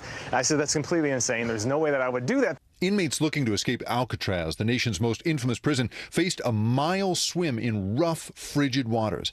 That's part of why they put it there. I've done that distance in Lake Michigan without currents, without waves, without all the freaky stuff that's probably under the surface that I don't really want to think about. But those challenges are the point. And that's why on Friday morning, Rob leapt again from a boat into water so cold it gives you a headache. Swimmers in the water. There's no inspiration like having been paralyzed. The friend who pulled him from the water when he was first paralyzed joined him for the last few feet, but Rob emerged on his own. The imagery of Alcatraz as a prison and the feeling of the experience of being paralyzed, it feels like being in prison. And it seems like a fitting, hopefully for me, kind of an end to the story. Jake Ward, NBC News, San Francisco. Thank you so much for being with us this Tuesday. I'm Morgan Radford, and your news continues just after this. News is happening now. Look at what's making headlines around the world. Whenever it happens, wherever you are, it's here now. No stress, no mess, just yum. That's it. Good morning, I'm Joe Fryer. And I'm Savannah Sellers right now on Morning News Now. We're staying on top of the breaking situation in Ukraine. We are watching dangerous heat this week. Recession, I mean, is that where we're headed? Is there any way to avoid that? Morning News Now, streaming weekdays at 7. The fire has grown leaps and bounds. What you see behind me is typical. How you doing? Pretty bad.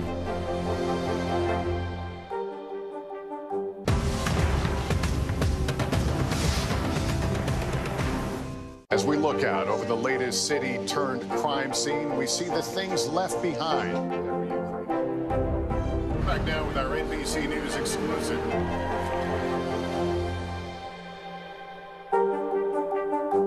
We're here to start conversations because it's not my job to tell you what to think. My job is to think about what you tell me. Now Tonight with Joshua Johnson, weeknights at 8 on NBC News Now. Sometimes the news can be difficult and overwhelming for kids to understand. Ukraine and Russia. Could you help me understand what's going on? So to help make sense of it all, we've created a newscast just for them. We hope your family will watch Nightly News Kids Edition. Top Story with Tom Llamas, weeknights at 7 on NBC News Now.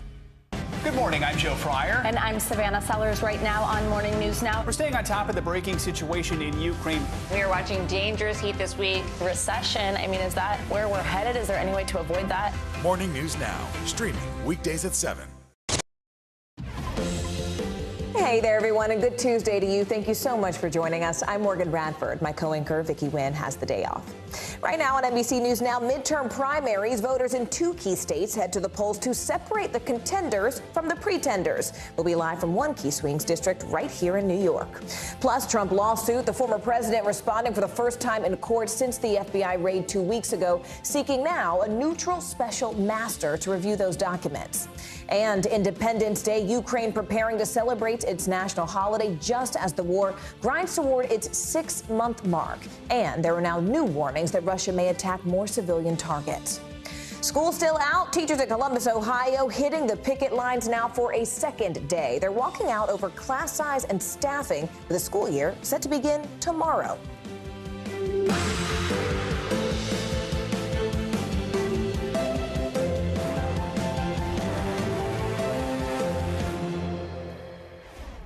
Right now, voters are casting their ballots in a slate of big primary matchups in New York and in Florida. Oklahoma, meanwhile, is holding its primary runoffs. A special election in New York could hint at what party has the upper hand heading into November. Meanwhile, a new redistricting map is creating a clash of the committee chairs in a hotly contested New York House primary. This all while the man responsible for protecting Democrats' slim House majority this fall is facing his own fight.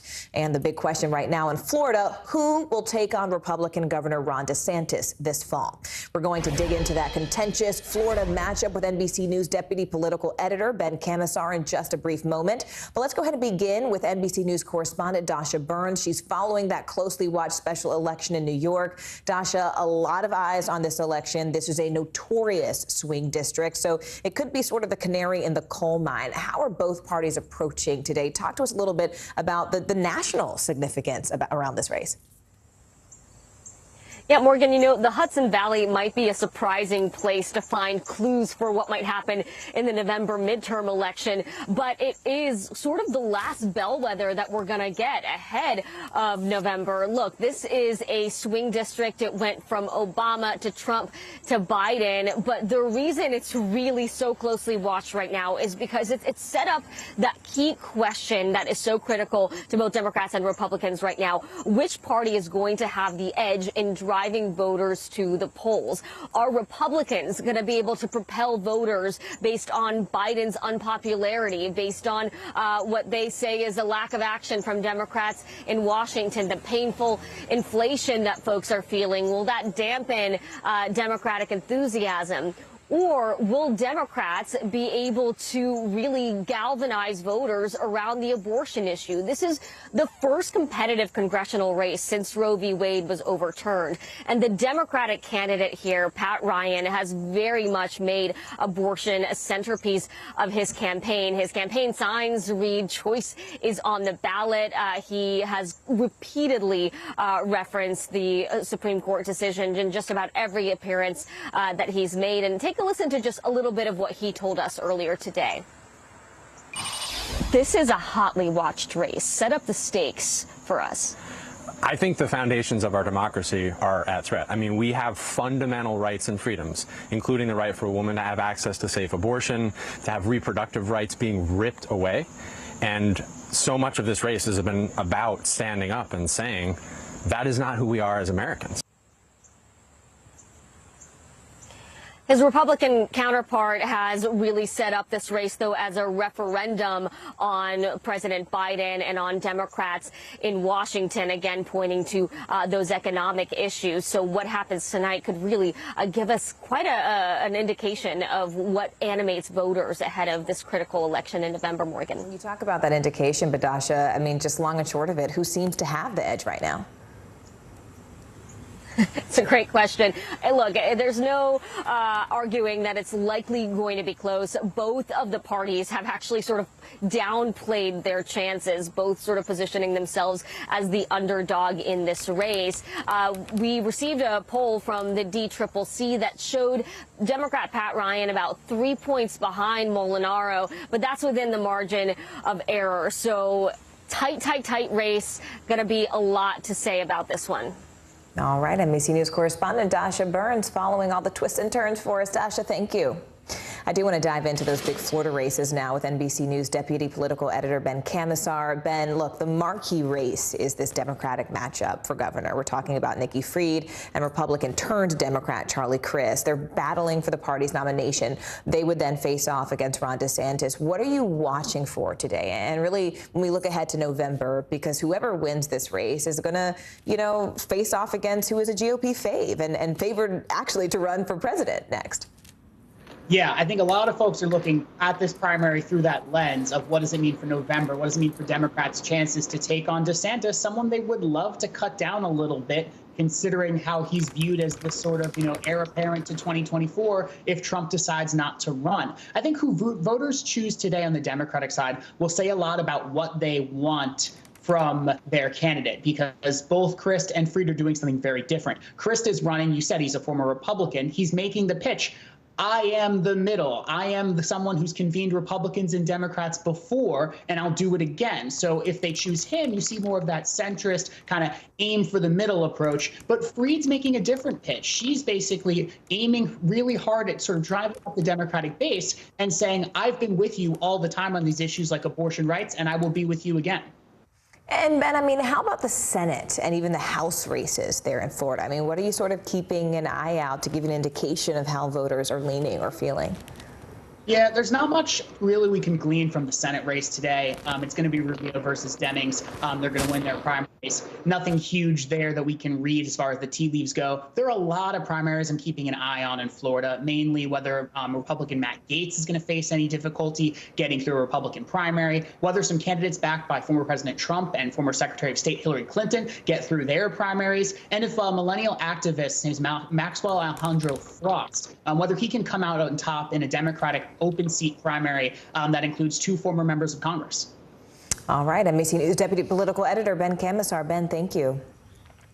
Meanwhile, former President Trump is challenging the federal government's Mar-a-Lago investigation, asking a judge to appoint a special master to oversee the handling of those seized documents. Now, his lawyers filed a motion just yesterday, which is exactly 2 weeks after FBI agents searched his Florida home. Mr. Trump has previously denied any and all wrongdoing. Let's go ahead and bring in NBC News Justice reporter Ryan Riley. Ryan, you've been following this for us. What's the case that Mr. Trump's lawyers are actually making in this court filing? Is it likely to have any impact on the investigation overall? It could potentially delay things, basically by setting up this special master, independent third party to look at some of the documents. But it's been 2 weeks since that search took place, and a lot of legal minds have said that if you wanted to have a special master, the time to make that filing was the day of the search, or at the latest the day after. So waiting 2 weeks is a bit of an odd move here. But there's a quote here from the lawsuit, essentially, or rather from the court filing, saying that this has been something that they believe is politically motivated.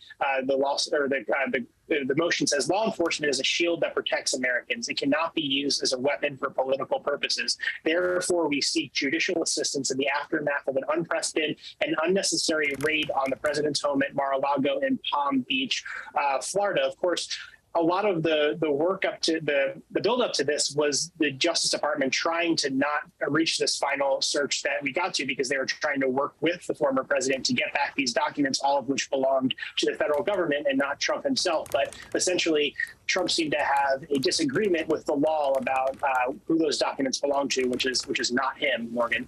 Ryan, I do want to also ask you about this new reporting from the New York Times. It cites multiple sources saying basically that more than 300 documents have been taken from the former president's home since he left office. So what more are we learning about those documents?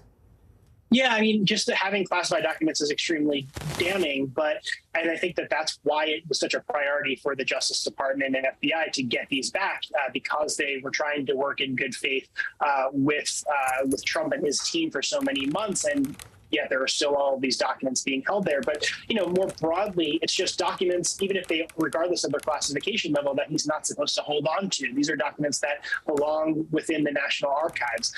Former presidents, of course, have access to those documents, but they're not supposed to store them themselves because records that were generated, any records, regardless of classification, during a presidential administration properly belong to the American people and under the custody of the U.S. government, Morgan. All right, NBC News Justice reporter Ryan Riley for us. Ryan, thank you.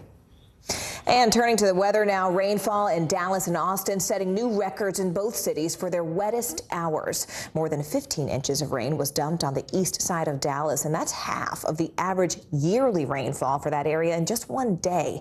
In Austin, known as the heart of Flash Flood Alley, more rain fell yesterday than it has seen during the entire summer.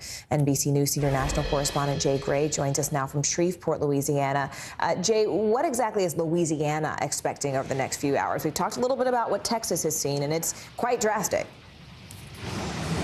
Yeah, absolutely. And it's really two different scenarios. Forecasters had said we may see some serious flooding here. And yesterday, they reduced their water deficit by 70% in Louisiana and Shreveport with the rain they saw yesterday. But no severe flooding. It's cleared up, as you can see here. And I don't think we're going to be in for what we initially expected rain-wise and flooding-wise here. Texas, a much different story, as you talk about, especially in Dallas-Fort Worth, where the rains came for more than 24 hours and really just dumped driving rains into areas that weren't prepared to take that much rain that quickly. Because we talked just weeks ago about the drought there, about the extreme heat. We needed that water in Texas, but not all at once, and it came all at once, seeping into homes, into places it had never been before in Texas. There were more than 150 high water incidents just in a 24-hour period, and just in Dallas, not to mention the suburbs and the Fort Worth area.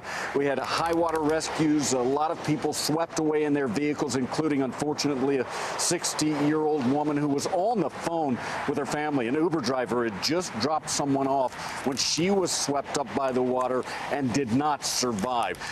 Today, they're going to see a spot or two of rain, nothing anywhere near what they saw yesterday. It's going to give them an opportunity to start the cleanup, and that's going to be difficult. There's a lot to clean up there, a lot of work to get through, and so they're going to have to deal with that today. And Jay, I know that we talked a little bit about Texas and the fact that Central Texas, at least parts of it, are now under flash flood watch through tomorrow. What are officials telling residents? I mean, ultimately, for someone who's sort of just sitting and bracing, what can they do? Well, they can prepare their homes. They can get ready, especially if they know they're in low-lying areas that already flood even during a normal rain. I mean, Dallas and the Dallas area, perfect example for those wondering, should I prepare for this weather? Because Central Texas, Austin, as you talked about earlier, they're in this strike area for potential heavy rain again. And so they're telling people, make sure you shore up what you can. If you have sandbags or something like that, brace them in your doorways. Get food and get water and get things you can prepare without electricity, because electricity could be an issue as well. So they're making sure people understand what's at risk here and can prepare. And now's the time to do that, because the rain is apparently on the way there. All right. That's NBC's Jay Gray for us. Jay, thank you so much. We appreciate you. Thank you. Now to stunning new images from space that are even surprising some scientists simply due to their clarity. NASA's James Webb Space Telescope captured new images of Jupiter, and you can actually see a close-up of the planet and the auroras at its northern and southern poles. The great red spot appears white in these photos, and you can also see Jupiter's rings as well as two of its moons. NASA said the images will give scientists even more clues when it comes to discovering what it's like on the planet. T-minus 6 days until Artemis 1's liftoff from Kennedy Space Center in Florida. This is going to mark the debut of NASA's Space Launch System mega rocket. Now, this rocket is the world's most powerful to date, and it will be an uncrewed flight that orbits the moon. But if all goes well, NASA says that Artemis 2 could actually launch with a crewed mission to the moon in 2024. Stay with us, because coming up next, we take you inside the volunteer mission that led to a major discovery in the search for a California teen. What they did differently than law enforcement, who'd been searching for weeks. Stay with us.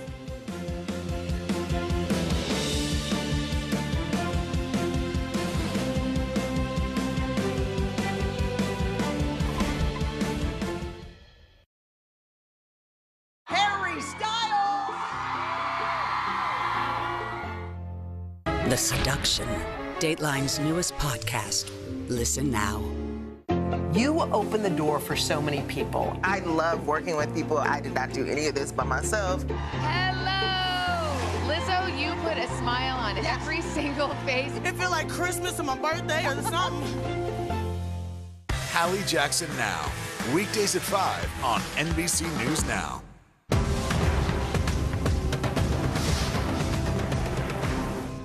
Top Story with Tom Llamas. Weeknights at 7 on NBC News Now. Mr. Secretary, when is this going to get better?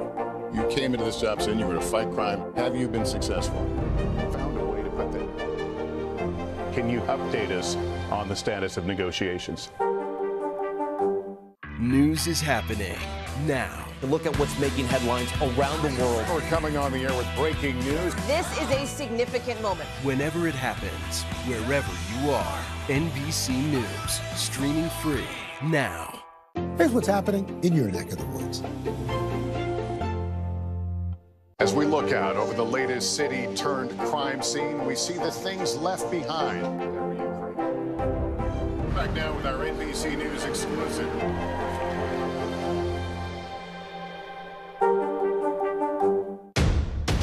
The day's biggest political stories with trusted insight now and expert analysis now. A daily look at the politics behind the headlines. Meet the Press Now, streaming weekdays at 4 p.m. on NBC News Now. The fire has grown leaps and bounds. You see behind me is typical. How you doing? Pretty bad. To cover the news, you have to be in it. This is how so many towns and cities are protecting themselves. They're pushing the gates open. Was there a school officer on campus? That's what we've been told. No. Top Story with Tom Llamas. Weeknights at 7 on NBC News Now. Mr. Secretary, when is this going to get better? You came into this job saying you were to fight crime. Have you been successful? Found a way to put that. Can you update us on the status of negotiations? NBC News, streaming free now. A volunteer group of divers may have found missing California teenager Kylie Rodney. The group found her car underwater with human remains close to where she was last seen. Officials have not yet identified the body, but say it is more than likely that it is the missing teen. The 16-year-old went missing in the early hours of August 6th. Our NBC News correspondent Steve Patterson has the very latest. Yeah, tragic story. Officials say it is too soon to determine a cause of death or whether foul play or drugs were involved. But the investigation is able to move forward thanks in part to that team of volunteer divers who made that discovery just as the trail was growing cold. After more than a dozen agencies searched for missing teen Kylie Rodney since early August, volunteers stepping in to help solve the mystery. We believe it is our missing person. We have not been able to positively identify, but it's more than likely. The volunteer scuba team Adventures with Purpose discovered the 16-year-old's SUV overturned in Lake Prosser in just 14 feet of water, 55 feet offshore, near the campground where she was last seen. I had to make several passes over it to kind of verify what I was seeing. Divers Nick Wren and Doug Bishop were able to locate the vehicle shortly after they began combing the lake after 2 weeks of searching by law enforcement. They couldn't find anything. What is so different about the techniques that you use? Our sonar technology is not different than what they had. It's the ability to manipulate it. The 16-year-old disappeared from a party with hundreds of other kids at a Lake Tahoe area campground in the early hours of August 6th. We're so scared and we miss her so much and we love her so much. Desperate for answers, Kylie's extended family reached out to the volunteer scuba sleuths. The group has a long track record of helping solve missing persons cases. We deal with families all over the country, and we're solving cases that are 20, 30 years old. Rodney's father was at the lake when the car and body were discovered. That's not a moment that is easy. They have a 16-year-old daughter that's never coming home again. What is so important about the work that you do? To be able to be in the position to help families and utilize those skills that we have it's an honor. and that's our purpose. Her family asking for privacy, writing, "Kylie will surely remain with us, even though we will not get her back." So an autopsy is scheduled for today with the toxicology report to follow in the coming weeks. Her disappearance will remain an active investigation with the FBI assisting and that vehicle itself playing a large part as authorities will work to recover the car's data. Back to you. The first conviction for the 2020 police killing of Breonna Taylor is expected to come down today. Former Louisville detective Kelly Goodlett is set to plead guilty to helping falsify the search warrant that resulted in Taylor's death. Taylor's killing, along with George Floyd's murder, ignited protests across the country over police violence back in 2020. Stay with us because coming up, Ukraine is bracing for even more attacks from Russia on the eve of its Independence Day. We'll get the very latest on the ground just after the break. Don't go anywhere.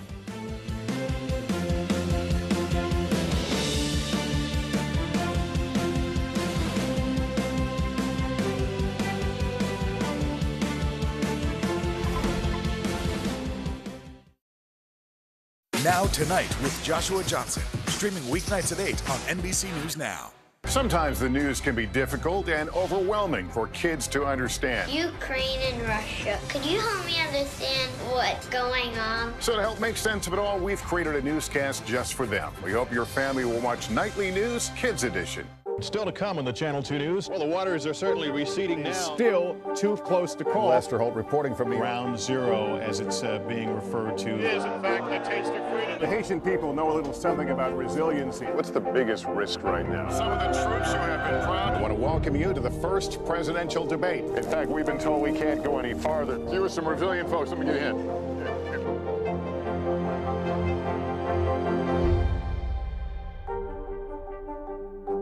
We're here to start conversations because it's not my job to tell you what to think. My job is to think about what you tell me. Now Tonight with Joshua Johnson, weeknights at 8 on NBC News Now. As we look out over the latest city-turned-crime scene, we see the things left behind. Back now with our NBC News exclusive.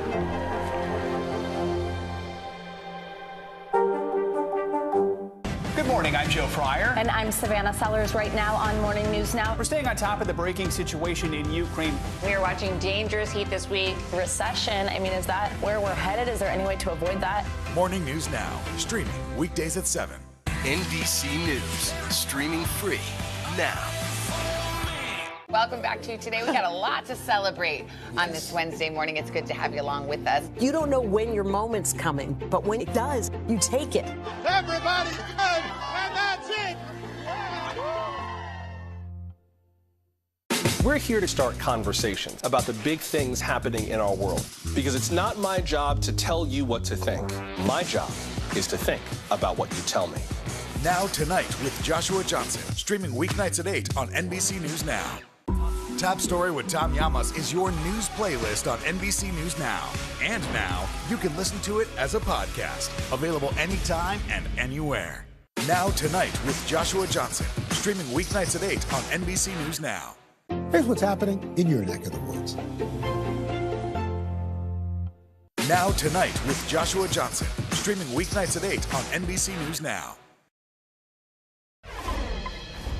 In Ukraine, the U.S. is warning of intensifying attacks from Russia as the country prepares to mark its Independence Day on Wednesday. American intelligence agencies believe that Moscow is poised to attack civilian infrastructure as well as government buildings there in Ukraine. This as the war enters its 7th month. Foreign correspondent Megan Fitzgerald joins us now on the ground from Kyiv with more. Megan, given the current intelligence that we do have about these attacks, what is the U.S. government saying and how are people on the ground preparing? Yeah, Morgan, the U.S. government has issued a very clear and urgent warning from the State Department along with the U.S. Embassy here in Kyiv that United States citizens that are in Ukraine should get out immediately. Now, the United States says there's intelligence that suggests that Russia is planning an attack here in Ukraine in the coming days. This comes, of course, ahead of Ukraine's Independence Day, which is tomorrow. It also marks the 6th-month anniversary of the invasion when Russia invaded this country. And look, this is is very consistent with what we're hearing from the Ukrainian government here. They are also warning citizens that an attack could be imminent in the coming days. And so what we're seeing here is a city that's on edge. We've been speaking with people here who are very concerned of an attack.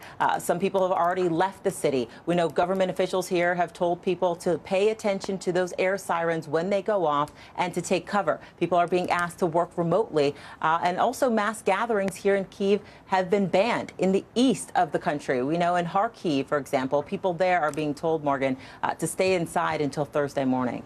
And Megan, I mean, we're also learning more about the fighting around the Zaporizhzhia nuclear plant, which has created a pretty dangerous situation, given that Russia and Ukraine are now blaming each other for those attacks. And now the UN Secretary General is warning of a catastrophe if the plant simply is not demilitarized.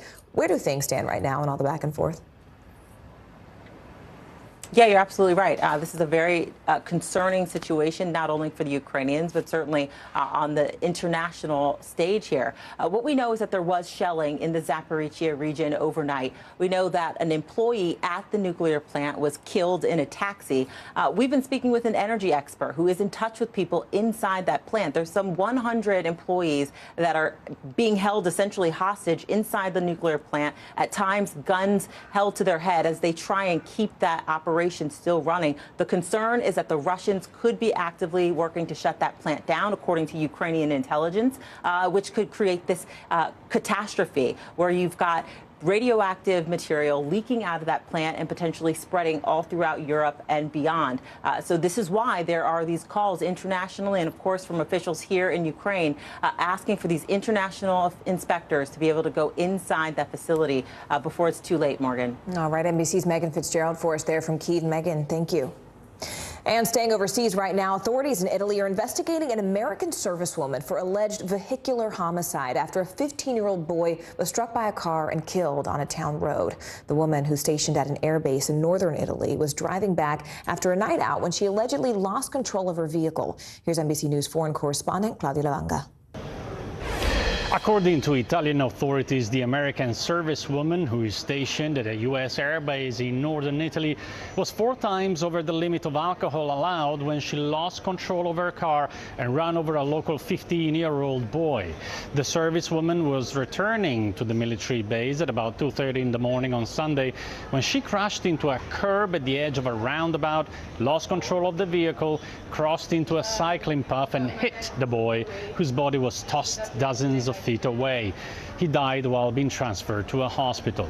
Italian media say that the 20-year-old servicewoman was placed under house arrest on base while the investigation by local prosecutors continues.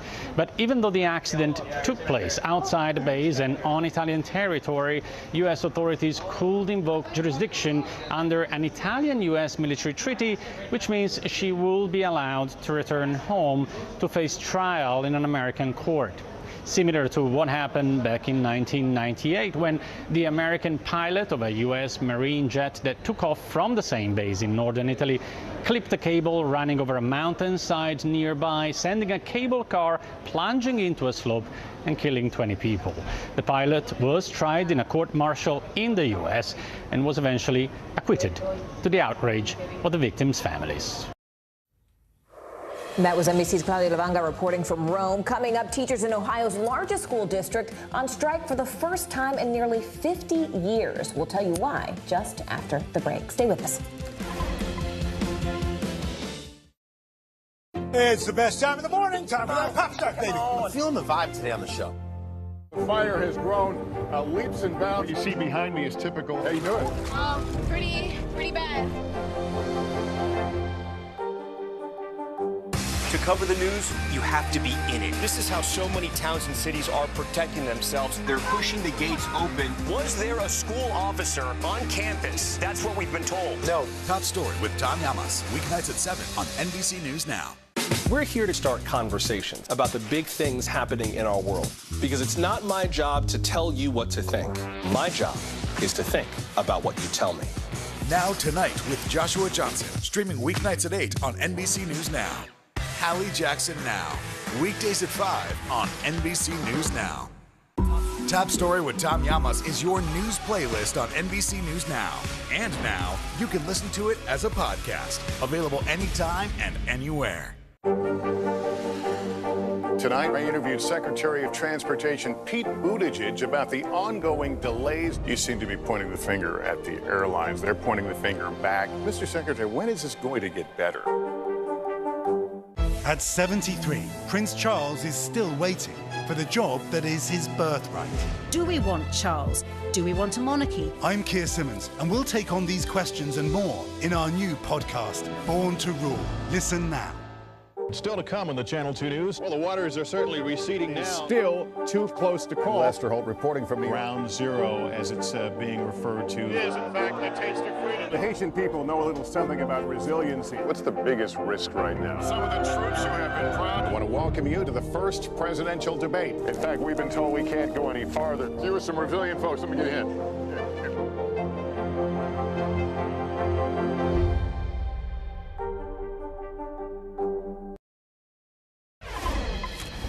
The stock market is looking to make a comeback after a disastrous day of trading on Monday. The S&P 500 had its worst day since mid-June as interest rates and increasing fears of a recession threw cold water on the market's recent rebound. CNBC reporter Frank Holland joins us now with a closer look at exactly what's driving the markets today at this hour. Frank, we know that yesterday simply was not a good day for the stock market. The Dow was down 600, the S&P down more than 2%. So where do things stand right now? I mean, what is driving the markets as we speak? Well, good morning, Morgan. Certainly better than yesterday. A bit of a muted day on Wall Street right now as the Fed meeting at Jackson Hole later this week. It really weighs on the markets. A lot of anticipation about Fed Chair Jay Powell's remarks and even concerns. They continue to grow about how aggressive Fed rate hikes will be and the potential impact on our broader economy. So right now, the Dow is off of its highs, down more than 100 points. The Nasdaq and the S&P mixed right now. The S&P falling in the negative just a few minutes ago. The Nasdaq slightly higher. When we're talking about what's showing leadership in the markets today, we're really looking at cybersecurity stocks. After a strong report from Palo Alto Networks, oil stocks are also trading higher as oil prices rise on news that Saudi Arabia may cut its output. You have to remember, it's also late August. That means lower volumes on Wall Street as many traders are out of the office, and we can see some different moves than we'd normally see just because there's less people making trades. Speaking of that, Frank, I know that there's also sort of big news regarding Twitter today when we talk about these trades. The company's former securities chief saying that the company lied about bots and safety. But my question to you is, what kind of consequences could these allegations actually have on the company, especially as it relates to Elon Musk's sort of bid to buy it? Where do we stand? Well, I mean, there is a lawsuit about that bid to buy it, so it could have big ramifications on that lawsuit potentially.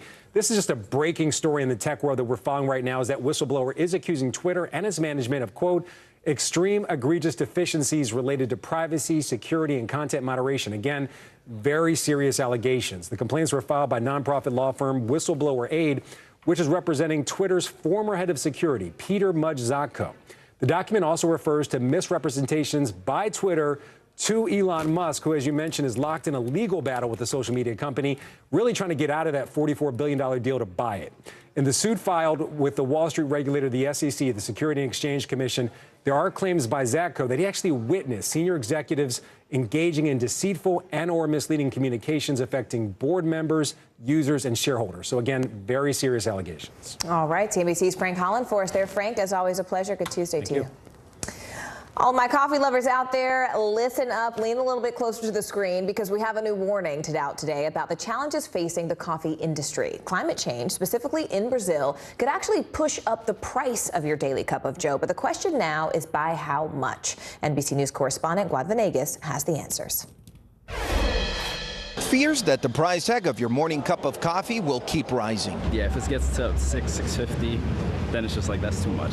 I am trying to budget more because, you know, I'm paying more in rent right now as well. So I want to keep getting coffee, but it's super expensive. More than half of Americans drink coffee on a daily basis, and 80% of the coffee imported into the country is Arabica, the majority from Brazil. Brazil is the #1 producer of coffee in the world. That affects the entire coffee market. Brazil's coffee basically sets the price in the global coffee market. And that market is facing challenges from from extreme weather near the equator, making it more expensive for importers like Charlie and Jackie Newman from the world of coffee. Climate is a huge factor on all crops, especially coffee. The climate is changing. You know, what's happening in Brazil right now, first they had a drought, now they have a frost. Forecasters predict almost 18% less coffee could be available for export out of Brazil next year versus last season, and getting it into the U.S. is also costing more. The cost of shipping has quadrupled just to get coffee from Central and South America into the United States. Coffee prices are up 20% since July of last year, according to the Bureau of Labor Statistics, more than double overall inflation. And with more complications brewing, distributors and coffee shops may have to keep charging more. It's been a lot less impactful than I thought it would be. It will probably get worse as time goes on because we've just got the first price increase from the drought. So I'm pretty sure it's going to get worse as the months go on. Farmers are developing methods to combat volatile weather and stabilize the crops. But in many ways, like any food that grows from the ground, the final say may be up to Mother Nature. As long as climate change causes crazy variations in weather, this will be a concern now and into the future. As students prepare to head back to school, some teachers aren't quite ready to do the same. In fact, an estimated 300,000 public school teachers and staff have left the field between January 2020 and May 2022. Well, now educators in Columbus, Ohio are demanding better working conditions, simply saying they're fed up with low pay, long hours, political pressures that are plaguing schools nationwide. NBC News correspondent Maggie Vespa joins us now from Chicago. Maggie, we talked about some of the sort of top-level reasons, but why more deeply are these teachers hitting the picket lines? Sure. In this case in particular, they kind of highlighted three reasons in their press conference yesterday. Number one, they say they want smaller class sizes, which that's a universal frustration amid the teacher shortage heading into this new school year. Number two, they want building upgrades across the district, specifically mandatory air conditioning after extreme heat last August delayed school in Columbus, Ohio, by a couple of weeks. And then number three, they want higher pay, and that probably will shock no one. Teachers are notoriously underpaid, even the school board president, Morgan, admitting that to me yesterday. So no one disputes that. I mean, higher pay, AC, I mean, that doesn't sound like a lot to ask for when you talk about especially the extreme heat conditions you described there. But I'm sure, you know, parents there also have a certain degree of sympathy for these teachers, but the last 2 years have been tough on them too, right? I mean, they had to contend with remote learning and not having those beloved teachers help them guide their children. So what are you hearing from the parents about this? Parents are definitely stressed out by this. I think you hit the nail on the head. I mean, keep in mind, these negotiations have been happening for close to half a year, more than 5 months. So parents have been following this closely, hoping that it would get resolved by the first day of school, which is tomorrow. And I talked to one mom yesterday, and she told me that she hasn't had the heart to tell her first grader that his teacher might not be in class tomorrow and that he might have to go to school, at least to start, remotely once again this year. She supports the teachers, but she is really stressed out by this. Take a listen. It's pretty sad that it got to the point where now our children are due to start school on Wednesday, and it looks like it's going to be a remote learning environment taught by administrators and substitutes. She added, after the last couple of years, those being so chaotic amid COVID, she said this is just another log on the fire. Morgan. Speaking of logs on the fire, I mean, what happens ultimately, Maggie, if nothing does change, especially since students are basically on their way back to school? Right, and it seems like nothing will. There are no more negotiation sessions set up, at least ahead of tomorrow, which is the first day of school. So tomorrow, the plan is, as we've heard right now, for students to learn remotely on their first day of school, which administrators say will go on with substitutes and with non-contracted school staff, meaning people who are not in the teachers union. So everybody kind of doing what they can to get ready for that. Attendance is still mandatory, and also the city letting parents know that they're opening up 9 sort of temporary community centers where kids can come and go to school remotely if the parents have to go to work, to try and make this easier. Everyone hoping that the union and the district can resolve these negotiations as soon as possible. Morgan. All right, NBC's Maggie Vespa for us there. Maggie, as always, thank you. Millions of children across the U.S., as Maggie just mentioned, are heading back to school. But for the first time in 2 years, breakfast and lunch will not be covered for everyone now that a federal pandemic-era program has ended. Here's NBC's Emily Ikeda with how this is now impacting families. Single mom Jamie Bunges has relied on free or reduced price lunches for her 4th grade son since he was in kindergarten. What does that extra money mean to you? Savings. I can put it towards groceries. I can put it in my gas tank. She says paying for his lunch would cost her more than $1,000 a year. I added it up and it was like $118 a month. And you do that times 9, it's over $1,000 a year. So to me, it was like, oh my gosh, because I also have to, buy groceries. It's a lot of money for families already tight on cash, especially those impacted by the end of the federal free school lunch for all program, a pandemic era initiative that's now expired. When you heard that program was ending, what was your reaction? I was stressed, very stressed. More than 26 million free meals were served every day because of the program. Now families must apply for meal coverage, and only those meeting certain income requirements will receive the free lunches. Nationwide, around 1 in 6 students don't always know where their next meal is coming from. Here in the Greeley-Evans School District, food insecurity is even more severe. 65% of students qualify for free or reduced price lunches. But in this Denver suburb, they're doing something different. The school board has decided to allocate $2 million so every one of the 23,000 students in the district can still eat for free. Danielle Bach is the head of nutrition. A lot of our families are just over the threshold of what qualifies them for the free and reduced meal program. So we know that those families don't necessarily have the money to pay for those meals. While some believe universal free lunch should be made permanent, critics say it was only intended to be a pandemic-era program. By returning these programs back to normal, we can uphold our responsibility to taxpayers and the principle that aid should be targeted and temporary. But Bach argues this year is far from normal, as staffing shortages, supply chain slowdowns, and inflation further complicate lunchtime nationwide. Our goal is to teach kids how to learn and think. But they can't do that when they're hungry. Back to school, bringing back challenges in feeding America's children. Emily Ikeda, NBC News, Greeley, Colorado. CDC Director Dr. Rochelle Walensky is speaking out today about major changes that she plans to implement within the agency. Now, the top doctor recently admitted that the agency mishandled the COVID-19 response and is now calling for a reset. She joined NBC's Hoda Kotb on today's show to discuss reform, boosters, and monkeypox. Take a listen. For 75 years, CDC and truly all of public health in this nation have been preparing for something like the size and scope of COVID-19. And I think we need to recognize that in our big moment, our performance didn't reliably meet the expectations of this country. And that's exactly why I called for this reset, why I called for this review. We have some extraordinary people at the CDC who are often up all night to protect America's health. And my goal really, as we hit this reset, was to have a new public health action-oriented culture that really emphasizes, as you said, accountability, that emphasizes collaboration with our public health partners across the country, communication to the American public, and timeliness with our information to the American public. Let's talk for a second, Dr. Walensky, about monkeypox. I'm hearing some of the same complaints about monkeypox that we heard about COVID-19, testing, vaccines, slow response. What do you say to people who say, like, I feel like I've seen this movie before?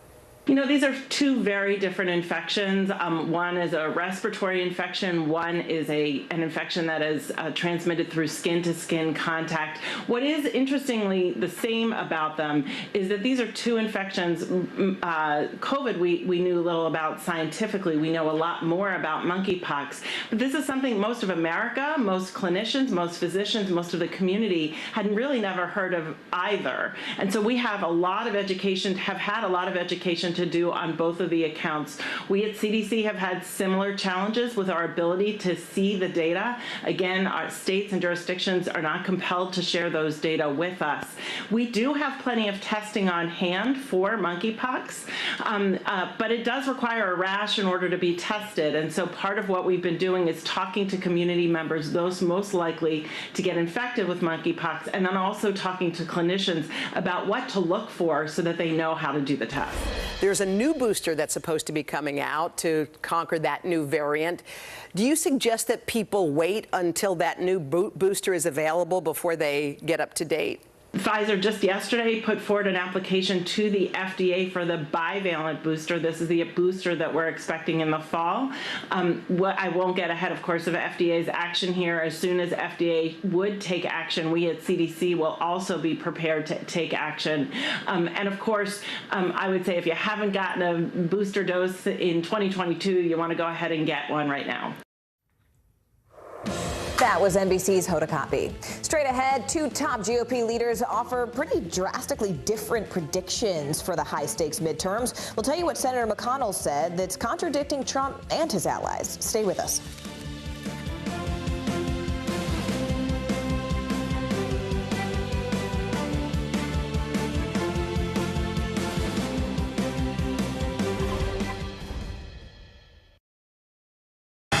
Right now on NBC News Now. We've got all the angles covered tonight. Look at what's making headlines around the world. We've got three new developments just this afternoon. We begin this hour with breaking news and the growing impact of Russia's assault. This is what it looks and feels like to try to escape Ukraine. I don't want to say goodbye.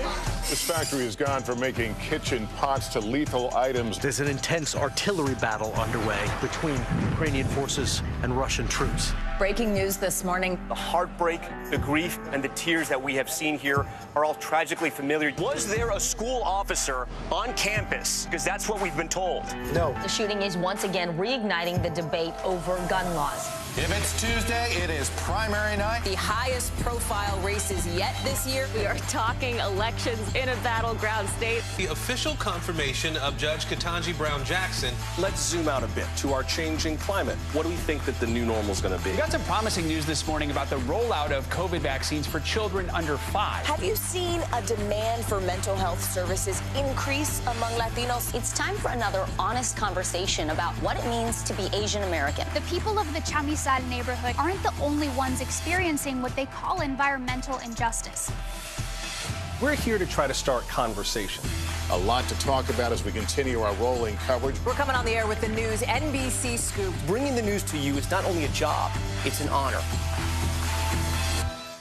To cover the news, you have to be in it. This is how so many towns and cities are protecting themselves. They're pushing the gates open. Was there a school officer on campus? That's what we've been told. No. Top story with Tom Yamas. Weeknights at 7 on NBC News Now. The indictment of a former president, perhaps candidate for president, would arguably tear the country apart. Is that your concern? Can you update us on the status of negotiations? The day's biggest political stories with trusted insight now and expert analysis now. A daily look at the politics behind the headlines. Meet the Press Now, streaming weekdays at 4 p.m. on NBC News Now.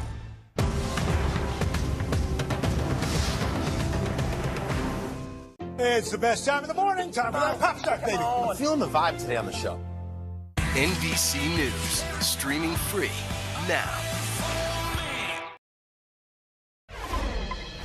Those high-stakes midterm elections are just 76 days away. As Republicans are trying to regain control on Capitol Hill, Senate Minority Leader Mitch McConnell says there is, quote, very little election fraud. Now, this directly contradicts former President Trump and his allies, who continue to apply debunked election conspiracy theories. It also represents a growing power struggle within the GOP. NBC News correspondent Maura Barrett has more. For months, polls and Republicans bullish on the midterms. But now, growing concern, even though the loudest voice in the GOP says the red wave is coming. We're going to take back the House. We're going to take back the Senate. We're going to take back the Senate. And we're going to take back America. But those raising money and crunching the numbers, like Senate Minority Leader Mitch McConnell, striking a very different tone. There's probably a greater likelihood the House flips than the Senate. Senate races are just different. They're statewide. Candidate quality has a lot to do with the outcome. That comment infuriating former President Donald Trump, who took to his company's social media platform to call McConnell a broken-down hack, even calling his wife, former Transportation Secretary Elaine Chao, quote, crazy. McConnell's remarks widely seen as a rebuke of Trump-backed Senate candidates like Herschel Walker in Georgia. Our good air decided to float over to China. And Dr. Mehmet Oz in Pennsylvania. I'm at Wegner's, and my wife wants some vegetables for crudité. Who have been marred by gaffes on the campaign trail. The only thing that can hurt the Republicans' chances of winning were the candidates that they came up with if they were following in Donald Trump's image. And that's exactly what has happened. To regain control of the Senate, Republicans need a net gain of just 1 seat, a feat that once seemed like a foregone conclusion. But new NBC News polling suggests the tide may be turning in the Democrats' favor, with threats to democracy topping the list of issues voters are concerned about, and 57% saying investigations into President Trump should continue. It's a poisonous toxin that is spreading everywhere, dragging politics down. And Democrats closing what's called the enthusiasm gap. Who's more excited to vote? Republicans only lead by 2 points now. In March, they led by 17. The shift driven in large part by the Supreme Court overturning Roe v. Wade. I'm going to vote because I feel like I can't not vote in this climate. All right, so if there's one thing that Americans can agree on, it's that the gun crime crisis is simply out of control. A poll from the University of Chicago and the Associated Press finds that 8 in 10 Americans believe gun violence is increasing across the country. And that same poll reveals that 71% of Americans, including nearly half of all Republicans, say gun laws should be stricter. And straight ahead, Black Girl Magic sweeps U.S. gymnastics, how these 3 young ladies are flipping their way into the history books. Stay with us.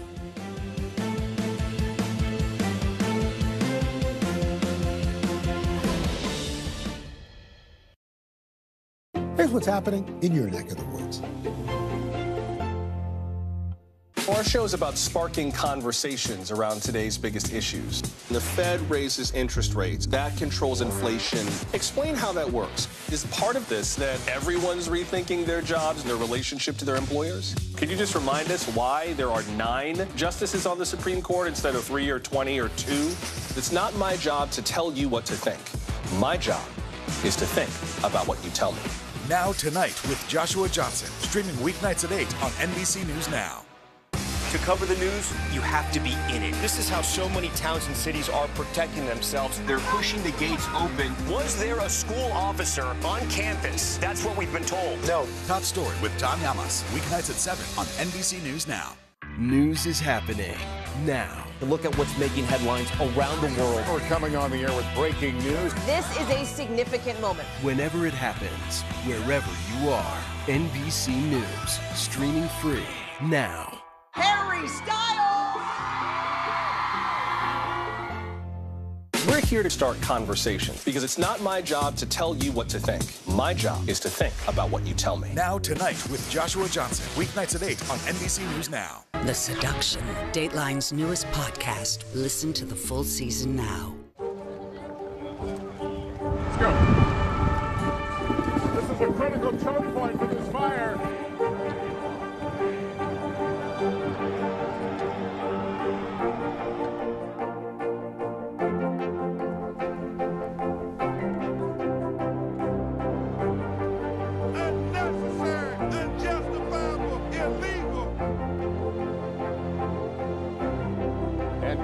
From New Orleans, late military operation, witnessing the massive crowds. I admire you both. Nice to really spend some time with you. Appreciate it.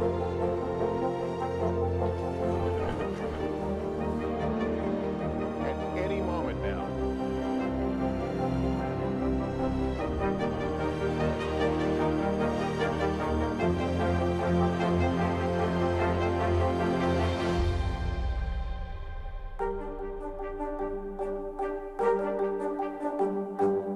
Now Tonight with Joshua Johnson, streaming weeknights at 8 on NBC News Now.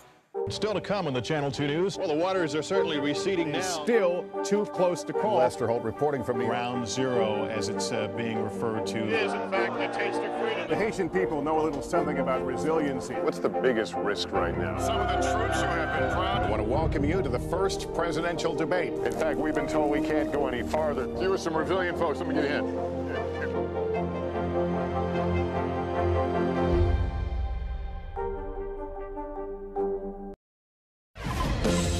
All right. Here's what what's poppin' now, and it's never happened before. 3 black women swept the U.S. Gymnastics Championships competition for the first time ever. Connor McLean, Shalise Jones, and Jordan Childs took home the gold, the silver, and the bronze, respectively. Now, back in February, McLean was actually part of another trio of black female gymnasts that swept the Winter Cup. And more than 35 years later, a whole new generation of film fans will learn all about Ferris Bueller. The sequel, Sam and Victor's Day Off, is reportedly in the works, but you will not be seeing the grown-up version of the high school bad boy played by Matthew Broderick. Instead, it will focus on those 2 valets, if you remember, who took that vintage Ferrari for a little joyride. Kelly Clarkson is going on tour, but this time she wants to hear her fans sing. The Grammy Award winner is taking her talk show's famous karaoke segment across the country, where fans will board a tour bus, then they'll sing along virtually with Clarkson. The best performances may even appear on the upcoming 4th season of The Kelly Clarkson Show. The competition kicked off today right here at Rockefeller Plaza.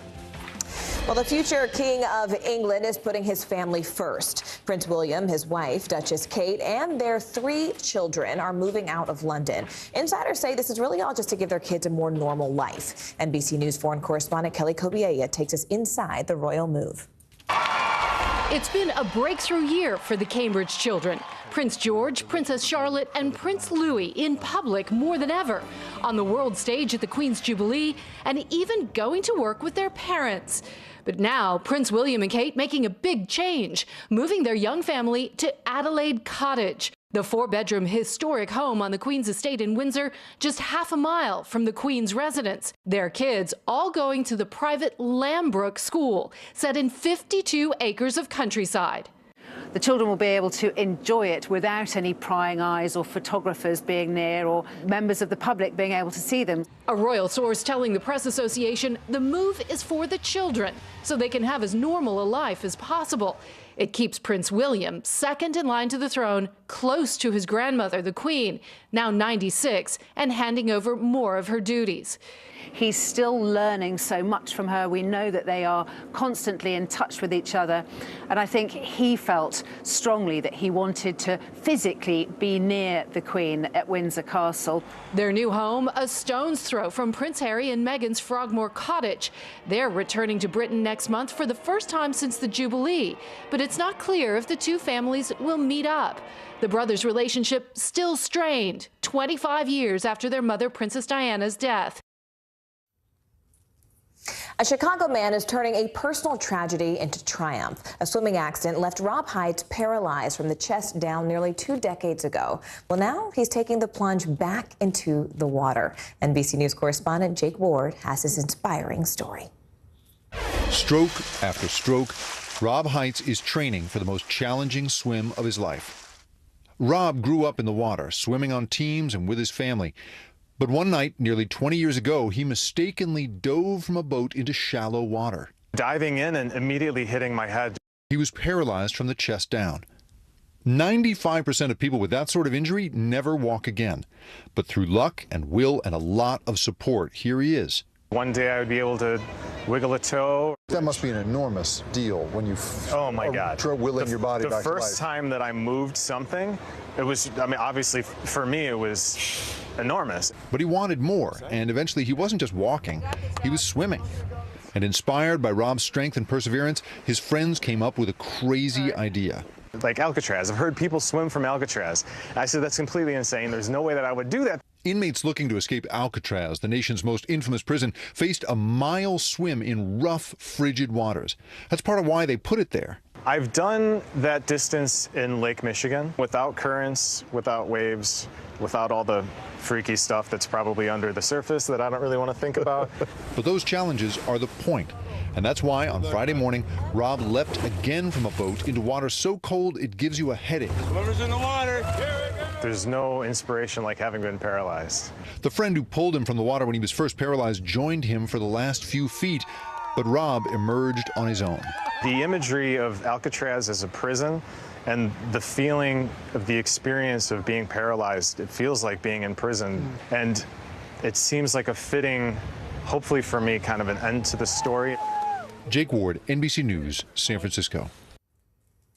Thank you so much for being with us this Tuesday. I'm Morgan Radford, and your news continues just after this.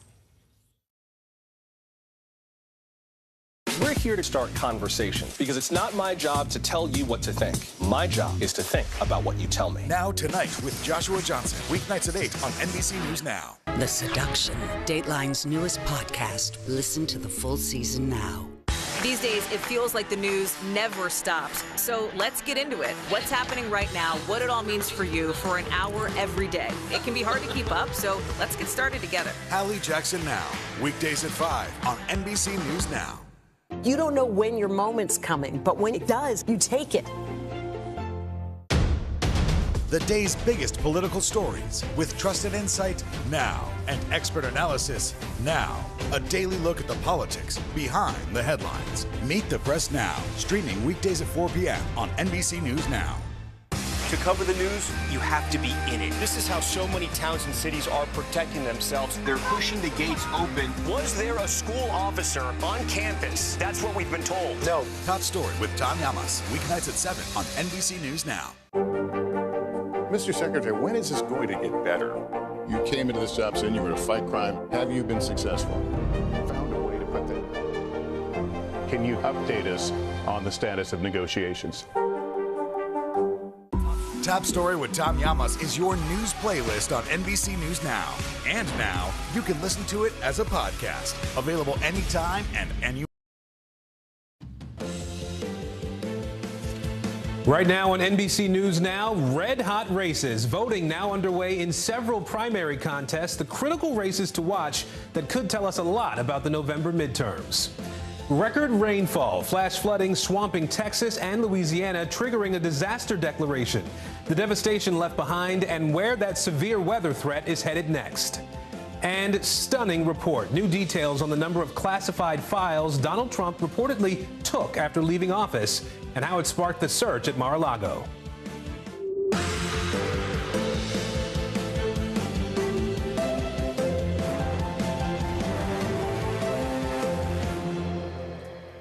I'm Aaron Gilchrist at NBC News headquarters in New York. It's 2 p.m. here, 11 a.m. out west, and we begin with the political battlefield with high-stakes contests in Florida, New York, and Oklahoma. The outcome of these races expected to be a litmus test for the November midterms. In New York City, congressional maps were scrambled by redistricting, pitting two high-profile Democrats against each other. Combined, Representatives Jerry Nadler and Carolyn Maloney have spent nearly 2 decades in Congress. In Florida, Nikki Fried and Charlie Crist are vying to be the Democratic nominee for governor. The winner will face Republican incumbent Ron DeSantis. Leading us off this hour, NBC News correspondent Dasha Burns in Kingston, New York, and Noah Pransky, national political editor for our sister network, LX News. He's in Florida today. Dasha, I'll start with you. You are in New York's 19th district for that special election. Set the stage for us there. Why is this race considered a potential indicator for the midterms? Well, Aaron, if you're looking for some clues about which way the political winds are blowing ahead of November, come on out to the Hudson Valley in New York State. Look, this is a bellwether district. It went from Obama to Trump to Biden. And the reason it's so significant in this race is because it really could answer that critical question about which party has the edge, especially in terms of issues going into the critical midterm elections. We've got Democrat Pat Ryan, who has made abortion access a centerpiece of his campaign. On the other hand, we have Republican Mark Molinaro, who's really talking about this race as a referendum on Washington leadership, on the Biden administration, on the painful inflation that so many folks are feeling. So which of these issues are going to be the ones to really drive voters to the polls? Tonight, we could potentially get an answer to that. And Dasha, you mentioned Pat Ryan. I know you spoke with the Democrat today. Talk to us a little bit about his message around today's primary. Well, he, like I said, has put this front and center of his campaign signs read choices on the ballot. And he is an Iraq war veteran, and he has really positioned the issue of abortion as an issue of freedom. And take a listen to just a little bit of what he told us earlier today.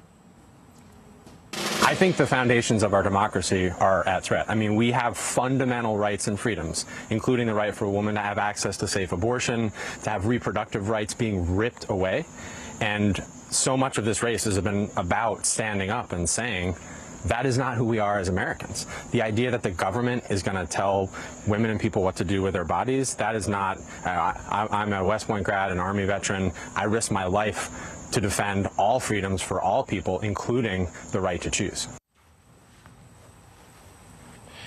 Yeah, and Ryan, positioning there the abortion issue sort of in a similar way that Kansas Democrats position it as an issue of government overreach. And if you'll remember, in that state, an anti-abortion amendment was overwhelmingly voted down and did get a lot of voter turnout. I think he's hoping for something similar here, Aaron. And very quickly, Dasha, for balance, are you hearing anything from the Molinaro campaign in particular today? Yes, we're actually about to speak to candidate Mark Molinaro. As I said, he's really been focused on those economic issues. You know, he has been involved in politics here in New York State for a very long time. He was actually America's youngest mayor, so he does have a long-standing history of public service here and is eager to see the results just about as much as anybody else here tonight, Aaron. All right, Dasha Burns for us in Kingston, New York today. Thanks, Dasha. Let's bring in Noah Pransky now. He's live in Broward County, Florida today. Noah, the Democratic primary in Florida for governor there is another big contest today. A lot of folks are talking about and watching. Talk to us about that race and why it's so high profile now. Well, the winner will go on to take on Republican Governor Ron DeSantis, whose already name is being bandied around for 2024. Of course, some Democrats really find that challenge. Others, there's a sense of a little bit inevitability, you could say, the way they describe this race. DeSantis has a massive war chest and no real primary opponent, so he is obviously the favorite heading into the fall. It's hard to judge the enthusiasm. We'll get the first indications today when we see where Democrats put their votes. Either Nikki Fried, the agricultural commissioner in Florida, and seen as the more progressive candidate, or Charlie Crist, the former governor of turned Congress, once again, kind of on a more moderate path. And Noah, I know you spoke with some young voters today in Broward County, too. A lot of attention paid to that group around this time of year. How interested are they in this primary? You could say tepid at best at this point. Most of them have not yet voted. Some were very engaged on the issues, but didn't even know that the election was happening today. It is easy to maybe miss an August primary, and this is what they told us. How excited are you, scale 1 to 10, that it's election day in Florida today? About a 4. How closely have you been following it, 1 to 10? About a 2. Kind of excited. At the same time, I'm a little scared because, you know, it's our future. I did voting by mail already, but I'm pumping all my friends up to go vote because it's the most important day. Like, seriously, just the most important day. Turnout is expected to be low in this race, not just because it's August, but also because it is a closed primary, and more people, especially young voters, are leaning away from the on either side, going more toward the middle, and independents not eligible to vote in these primaries. Noah Pransky from LX News for us in Florida today. Noah, thanks. And a quick programming note for you. Chuck Todd and Kristen Welker will host a Meet the Press Election Night special with results and analysis of the key races today. That starts at 9 p.m. Eastern here on NBC News Now. We are also tracking a severe weather threat in the southern U.S. at this hour. 9 million people under flood alerts right now from Texas to Mississippi. A strong storm system dumping heavy rain on the region there. Meanwhile, recovery efforts are underway in Texas after a 1-in-1,000-year flood event. Dallas was hit especially hard, getting an entire summer's worth of rain in one day. The Fort Worth Fire Department saying it made more than 170 high water rescues during the flood emergency. Meteorologist Bill Cairns is tracking where the storm is headed next for us. Let's begin, though, with NBC News senior national correspondent Jay Gray. He is live in Shreveport, Louisiana today. Jay, it looks pretty okay where you are right now. Did Shreveport sort of dodge the bullet here?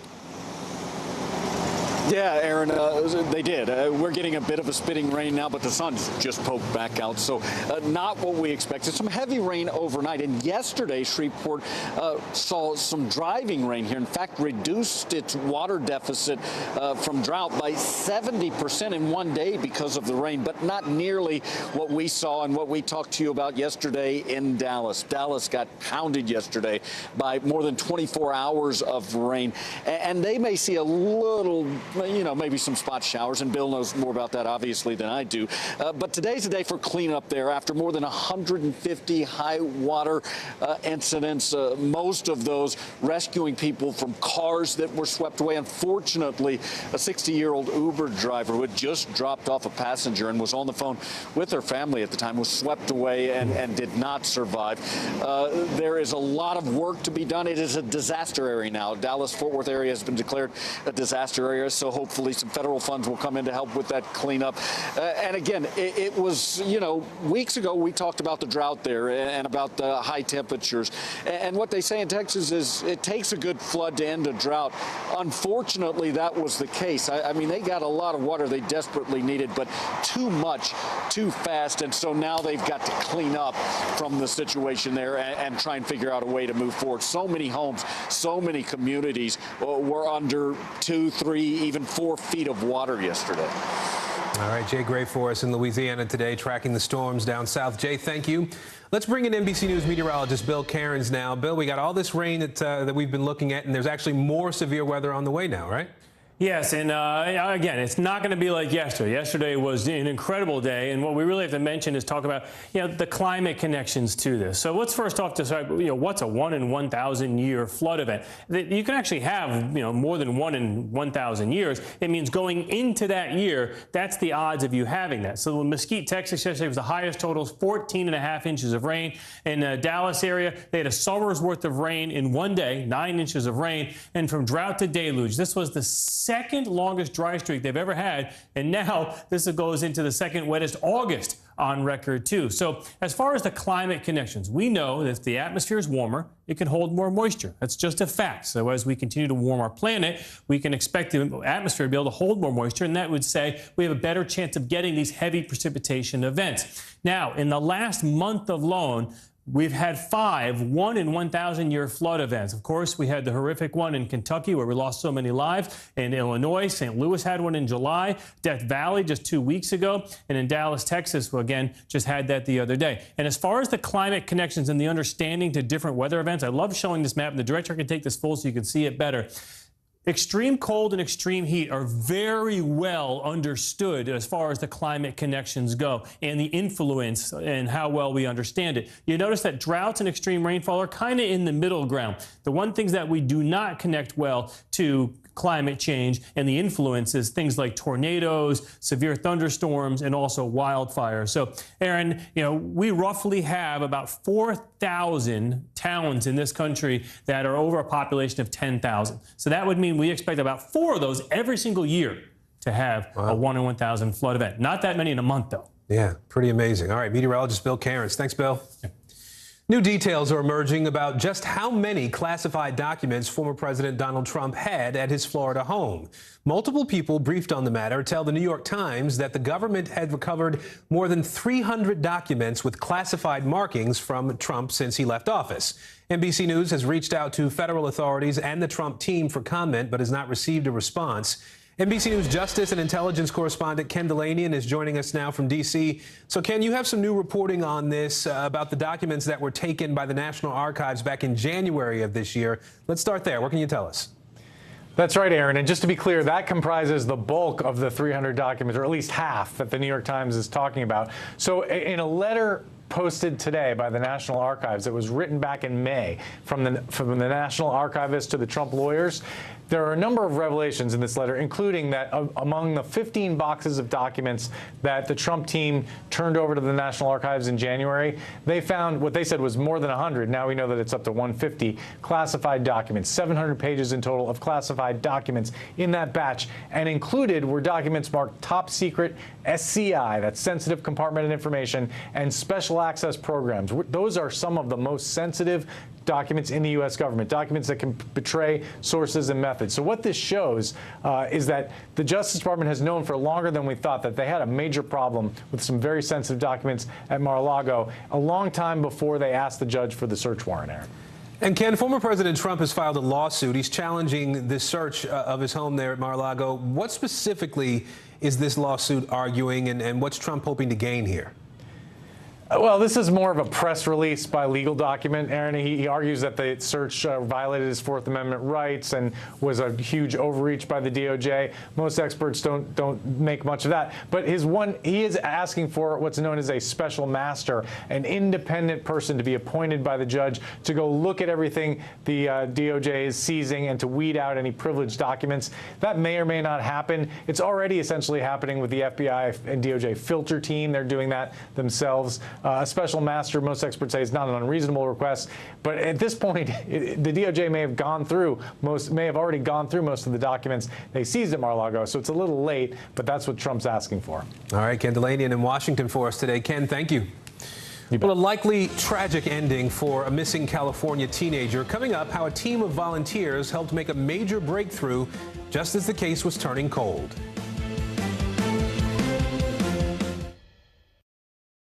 As we look out over the latest city-turned-crime scene, we see the things left behind.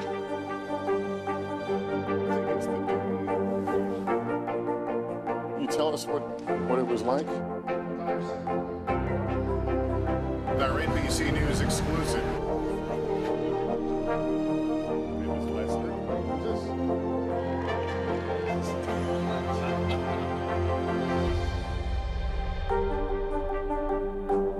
Good morning, I'm Joe Fryer. And I'm Savannah Sellers right now on Morning News Now. We're staying on top of the breaking situation in Ukraine. We are watching dangerous heat this week. Recession, I mean, is that where we're headed? Is there any way to avoid that? Morning News Now, streaming weekdays at 7. We're here to start conversations because it's not my job to tell you what to think. My job is to think about what you tell me. Now tonight with Joshua Johnson, weeknights at 8 on NBC News Now. News is happening now.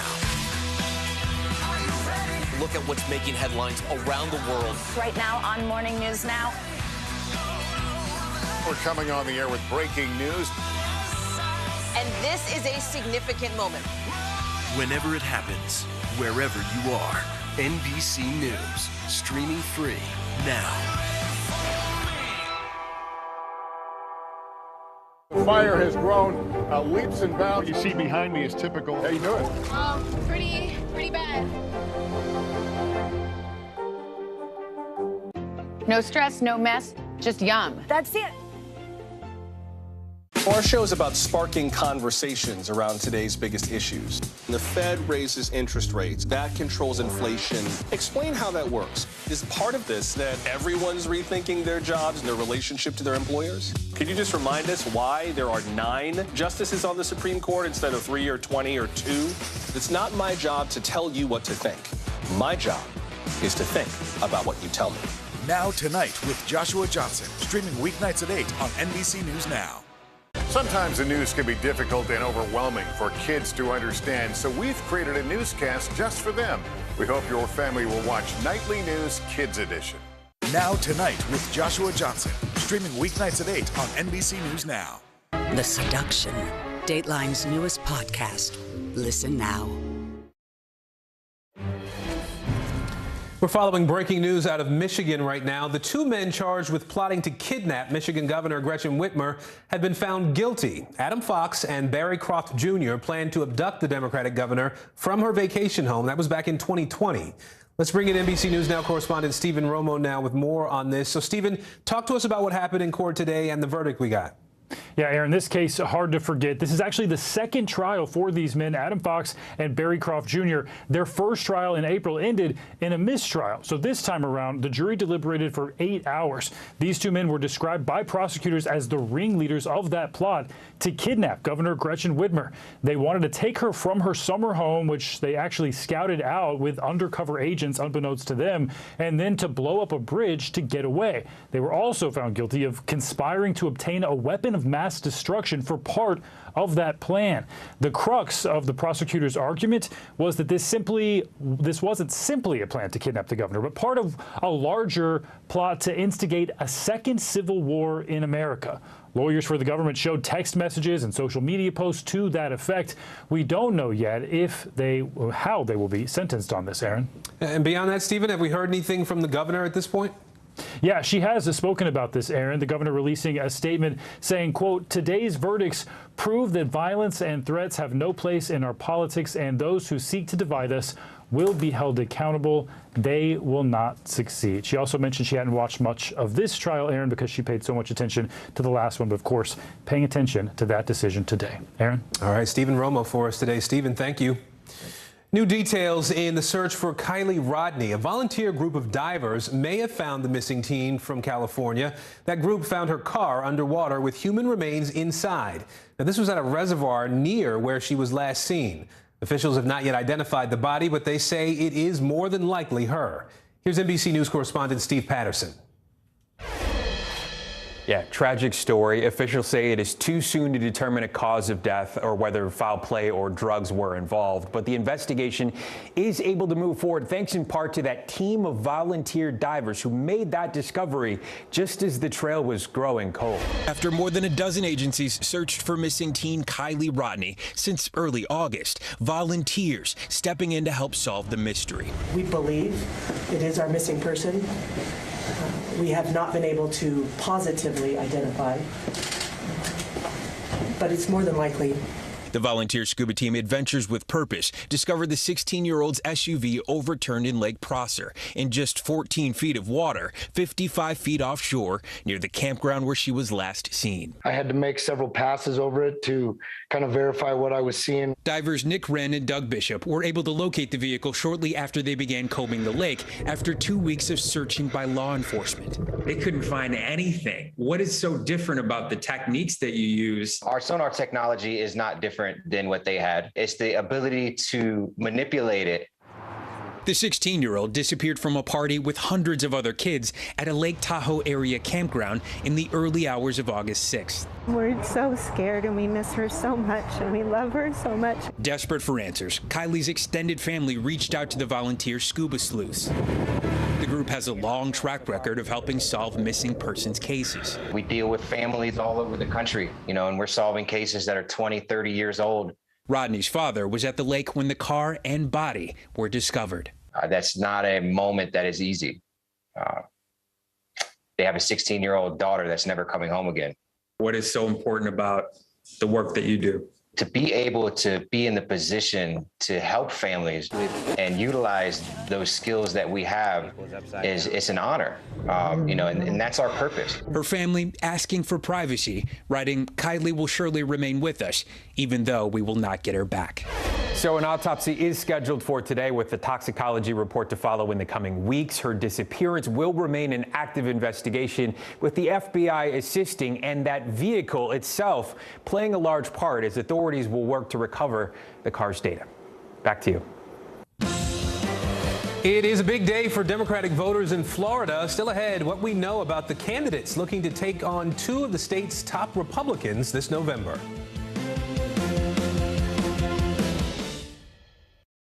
NBC News, streaming free now. Top Story with Tom Llamas is your news playlist on NBC News Now. And now, you can listen to it as a podcast. Available anytime and anywhere. No stress, no mess, just yum. That's it.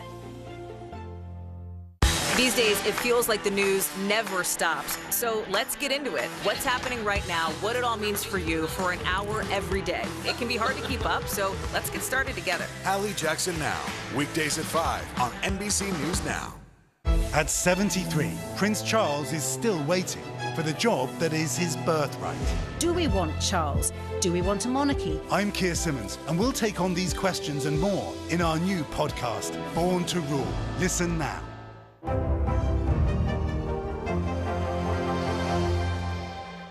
And what do you love about fatherhood? The chaos, the learning. Is climate change one of your top priorities? What's your message to girls who want to make a difference in their own communities? Believe in yourself. News is happening now. Look at what's making headlines around the world. Whenever it happens, wherever you are, it's here now. It's the best time of the morning, time for that pop start, baby. I'm feeling the vibe today on the show. Right now on NBC News Now, Look at what's making headlines around the world. We've got 3 new developments just this afternoon. we begin this hour with breaking news. This is what it looks and feels like to try to escape Ukraine. I don't want to say goodbye. This factory has gone from making kitchen pots to lethal items. There's an intense artillery battle underway. Breaking news this morning. The heartbreak, the grief, and the tears that we have seen here are all tragically familiar. Was there a school officer on campus? Because that's what we've been told. No. The shooting is once again reigniting the debate over gun laws. If it's Tuesday, it is primary night. The highest profile races yet this year. The official confirmation of Judge Ketanji Brown Jackson. Let's zoom out a bit to our changing climate. What do we think that the new normal is going to be? The rollout of COVID vaccines for children under 5. Inflation is cutting into almost everything. Another honest conversation about what it means to be Asian American. We're coming on the air with the news NBC Scoop. Bringing the news to you is not only a job, it's an honor. You don't know when your moment's coming, but when it does, you take it. Welcome back. More than 1,000 flights have been delayed or canceled today, and Apple employees are protesting the company's return to office policy. CNBC's Seema Modi joins us now with a look at today's business beat. Seema, I want to start with these delayed and canceled flights that we're hearing about again here. Talk to us about what's the problem now. What's with the travel disruption this time? Yeah, Aaron, flight cancellations have been rampant this summer. Part of it has to do with a shortage of pilots and, according to Transportation Secretary Pete Buttigieg, consistent bad weather. It's not unusual to have weather. There's always weather. But right now, when weather hits the system is not able to absorb. It's not able to cope, largely because airlines don't have the staff that they need to adapt and be resilient when there is some kind of curveball or a situation. Now, Buttigieg has been under pressure to address the chaos so many Americans are experiencing this summer, taking aim at the airlines, weighing options around a potential mandate on refunds for delayed flights. And it does come ahead, Aaron, of Labor Day, where we're expecting 12.7 million passengers to depart from U.S. airports over the long weekend. So let's talk about a couple other things here. The return to office policies, a lot of headbutting as it relates to going back to work for some folks. In particular, we're seeing protests at Apple now. What's happening there? So here's the story, Aaron. It comes after Apple CEO Tim Cook said employees need to return to the office for 3 days a week. Financial Times reporting this morning that there are a group of Apple workers who are petitioning. They're demanding more flexibility. They're saying there can't be a uniform mandate across all employees. That just won't work for them, and that it affects their productivity, their well-being. And so it's certainly not going to be an easy battle for CEO Tim Cook and other leaders across corporate America as they try to get employees back into the office. Yeah, I think we'll see people come back, or we'll see people find new jobs. Seema Modi for us from CNBC. Seema, thank you.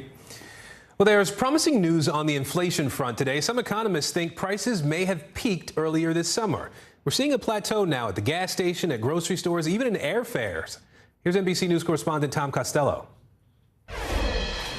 This morning, much needed relief for families from the skyrocketing cost of living, with fresh evidence that inflation may have peaked earlier this summer. Though prices are still a lot higher than a year ago, there is a silver lining with many new deals available. Some of the areas that we're really seeing some good bargains for consumers right now as that demand falls off or the supply picks up, I would say clothing, apparel, footwear, consumer electronics, personal computers, smartphones. And there's more good news at the grocery store, where prices are coming down for many key staples. So far in August, the price of boneless, skinless chicken breasts down nearly 24%. The cost of eggs dropping 60%. Milk and butter also cheaper, as are prices for hot dogs and tomatoes. The sky-high cost of travel is also coming down. Gasoline now at $3.90 a gallon nationally, down from $5.01 in June. And airfares expected to drop 50% after Labor Day. Hotel and car rental rates also slowly coming down. In this volatile economy, consumers are also changing their habits, spending less and trying to save more. One survey found nearly half have cut back on discretionary purchases. 35% putting away more money for emergencies, and 19% saving more for retirement. It's going to be important for folks to make financial decisions that give them some flexibility and freedom to withstand all these future uncertainties. Consumer experts say if you're in the market for a new car, buying a used one may make better sense right now. Supply chain delays mean new car inventories are still super low and dealer prices are sky high, while inventories for used cars are going up and prices are starting to fall. As inflation seems to be plateauing, experts say one of the best money-saving tips involves your credit cards. If you carry credit card debt, it's going to cost you more as interest rates continue to rise, sending your balances even higher. It's why experts recommend paying off your card balances in full every month. To the extent that they can avoid those fees, that's money that they're essentially saving. Importantly here, 1 month does not a trend make. We're going to be watching the August inflation numbers very closely when they come out next month. The Fed's still expected to raise rates again next month, maybe another 3/4 of a point rate hike. And economists increasingly think a recession may be very likely next year. Back to you. An urgent new warning today from the U.S. Embassy in Kyiv. Up next, why every American is being urged to leave Ukraine immediately.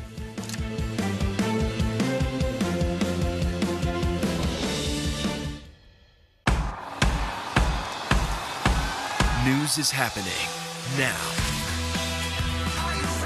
Look at what's making headlines around the world. Right now on Morning News Now. We're coming on the air with breaking news. And this is a significant moment. Whenever it happens, wherever you are, NBC News, streaming free now.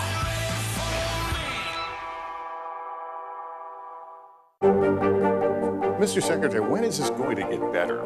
You came into this job saying you were to fight crime. Have you been successful? Found a way to put that. Can you update us on the status of negotiations? Top Story with Tom Llamas, weeknights at 7 on NBC News Now.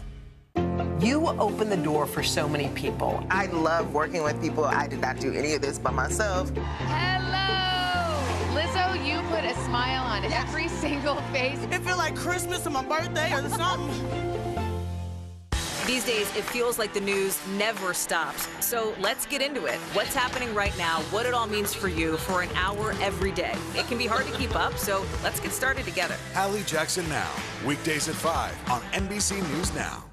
We're here to start conversations because it's not my job to tell you what to think. My job is to think about what you tell me. Now Tonight with Joshua Johnson, weeknights at 8 on NBC News Now.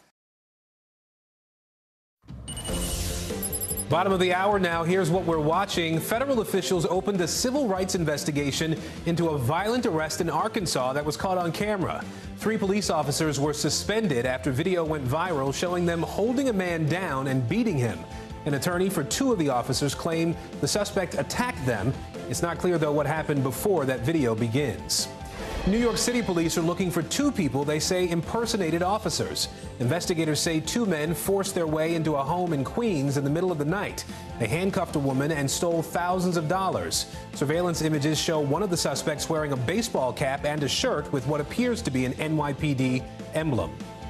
And take a look at this. We are getting a new view of Jupiter like we've never seen before. The world's newest and largest telescope, the James Webb Space Telescope, it took those photos in July. The pictures give detailed views of Jupiter's northern and southern lights.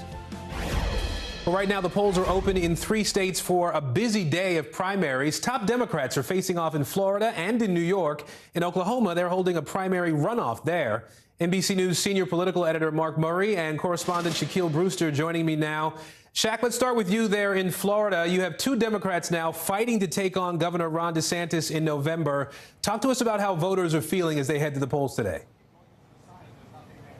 Well, you know, they're feeling the weight of this decision. So many voters mentioning Ron DeSantis, the incumbent Republican governor, as they go into the poll to make their decision on which Democrat they want to take him on. We kind of laid out this race already, but we have on one side Charlie Crist. He's a representative here. He's a former Republican governor in the state of Florida. He's taking on Nikki Fried, the agricultural commissioner, someone who is the only statewide elected Democrat in Florida. Both of them making a play to voters, saying that they will be the strongest contender, the stronger matchup for Ron DeSantis in November. And I want you to listen to some of the conversations I've had with voters answering that claim. I voted for Charlie Crist. Why? Because I think he stands a greater chance of beating our current governor. That's your priority? Yes.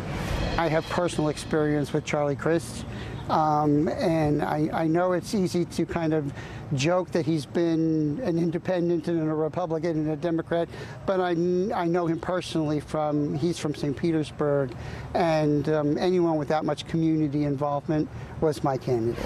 I just don't think Crist was not really that person, and since the Dolphins said freed, I went along with that. You hear the threads that I've been hearing from both of the candidates in my conversations with them. Crist saying that he has the experience because he's done this job before. He believes he can appeal to more moderate voters. Freed saying that she's a fighter, that she's something new. She will be able to appeal to not only the base, but bring in more women voters, especially in this state that's seen a restriction in abortion rights. You're hearing voters get that message as well, Aaron. And Shaq, you're keeping an eye on the Senate race in that state as well. Bring us up to speed there. How's that shaping up? Yeah, this is the race, the seat that Marco Rubio has, Senator Marco Rubio. The primary battle to take him on, it does exist. However, if you look at polling, if you talk to officials and consultants here in the state of Florida, they say that Val Demings, the representative, the congresswoman outside of Orlando, she's on track to winning this primary battle, setting up a big battle in November. What you'll see in November is a lot of money in this race. This will be a race that potentially could determine who has control of the U.S. Senate come next year. We know that Val Demings, she's a former police chief of Orlando. She's raised $47 or so million according to the last fundraising report. So she is a formidable candidate. And you look at the polling, things are already tight. First, she has to lock in that nomination. And by all indications, she will do that tonight. It will be a busy night in Florida for sure. Shaquille Brewster for us in Pompano Beach, Florida. Shaq, thanks. Let's bring in NBC News senior political editor Mark Murray now. Mark, as we look ahead to November, you have Florida Governor Ron DeSantis with more than $130 million in campaign cash. What does that mean for whoever ends up winning the Democratic nomination tonight?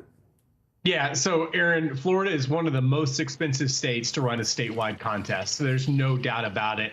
And to be able to air advertisements in the pricey Miami and Orlando and St. Pete markets, you have to have tons of money. Ron DeSantis has really ended up stacking a lot of that. And it has allowed him to build a persona that goes beyond the 2022 midterms and his run for re-election. But I will have to say, and as Shaquille was just reporting, Florida's always a really close state, and whoever ends up winning the nomination on the Democratic side, either Nikki Fried or Charlie Crist, will have a good chance of keeping this race very close, and it will be one of the marquee contests in 2022. But it also requires you to have a whole lot of money, and so whomever ends up becoming the Democratic nominee will have to catch up and catch up quickly. And Mark, voters in Oklahoma are also heading to the polls today. There's a runoff or runoffs for them to look at there. What race are you really sort of keeping a closer eye on? Yeah, Aaron, it's just not New York and Florida holding contests tonight. It's also Oklahoma holding its runoff. The one that I'm really looking at is the Senate runoff between Markwayne Mullin. He's the Republican member of Congress. He ended up getting 44% in the original primary. And he's facing T.W. Shannon, the state's former House leader, who ended up finishing second place. Mullin is the favorite going into the contest, and this is to replace the retiring United States Senator Jim Inhofe. All right, senior political editor Mark Murray with us today. Mark, thank you. Some breaking news out of Ukraine now, and new concerns over Europe's largest nuclear power plant, I should say. The International Atomic Energy Agency says that Ukrainian officials told them recent shelling caused additional damage to that plant. NBC News correspondent Josh Letterman is in Kyiv, Ukraine for us again today. So, Josh, this news is coming as the UN Security Council is set to meet on this situation in the next hour or so. What do we know about this new damage being reported? Can we expect something about that to come out of this meeting? Well, certainly so, Aaron. And the IAEA says that in that shelling over the weekend at Zaporizhzhia, that there were laboratories and chemical facilities that were damaged. And then on Monday, according to the IAEA, there was also shelling that damaged a nearby thermal fossil fuel power plant in the Zaporizhzhia area that actually provides electricity to the nuclear plant for its cooling facilities and other external energy that the nuclear plant needs to be able to operate safely. It had to go without that external power for a couple of hours before it was restored. The IAEA saying that just makes it even more critical that inspectors be able to get to the plant as soon as possible. They're in negotiations right now with Russia and Ukraine and say if that's successful, UN inspectors could be on the ground at the Zaporizhzhia plant within a few days as Russia calls this meeting of the Security Council today, trying to show that they are being productive in trying to resolve the crisis here, even though Ukraine says all of this shelling has been by Russian forces and that they are the ones putting Ukraine on the verge of a nuclear disaster. And Josh, we're also seeing this warning now. The U.S. Embassy there in Kyiv urging all Americans to leave Ukraine, to leave immediately. Walk us through the details on that. What more do we know about the warning from the embassy there? Well, the State Department in that new embassy warning is saying that it has information that Russia is planning to increase attacks on both civilian infrastructure as well as government facilities here in Ukraine tomorrow. And it says that as a result, all American citizens who are here should consider leaving the country. Now, the U.S. has been telling Americans for months now to leave Ukraine because of the dangers of war. But now, State Department spokesman Ned Price says there's an even higher level of concern because of tomorrow, which is Independence Day here in Ukraine, as well as the 6-month anniversary of the start of the war. Ukraine is really on alert ahead of that. You can see far more troops in the streets here in Kyiv, and in Kharkiv, the second largest city. They are planning around-the-clock curfew as they try to keep people safe on that occasion. And Josh, I want to ask you about what's going on in Russia as well at this point. We know that that country held a memorial service today for the daughter of a longtime Putin ally who was killed in a car bombing over the weekend. Can you bring us up to speed there on Russia's investigation into her death? Well, Russian authorities are still pointing the finger at Ukraine after the FSB, the domestic intelligence agency in Russia, within 24 hours of the murder said they had solved it and blamed a Ukrainian woman who they claimed was working for Ukraine's security forces. They say she infiltrated Russia, killed Daria Dugina, and then fled to Estonia. The Estonians are casting a lot of shade on that. The Ukrainians say it's bogus. They say this is an internal dispute playing out within Russia's spy agencies. Aaron? All right, Josh Letterman for us in Kyiv today. Josh, thank you. Yet another American lawmaker is visiting Taiwan right now, again increasing tensions with China. Indiana Governor Eric Holcomb is the latest U.S. politician to travel to the island. This comes 1 week after a congressional delegation arrived there and a month after House Speaker Nancy Pelosi's controversial trip.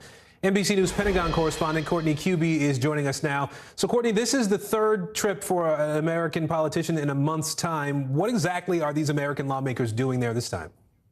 So they all have one thing in common, these various lawmakers. They are there to show Taiwan that the United States is supporting the Taiwanese. And that's something that we heard just today from one of those lawmakers who you mentioned was on one of these recent trips. It's Congressman John Garamendi. He's a Democrat from California. He recently traveled there. And this morning he spoke with our colleague Jose Diaz-Balart and talked a little bit about what message he wanted to provide to Taiwan on his trip. Well, certainly China is trying to establish a new normal in which the Taiwanese people are further constricted economically as well as diplomatically.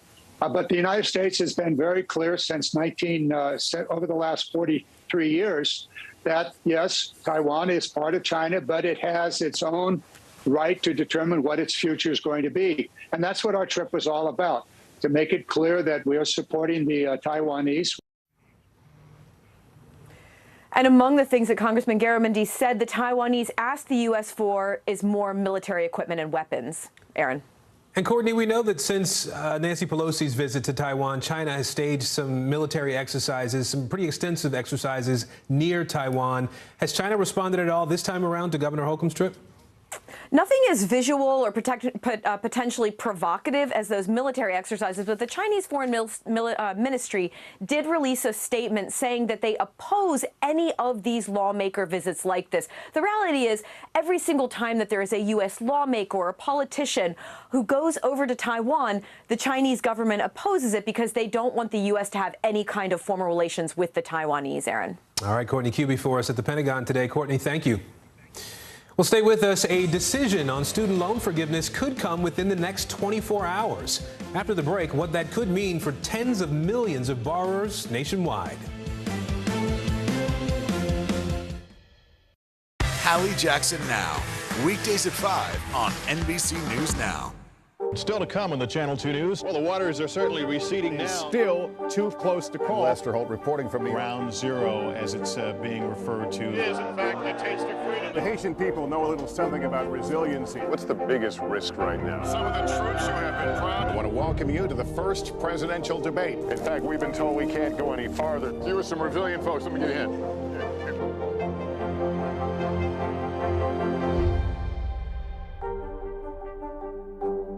Desire, deception, and a double cross. The Seduction, a deadly love story only Dateline and Keith Morrison can tell. Listen now, wherever you get your podcasts. From Brooklyn, we're next to the subway station. The state's reservoirs are alarmingly low. War will pass them by.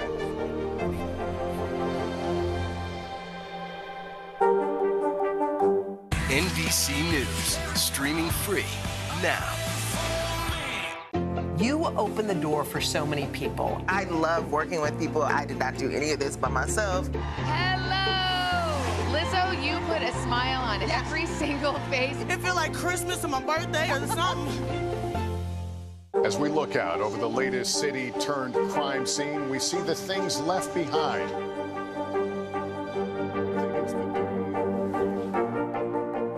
Tell us what it was like? Our NBC News exclusive. It was Lester.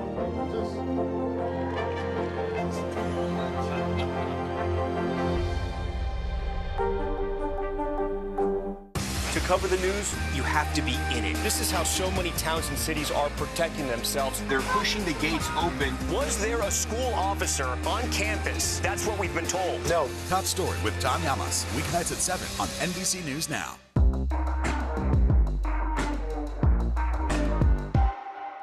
The Seduction, Dateline's newest podcast. Listen now. News is happening now. Look at what's making headlines around the world. Whenever it happens, wherever you are, it's here now. Explosive new claims against Twitter today coming from a former executive. The former head of cybersecurity accuses the company of major security flaws and oversights. That's according to a whistleblower complaint filed with the government earlier this year. The FTC and the SEC declined to comment on this. In a statement, though, Twitter said security and privacy have long been company-wide priorities and will continue to be. Let's turn to NBC News technology correspondent Jake Ward now. He's following this story for us today. So, Jake, NBC News has obtained this whistleblower disclosure document. It's 84 pages. Talk to us about what's in it. Well, Aaron, it is full of explosive allegations from Peter Zatko. He is the former head of security and was once upon a time a very well-respected ethical hacker who went by the handle Mudge. In his complaint, he alleges that Twitter has essentially not lived up to its consent decree, the agreement it was under since 2010 with the Federal Trade Commission in response to its to accusations that it was mishandling property, and private information on the part of users. And it has a long list of what it still says, what the complaint still says are vulnerabilities: mishandling of personal identifiable information, insider threats that were virtually unmonitored, serious access control problems. By one estimate, about half of engineers had access to pretty much anything they wanted, and a high rate of security incidents. So high, Aaron, that the company, in theory, has such serious security breaches is basically one a week that it has to report each one to the government. So a long list of very serious accusations from this former insider at Twitter, Aaron. And I get it that Twitter says, priority for safety and security and privacy, but what else is the company saying in response to these allegations? Well, Aaron, Twitter is essentially saying that he was fired for being ineffective, for poor performance, and that he is sort of cherry-picking events here. They say that this is sort of a disgruntled former employee who doesn't really have a full command of what's going on inside the company. Important to point out here, though, that Mudge is a very, very well-respected figure in the ethical hacking and cybersecurity worlds. People from all over that industry, all over academia and the private sector have come to his defense on Twitter in the last few hours, and so we're really seeing a major pushback against that idea. The big question, of course, now is going to be how does the FTC respond to the accusations in this complaint that that basically the company has not been living up to its consent decree, and also going to be very interesting to see how Elon Musk makes use of this. A lot of what Mudge alleges in his complaint lines up with what Elon Musk has been alleging in court about Twitter in his fight with the company over possibly acquiring it or walking away from that deal, Aaron. All right, Jake Ward for us today. Jake, thank you. Well, some big news on the student debt crisis. The White House is getting close to a decision on loan forgiveness. It could come as early as tomorrow. NBC News correspondent Maura Barrett is joining us now. She's traveling with the president in Delaware. Maura, what more can you tell us about the president's decision here? Well, Aaron, according to multiple sources familiar with conversations with the White House, the president is considering relieving up to $10,000 worth of student debt for borrowers who make less than $125,000 a year. And now this is something that was a campaign promise for President Biden back on the campaign trail ahead of 2020. And so this is something that has been heavily watched, especially as we come up against that August 31st deadline for the current moratorium. He's also expected to extend that current pause to help relieve any debt for people that haven't been able to pay since the pandemic. Now, the White House has said that they will make an announcement before August 31st, but emphasizes that no final decision has been made yet. In terms of timing on when we might find out the specifics about it, in terms of as soon as tomorrow, we know that the president today is his last full day here in Rehoboth, and he's expected to travel back to Washington, D.C. Tomorrow, but we haven't received official guidance or any added events to his schedule yet. So that's definitely something we'll be watching closely, Aaron. I have to wonder, Maura, how is the White House responding to pressure from Democrats, from Democratic lawmakers who have been calling on the president really to do more for student loan holders? Well, the president's chief of staff, Ron Klain, made a call on Friday to multiple Democratic lawmakers such as Chuck Schumer, Elizabeth Warren, and Raphael Warnock, who have been big advocates of student debt relief. And according to a source familiar with the call, he asked them to do as much as they can on this issue. And this is something, obviously, as you noted, there's a lot of pressure on the White House from both lawmakers and activists asking President Biden to relieve as much as $50,000 of the debt, though President Biden has said he would probably stay away from that number. A White House spokesperson reminded again that the president will have more to say on this before August 31st, and also reminded that this administration has already canceled about $32 billion in debt for more than 1.6 million Americans, and that's more than any administration in history. So obviously the work that he's done, already a win in their mind, but a lot of pressure to make even more headway. Aaron. All right, Maura Barrett for us today. Maura, thank you. There is much more news ahead. You're watching NBC News Now.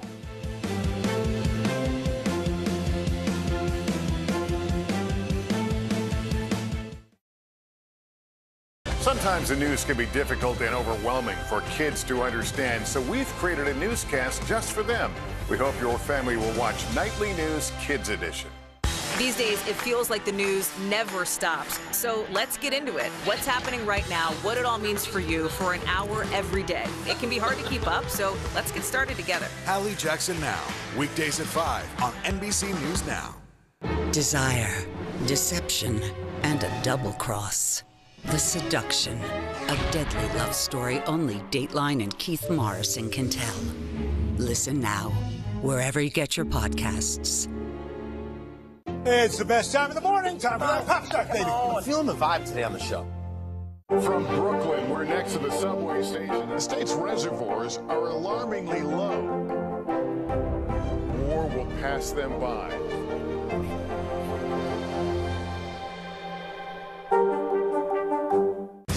Ukraine, from Uvalde, Texas, from Mayfield, Kentucky. To cover the news, you have to be in it. This is how so many towns and cities are protecting themselves. You can actually see they're pushing the gates open. Was there a school officer on campus? That's what we've been told. No. Do you remember any tornado as bad as this one? You look at this and you're thinking, we're not going to have power for weeks, if not months. Exactly. Every night, it's your news playlist. Top Story with Tom Llamas, weeknights at 7 on NBC News Now.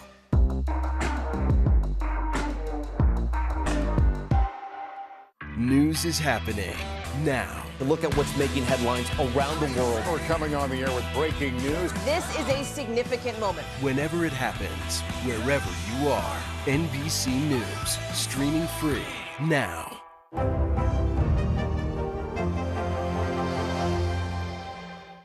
You open the door for so many people. I love working with people. I did not do any of this by myself. Hello! Lizzo, you put a smile on every single face. It feel like Christmas or my birthday or something. The fire has grown leaps and bounds. You see behind me is typical. How you doing? Pretty bad. We're here to start conversations because it's not my job to tell you what to think. My job is to think about what you tell me. Now Tonight with Joshua Johnson, weeknights at 8 on NBC News Now. Well, Prince William and Kate are moving out of Kensington Palace. They're leaving bustling London now, and they're relocating their family to a rural cottage. NBC News foreign correspondent Matt Bradley is joining me now. I think he's at home, not at the cottage, although it looks very rural and green behind you there. It's a great background, Matt.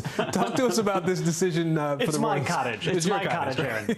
Talk to us about their move, their decision. I just moved in here. We didn't make a story out of it. Yeah. Well, basically what we heard from the royal family, and there's no reason to doubt that that there's any ulterior motive here or anything. They're moving out to Windsor, which is the site of Windsor Castle. That is now the primary residence for the Queen. Her official residence is, of course, at Buckingham Palace in central London. But as she has aged, and she is quite old now, she has decided that she's going to be living or spending most of her time at Windsor Castle. So this cottage is, by royal standards, relatively modest. It's 4 bedrooms. It's on the grounds at an extreme edge of the Windsor Castle grounds. So it will be within Windsor, and that's essentially on the very fringes of what you might call the London metropolitan area. So it's not really in the countryside, but it's out there. Aaron? I mean, okay, so it's out there. I mean, does this have an impact then on sort of the day-to-day work for the royals? Yeah, it does. I mean, they are still maintaining Kensington Apartment 1A as their main official residence, just as the Queen maintains Buckingham Palace as her main official residence. And they're still going to be, I guess, officially covering affairs of state from central London. But this really changes a lot. It puts them a lot closer to the Queen herself. It puts them a lot closer, actually, to Kate Middleton's parents, who are only a 45-minute drive away in the village of Bracknell. So it also allows them to bring all 3 of their very young children together and put them in the same school, which, as every parent knows, makes everything a million times easier. If all of your children are going to the same school, it just cuts down so much on that shoe leather, bringing kids all around town. They are paying a market rate to the Queen. They are not going to be paying for this house by drawing down on their earned benefits. So they are really doing this, and it really is, in many ways, an act of great humility. They are just doing this, it sounds like, to prioritize the children and their welfare. Aaron? All right, Matt Bradley for us in London today. Matt, thank you. More royal intrigue today. A new documentary series is focusing on the night Princess Diana died 25 years ago. It looks at 2 police investigations of her fatal car crash in Paris, who was to blame, and the conspiracy theories that followed. NBC News foreign correspondent Kelly Kobiea has a closer look. This new series delves into the details of what happened the night Diana died and the rumors and conspiracy theories that followed. Princess Diana was the most photographed and famous woman in the world. Her death after a devastating crash in a Paris tunnel in 1997 left millions stunned and heartbroken. Now, 25 years later, a new series called Investigating Diana, Death in Paris promises rare access into 2 police probes by the French and and the British. The lead French investigator, Martine Montil, describing combing CCTV and paparazzi photos and finding little clues after she arrived at the scene. Signs Diana's car was braking, traces of paint on the car, pieces of red light from another car, and tiny pearls. Ces perles fines, elles appartiennent à la princesse. The crash in that Paris tunnel killed Diana, her partner Dodi Al-Fayed, and driver Henri Paul. Bodyguard Trevor Rees-Jones was severely injured, the only survivor, who told investigators what happened the moments before impact. The car accelerating hard, hearing the princess moaning and thinking, "My God, what happened?" At her funeral, Princess Diana's brother Earl Spencer suggested the paparazzi drove them to their deaths. The official French investigation blamed driver Henri Paul, who worked at the Ritz Hotel and whose blood alcohol level was above the legal limit.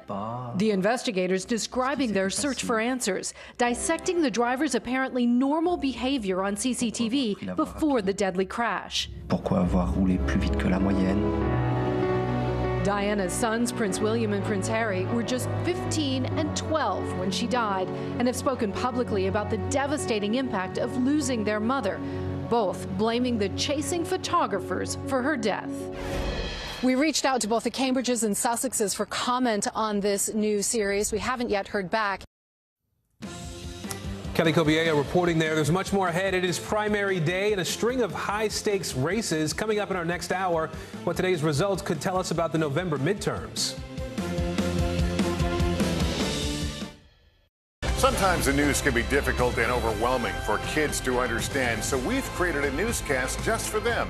We hope your family will watch Nightly News Kids Edition. Here's what's happening in your neck of the woods. Sometimes the news can be difficult and overwhelming for kids to understand, so we've created a newscast just for them. We hope your family will watch Nightly News Kids Edition. The day's biggest political stories with trusted insight now and expert analysis now. A daily look at the politics behind the headlines. Meet the Press Now, streaming weekdays at 4 p.m. on NBC News Now. The Seduction, Dateline's newest podcast. Listen now. Welcome back to Today. We got a lot to celebrate on this Wednesday morning. It's good to have you along with us. You don't know when your moment's coming, but when it does, you take it. Everybody good, and that's it. These days, it feels like the news never stops. So let's get into it. What's happening right now, what it all means for you for an hour every day. It can be hard to keep up, so let's get started together. Hallie Jackson Now, weekdays at 5 on NBC News Now. The indictment of a former president, or perhaps candidate for president, would arguably tear the country apart. Is that your concern? Can you update us on the status of negotiations? Right now on NBC News Now, Decision Day. Voters in key states head to the polls in contentious races, what it could mean for the midterm elections. Deadly deluge. Historic flooding strikes Dallas, forcing drivers to swim to safety. Now millions more face the threat of flooding today. And inside the seizure, new details on how many classified documents the former president took from the White House and what prompted the urgent search at his Florida resort.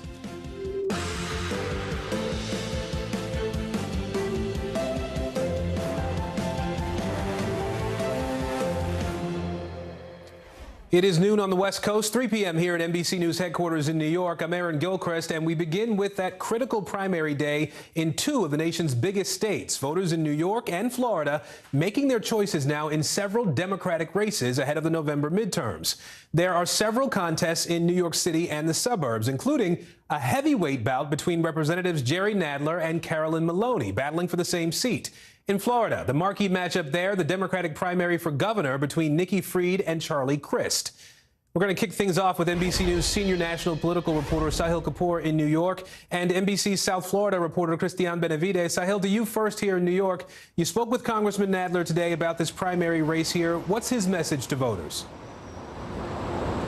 That's right, Aaron. I spoke to Congressman Jerry Nadler just a few hours ago after he emerged from his polling place right behind me and cast a ballot. Starting with the obvious, he wants voters to turn out. This is going to be a competitive race between him and Congresswoman Carolyn Maloney, who has represented a district just across Central Park, a short walk here, or short walk from here on the Upper East Side. Their districts were drawn into one, and that means one of them has to go. Now, Nadler has presented himself as the more principled progressive in this race, talking about the fact that he cast votes against the Iraq War, against the Patriot Act, which were unpopular and difficult at the time, but have stood the test of history. Let's have a listen to what he had to say about his position.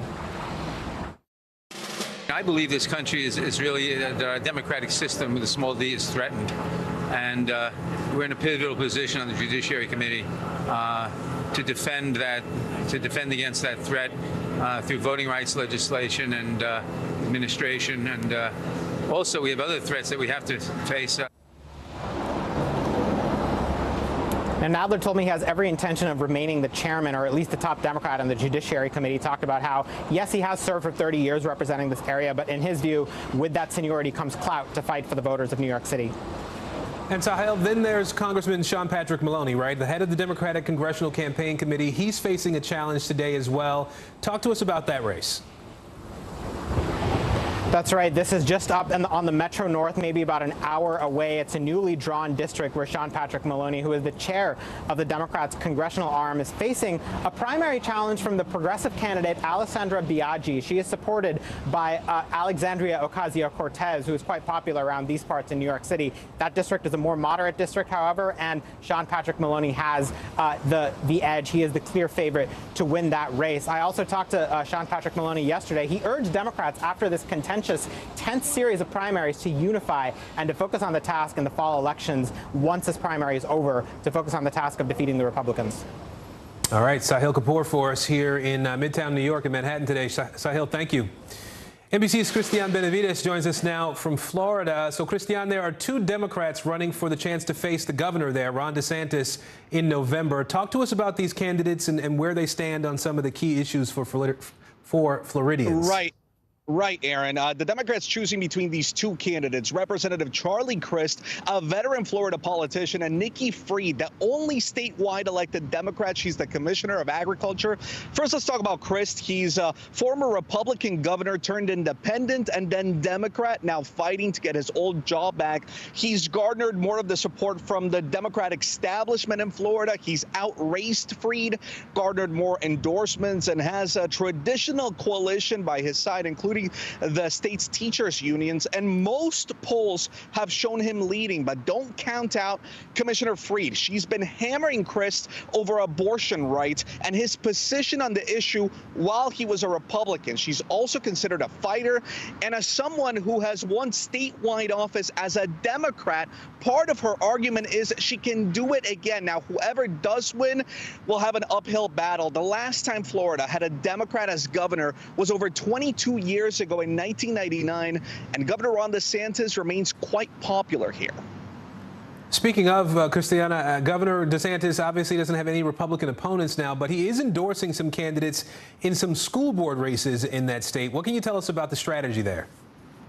Yeah, experts say this is really a show of Governor Ron DeSantis's political muscle. It's truly unprecedented to have a sitting governor weighing in on local school board races. But DeSantis has made it clear he wants candidates who support what he says is a student-first, parent-centered platform that is pushing parental rights and combating what he says is the woke agenda from infiltrating public schools. Now, in one Miami-Dade County race, he has chosen Monica Colucci. She's a language arts teacher who says she's seen what she calls the detrimental impact of liberal policies in the classroom. She's looking to edge out a 24-year incumbent, and just her name, Marta Perez, just to show the power DeSantis has over Republican voters. Perez says it's actually her who aligns more closely with the DeSantis view of education. So that school board race has turned into a contest of who is closer to the governor's thinking. Aaron? All right, Christian Benavides from our South Florida station. Christian, thank you. And for live primary results and analysis, watch our Meet the Press Election Night special with Chuck Todd and Kristen Welker tonight. That starts at 9 p.m. Eastern here on NBC News Now. And developing right now, a severe weather threat in the southern U.S. 9 million people under flood alerts from Texas to Mississippi as a strong storm system dumps more rain on that region. Recovery is beginning in Texas after a 1-in-1,000-year flood event.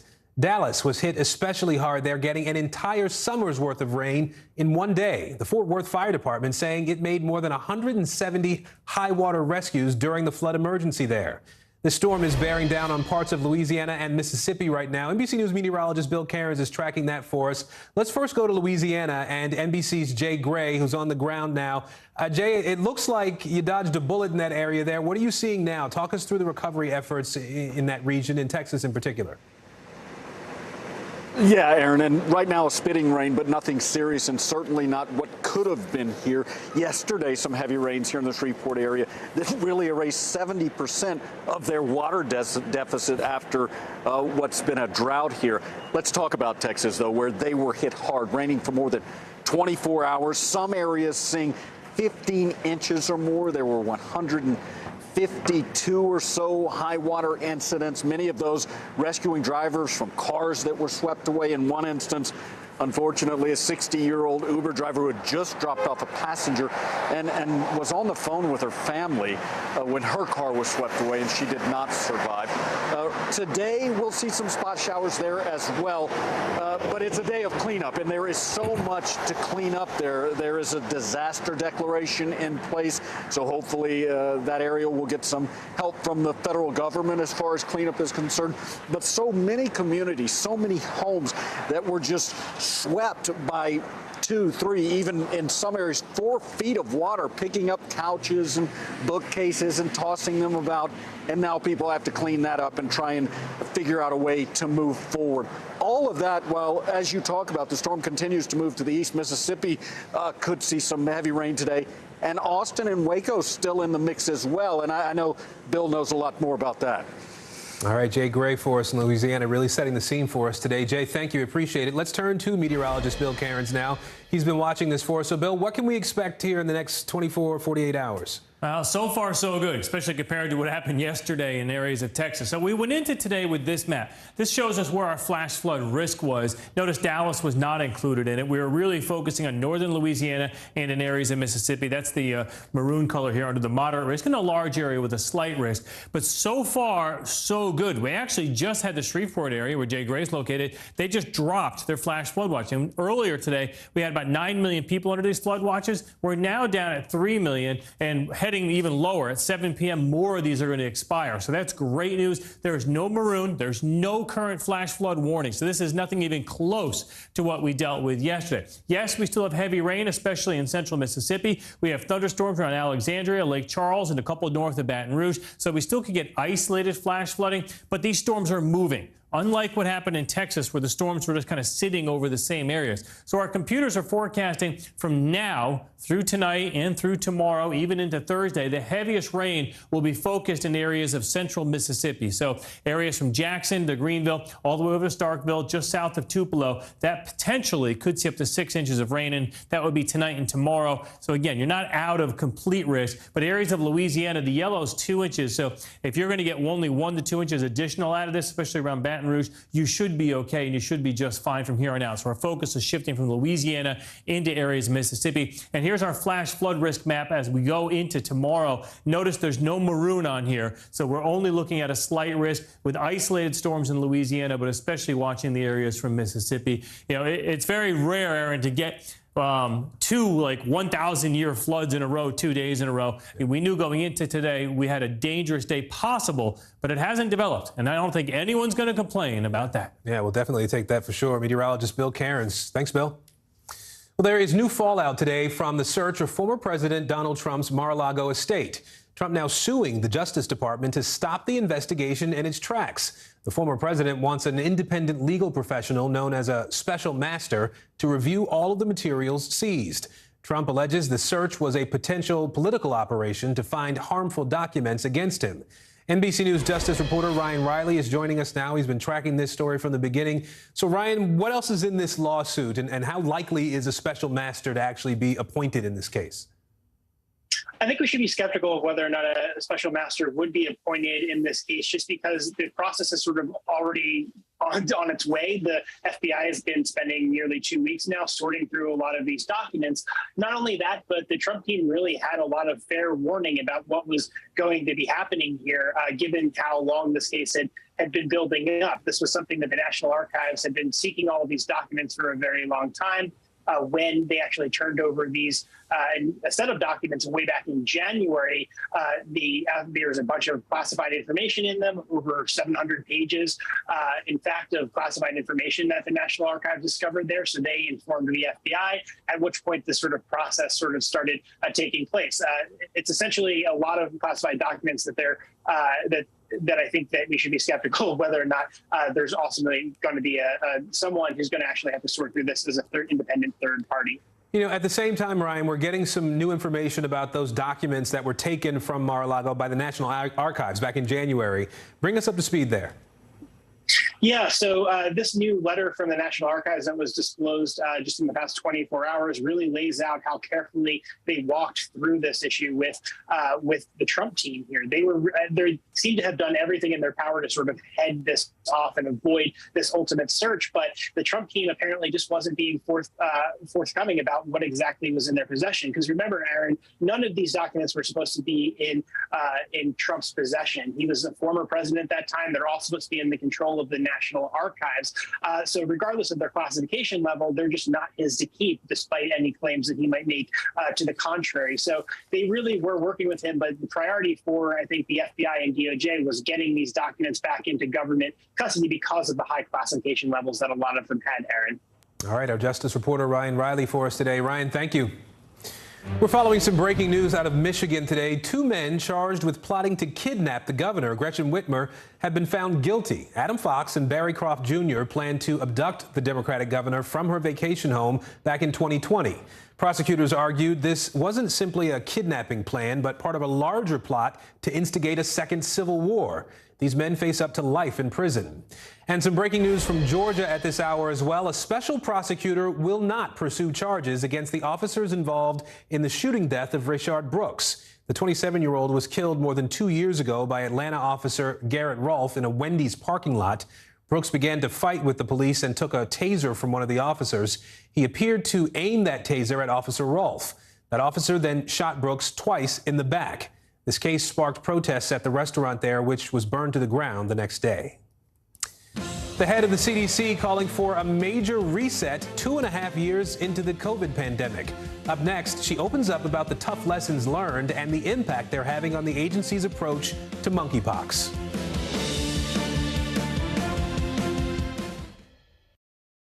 Harry Styles! The Seduction, Dateline's newest podcast. Listen to the full season now. Now Tonight with Joshua Johnson, streaming weeknights at 8 on NBC News Now. NBC News, streaming free now. From Brooklyn, we're next to the subway station. The state's reservoirs are alarmingly low. War will pass them by.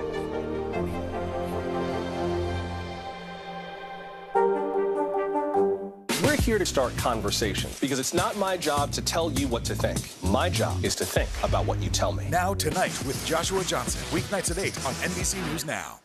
You open the door for so many people. I love working with people. I did not do any of this by myself. Hello! Lizzo, you put a smile on every single face. It feels like Christmas or my birthday or something. We're here to start conversations because it's not my job to tell you what to think. My job is to think about what you tell me. Now Tonight with Joshua Johnson, weeknights at 8 on NBC News Now.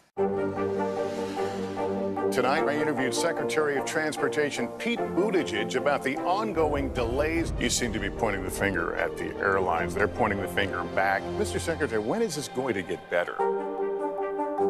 We're here to start conversations because it's not my job to tell you what to think. My job is to think about what you tell me. Now Tonight with Joshua Johnson, weeknights at 8 on NBC News Now. At 73, Prince Charles is still waiting for the job that is his birthright.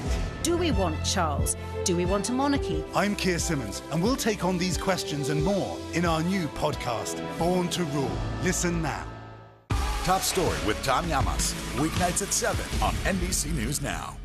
Our show is about sparking conversations around today's biggest issues. The Fed raises interest rates. That controls inflation. Explain how that works. Is part of this that everyone's rethinking their jobs and their relationship to their employers? Could you just remind us why there are 9 justices on the Supreme Court instead of 3 or 20 or 2? It's not my job to tell you what to think. My job is to think about what you tell me. Now Tonight with Joshua Johnson. Streaming weeknights at 8 on NBC News Now.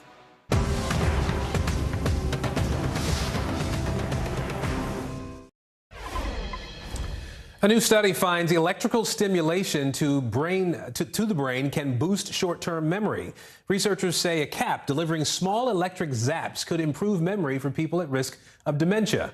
The study is still in its early stages, but with more than 16 million Americans suffering from cognitive impairment, experts say that cap could be an important tool to protect and enhance memory in the future.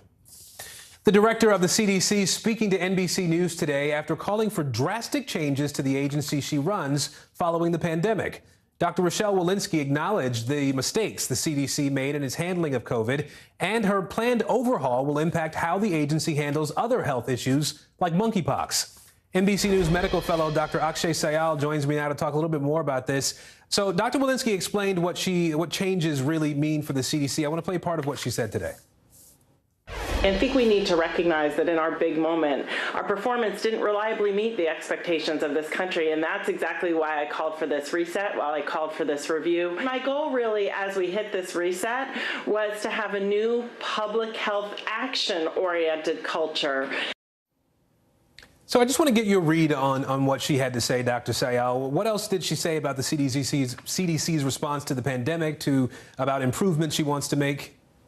Well, to me, it sounds like the improvements she's trying to make are getting more data in real time. Now, Aaron, as a journalist covering the COVID pandemic the past 2 years, I can tell you the data I actually found most useful came from the public health agencies overseas, specifically the UK. Questions we had about were the vaccines waning, were the vaccines working against new variants. Those kind of things were answered really a lot better in real time by the UK agencies. So, you know, in calling for this reset, I'm hopeful that this is the kind of data that she's going to try to gather going forward in real time. You know, Dr. Sayal, Walensky also talked about monkeypox, right? That's the new thing that we're looking at. She talked about the challenges the CDC is facing when it comes to getting data about how that's happening across this country. What can you tell us about that? So, Aaron, the first thing to point out is the CDC actually launched a website yesterday, a more updated page about monkeypox, where we can see cases, case counts, and death counts, which there are none so far. You know, what kind of races are the cases that are getting affected. And so this sort of real-time data is what she's, you know, again, looking to get more out of. And she was actually asked about this, and here's what she had to say. We do have plenty of testing on hand for monkeypox, but it does require a rash in order to be tested. And so part of what we've been doing is talking to community members, those most likely to get infected with monkeypox, and then also talking to clinicians about what to look for so that they know how to do the test. And so, Aaron, the big thing here is really that awareness for both patients and doctors. If you have a rash, if you have a fever, really think about going and getting tested.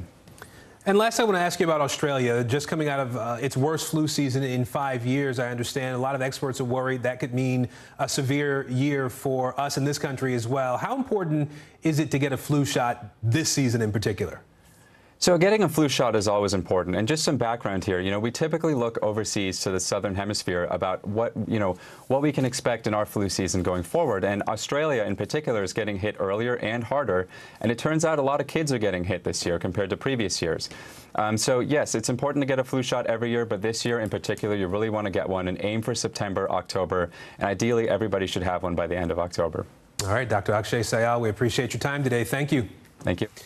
More to come. New Yorkers casting their ballots in some high-profile primaries today. Still ahead, the biggest races we're watching, including one considered to be a bellwether ahead of this year's midterms. News is happening now. Look at what's making headlines around the world. We're coming on the air with breaking news. This is a significant moment. Whenever it happens, wherever you are, NBC News, streaming free now. The fire has grown leaps and bounds. You see behind me is typical. How you doing? Pretty bad. We're here to start conversations about the big things happening in our world, because it's not my job to tell you what to think. My job is to think about what you tell me. Now Tonight with Joshua Johnson, streaming weeknights at 8 on NBC News Now. Desire, deception, and a double cross. The Seduction, a deadly love story only Dateline and Keith Morrison can tell. Listen now, wherever you get your podcasts. Sometimes the news can be difficult and overwhelming for kids to understand. Ukraine and Russia. Could you help me understand what's going on? So to help make sense of it all, we've created a newscast just for them. We hope your family will watch Nightly News Kids Edition.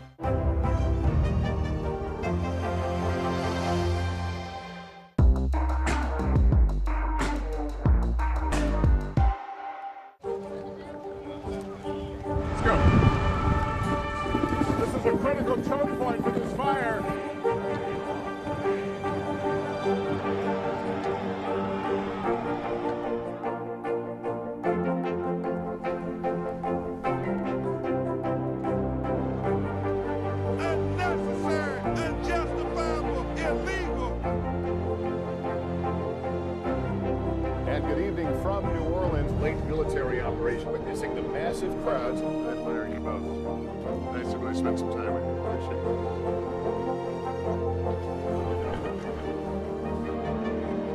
At any moment now.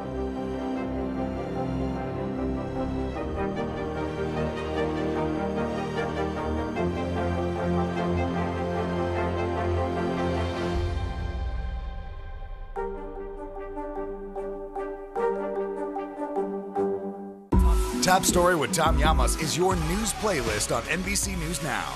And now, you can listen to it as a podcast. Available anytime and anywhere. Welcome back. Hundreds of thousands of cars being recalled following reports they're bursting into flames. Also, Sony is facing a multi-billion-dollar lawsuit. CNBC's Bertha Coombs is joining us now with more on these stories today. So, Bertha, let's start with these recalls if we can. Talk to us about what cars are impacted here. Aaron, there are cars from Hyundai and Kia. They are the largest SUVs that the companies make, and they're warning owners to park outside because of a risk of fire. The recalls cover about 245,000 Hyundai Palisades and 36,000 Kia Telluride SUVs, models between 2020 and 22. Companies said that debris and moisture that accumulates on circuit boards in the new tow hitch is causing this fire. They're not exactly sure why. They have a temporary fix, so go to the dealer to get that. They're still working on a permanent fix. And Bertha, Sony is facing a lawsuit, a big one, a multi-billion-dollar lawsuit over the PlayStation Store prices. Walk us through what's happening with this suit.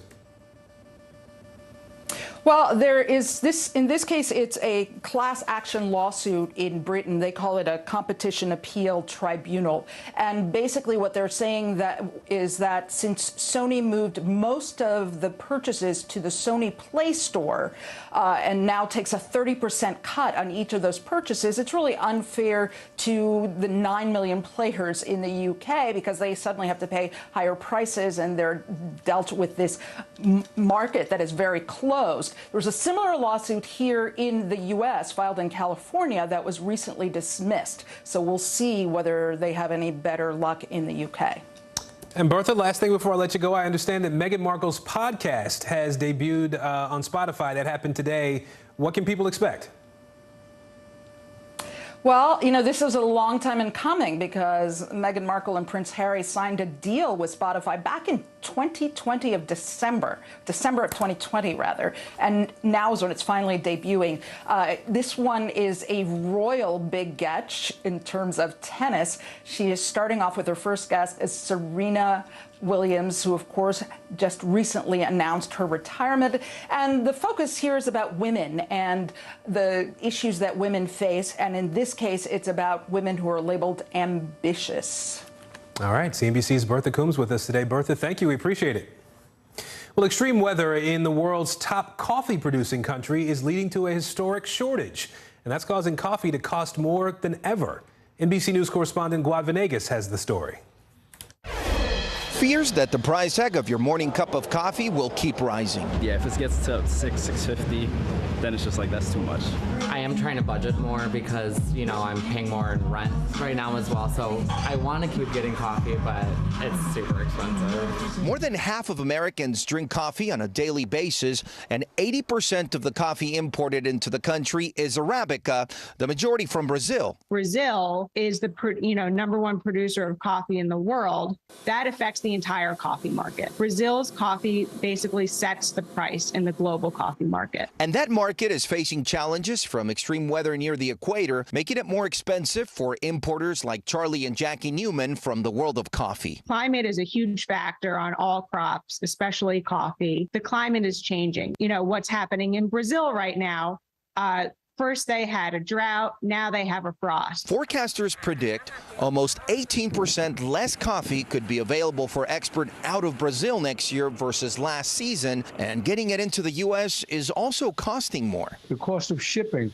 has quadrupled just to get coffee from Central and South America into the United States. Coffee prices are up 20% since July of last year, according to the Bureau of Labor Statistics, more than double overall inflation. And with more complications brewing, distributors and coffee shops may have to keep charging more. It's been a lot less impactful than I thought it would be. It will probably get worse as time goes on because we've just got the first price increase from the drought. So I'm pretty sure it's going to get worse as the months go on. Farmers are developing methods to combat volatile weather and stabilize the crops. But in many ways, like any food that grows from the ground, the final say may be up to Mother Nature. As long as climate change causes crazy variations in weather, this will be a concern now and into the future. New home sales in the U.S. tumbled to a nearly 7-year low. Coming up, why the latest data has some economists opening the door on a possible recession. Let's go. This is a critical choke point for this fire.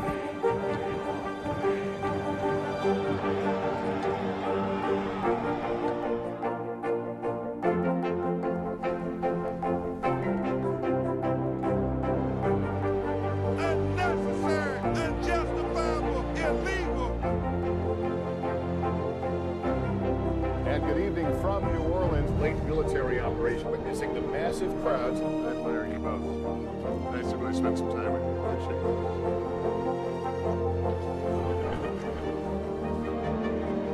At any moment now.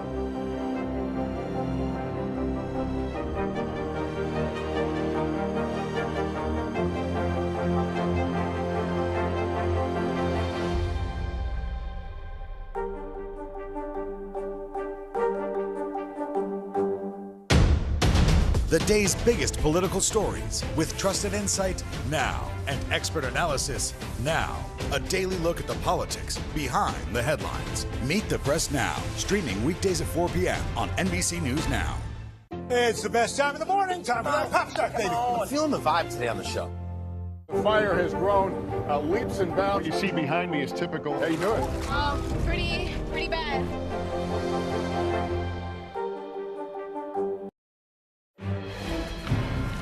Bottom of the hour now. Let's get back to the breaking news out of Georgia today. A special prosecutor says the officers involved in the shooting death of Rayshard Brooks will not face charges. NBC News correspondent Guad Venegas is following this story for us now and joins us from our Miami bureau. So, Guad, remind our viewers about this case and then what reasons the special prosecutor gave for this decision. Aaron, there's a lot of details to look into here. This happened more than 2 years ago.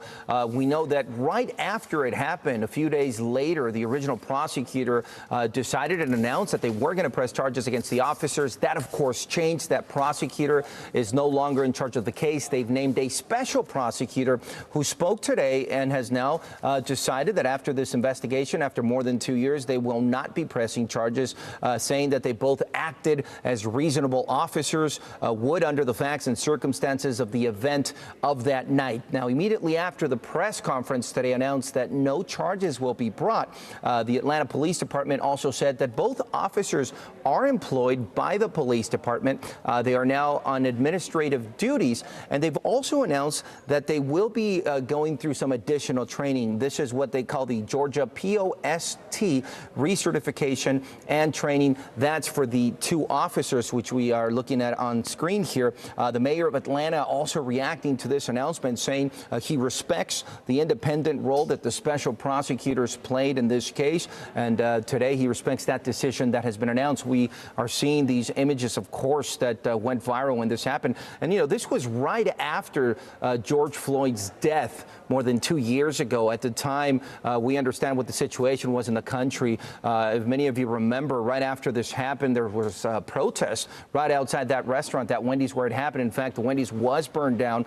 So there was a lot of controversy, a lot of pressure on the department originally. Now it's been more than 2 years where investigators and the special prosecutors were able to review the evidence and the videos to make this announcement today, Aaron. All right, Guad Venegas for us today. Guad, thank you.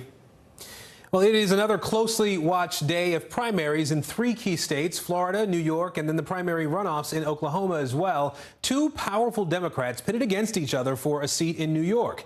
And in Florida, Democrats will pick their candidates to face off against high-profile Republicans in November.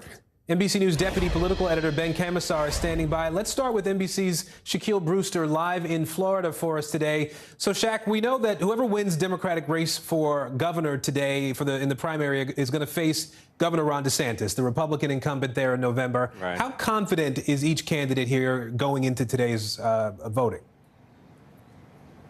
Well, both of the candidates are saying that they are confident that they are coming into this election day with that they feel that they're ahead or that they have some momentum. We saw Charlie Crist voting earlier today. He's the former Republican governor of this state, a representative in this election. He was actually ahead in the polling, the early polling, and he secured some really crucial endorsements among Democratic officials here in this state. He said outside of those polls as he cast his ballot that he's feeling good. He feels like he's on a path to victory. And then Nikki Fried told me a couple of days ago that she feels that she's riding momentum into this. She caught up in the polls. She caught up in a lot of the attention and focus of this race. So you have both candidates saying, yes, it may be close, but they think that they'll come over and top out the other candidate at the end of this race. And Shaq, I know you've been talking to voters the past few days in Florida, too. What issues are driving them to the polls today? You know, one thing that you hear from voters, it's a big push and big focus on defeating DeSantis in terms of Democratic voters here. They say that that is their top priority, and that was something that motivated them and will be motivating them in the November election. But, you know, there are also very specific issues that come up in my conversations with voters. You hear the economy, you hear education, especially here in the state of Florida. And a big one that I heard from nearly every Democratic voter I had a conversation with was abortion. Listen here. I'm not a big fan of abortion, but I do believe in abortion rights. I'm a product of the 70s, the 60s, during the time that Roe versus Wade came into existence. Women should have the absolute control of what happens to their bodies. Not men. Not men. They don't carry babies. Roe versus Wade being reversed, whether it impacts me directly or not, that's just an abomination. That the idea that we started to dictate to people what they get to do with their own body after having it established for decades, that's upsetting to me as a voter. It's that focus on reproductive rights and the passion that you're hearing from these Democratic voters that gives Democrats in the state some optimism that they'll be able to defeat DeSantis. Not only did you deal with the overturning of Roe, but here in Florida, there has been a 15-week ban on abortions. After 15 weeks, women under most circumstances don't have access to an abortion. So Democrats here believe that was overreach. They believe that that gives opportunities for them to pick up votes in suburban areas, especially among women. We'll see what ultimately happens depending on who wins this nomination and when that battle is set out for November.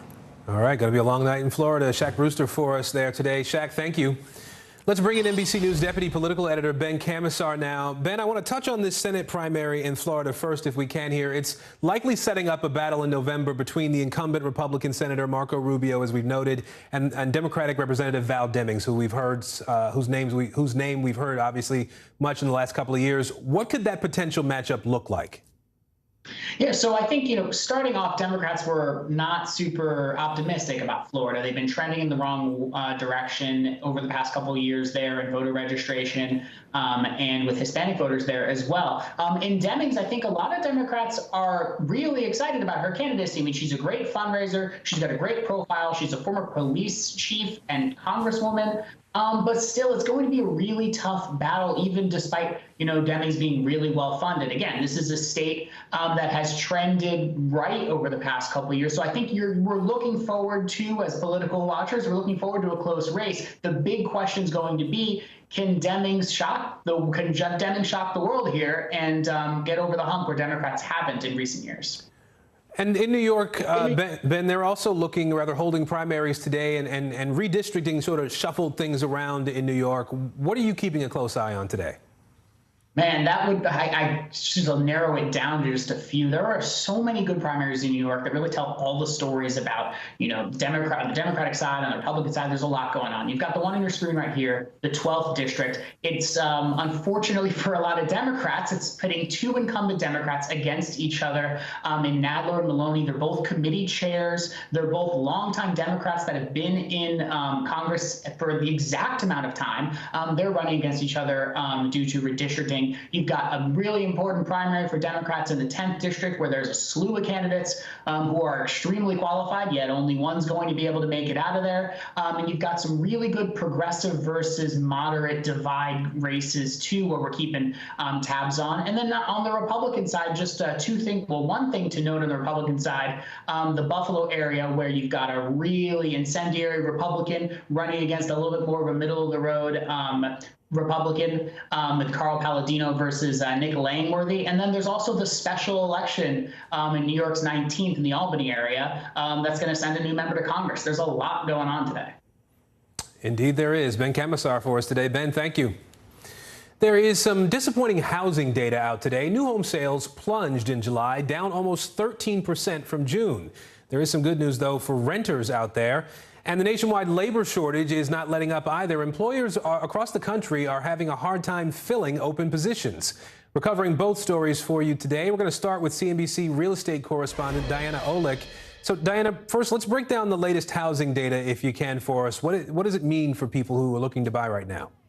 Well, Aaron, we got some really disappointing numbers this morning on new home sales in July, and these are counted on signed contracts. What was really interesting is that while we saw mortgage rates really soar in June, over 6% on the 30-year fix, they actually pulled back a little bit in July. So maybe there could have been a bump, but no. Remember, new homes come at a premium to existing homes, and people just can't afford them. Plus, there's the whole inflation issue around it that is making consumers more concerned about making what would be the biggest investment of their lives. That is buying a new home.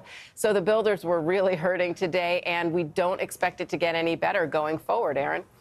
And Diana, mortgage rates are significantly higher than they were at the start of this year. People have been talking about that quite a bit. Home prices are still pretty hot, too. But a lot of folks are turning to renting, right? There's more and more of that we're seeing in a lot of places around the country. Where's the help for that? How can people take advantage of it? Well, so rental demand, as you said, is super strong, and it's not abating at all because people who can't afford to buy a home, they're forced to rent, even if they might want to buy. But we did get a new data point recently showing that apartment rent growth is actually easing up a bit. It's still growing, don't get me wrong, it's still super hot, but it's coming down from those really big jumps we saw between 2021 and 2022. So that means that landlords are seeing the writing on the wall. They're seeing that some renters simply can't afford this, and if they need to rent the supply they're going to need to lower rents a little bit. We're also seeing an enormous supply of new rental units coming on the market, new construction this year. The amount of construction we haven't seen since the 1970s. So the more supply you have, even with high demand, that could help ease rents a little bit, too. So for renters out there, you might be able to get a couple of concessions now, not in the very top tier markets, but in other more reasonable markets, Aaron. Yeah, definitely have to ask for it first, though. Diana Olick from CNBC with us today. Diana, thank you. I want to bring in CNBC restaurant and small business correspondent Kate Rogers now. So, Kate, just how much is the restaurant industry still struggling to find workers at this point? Yeah, Aaron, so you remember we had a better than expected jobs report last month, but the industry itself now employs over 11 million workers, but we're still 500,000 workers short of where we were pre-pandemic. So things are starting to come back, but we're certainly not where we were prior to COVID hitting the U.S. We are also in a really interesting labor market for the restaurants in particular because, as we all know, workers have much more power than they had prior to COVID. They're asking for more pay, better benefits, more flexibility, and we're also seeing a ongoing union push at a lot of these big name restaurants. Primarily Starbucks has been the focus of what we've been covering, but Chipotle also has seen 2 stores now file for union elections for its workers because they're also looking for more safe conditions, they say, better pay and benefits, et cetera. So it's certainly an evolving market, and companies are really trying to hang on to workers and keep them happy. Well, keep them happy. What are the companies doing to try to make this a better situation? Yeah, so we're hearing across the board about staffing shortages and safety. Those are the 2 things that a lot of workplace complaints wind up having wrapped into them. On the shortage part, we heard from a lot of companies during earnings season about the differing things that they're trying to do to make that better. Papa John's and Domino's, 2 of the big publicly traded pizza chains, are using call centers now actually to fill volume orders because they don't have enough people to pick up the phones in stores. So they're using these call centers to get the pizzas out the door as quickly as possible. Papa John's also works with all of the delivery aggregators that we all know and love, DoorDash, Uber Eats, etc., to make sure that they're able to fill the order volume. Chipotle also came up because that company is using labor scheduling tools that are more predictive and can tell you what store has more volume at what time of day, right? So if one store needs more workers at night, it's using data to kind of make sure that it's properly staffed at the appropriate time of day. And that keeps workers happier because they have the appropriate amount of team members with them to make sure that they're able to serve customers. Yum Brands, which is the parent company of KFC, Pizza Hut, and Taco Bell, is using something similar. And then finally, Starbucks again, under Howard Schultz, its new interim CEO, who should be heading out at the end of the year when he is replaced. They're doing a bunch of different things as this union push is going on. They've, given raises to workers. They've also added in some stores, credit card tipping is going to be coming down the line. It's something that baristas really wanted because it makes you more easily able to just tip them on your card if you want to when you order a coffee. And they're also improving store safety. So that's been another big focus as well. There are some industries that have turned to robots to try to solve the labor shortages that they're seeing. I wonder how much we could see that in restaurants. I almost got into a fight with a robot at a hibachi restaurant a couple of weeks ago. I had a few Mai Tais, but still, it was a little weird with the robot. But are restaurants looking in that direction? I would love to hear more about that when you have the time. But some restaurants are certainly looking for that. Chipotle's one name that we have focused on. They were testing a robot called Chippy. It literally makes their tortilla chips. It's got Chipotle's recipe, makes that a little bit easier. Buffalo Wild Wings is another name that's been working with a wing flipping robot because that makes it a little bit easier, and then workers aren't standing over this hot oil, which can be dangerous and really uncomfortable to do for hours on end. But one company that said it's not going to look to robots, which I thought was really fascinating, was McDonald's. Its CEO this earnings season said, we're going to do this the old-fashioned way. Robots we don't think work on a mass scale to solve these problems. We need to solve them from within, make sure we're hiring the right people, keeping them happy, and keeping them on staff. Sounds good to me. Kate Rogers from CNBC with us today. Kate, thank you. Well, teachers from Ohio's largest school district are on strike today. Up next, to look at what's pushed educators to the picket lines just days before students return to class. The Seduction, Dateline's newest podcast. Listen to the full season now. News is happening now. Look at what's making headlines around the world. Whenever it happens, wherever you are, it's here now. Sometimes the news can be difficult and overwhelming for kids to understand, so we've created a newscast just for them. We hope your family will watch Nightly News Kids Edition. Welcome back to you today. We got a lot to celebrate on this Wednesday morning. It's good to have you along with us. You don't know when your moment's coming, but when it does, you take it. Everybody good, and that's it. As we look out over the latest city-turned-crime scene, we see the things left behind. Back now with our NBC News exclusive.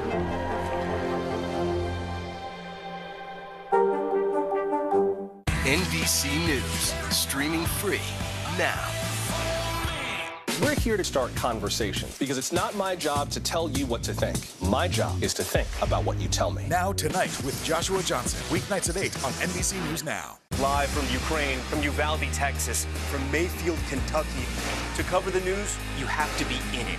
This is how so many towns and cities are protecting themselves. You can actually see they're pushing the gates open. Was there a school officer on campus? That's what we've been told. No. Do you remember any tornado as bad as this one? You look at this and you're thinking, we're not going to have power for weeks, if not months. Exactly. Every night, it's your news playlist. Top Story with Tom Yamas, weeknights at 7 on NBC News Now.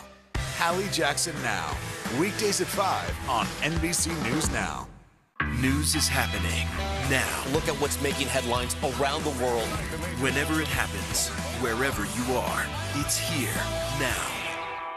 We're here to start conversations because it's not my job to tell you what to think. My job is to think about what you tell me. Now Tonight with Joshua Johnson, weeknights at 8 on NBC News Now. The Seduction, Dateline's newest podcast. Listen now.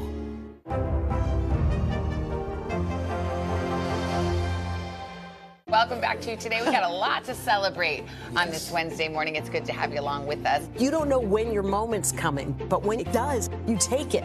Everybody's good, and that's it.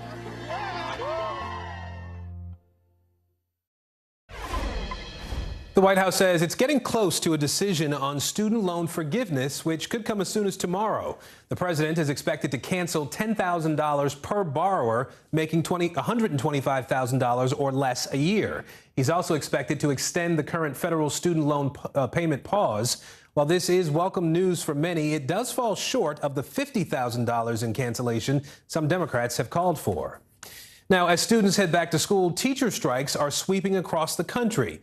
Educators in Ohio's largest district are manning picket lines today, while in Philadelphia, thousands of custodians and bus drivers are ready to follow suit. NBC News correspondent Maggie Vespa explains why. These same issues, of course, impacting schools across the country. Teacher shortages leading to larger class sizes in a profession with notoriously low pay. And at the same time, you have cultural and political tensions kind of infiltrating classrooms recently. So amid all of that, cut to this week, peak back to school season, teachers and staff in a growing number of districts tell us they have hit their breaking point. With back to school in full swing nationwide, teachers are testing districts by marking themselves absent. There is no substitution for good and great teachers. In Columbus, Ohio, the state's largest district, public school teachers are on strike for the first time in nearly 50 years. Their demands include smaller class sizes and air conditioning in every school. With classes set to start tomorrow, the district is scrambling to find substitutes. Our community's children are the board's priority, and our final offer, we felt, did reflect that. We are doing this for the students. The Columbus clash, the latest classroom flashpoint. Over the weekend, roughly 2,000 custodial and transportation workers in Philadelphia public schools also voted to strike, demanding better pay and you all want active shooter training. They're asking for the training that you'd think they'd be getting already. A sobering stressor for modern teachers who also balance ever-changing COVID restrictions and soaring rates of anxiety among students. It's taking a toll, with an estimated 300,000 public school teachers and staff having left the field between February 2020 and May 2022. A recent NBC News poll finding just 25% of parents are confident public schools will be adequately staffed this year. In Columbus, after years of remote learning, mom Kristen McCormick worries how her first grader Ezra will feel when his teacher isn't in class Wednesday. We have struggled as a family to maintain a sense of normalcy and a routine. So this is just sort of another log on the fire. And of course, the key common complaint that we heard among teachers across the board is that notoriously low pay. So to kind of put this in perspective, according to one study, public school teachers make on average 20% less than professionals in other fields with similar education and experience levels. Back to you. Maggie Vespa for us there. There is much more news ahead. You're watching NBC News Now.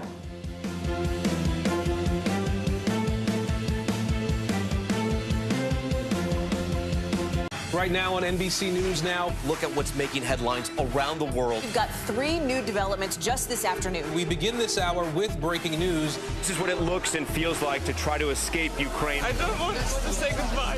This factory has gone from making kitchen pots to lethal items. There's an intense artillery battle underway. Breaking news this morning. The heartbreak, the grief, and the tears that we have seen here are all tragically familiar. Was there a school officer on campus? Because that's what we've been told. No. The shooting is once again reigniting the debate over gun laws. If it's Tuesday, it is primary night. The highest profile races yet this year. The official confirmation of Judge Ketanji Brown Jackson. Let's zoom out a bit to our changing climate. What do we think that the new normal is going to be? The rollout of COVID vaccines for children under 5. Inflation is cutting into almost everything. Another honest conversation about what it means to be Asian American. We're coming on the air with the news NBC Scoop. Bringing the news to you is not only a job, it's an honor.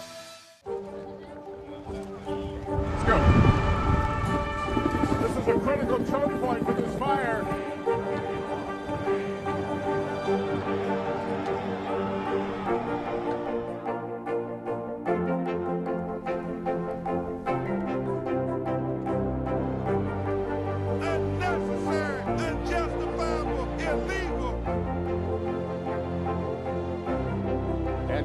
From New Orleans, late military operation, witnessing the massive crowds. I admire you both.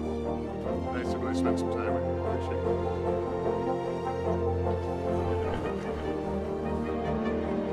At any moment now.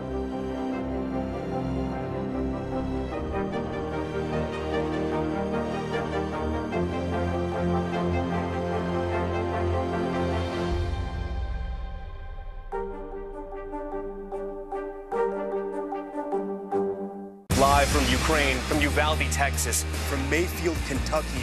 To cover the news, you have to be in it. This is how so many towns and cities are protecting themselves. You can actually see they're pushing the gates open. Was there a school officer on campus? That's what we've been told. No. Do you remember any tornado as bad as this one? You look at this and you're thinking, we're not going to have power for weeks, if not months. Exactly. Every night, it's your news playlist. Top Story with Tom Yamas. Weeknights at 7 on NBC News Now. Investigators are looking into the sudden deaths of dozens of dogs in Michigan. MSNBC anchor Corey Coffin joining me now with that story.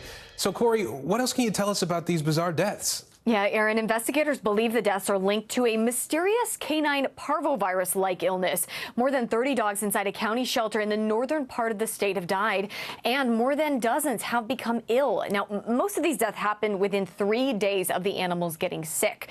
The virus is typically transmitted through dog-to-dog contact or being in contact with other dogs' feces. Now, when the infected dogs are initially tested by veterinarians, Aaron, they return negative for the virus. This afternoon, we spoke to a veterinarian who's monitoring the situation as it develops. Now, as the numbers of cases have gone up and the number of dogs that have died has gone up, they've actually sent some of the samples out to Michigan State University's laboratory, which they've actually gotten a couple of those test results to come back as positive. So the scary part of it is parvo is one of the diseases that is commonly vaccinated for. And we're seeing it rip through and even infect some vaccinated dogs. Yeah, one thing to note, Aaron, is that we are told so far that none of the dogs who were vaccinated have died. This is scary stuff, though, Corey. What should pet owners do? What should they be looking out for? How can they protect their dogs? I know. They're certainly on alert after hearing this. Signs of canine parvovirus include becoming lethargic, loss of appetite, abdominal pain in your dog, a fever, a low body temperature. Also, be on the lookout for bloody stools. Veterinarians say the top thing to protect your dog is to make sure they are vaccinated against parvovirus, Aaron. All right, Corey Coffin with us today. Corey, thank you. Appreciate it. Pilots to the Rescue. That is the nonprofit flying all over the country helping to save animals from being euthanized. NBC News Now anchor Joe Fryer has more on their latest mission.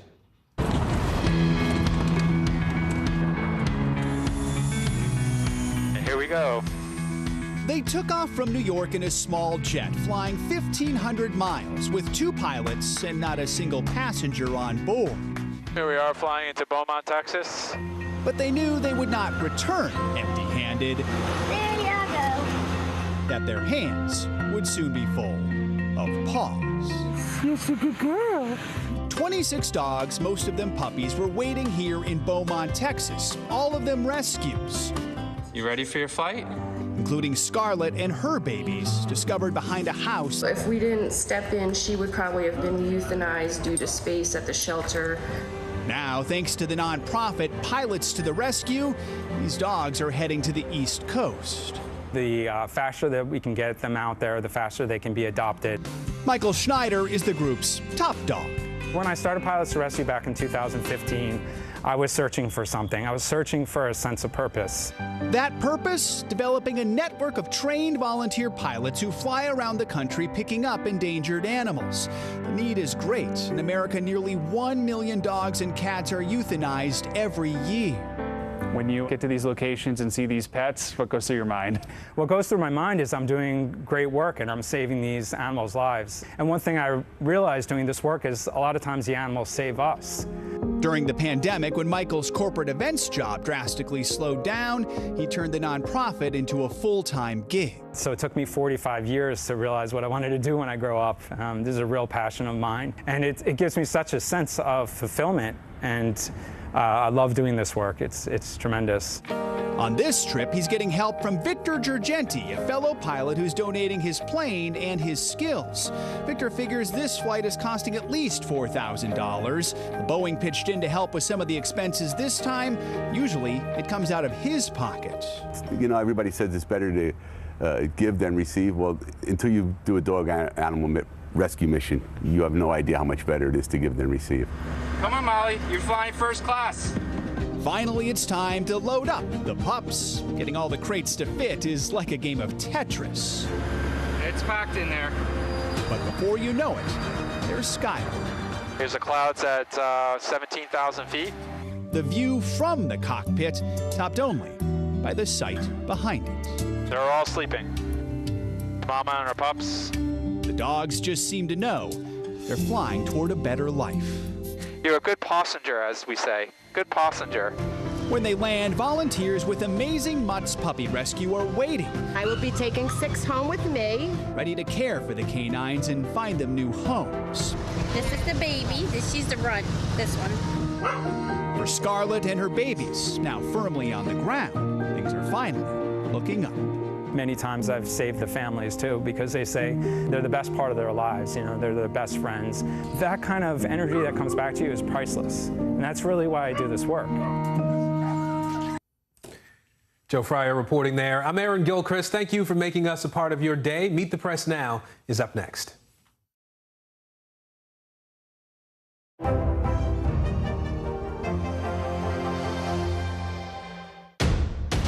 The day's biggest political stories with trusted insight now and expert analysis now. A daily look at the politics behind the headlines. Meet the Press Now, streaming weekdays at 4 p.m. on NBC News Now. To cover the news, you have to be in it. This is how so many towns and cities are protecting themselves. They're pushing the gates open. Was there a school officer on campus? That's what we've been told. No. Top story with Tom Yamas, weeknights at 7 on NBC News Now. You don't know when your moment's coming, but when it does, you take it. We're here to start conversations because it's not my job to tell you what to think. My job is to think about what you tell me. Now tonight with Joshua Johnson, weeknights at 8 on NBC News Now. The fire has grown leaps and bounds. What you see behind me is typical. How you doing? Pretty bad. You open the door for so many people. I love working with people. I did not do any of this by myself. Hello! Lizzo, you put a smile on every single face. It feels like Christmas or my birthday or something. Desire, deception, and a double cross. The Seduction, a deadly love story only Dateline and Keith Morrison can tell. Listen now, wherever you get your podcasts.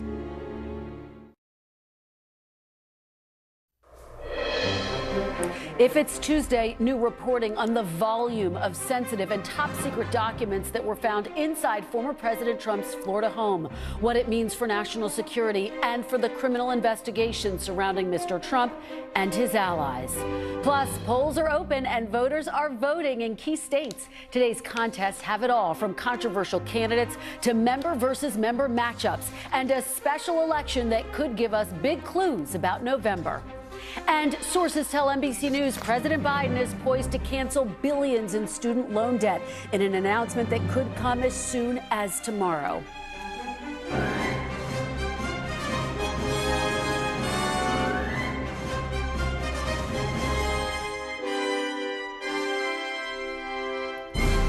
Welcome to Meet the Press Now. I'm Kristen Welker on a very busy Tuesday, a day in which we could get a clearer picture of the midterm landscape nationally as voters head to the polls in New York, Florida, and Oklahoma. We'll have much more on all of the races coming up.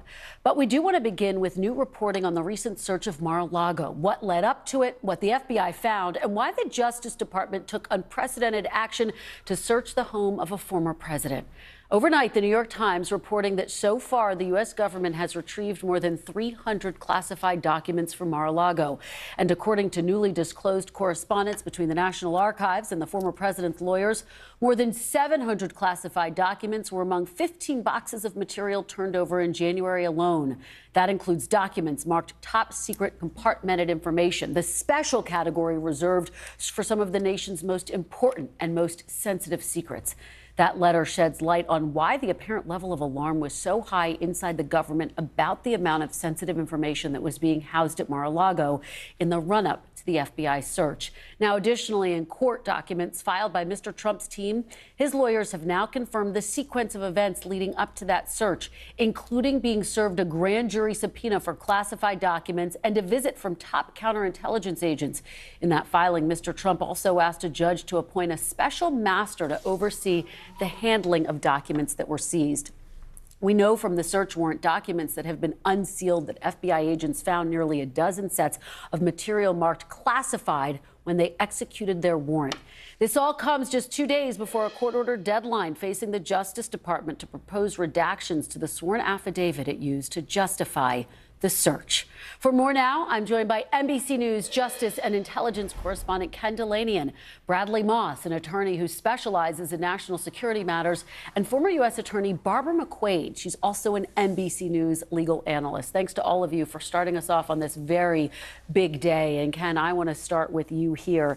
You and I have been working on this all night long. We're learning more now. So what is your biggest takeaway from these revelations? This letter from the National Archives, I was actually shocked by, because what it tells us is that as far back as January, the government knew that not just classified documents, but the most highly classified documents in the government categorized were found in that 15 boxes of documents that the Trump team turned over. So it really paints a picture of actually how cautious and plotting the Justice Department was in the months before they took this dramatic step of getting a search warrant, because they knew that, I mean, these are the kind of documents, Kristen, that you have to go into a special room to look at, that the disclosure of which could compromise sources and methods, could get people killed. They knew those documents were there. They were negotiating. They had negotiated all through 2021. They were gradually escalating. They issued a subpoena. As you said, they went down to Mar-a-Lago. They looked at the storage room. And then finally in August, they asked for the search warrant. It just really shows that far from an overreach, some could argue they were a little too slow on the draw of going to get these very sensitive documents. Let's go back to what specifically could be in these sensitive documents. We don't know for sure what was in the documents, but you talk about the fact that they're so sensitive, you have to go into a room to basically read them, a secure room, a secure area. What kinds of information could be contained in documents that are that highly classified? So the types of information, again, we don't know what's in these, but it could be the kind of information that gets that classification would be the names of CIA sources in Moscow or other places, communications intercepts by the National Security Agency. There was a reference to a SAP, a Special Access Program. Those can be very highly classified DoD programs, and the reason they're special access is only a small number of people can get access to them. Even if you have the highest clearance, you have to have a need to know. So this is really sensitive stuff. And what are the implications for former President Trump's lawyers. We know that there's the reporting that one attorney actually signed off on the fact that all of the classified information had been handed over to the Justice Department. Legal experts believe there may be criminal jeopardy there. It depends on whether that lawyer was acting on a good faith representation from the client, from Donald Trump or somebody else, or whether that lawyer was complicit in what appears to be a misstatement at best, a lie at worst. It all depends. But I mean, what's really interesting about all this is we have yet to see evidence of Donald Trump's knowledge of what these documents were and whether he was doing anything with them. That's the missing piece here from this investigation. Bradley, let me have you weigh in. What is your big takeaway, and are you gaining any clarity into the thinking of the former president from what has been revealed overnight? Yeah, sure, Kristen. If I'm getting anything, it's that the former president has no idea what he's doing right now. This document that came out that we're all talking about from National Archives was produced and made public by Trump's team through John Solomon. And it was supposed to be some gotcha. It was supposed to show that Biden and the White House were involved. If anything, it showed how they took a hands-off approach to this. They deferred to the archives on matters, specifically didn't get involved. And it showed how the archives was very patiently waiting and giving the Trump team extensions during the spring when there was questions about potential executive privilege issues and trying to figure out if there were any more documents. Rather than a rush to judgment, rather than a politicized White House getting involved, this shows how this was done by the book, in my view, and that the former president does not really get the risk and the threat he faces right now. Well, and you take me to my next question, because we do have a reference to that letter that was released by the National Archives to President Biden, basically saying that he waived any executive privilege claims for former President Trump that he could assert over the documents, but he did so after a request from the Justice Department. Now you have the former president, some of his allies saying, aha, that shows that President Biden was involved in this. But the only thing that it shows is that he complied with a request by the Justice Department, right? What is the reality check on that, Bradley? Yeah, absolutely. This was a required procedure here at this point. There had been an invocation made of potential executive privilege by the former president. Justice wanted to have access to these records. NARA was looking for guidance. They had to. They were required to go to the White House at that point, to the incumbent president, saying, what are we doing about this invocation? You're technically the final decision maker here on executive privilege because you're the sitting president. Are we respecting this invocation, or are you dismissing it? And the White House said, we're deferring to NARA's judgment. We're not getting involved, which I think was the right thing to do. And Barbara, what is your big takeaway at this point? Ken talks about the timeline here. This is really the first time that we are getting a sense of the fact that this timeline goes all the way back to January, Barbara. Yeah, I think, there are two things that stand out to me in what we've learned overnight. One is the duration of this discussion that the government has been having with the Trump team. This is not just a raid that happened overnight.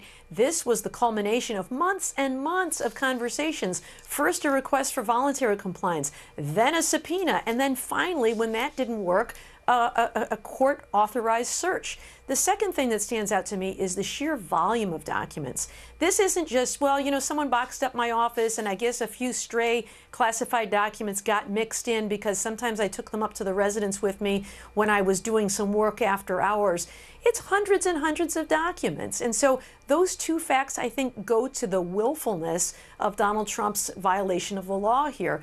Unlike many statutes, where ignorance of the law is no excuse, when it comes to mishandling classified documents, you must actually know that what you're doing is illegal. And sometimes that can be very difficult to prove.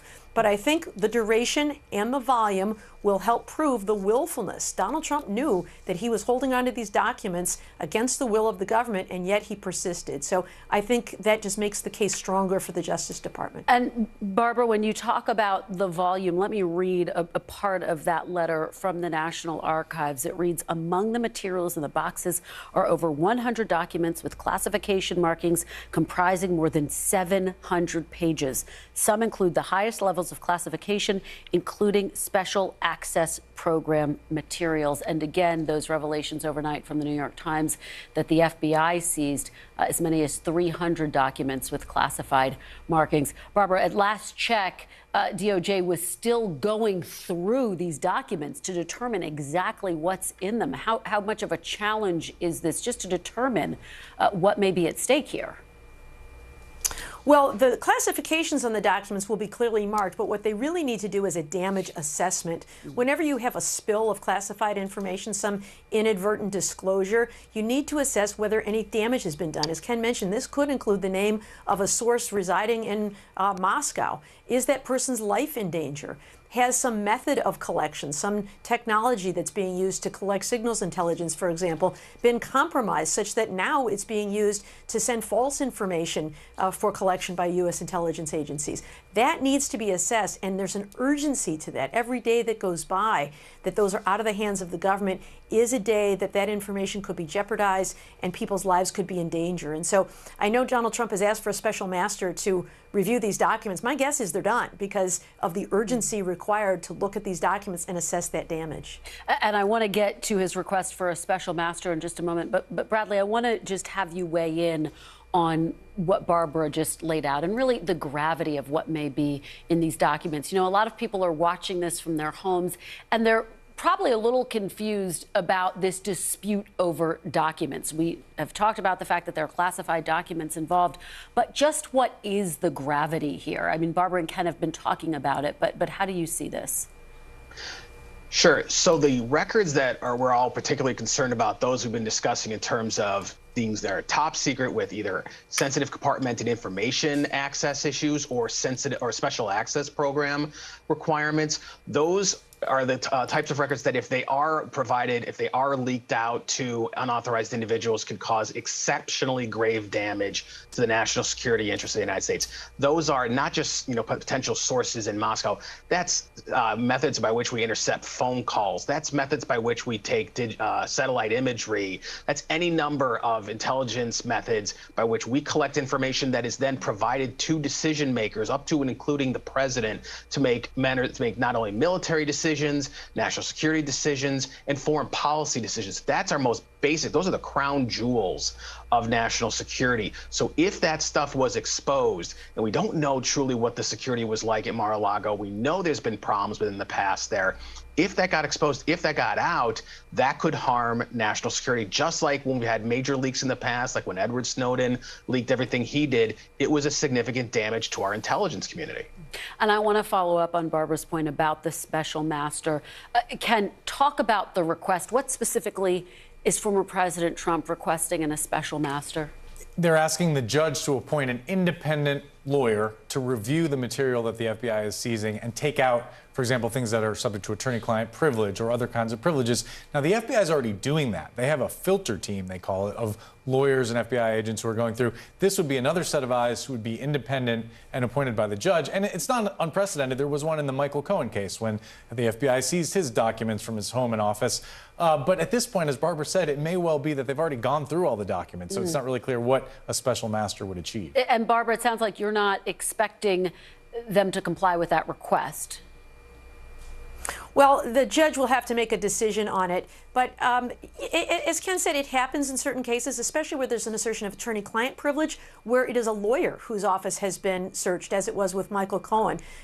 In this case, Donald Trump is basing his assertion on the need for this on executive privilege, which Joe Biden has already waived. So it doesn't seem that he's made a strong showing of a need, and it would seem to me that they have likely already reviewed these documents such that appointing a special master would really be futile at this point. It'll be up to a judge to decide, but it seems that the train has left the station on this one. And Bradley, as we look forward, Thursday is obviously the day that we are looking toward. The Justice Department is going to submit its proposed redactions to the affidavit justifying its search warrant of Mar-a-Lago. What are you anticipating, given that a judge has said that he's expecting there will be so many redactions that the document could be rendered meaningless effectively? Yeah, anybody who's ever dealt with redacted documents, whether it's through Freedom of Information Act or through classified litigation where there's been, various redactions. We're expecting to see heavy amounts of redactions on this because they can't disclose the identity of any witnesses they interviewed. They can't disclose how they gathered certain information. They can't provide a lot of those details because this is an ongoing investigation. If there had been an indictment, if there was discovery and you were going through all that process, of course this information will be disclosed because at that point there's been an actual indictment and you're proceeding towards trial. This is the investigatory phase. It's going to be really difficult to see what justice can propose, what they are going to be willing to unseal in this affidavit, and if it will actually provide us with any real clarity. I'm not anticipating learning tons from whatever does eventually get unsealed, but I'll be happy to be proven wrong. All right. Well, there were a lot of complicated developments to pick through from the overnight and this morning, and we really appreciate you're all joining us to help us understand it a little bit more clearly. Ken, Bradley Moss, and Barbara McQuaid, thanks to all of you. And coming up, if it's Tuesday, voters are voting somewhere. We're going to get the very latest from battleground Florida and why a small race in New York could make big news tonight. Plus, NBC News has learned the White House is poised to make an announcement on student loan forgiveness, what it could mean for borrowers and voters ahead. You're watching Meet the Press now.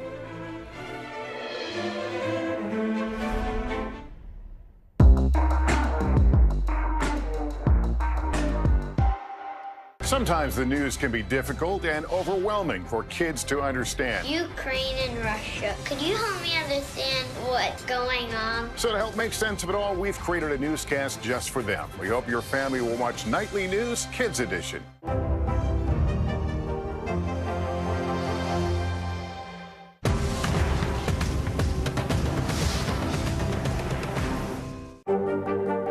Mr. Secretary, when is this going to get better? You came into this job saying you were going to fight crime. Have you been successful? Found a way to put that. Can you update us on the status of negotiations? No stress, no mess, just yum. That's it. To cover the news, you have to be in it. This is how so many towns and cities are protecting themselves. They're pushing the gates open. Was there a school officer on campus? That's what we've been told. No. Top Story with Tom Llamas. Weeknights at 7 on NBC News Now. We're here to start conversations because it's not my job to tell you what to think. My job is to think about what you tell me. Now Tonight with Joshua Johnson. Weeknights at 8 on NBC News Now.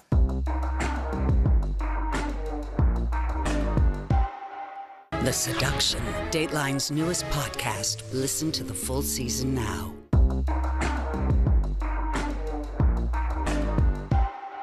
Sometimes the news can be difficult and overwhelming for kids to understand. Ukraine and Russia. Could you help me understand what's going on? So to help make sense of it all, we've created a newscast just for them. We hope your family will watch Nightly News Kids Edition. News is happening now. Look at what's making headlines around the world. We're coming on the air with breaking news. This is a significant moment. Whenever it happens, wherever you are, NBC News, streaming free now. Welcome back to Today. We got a lot to celebrate on this Wednesday morning. It's good to have you along with us. You don't know when your moment's coming, but when it does, you take it. Everybody's good, and that's it. Still to come on the Channel 2 News. Well, the waters are certainly receding now. Still too close to call. Lester Holt reporting from Ground Zero, as it's being referred to. It is, in fact, the taste of freedom. The Haitian people know a little something about resiliency. What's the biggest risk right now? Some of the troops who have been proud. I want to welcome you to the first presidential debate. In fact, we've been told we can't go any farther. You are some resilient folks. Let me get in.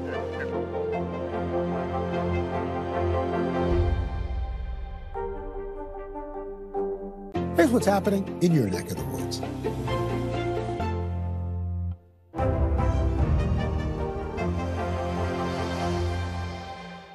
Top Story with Tom Llamas. Weeknights at 7 on NBC News Now. Welcome back. It is primary day in Florida, New York, and Oklahoma, and it's one of our last major primary election days before November's midterm elections. In Florida, the Senate race there, the general election matchup between incumbent Republican Marco Rubio and Democrat Val Demings will become official once polls close. In the state's governor's race, we're watching a contentious Democratic primary to take on Republican Ron DeSantis. Former Governor Charlie Crist is banking on his experience to propel him to a win over the state agriculture commissioner, Nikki Fried. She has zeroed in on the issue of abortion in the race's final days. And in New York, we're following Democratic House primaries in every flavor. There's the establishment versus progressive race in the 17th district that features DCCC Chairman Sean Patrick Maloney, whose challenger is being backed by Alexandria Ocasio-Cortez. In the 12th district, because of redistricting, Jerry Nadler and Carolyn Maloney, two sitting committee chairs with nearly 60 combined years of congressional experience between them, are facing off in a race that also includes Democrat Suraj Patel. And there's a wide-open multi-candidate field in the 10th congressional district, which may put former impeachment counsel Daniel Goldman on the ballot this November. But what could be the most consequential race of all tonight is the special election in New York's 19th district. What happens tonight in this swing district could give us a clear sense of the national environment ahead of November. Republican Mark Molinaro is focusing on inflation, which Republicans nationwide have made a centerpiece of their campaigns. And the Democrat Pat Ryan is running on a core national issue for Democrats: abortion access. NBC's Dasha Burns is in Kingston, New York, covering that special House election, and NBC's Shaq Brewster is in Pompano Beach, Florida, covering the primary races in the Sunshine State. Dasha, I want to start with you. You were able to talk to both of the candidates today. What did you hear? What do their closing messages look like? Well, Kristen, the Hudson Valley of New York might not be the place where you'd expect to find clues about where the political winds are blowing ahead of the midterms, but that is what we are looking at here because of just those stakes that you set up there right now. Look, this is a swingy district to begin with. It went Obama, Trump, Biden, right? But it's really a pivotal place to potentially answer that important question about what are the issues that are going to animate voters, that are going to get folks out to the polls. And Democrats and Republicans are making pretty different bets on what those issues are going to be. Democrat Pat Ryan is really making abortion the centerpiece of his campaign. His campaign signs literally read, "Choice is on the ballot." And he's really positioned it as an issue of freedom, right? And this is something that we actually heard in Kansas, which our viewers might remember. There in that state, voters voted down an anti-abortion amendment in overwhelming numbers. And that was a bit of the strategy there to try and court some of the sort of libertarian conservative vote by positioning it as government overreach. On the other hand, Mark Molinaro, the Republican candidate, calling this a referendum on the Biden administration and on Washington leadership, really hammering home the painful inflation that so many folks have experienced. So which of these issues is a bigger driver? Because it's really going to be all about turnout here, turnout and messaging, right? And I want you to hear our conversations with both of these candidates, just a little snippet to give you a sense of how they are positioning the stakes here. Listen. I think the foundations of our democracy are at threat. I mean, we have fundamental rights and freedoms, including the right for a woman to have access to safe abortion, to have reproductive rights being ripped away. And so much of this race has been about standing up and saying that is not who we are as Americans. What is this race about? Yeah, it's about the voters, and the voters are concerned. Residents, families, farmers are concerned about the price of gas, the price of eggs, the price of groceries. They know in this part of the state you've got to drive 25 miles to work, and you're added new costs. Kristen, it's interesting. Both of these candidates are sort of playing down their chances here. Normally, you would hear candidates saying, you know, I'm going to win this one. Both of them are positioning themselves as the underdog because it's likely that it is going to be a very tight race. And Molinaro has also downplayed the abortion issue. He's saying, look, this is New York State, right? It's a state where abortion rights are protected, so voters shouldn't be concerned about that going in to cast their ballots. But I'll tell you, as I've been talking to voters here, they tell me that Roe v. Wade, the Supreme Court decision to overturn Roe v. Wade, is #1 on their minds, despite the fact that that right to abortion is safeguarded here in this state. And they say they really think it's going to be a galvanizing issue looking to November, Kristen. Well, we saw what happened in Kansas, Dasha, and you were there, so we'll have to see if it drives up turnout tonight. It will be interesting. You're in the center of it all. We'll certainly be checking in with you quite a bit throughout the evening. Shaq, that takes me to you, though. You hear Dasha talking about abortion and the extent to which it may or may not be a motivator tonight, and it's a centerpiece in the Senate race in Florida as well. Nikki Fried versus Charlie Crist, or the gubernatorial race, I should say. It's been very contentious. It's been fiery. What are you seeing in the closing hours of the race? Because, of course, Fried is trying to make the case that she is the stronger candidate when it comes to abortion rights, and you have Crist, who's really been on defense on this issue. That's exactly right. And in my conversations with voters, as they've been coming into the polling location behind me, all of the Democratic voters I talked to mentioned that abortion was top of mind for them, saying that it was an issue that animated them, that made them more willing to participate in this election and made them focus on this election a little bit more, especially in a state like Florida, where you've seen a rollback on that access to abortions. But in terms of how voters are viewing the primary battle, it's more along the lines of DeSantis. They're looking at who they believe is the stronger candidate to take on Ron DeSantis, who both candidates acknowledge is a formidable opponent if they get past the nomination. You know, we heard from Nikki Fried. Her whole positioning and her sell to voters is that you need a fresh new look to Tallahassee, that she would be a stronger contrast to DeSantis, especially considering the fact that she points out that her opponent, Charlie Crist, helped nominate some conservative Supreme Court judges here in the state of Florida, that he was a former Republican. She's saying that you need a strong Democrat to win this state and win over some of those moderate voters. Charlie Crist saying that it's his experience as a former governor here, his ability to build coalitions here in the state of Florida, that makes him the stronger candidate. So yes, all voters I talked to mentioned the issue of abortion, but for the primary battle, as they're deciding who they want for the general election, their mind is on DeSantis. And Shaq, of course, Crist, the fact that he has served for quite a while in politics in Florida as a former Republican governor there, and of course now he's a Democrat. It cuts both ways, right? Particularly in this climate where you have a majority of the country saying they think that things are headed in the wrong direction. Exactly. You know, one thing that we've seen over the arc of this campaign is Crist came into this campaign in the stronger position. He was raising more money. He's been spending more on the television airwaves. He was ahead, had a pretty big lead when you looked at some of those early polls, and that helped him get some pretty crucial endorsements from elected Democrats in this state. But after Roe v. Wade, you saw things tighten here in this state. And in my conversation with Nikki Fried, she said she actually believes the abortion issue is what helped her get some momentum in this race. She says that it's that momentum that will help her win this race. So abortion's wrapped up in it, and it's also the history that you have with Charlie Crist and his long political career here in Florida. All right, well, it is going to be a long and exciting night for both of you and all of us. Shaq, thank you, and Dasha, we will see both of you again tonight on our Meet the Press election special. We will have live coverage of tonight's primary results. That's at 9 p.m. Eastern right here on NBC News Now. But first, we do have some breaking news to tell you about on President Biden's highly anticipated decision on student loan forgiveness. That's next. You're watching Meet the Press Now.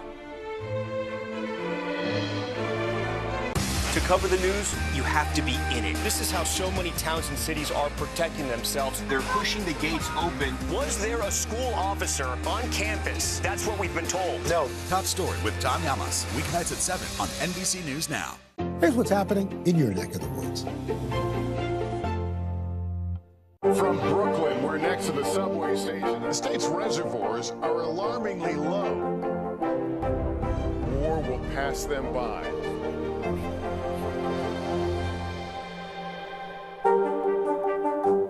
News is happening now. To look at what's making headlines around the world. We're coming on the air with breaking news. This is a significant moment. Whenever it happens, wherever you are, NBC News, streaming free now.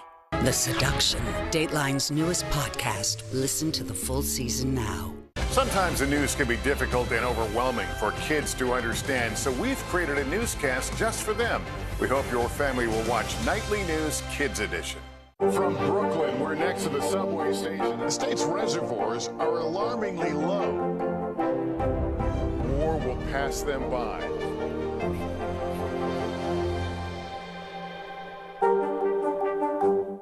Top Story with Tom Llamas, weeknights at 7 on NBC News Now.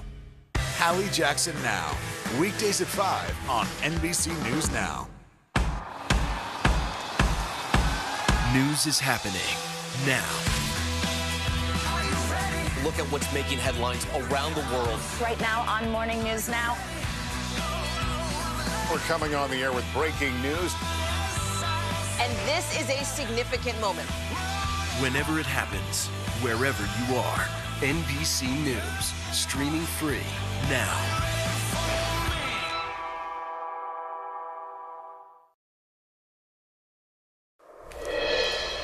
Welcome back. Some potentially big news for the millions of Americans with student loan debt. 5 sources tell NBC News President Biden will announce a highly anticipated decision on loan forgiveness as early as tomorrow. Right now, the White House is eyeing a plan that would include canceling up to $10,000 in loans for borrowers making less than $125,000 a year.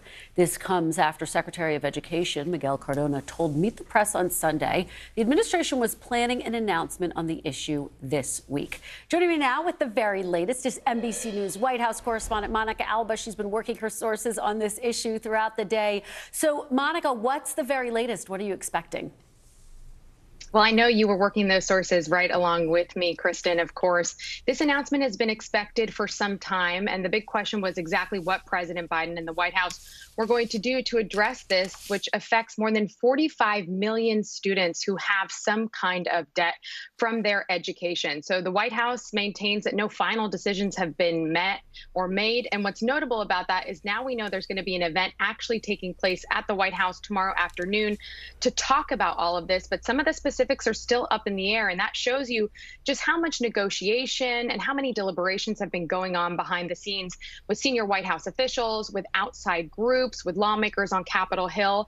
This is something that candidate Joe Biden had campaigned on, and what we're expecting to see tomorrow falls a little bit short of what some other Democrats and specifically progressives had called for. So not everybody is completely thrilled with what we will see here, but this is something that the president has been wanting to promise and will talk about. And the other part of this is extending the moratorium, of course, on those payments. It's something we saw happen time and time again during the pandemic, usually with a little bit more heads up. Since we're so close to the end of the month, they are going a little bit more down to the wire this time. But we do expect that to continue for at least another 3 months. This is something, again, that ahead of the midterms that Democrats had been calling for, something that President Biden said he wanted to address. Not every single party is satisfied here, but it does help to deliver on a campaign promise and to help so many students who, again, in this difficult economy, have really been looking for this much needed relief. Kristen. And Monica, just to follow up with you, and you're right, the timing is so critical here. There has been pushback from Democrats, particularly progressives, who wanted the president to go farther. What is the reaction that you're hearing so far among some of those groups?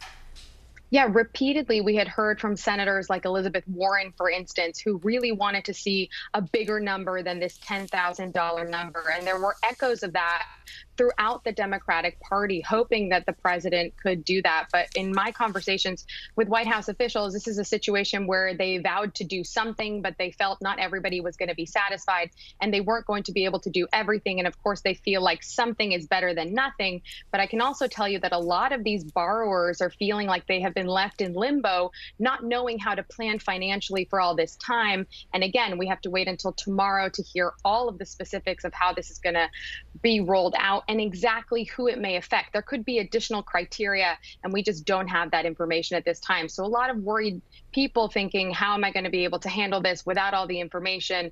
And yes, some lawmakers hoping more can be done, but with many saying they're happy that at least something will be done for a candidate who promised this as president, now following through on a version of that pledge. Kristen. I'm so glad you raised that point, Monica. There are so many borrowers who feel they are in limbo, who have been waiting for this announcement, who've been looking for any tiny clue about what the president might be going to announce tomorrow. Monica Alba, thank you so much for your great reporting, as always. Joining me now is our panel, Democratic strategist Crystal Knight, political national correspondent and NBC contributor Betsy Woodruff-Swan, and Doug Heye, a Republican strategist and former RNC communications director. Thanks to all of you for joining me on this primary night.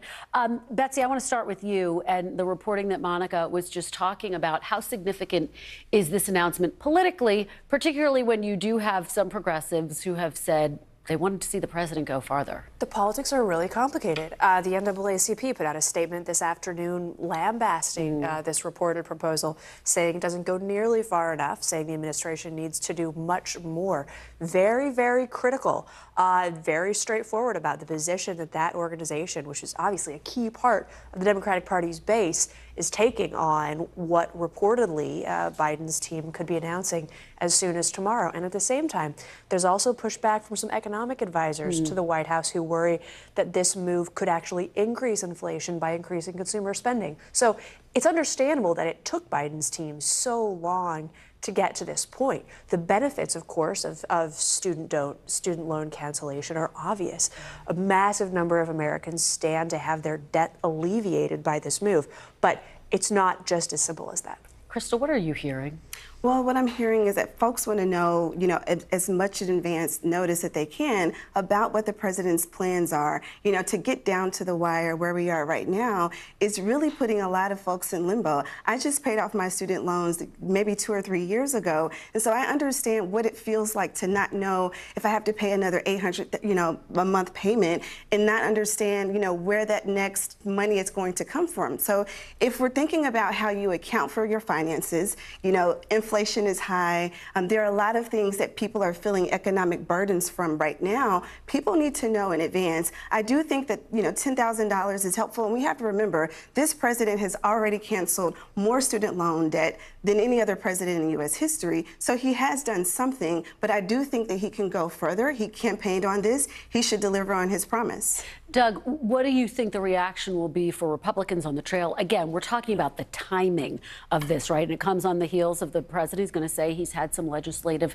victories. How do Republicans take this and kind of redirect it to what they want to be talking about, which is inflation, the economy? Well, it's easy for Republicans. Biden does something, therefore it's bad. And we know that's consistently on issues what they're going to campaign about. It's tougher with this type of an issue, But this allows them to pivot to inflation, which is their core message and should remain their core message for the next 3 weeks. And I think one of the things they may do, Washington behaves, since it's about student loans, Washington behaves like college students quite often. They don't study for the test until the day before. They don't write the paper until the day before. And what we see, and there's a Republican problem and a Democratic problem, but right now it's all a Democratic problem since that's Congress and this administration, is they're scheduling an event before they know what they're going to announce. They schedule a vote on a bill before we know what's in the bill, before the bill's been finalized. This is a Washington problem, but right now it's a Democratic problem, and it's part of why you're hearing Democratic heartburn. Crystal, how do you expect Democrats to respond to that, particularly given that we are in this critical phase heading up to the midterms? Well, again, I think Democrats will resoundingly say the president did something, and something is better than nothing. But I do think it's, it's incumbent upon us as party goers to push this president to do more. And so if he does not come out and announce a delay of, the repayment, I think that will be, bad for his politics. I think if he also doesn't deliver on this $10,000 minimum at least, that will leave people feeling like, should we have confidence in him going into November, which could absolutely affect the elections. All right, let's talk about the elections because we've got some exciting races tonight. Betsy, one of the big ones that we are going to be watching is that special race in New York's 19th district. This is a House district where you have the Democrat, Pat Ryan, who's really trying to put the focus on abortion, and the Republican who, as Doug has said, is trying to keep the focus, Mark Molinaro, on inflation, on the economy, on rising crime. To what extent do you think this race could be a bellwether for November, and what will you be watching for? It's hard to imagine a race that could possibly do any more to kind of crystallize the dynamics that are in play here. The only big difference, of course, between November is that in these special elections, turnout can sometimes be weirdly low, but there's a lot of money being spent on both sides. Republicans and Democrats both recognize that just from a messaging and from a base enthusiasm standpoint, whoever wins this race is going to win beyond New York's 19th district. And it really will show, it's just another test for Democrats of how much the issue of abortion access can counterbalance the potency of inflation as an issue for Republicans. Doug, Sean Patrick Maloney was on Meet the Press this weekend, and he basically downplayed this race to Chuck. He said, look, we think the Republicans going to win, and then you have Republicans downplaying this as well. How confident do you think Republicans should be heading into tonight with this race? And do you think that too much is being made of it? I think too much is being made of it, but not a whole lot too much is made of it. This is a significant race. We should pay attention to it, and it will give us more insights, more data, basically, on where voters are moving, how enthusiastic Democratic voters are, because the only subset of data that we really have is the Kansas vote. So we need more data for Republicans and Democrats to sort out, okay, what's the enthusiasm gap? Is there one? And so forth. But this is not necessarily, it's a Democratic district. It's sort of a swing district, but it's still a Democratic district. Democrats should hold on to this. If they don't, it's a big deal. If they win by a large margin, Democrats do, that's also significant. Well, and Crystal, what's so interesting about tonight is that abortion is going to be featured so prominently in so many of these races, in the Florida gubernatorial primary as well. How much of a test is this about, because obviously we saw what happened in Kansas. Right. And we know that there, when it was a single issue, abortion was motivating to voters. But the question becomes, when it's on the ballot in this New York special race, when it's in the gubernatorial primary in Florida, how motivated will voters be in that context? Yeah, well, Florida is a unique circumstance in that, it goes back and forth between the two parties. But what I think, we want to highlight is that we always say to candidates and to voters, really pay attention to the issue versus the person that's running. So this is an issue. It's at the forefront of many people's minds. And so there's a real, divide in America right now about how people feel about abortion access. And so if, the Democratic candidates are successful tonight, what it means, which is much of what Doug just stated, this is messaging that we can go into the November elections fighting stronger with, doubling down on why abortion access is a fundamental right for every woman in this country, and more Democrats will pick up that messaging moving forward. And Betsy, we are in yet another week where former President Trump has been basically soaking up many of the headlines, if not most of the headlines. How much does that kind of reinforce for voters that there is this choice, not just of Democrats and President Biden, but this bifurcated choice between President Biden and former President Trump? I think it certainly highlights the contrast, and there's upsides and downsides for Democrats. Remember, Biden just had one of arguably the most productive and successful weeks of his presidency, and the FBI managed to somehow create a little bit of a distraction by executing that search warrant at Mar-a-Lago. And now, of course, going into this primary night, we have still just a constant stream of news related to the former president. It's very much almost irresistible instinct that Trump has to make as much news as humanly possible. And he doesn't like not being in headlines. The question for Democrats, of course, is that an issue because it distracts the public from topics they'd rather talk about? Or is it helpful because they don't have to do that much work to make a contrast or to argue that Trump is relevant to the future of politics? It's also a question for Republicans, too. They'd rather be talking about inflation, rising crime, the situation at the border. So if they have to talk about Donald Trump past their primaries, they're off message. Yeah. Crystal? Well, I think it keeps, the former president in the news, and it also gives Democrats ammunition to remind, voters what this president has done. The January 6 hearings have already happened. So this is just another negative notch in former President Trump's belt. But do you worry that, as Betsy says, it could overshadow some of that messaging as well? I hope that it doesn't. I think, again, anything what we've seen relatively in the short term, anything that has been negative for Trump has been positive for Democrats. And so if they can continue messaging along those lines, it could mean wins where it might have been a shakeup in the race. All right. Well, you have all teed us up for a very big and exciting night. Crystal, Doug, and Betsy, thank you. Great to see all of you. Really appreciate it. Coming up next, extreme, egregious deficiencies in security, user privacy, and more. That is what a whistleblower is accusing Twitter of in a new complaint. We'll have that story next. You're watching Meet the Press now.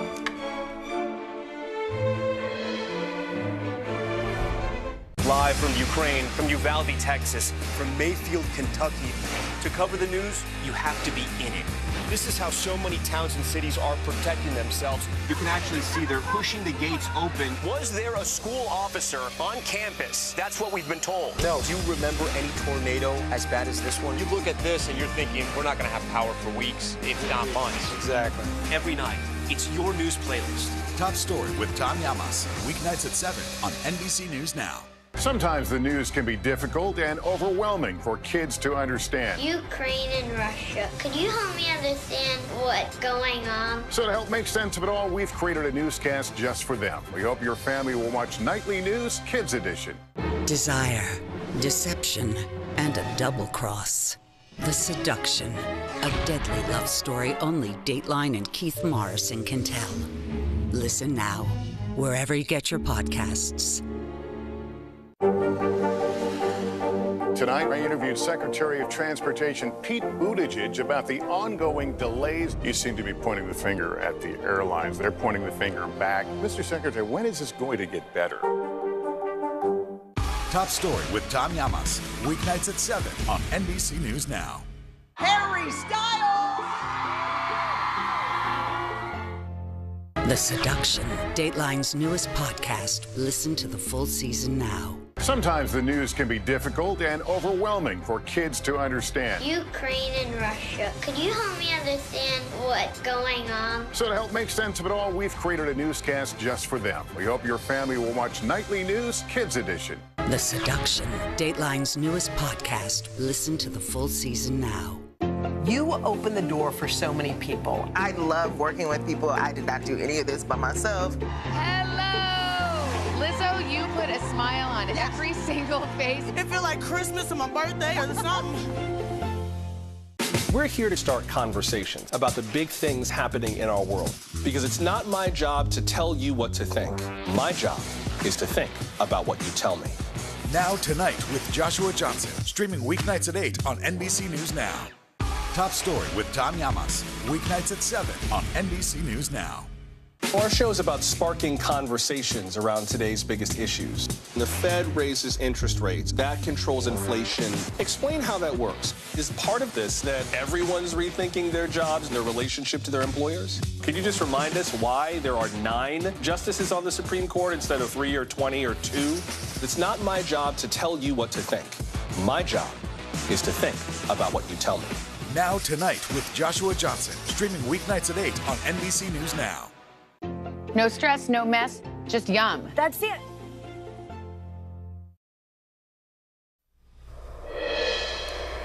Welcome back. NBC News has obtained a copy of a damning new whistleblower report where Twitter's former head of security accuses the social media company of a number of extreme security failures. In the complaint, which was filed with the SEC, FTC and DOJ last month, former security chief Peter Mudge Zatko says that Twitter security measures are not up to the level the company claims they are, and that Twitter has been misleading both the government and its own board of directors about security and privacy risks. Twitter has pushed back at the report, a spokesperson telling NBC News, "What we've seen so far is a false narrative about Twitter and our privacy and data security practices that is riddled with inconsistencies and inaccuracies and lacks important context." Twitter says Zatko is taking opportunistic action after he was fired at the beginning of this year. Now, the SEC declined to comment, and NBC News has also reached out to Zatko. CNBC has reached out to the FTC and DOJ for comment, but has not yet heard back. Joining me now to discuss all of this, NBC News technology correspondent Jake Ward. Jake, thanks so much for joining me. So break this down, this whistleblower filing. What is the most serious accusation in the report?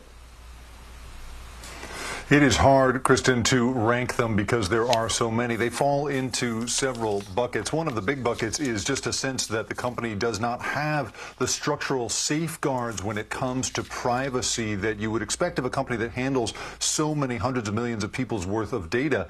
In this case, Zatko alleges that essentially half of the engineering staff of Twitter has more or less unfettered access to anything they want and can go in and impersonate people if they want to, grab their geo-fenced location if they need to. And of course, this is what led to past cases of hacking. In 2020, we saw a group of teenagers manage to impersonate former President Barack Obama, Jeff Bezos, and a whole host of others because they simply called up the right people and convinced them to hand over their password.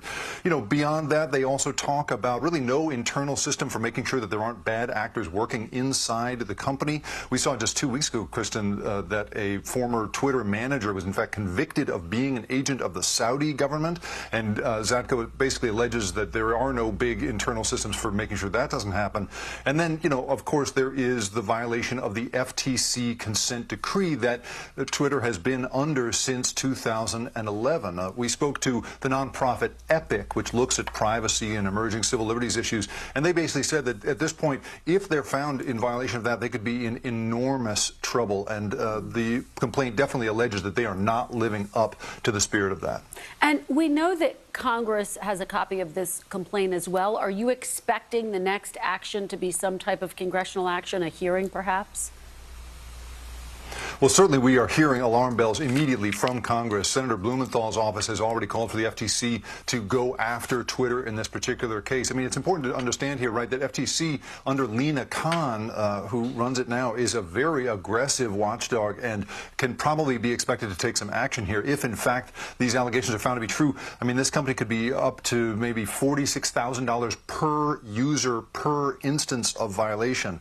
But beyond that, all right, critics have called for a long time for new regulations around the retention of data. How long can you keep it as a company? What are you allowed to collect? Right now, there are no rules around that. And we're seeing here a company that, according to Peter Zatko, the former head of security, really has just run wild with a lot of this, considering that they're in a landscape in which almost no regulation exists at all, Kristen. And Jacob, very quickly, if you are a Twitter user, what should you be doing to keep your information safe?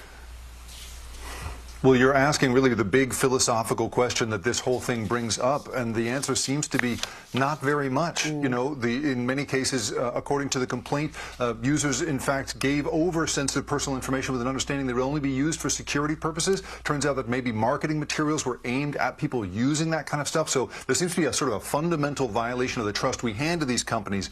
That's all featured in this complaint, Kristen. All right. Well, such great reporting. Jake Ward, really appreciate your joining us. Good to see you. And still to come, my one-on-one interview with a battleground state Democrat as her party fights to keep control of the House. Congresswoman Brenda Lawrence joins us next. You're watching Meet the Press now.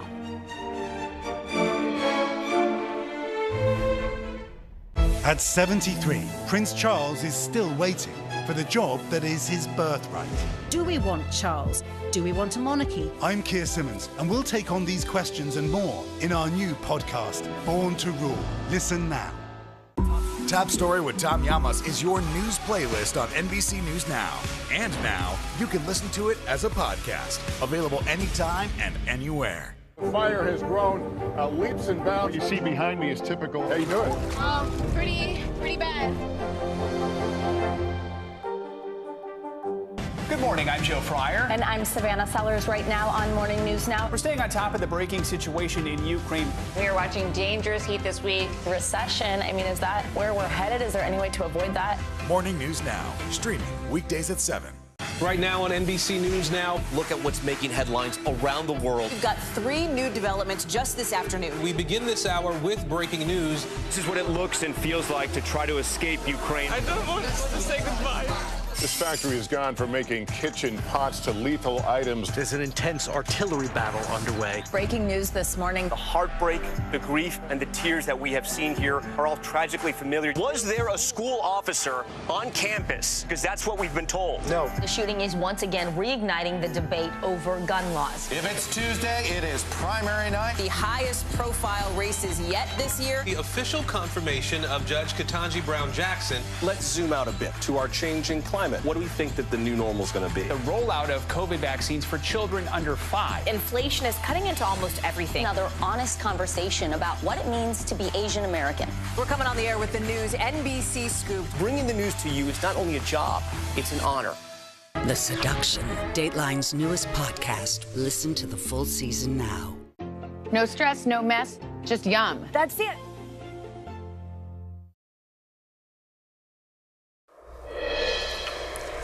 Welcome back. As voters head to the polls in some of the last remaining primary races, both parties are working to fine-tune their message for November.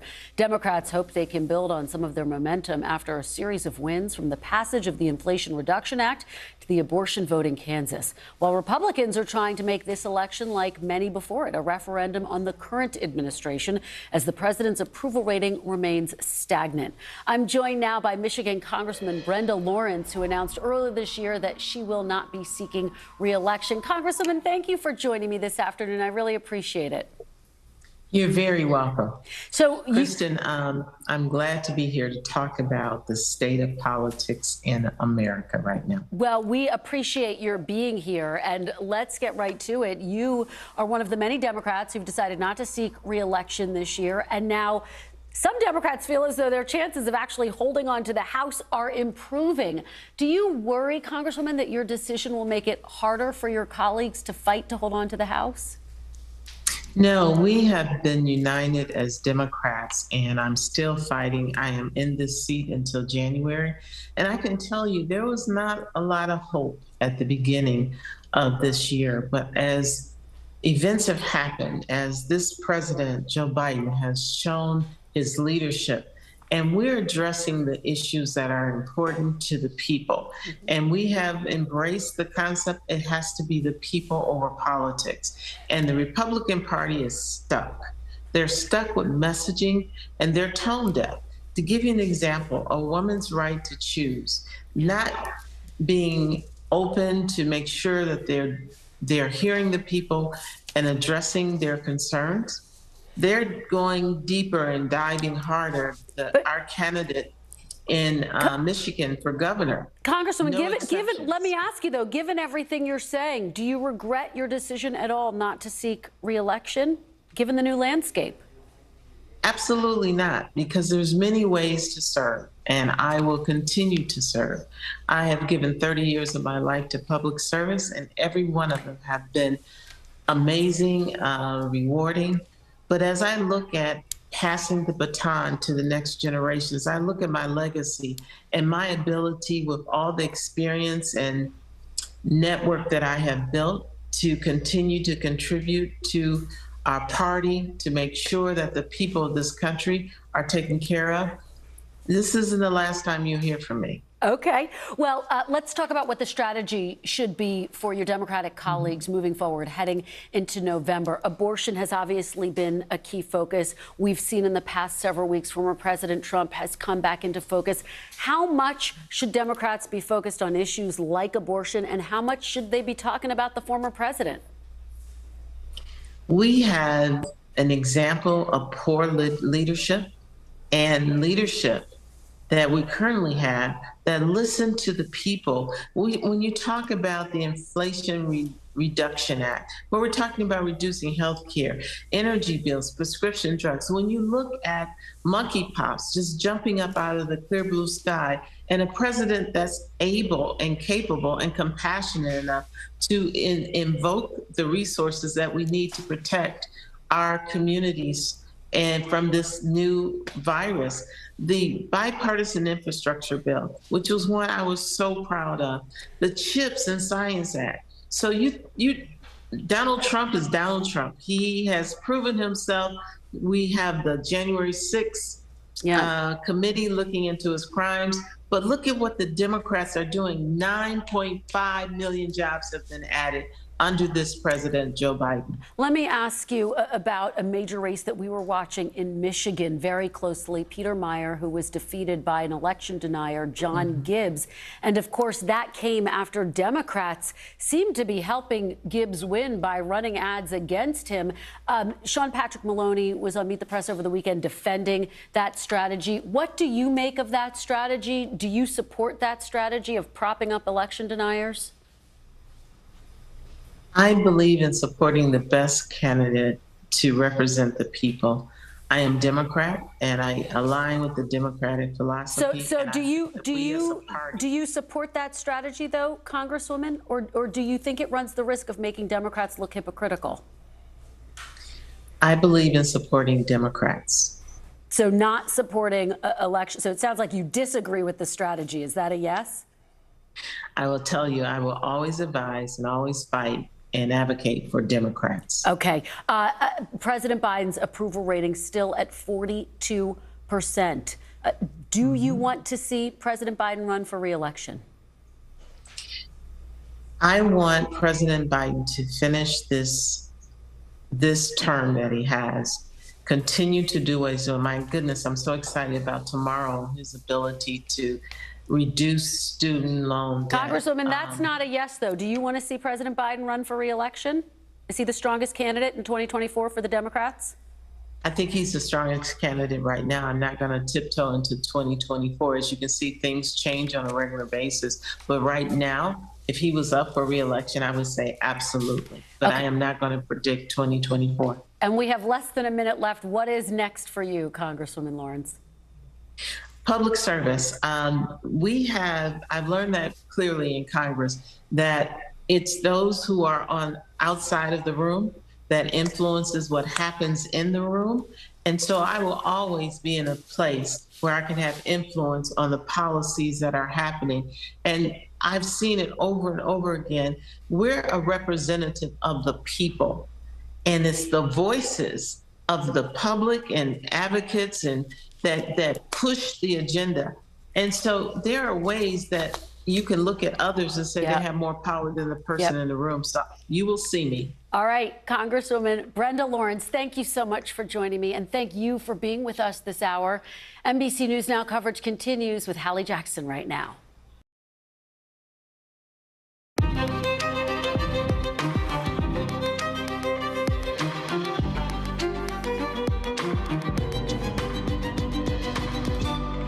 Coming on the air tonight with our teams out on the campaign trails ahead of polls closing in New York and Florida in the next few hours, with voters deciding on some key races that could shape what happens come November. We're going to explain why, especially when it comes to one particular bellwether district, plus what the candidates and voters are telling our teams.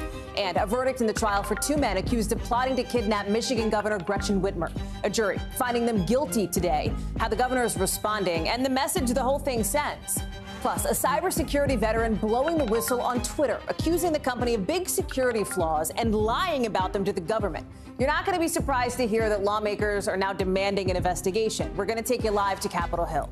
Then, in our original tonight, why some companies are cutting back on parental leave benefits, even when there seems to be more focus than ever on giving new moms and dads the time they need with their newborns. Why it's happening and what one employee is telling us tonight.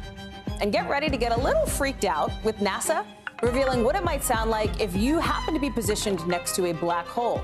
We'll talk about why the internet is calling this the soundtrack of your nightmares a little later on in the show. Hey, I'm Hallie, and in just a few hours, polls in Florida, New York, and Oklahoma will close, and it's a little bit of everything for everyone tonight. You've got a fight between two powerful Democrats, a race to decide who'll take on a controversial governor at the center of 2024 talk, and possibly a clue about how each party might need to fine-tune their messaging come November. Now, in two of these states we're looking at, Florida and New York, the focus is on two big topics, abortion and the economy. Democrats mostly putting abortion rights front and center right now, and Republicans largely turning this year's midterms into a referendum on the economy and on how the Biden administration has handled inflation. A special election tonight could give us a sense of how each party's strategy is working so far as it relates to November, with the Democratic majority in both chambers of Congress hanging in the balance. You see the graphic on screen. You will see it a lot over the next 80-plus days here. The Senate and the House of Representatives. I want to bring in Dasha Burns, who's in New York, Shaq Brewster, who's in Florida. Dasha, let me start with you.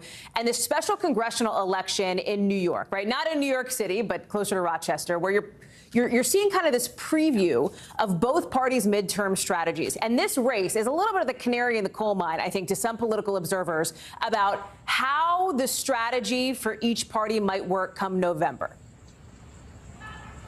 Yeah, Hallie, I didn't necessarily think that I would be up in the Hudson Valley of New York hunting for clues about where the political headwinds are headed ahead of November. But that is what we are doing because this is such a significant race for that exact reason. Look, this is a pretty swingy district. It went Obama to Trump to Biden. But more importantly is the messaging that we're looking at from both the Democratic and the Republican candidate here. And just to remind our viewers, because we've been talking a lot about primaries today, this is not a primary race. This is a special election. This is a congressional race, and it is the first competitive congressional race since the fall of Roe, and it might be the last bellwether that we get ahead of November. So what's really fascinating here, Hallie, is that it could answer the question of which message might win out, which message might get more voters to the polls. Is it the Republican messaging on Biden's low popularity, the painful inflation that so many folks are dealing with, or is it the abortion issue that Democrats really hope will galvanize the base and even potentially get some Republicans to turn out and vote for Democrats in November? And these two candidates here, Democrat Pat Ryan has made abortion the centerpiece of his campaign. I mean, his campaign signs literally say choice is on the ballot. And the Republican candidate, Mark Molinaro, focusing on those kitchen table pocketbook issues, talking about the challenges that folks are facing with gas prices, with grocery prices. I want you to take a listen to my conversations with both of these candidates and pay attention to the messaging here, because, again, I think this is going to give some insight as to what we're going to be hearing for the next couple of months leading up to the midterms. We have fundamental rights and freedoms, including the right for a woman to have access to safe abortion, to have reproductive rights being ripped away. I'm a West Point grad, an Army veteran. I risk my life to defend all freedoms for all people, including the right to choose. The issue of confronting cost, making ends meet, is what consumes the voters and the residents and the families of this. I know it. I lived on food stamps as a kid. The anxiety I see in the families across this district is the same anxiety I saw on my mother's face. Molinaro has taken a somewhat different tack than some of his Republican colleagues on abortion. He does not oppose the right to abortion, doesn't want to necessarily roll back those rights, but he has downplayed it as an issue here in the state of New York, saying, look, it's protected here. Voters don't need to worry about it in the same way that they do in other states. But I'll tell you, as I've been talking to voters here, at least anecdotally, I'll say the first thing that I'm hearing as they come out of the voting booth is Roe v. Wade. The Supreme Court decision is really top of mind, despite the fact that they live in New York State. They're worried about other states. They're worried about nationally, and they're worried about what could happen in the future, depending on who holds power in Congress and in the White House, Hallie. And then talk a little bit more about this Carolyn Maloney, Jerry Nadler race, Sasha, because that's getting a lot of attention, too. Yeah, I mean, maybe a friends to frenemies kind of race. I mean, either way, this is a tough one for Democrats. You know, the overarching theme really of these New York races is redistricting and how much it has squished districts, created entirely new districts, and led to some confusion for voters, but also pitted against one another two longtime Democrats who will see one of their careers, it will end tonight. We are going to see a pretty tight race here, I think. But from what we're looking at, the third candidate who has talked about turning the page on 1992, he has run against Maloney multiple times, and it's possible that he'll pull a little bit more from her. But we'll see. This is going to be a tough one, though, for Democrats in D.C., regardless of which way it goes, Hallie.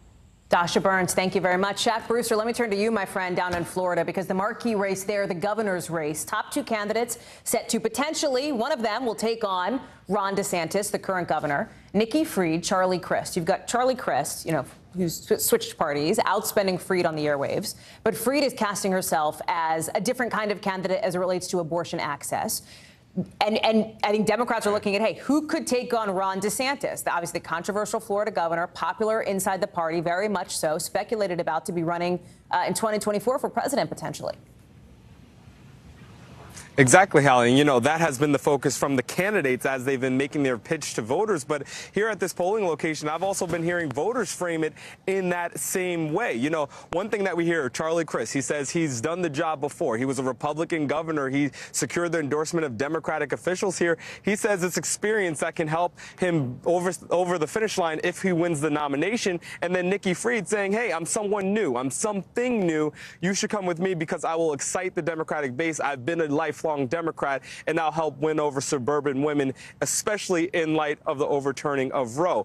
That is the similar message that I've been hearing from voters as they decided which candidate to choose. I want you to listen to my conversations with two voters who supported Crist in this election, but listen because you'll hear how it's not about the policy distinctions between these two candidates. Instead, it's about something else. I was remembering Charlie Crist. Okay, he was okay. I know him, so I said, you know what, that's where I'm going again. I voted for Charlie Crist. Why? Because I think he stands a greater chance of beating our current governor. That's your priority? Yes. I did speak to someone who voted for Fried who said she has been always on our side with these issues. She liked the idea that Fried was taking the abortion mantle and running with that and talking about how she was going to protect women's rights. But you get an idea of how, for so many voters and the candidates, it's about that battle in November rather than the election that we're watching today. And look ahead to November because DeSantis has cash. He's got money. He's got a war chest, right? He's well known. He's got a ton of name recognition. This is going to be a fight.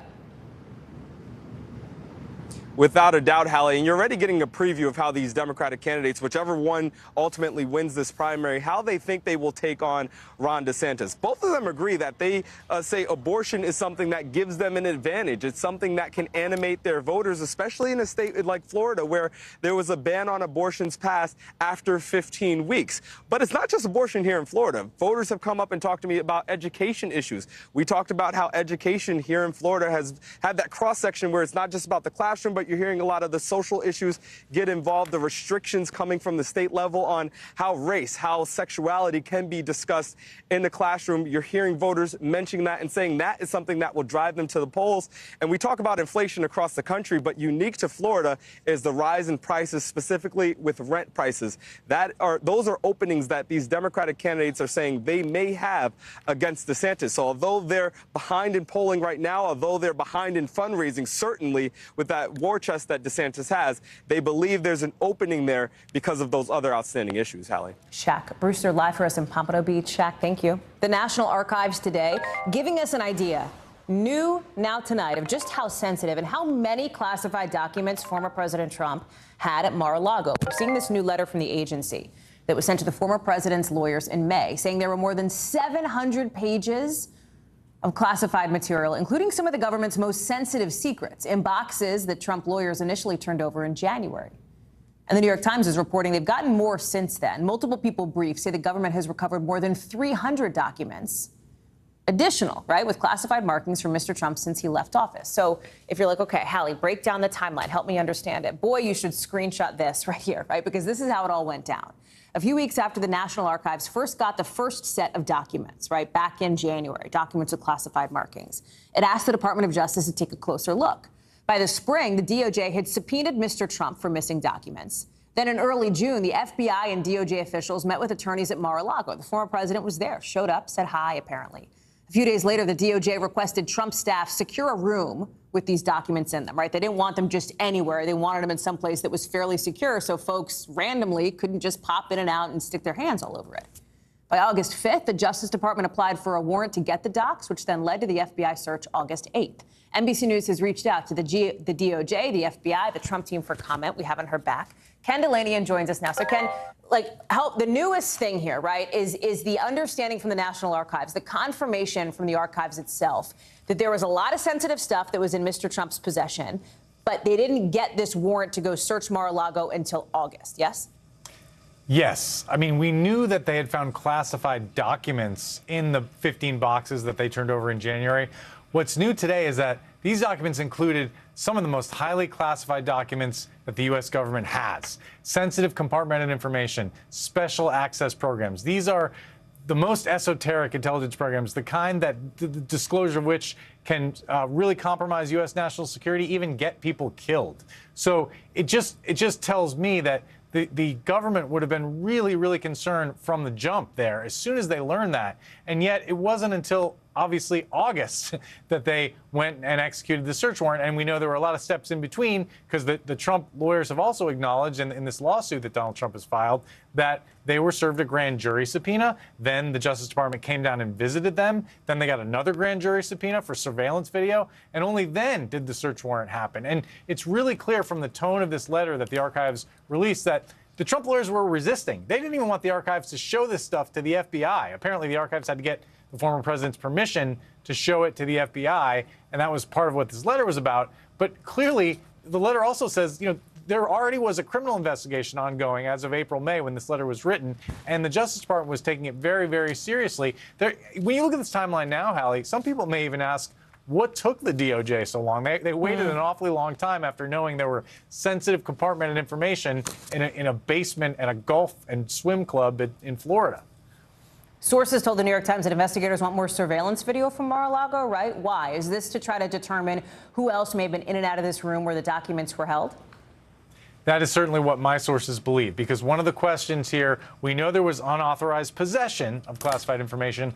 Was there unauthorized disclosure? So they're going to want to know who touched this stuff. Who were they? Where did they go after the fact? They're going to want to know everything about everybody who was anywhere near these documents, because they contain devastating secrets. Now, it's bad enough if they were just sitting there. It's much worse if they got into the wrong hands. And it's not clear that the FBI has determined whether they got into the wrong hands, but that's certainly what they're trying to find out. Ken, Delaney, and good to see you. Thank you, as always. I know you're working the phones basically constantly. Appreciate it. To Michigan now, where just this afternoon, Michigan Governor Gretchen Whitmer is saying it's time we take a closer look at the state of our politics right now, after two men were found guilty for plotting to kidnap her. Whitmer saying plots against public officials and threats to the FBI are a disturbing extension of radicalized domestic terrorism that festers in our nation. This is after a federal jury officially found Barry Croft and Adam Fox guilty.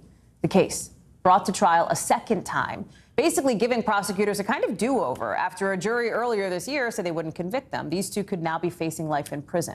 Prosecutors say they were part of a bigger group of people who were mad over COVID restrictions, who plotted ways to try to overthrow people they saw as tyrants in the government.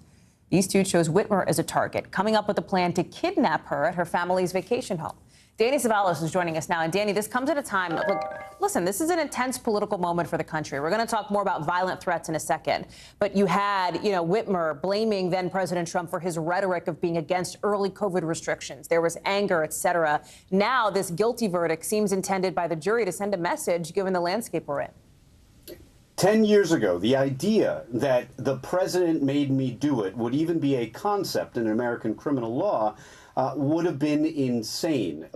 And although that certainly wasn't the defense that these defendants mounted, certainly the overall picture of Trump activity and then the resulting violence is a cause for concern. But in this case, the defendants had a rather solid defense, as evidenced by the fact that they had already had a hung jury in a prior trial, and their co-defendants were acquitted. And that defense essentially was built on a kind of entrapment, that essentially these guys were just tough talkers, and it was the government that substituted that criminal will by being too aggressive with their undercover activities with this sting operation. And so the government took on a big risk retrying these defendants, but as is usually the case statistically in federal court, the government prevailed. The increased sort of anger that we've seen now in politics at this moment is disproportionately targeting female elected officials, especially women of color. I saw you searching for, I think, your microphone, Danny. I don't know if you're still with us, so let me just take a peek. You are. I was trying to do it on the sly.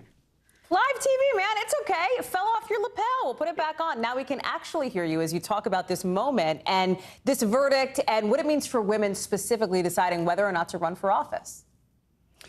It should not, I would hope, dissuade anyone, women, men, anybody from running for office. But unfortunately, running for office has always been something that puts you in the public eye. If the public eye increasingly means that you might be subjected to violence, then there's no question it would have a chilling effect, which is why the government has to really prosecute these cases when it finds them, but also be careful, as in all cases, to not substitute its will, to be too aggressive in sting operations and create the crime rather than prevent, stop, or punish the crime. And I have a confession.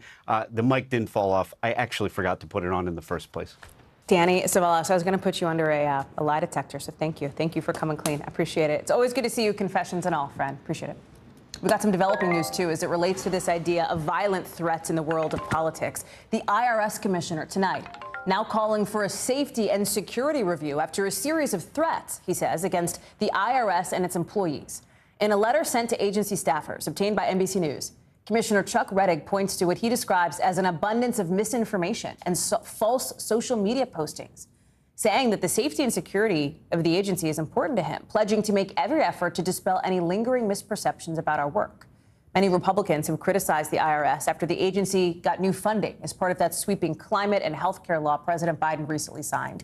We're going to stay on top of those updates on that IRS safety review and bring them to you as we get them. Down in Atlanta now, the police officers there involved in the shooting death of Rayshard Brooks will not face criminal charges. A special prosecutor saying today that these two officers did not commit a crime and that their use of deadly force was reasonable. Remember, the death of Brooks, the shooting death of Brooks was a huge story. It happened outside of Wendy's back in 2020 in June, just about 3 weeks after the murder of George Floyd. And it came at this time of a national reckoning over police use of force, over race and justice. That Wendy's, you're seeing it, went up in flames. Rest in peace, Rayshard was spray painted on public signs.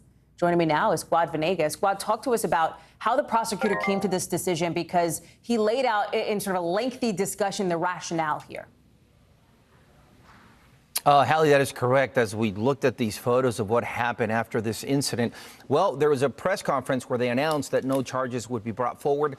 They have since shared some more information as to how they investigated this incident. It's been more than 2 years since this happened, and the special prosecutor worked on this case. So what they're saying is that they looked at expert analysis, they looked at witness statements, videos, audio. All of these factors contributed to the decision that had been announced today. Now, the information that's been shared today also reports that there was 40 minutes of interaction between Brooks and these two officers that they say was cordial and uneventful before the violent interaction began, and as we know, would end with the killing of Rayshard Brooks.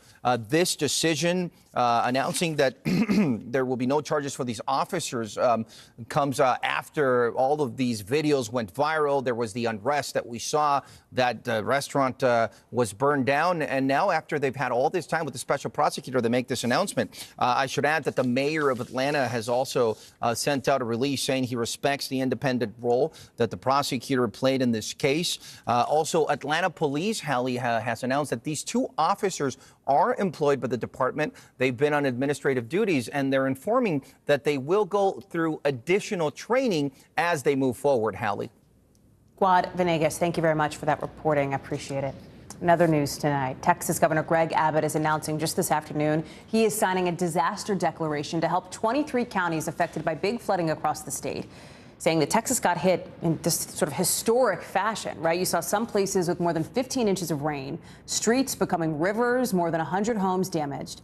In Dallas County, officials also declared a state of disaster. The flooding there turning deadly, killing one person, a 60-year-old woman whose car got swept away. Then you've got what's happening in Arizona, where people had to evacuate their homes in Duncan. Water levels in one of those rivers got so high that it basically overspilled a levee, started spilling into the town. The storm is moving east now, and tonight you have about 4 million people under flood watches again from East Texas through Louisiana and into central Mississippi. Jay Gray is there on the ground in Shreveport, Louisiana, and they're sort of waiting at this moment, Jay, to see how bad the storm's going to be. After in Texas, we saw how bad it was, with Governor Abbott saying basically the state emergency management people have to up their readiness level. Yeah, absolutely, Hallie. Overwhelming in Texas here. A wait and see. We're getting a spitting rain right now. Nothing severe and not near what it could have been to this point overnight. And yesterday, they did have significant rain, which reduced the water deficit from the drought by 70%. So that's how much rain they got here in Shreveport. Nowhere near what they got in Dallas and across North Texas. You're right. The governor spoke today, said the worst flooding since 1932 in the Dallas region. One person died, unfortunately. An Uber driver who had just dropped off her passenger was on the phone with her family when her vehicle was swept away by the water. We know that more than 100 homes were damaged. They're getting a few spots of rain today, but today's more a day of cleanup that's going to take some time. And those declarations you talk about, Hallie, are going to bring some money into that area, hopefully some federal money as well to help those families that have been displaced and those that have to now clean things out and move forward. And moving forward is going to be very difficult. There's also going to be the chance for more rain in the Texas area, Central Texas, Austin now in the spotlight, though it looks like it won't be anywhere as bad as it was in Dallas. And frankly, it couldn't have been much worse in the Dallas area. And the crazy thing about this, too, Jay, is that in a lot of these places, we've been talking about the drought, right? The fact that there was no rain. So, like, yes, these spots wanted water, but this is so intense. It was so overwhelming.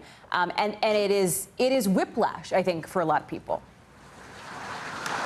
Yeah, I do. I think it's overwhelming. I think a lot of people look at this and say, you know, we've been struggling with this for about 100 days, no real precipitation, excessive heat, and now we get all of this in once. And what does it do? It doesn't end the drought for Texas, obviously. There are areas that didn't see rain yesterday. It's a big state. But what it did do was at least end the surface drought in the Dallas-Fort Worth area. What's that mean? That means it took care of the lakes and the other reservoirs and got them out of the drought level. But there's got to be a soaking rain, and that didn't happen yesterday. It came so fast, and there was so much that it spread out and moved into areas where it wasn't supposed to be. So it didn't get down and into the inner layer of the soil, and I've studied up on this. It looks like they will need soaking rains to end that portion of the drought. So is it good news? In a sense, yes. Was it worth it? I think most in Dallas-Fort Worth will tell you no. Yeah, absolutely not. Jay Gray, thank you for that. That was a great explanation. It's always good to see you. Thanks. Please stay safe. Appreciate it. We've got some breaking news into us here for the more than 45 million Americans who have student loan debt. Just coming into us as we've been on the air, 3 sources are telling our team at NBC News that tomorrow at the White House, President Biden will make an announcement canceling $10,000 in federal student loans at the White House for people making less than $125,000 a year. Student loan repayments have been on pause since the start of the pandemic, remember, in March of 2020. Sources tell NBC News that the president will extend that pause several more months, too. So if you're looking at your monthly budget for September and October, you don't have to account, right, for that student loan payment just yet. Still, that's not enough for some borrowers that we talk to here on this show. Watch. Something is better than nothing. Of course, I wish it was more, but that is definitely a move in the right direction. A move in the right direction. Let me bring in Maura Barrett, who is joining us now from Rehoboth Beach, Delaware, where President Biden has been on a bit of a vacation. We know the presidents are always working, and it sounds like he will be back tomorrow at the White House, Maura, based on the reporting from our White House and Hill colleagues. And he will make this announcement. Presumably, he'll have advocates behind him, I would think. Talk to us about what we know and what we can expect.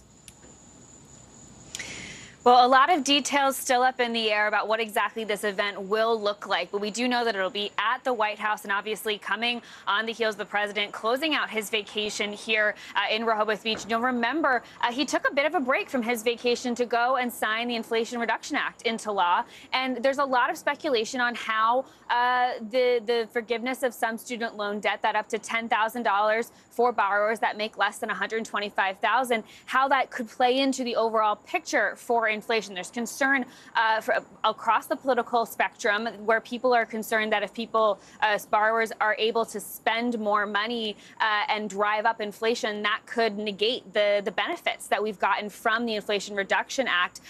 The Government Accountability Office notes that over the last 2 years, because of this pause on the student debt relief program, it's cost the government about more than $100 billion in interest payments because the borrowers haven't had to pay their actual debt, but they also haven't been paying interest. And so this is definitely something that the White House has been focusing on, especially because they're coming up on this deadline of August 31st to extend that moratorium. And it was a campaign promise the president made on the 2020 trail, but there's a lot of unbalance over who will be actually celebrating this versus how much impact it'll have on the economy, Hallie. We talked with Tanya Edmonds today. She has more than $100,000 in student loan debt from grad school. She told one of our producers here on the show how this is affecting her. I want you to listen.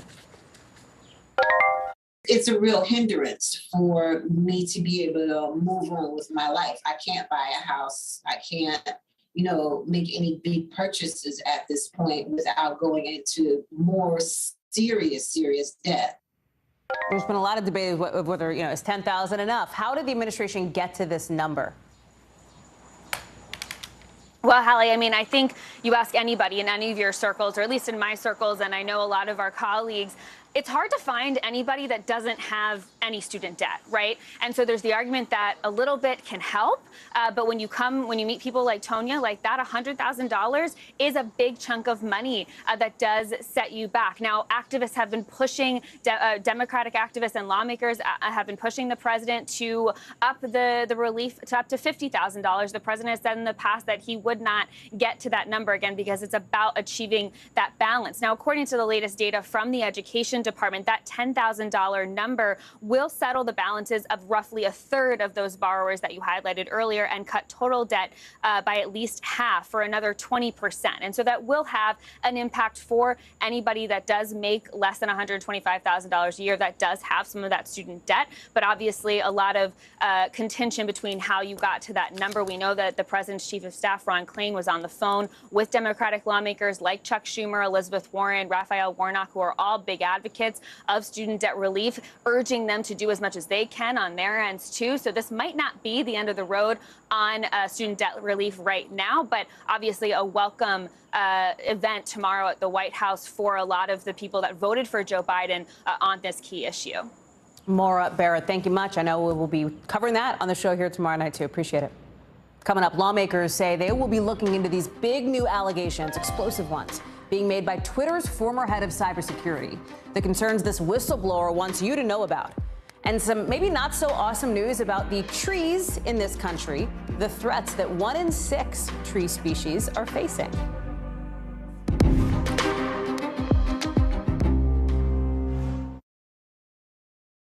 News is happening now. Look at what's making headlines around the world. Whenever it happens, wherever you are, it's here now. Sometimes the news can be difficult and overwhelming for kids to understand, so we've created a newscast just for them. We hope your family will watch Nightly News Kids Edition. You open the door for so many people. I love working with people. I did not do any of this by myself. Hello! Lizzo, you put a smile on every single face. It feels like Christmas or my birthday or something. News is happening now. Look at what's making headlines around the world. Whenever it happens, wherever you are, it's here now. Live from Ukraine, from Uvalde, Texas, from Mayfield, Kentucky. To cover the news, you have to be in it. This is how so many towns and cities are protecting themselves. You can actually see they're pushing the gates open. Was there a school officer on campus? That's what we've been told. No. Do you remember any tornado as bad as this one? You look at this and you're thinking, we're not going to have power for weeks, if not months. Exactly. Every night, it's your news playlist. Top Story with Tom Yamas. Weeknights at 7 on NBC News Now. Harry Styles! As we look out over the latest city-turned-crime scene, we see the things left behind.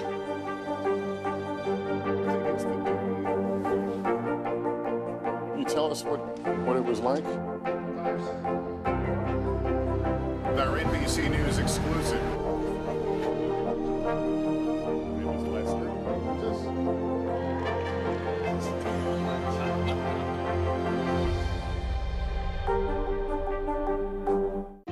No stress, no mess, just yum. That's it. Our show is about sparking conversations around today's biggest issues. The Fed raises interest rates. That controls inflation. Explain how that works. Is part of this that everyone's rethinking their jobs and their relationship to their employers? Could you just remind us why there are 9 justices on the Supreme Court instead of 3 or 20 or 2? It's not my job to tell you what to think. My job is to think about what you tell me. Now Tonight with Joshua Johnson, streaming weeknights at 8 on NBC News Now. Still to come on the Channel 2 News. Well, the waters are certainly receding now. Still too close to call. Lester Holt reporting from Ground Zero, as it's being referred to. It is, in fact, the taste of freedom. The Haitian people know a little something about resiliency. What's the biggest risk right now? Some of the troops who have been proud. I want to welcome you to the first presidential debate. In fact, we've been told we can't go any farther. You are some resilient folks. Let me get a hint.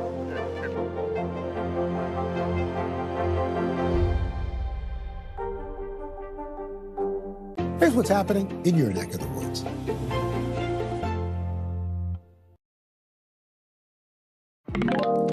Lawmakers tonight are demanding investigations into explosive allegations made by Twitter's former head of cybersecurity, Peter Zatko, nicknamed Mudge, who's accusing Twitter of egregious security flaws. In a whistleblower complaint that NBC News has now obtained, he says Twitter hasn't complied with the deal it made with the FTC to protect people's personal information, that members of the board of directors misled the public, even misled the government about company security. He also claims thousands of employees have way too much access to core company software, which led to some high-profile hacks, like the time a teenager got into verified accounts of celebrities, even former presidents. He also says Twitter doesn't do enough to accurately detect bots on the platform, and that's where Elon Musk comes in. He's trying to get out of his deal to buy Twitter for more than $44 billion. One of his reasons is, he says, Twitter understates the number of bots on the platform. Twitter obviously on defense on all of this. The company fired Zatko in January and now says his claims are, in their words, a false narrative riddled with inconsistencies and inaccuracies. NBC News reached out to Zatko for comment, but no response, at least not immediately. Gabe Gutierrez joins us now. And Gabe, let's start with the sort of D.C. piece of this, right? Because we're seeing Congress move like this on this complaint, this explosive whistleblower complaint that basically says Twitter misled the government, right? Talk about the significance, big picture here. Well, Hallie, it is quite a big picture, right? Twitter with more than 238 million daily users, and these allegations are just stunning from, a person, Zatko, who you mentioned is very well known in cybersecurity circles. He's, known as Mudge. He's a respected hacker, a so-called ethical hacker, but, he's testified in front of Congress, dating back to 1998 in the early days of the internet. So with these allegations, you laid them out very nicely there. But basically, he's alleging that Twitter did not do enough to protect the sensitive user data, from millions of users, and basically alleged that, Twitter did not reliably protect, have any serious security plan in place, Hallie. A couple of things here, Gabe, because you mentioned, this guy. The reason he has a nickname, Mudge, is because he is kind of such a big deal in the cybersecurity world. Talk about that a little bit. And then the Elon Musk factor, which I think people find interesting. The timing here. This is coming just weeks before Twitter is set to go to trial with Musk, who's looking to get out of this deal. Part of Musk's concern, as we said, relates to bots. He's been tweeting about this whistleblower complaint today. Yeah, that's right, Hallie. You see there on your screen one tweet from Elon Musk today saying spam prevalence was shared with the board, but the board chose not to disclose it. Basically, and he also tweeted a picture there of, I believe that's Jiminy Cricket. Jiminy Cricket teaching Pinocchio how to whistle. Elon Musk. Eloning. Being, yeah, exactly. But that second tweet, he, posted part of the Washington Post story. Look, Elon Musk, and I'm no lawyer here with that disclaimer, his legal team will almost certainly be looking at this and taking some of these allegations and raising questions about whether Twitter has been not just forthcoming with the public, but forthcoming, with his own attorneys as this deal is moving forward. And yes, as part of this whistleblower complaint, the allegations stem that Twitter kind of gave these misleading statements, according to the complaint, kind of downplaying the amount of bots that, and false accounts essentially, that are located on its platform. So, Twitter, as you said, they are calling this complaint filled with inaccuracies. We didn't speak with the whistleblower himself, but we spoke with his attorney late this afternoon, who says, that he couldn't talk about too many details, but basically that he felt compelled to do this, that it was he felt ethically he had to come forward and do this after he was fired, because in his what he was trying to do was bring some of these things to light, and he felt that it fell on deaf ears, when he tried to bring them up to the authorities at Twitter. And so now, as you said, Hallie, several bipartisan leaders of several congressional committees here now say they will investigate this, and it should be interesting to see how this moves forward as the legal battle plays out with Elon Musk as well. Gabe Gutierrez, thank you very much. Appreciate that breakdown for us of this very much a buzzy story tonight. Thanks. Let's get you over to the 5 things our team thinks you should know about tonight. Number 1, another journalist has been killed in Mexico, the 15th journalist to be killed in that country so far this year. He ran an online local news program that focused a lot on state-level politics before he was shot to death in southern Mexico. The country is now considered one of the most dangerous places for journalists outside a war zone. Number 2, House Speaker Nancy Pelosi's husband, Paul Pelosi, has pleaded guilty to DUI charges after a crash in California. He was sentenced to 5 days in jail and 3 years of probation. But he may not have to serve any more time behind bars, since he's already been there 2 days and got 2 more days of credit. Officials say Pelosi will likely serve the last day in a court-approved work program. Number 3, teachers in Ohio's biggest school district went on strike. They're now on strike 2 days before the start of the school year. It's the first time in nearly 50 years that this has happened. These public school teachers want smaller class sizes. They want air conditioning in every school. Classes are set to start tomorrow, so the district is scrambling to find substitutes. Number 4, as many as 1 in 6 U.S. tree species is being threatened with extinction, according to some new research. Some 100 native species could die out because of things like invasive bugs, more deadly diseases. Climate change is a biggie, too. This study is the first to assess the health of all the 881 tree species native to the U.S. Number 5, more than 280,000 Hyundai and Kia vehicles are being recalled because of concerns they could catch on fire if they're parked inside. There have been 25 such reports of these fire or melting incidents in the U.S. and Canada. No crashes, no injuries, but the automaker is telling owners to park their vehicles outside, park them away from buildings. So something to watch if you own one of those brands. Coming up, what some describe as a disturbing new trend, with companies now cutting back on benefits for new parents. That's tonight's original.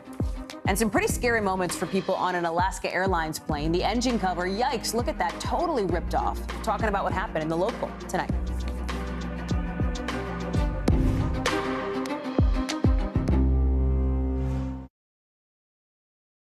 Our show is about sparking conversations around today's biggest issues. The Fed raises interest rates. That controls inflation. Explain how that works. Is part of this that everyone's rethinking their jobs and their relationship to their employers? Could you just remind us why there are 9 justices on the Supreme Court instead of 3 or 20 or 2? It's not my job to tell you what to think. My job is to think about what you tell me. Now Tonight with Joshua Johnson, streaming weeknights at 8 on NBC News Now. No stress, no mess, just yum. That's it. News is happening now. Look at what's making headlines around the world. Right now on Morning News Now. We're coming on the air with breaking news. And this is a significant moment. Whenever it happens, wherever you are, NBC News, streaming free now. Hallie Jackson Now, weekdays at 5 on NBC News Now. Now Tonight with Joshua Johnson, streaming weeknights at 8 on NBC News Now. No stress, no mess, just yum. That's it. The Seduction, Dateline's newest podcast. Listen now.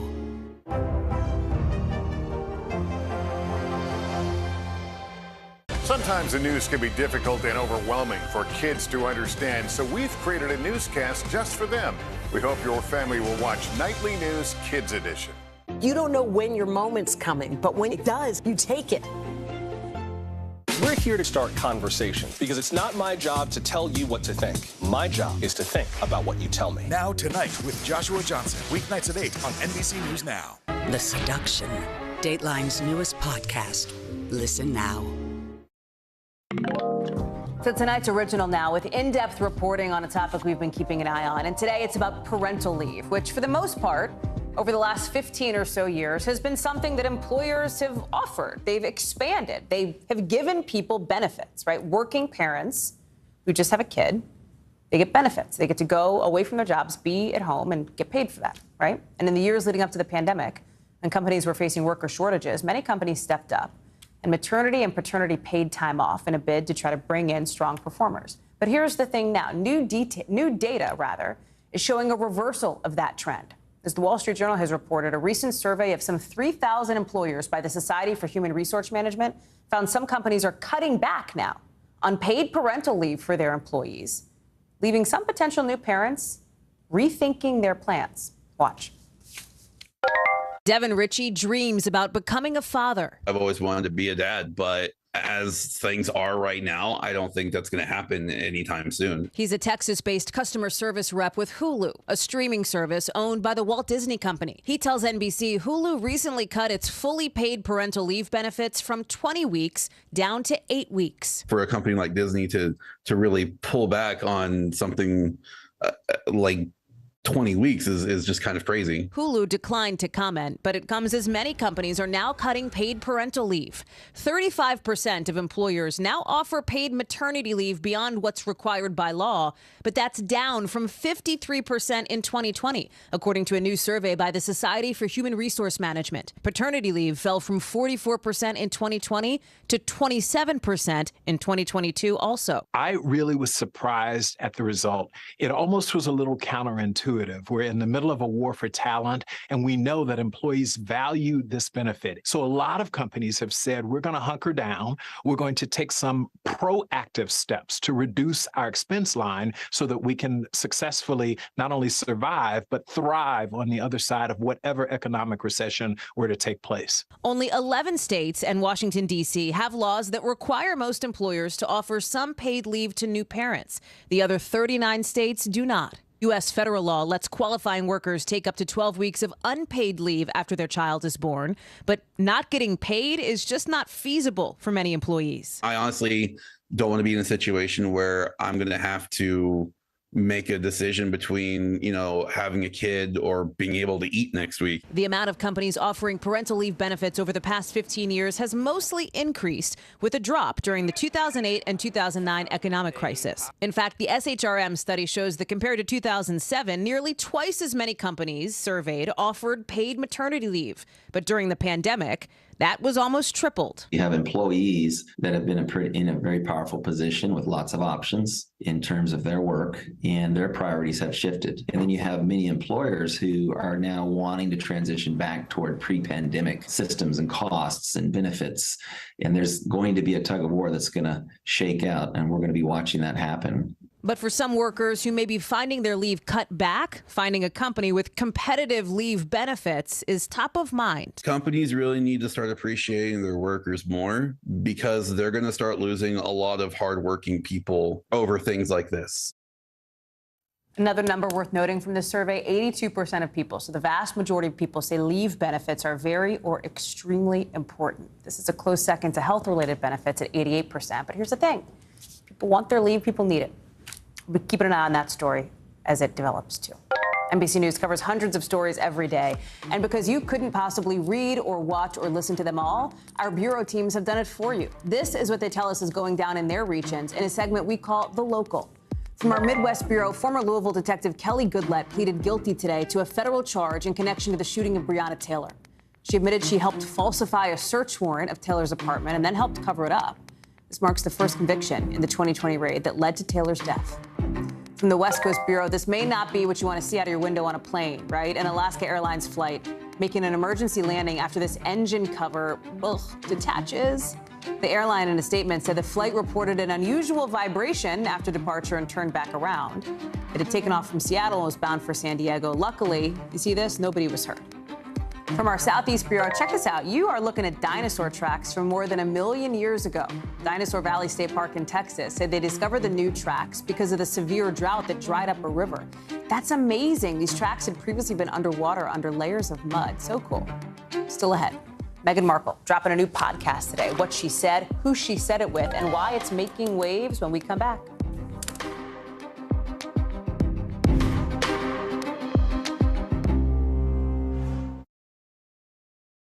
Now Tonight with Joshua Johnson, streaming weeknights at 8 on NBC News Now.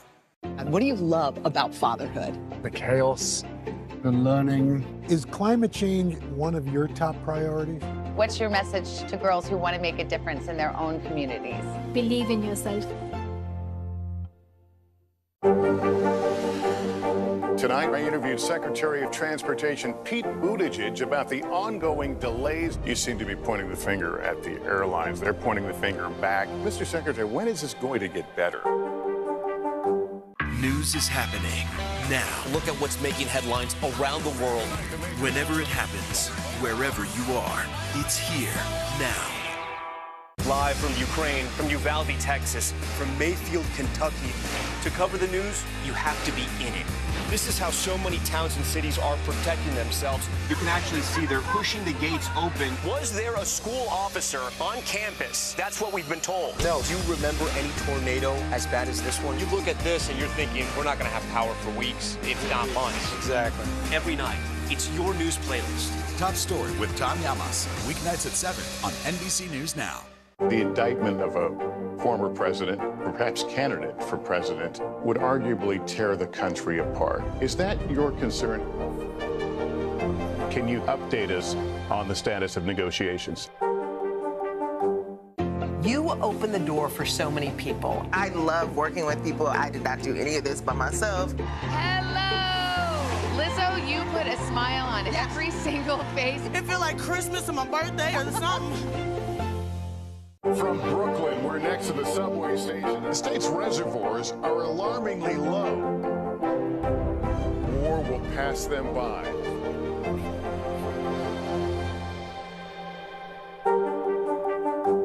And what do you love about fatherhood? The chaos, the learning. Is climate change one of your top priorities?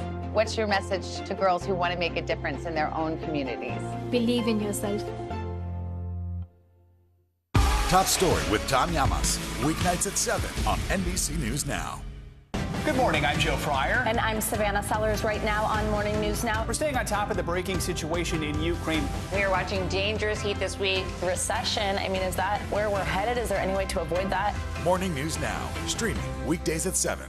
And what do you love about fatherhood? The chaos, the learning. Is climate change one of your top priorities? What's your message to girls who want to make a difference in their own communities? Believe in yourself. The Seduction, Dateline's newest podcast. Listen now. Top Story with Tom Llamas, weeknights at 7 on NBC News Now. It is Meghan Markle's turn to talk with the first episode of her highly anticipated podcast dropping today. And the topic? Ambition. Say into every aspect of my life. This message to me and my classmates was clear. Our futures as young women were limitless. Ambition? Well, that was the whole point. But she says her feelings around the word changed when she started dating Prince Harry. That's when she started, she says, to feel a negative connotation about ambitious women. So she's kicking off the podcast with a conversation with tennis great Serena Williams. They talked about everything, right from career to motherhood to Williams' announcement to leave tennis and pursue family life. Let's bring in Matt Bradley to talk this through with us. And Matt, I think the reason why this goes from just like an interesting story that everybody's talking about to actual news is because of the way that Markle casts shade on the royal family, frankly, and on the people that she and Harry have very famously separated from, removed from, moved thousands of miles away from. As it relates to her as a person and her as a mother. Yeah, that's right. I mean, and that's the entire reason why a lot of British people don't really seem to favor Meghan Markle. You know, they see this as another not being able to resist yet another opportunity to take a swipe at the royal family. And I think a lot of people here probably anticipate that in the next episode, where she's going to be speaking to Mariah Carey, that she's also going to use the opportunity to take another swipe at the royal family. So, you know, a lot of folks here, they see that as kind of just an American who's attacking a fairly sacred institution. So, you know, her candid talk, I'm not sure how well that went over here. I think for a lot of people who are fans of Meghan Markle, they'll always be fans of her and this sort of thing. They love hearing it. She does describe a story that we hadn't heard before about this fire. They were on this royal tour and there was a fire in the nursery where her then newborn son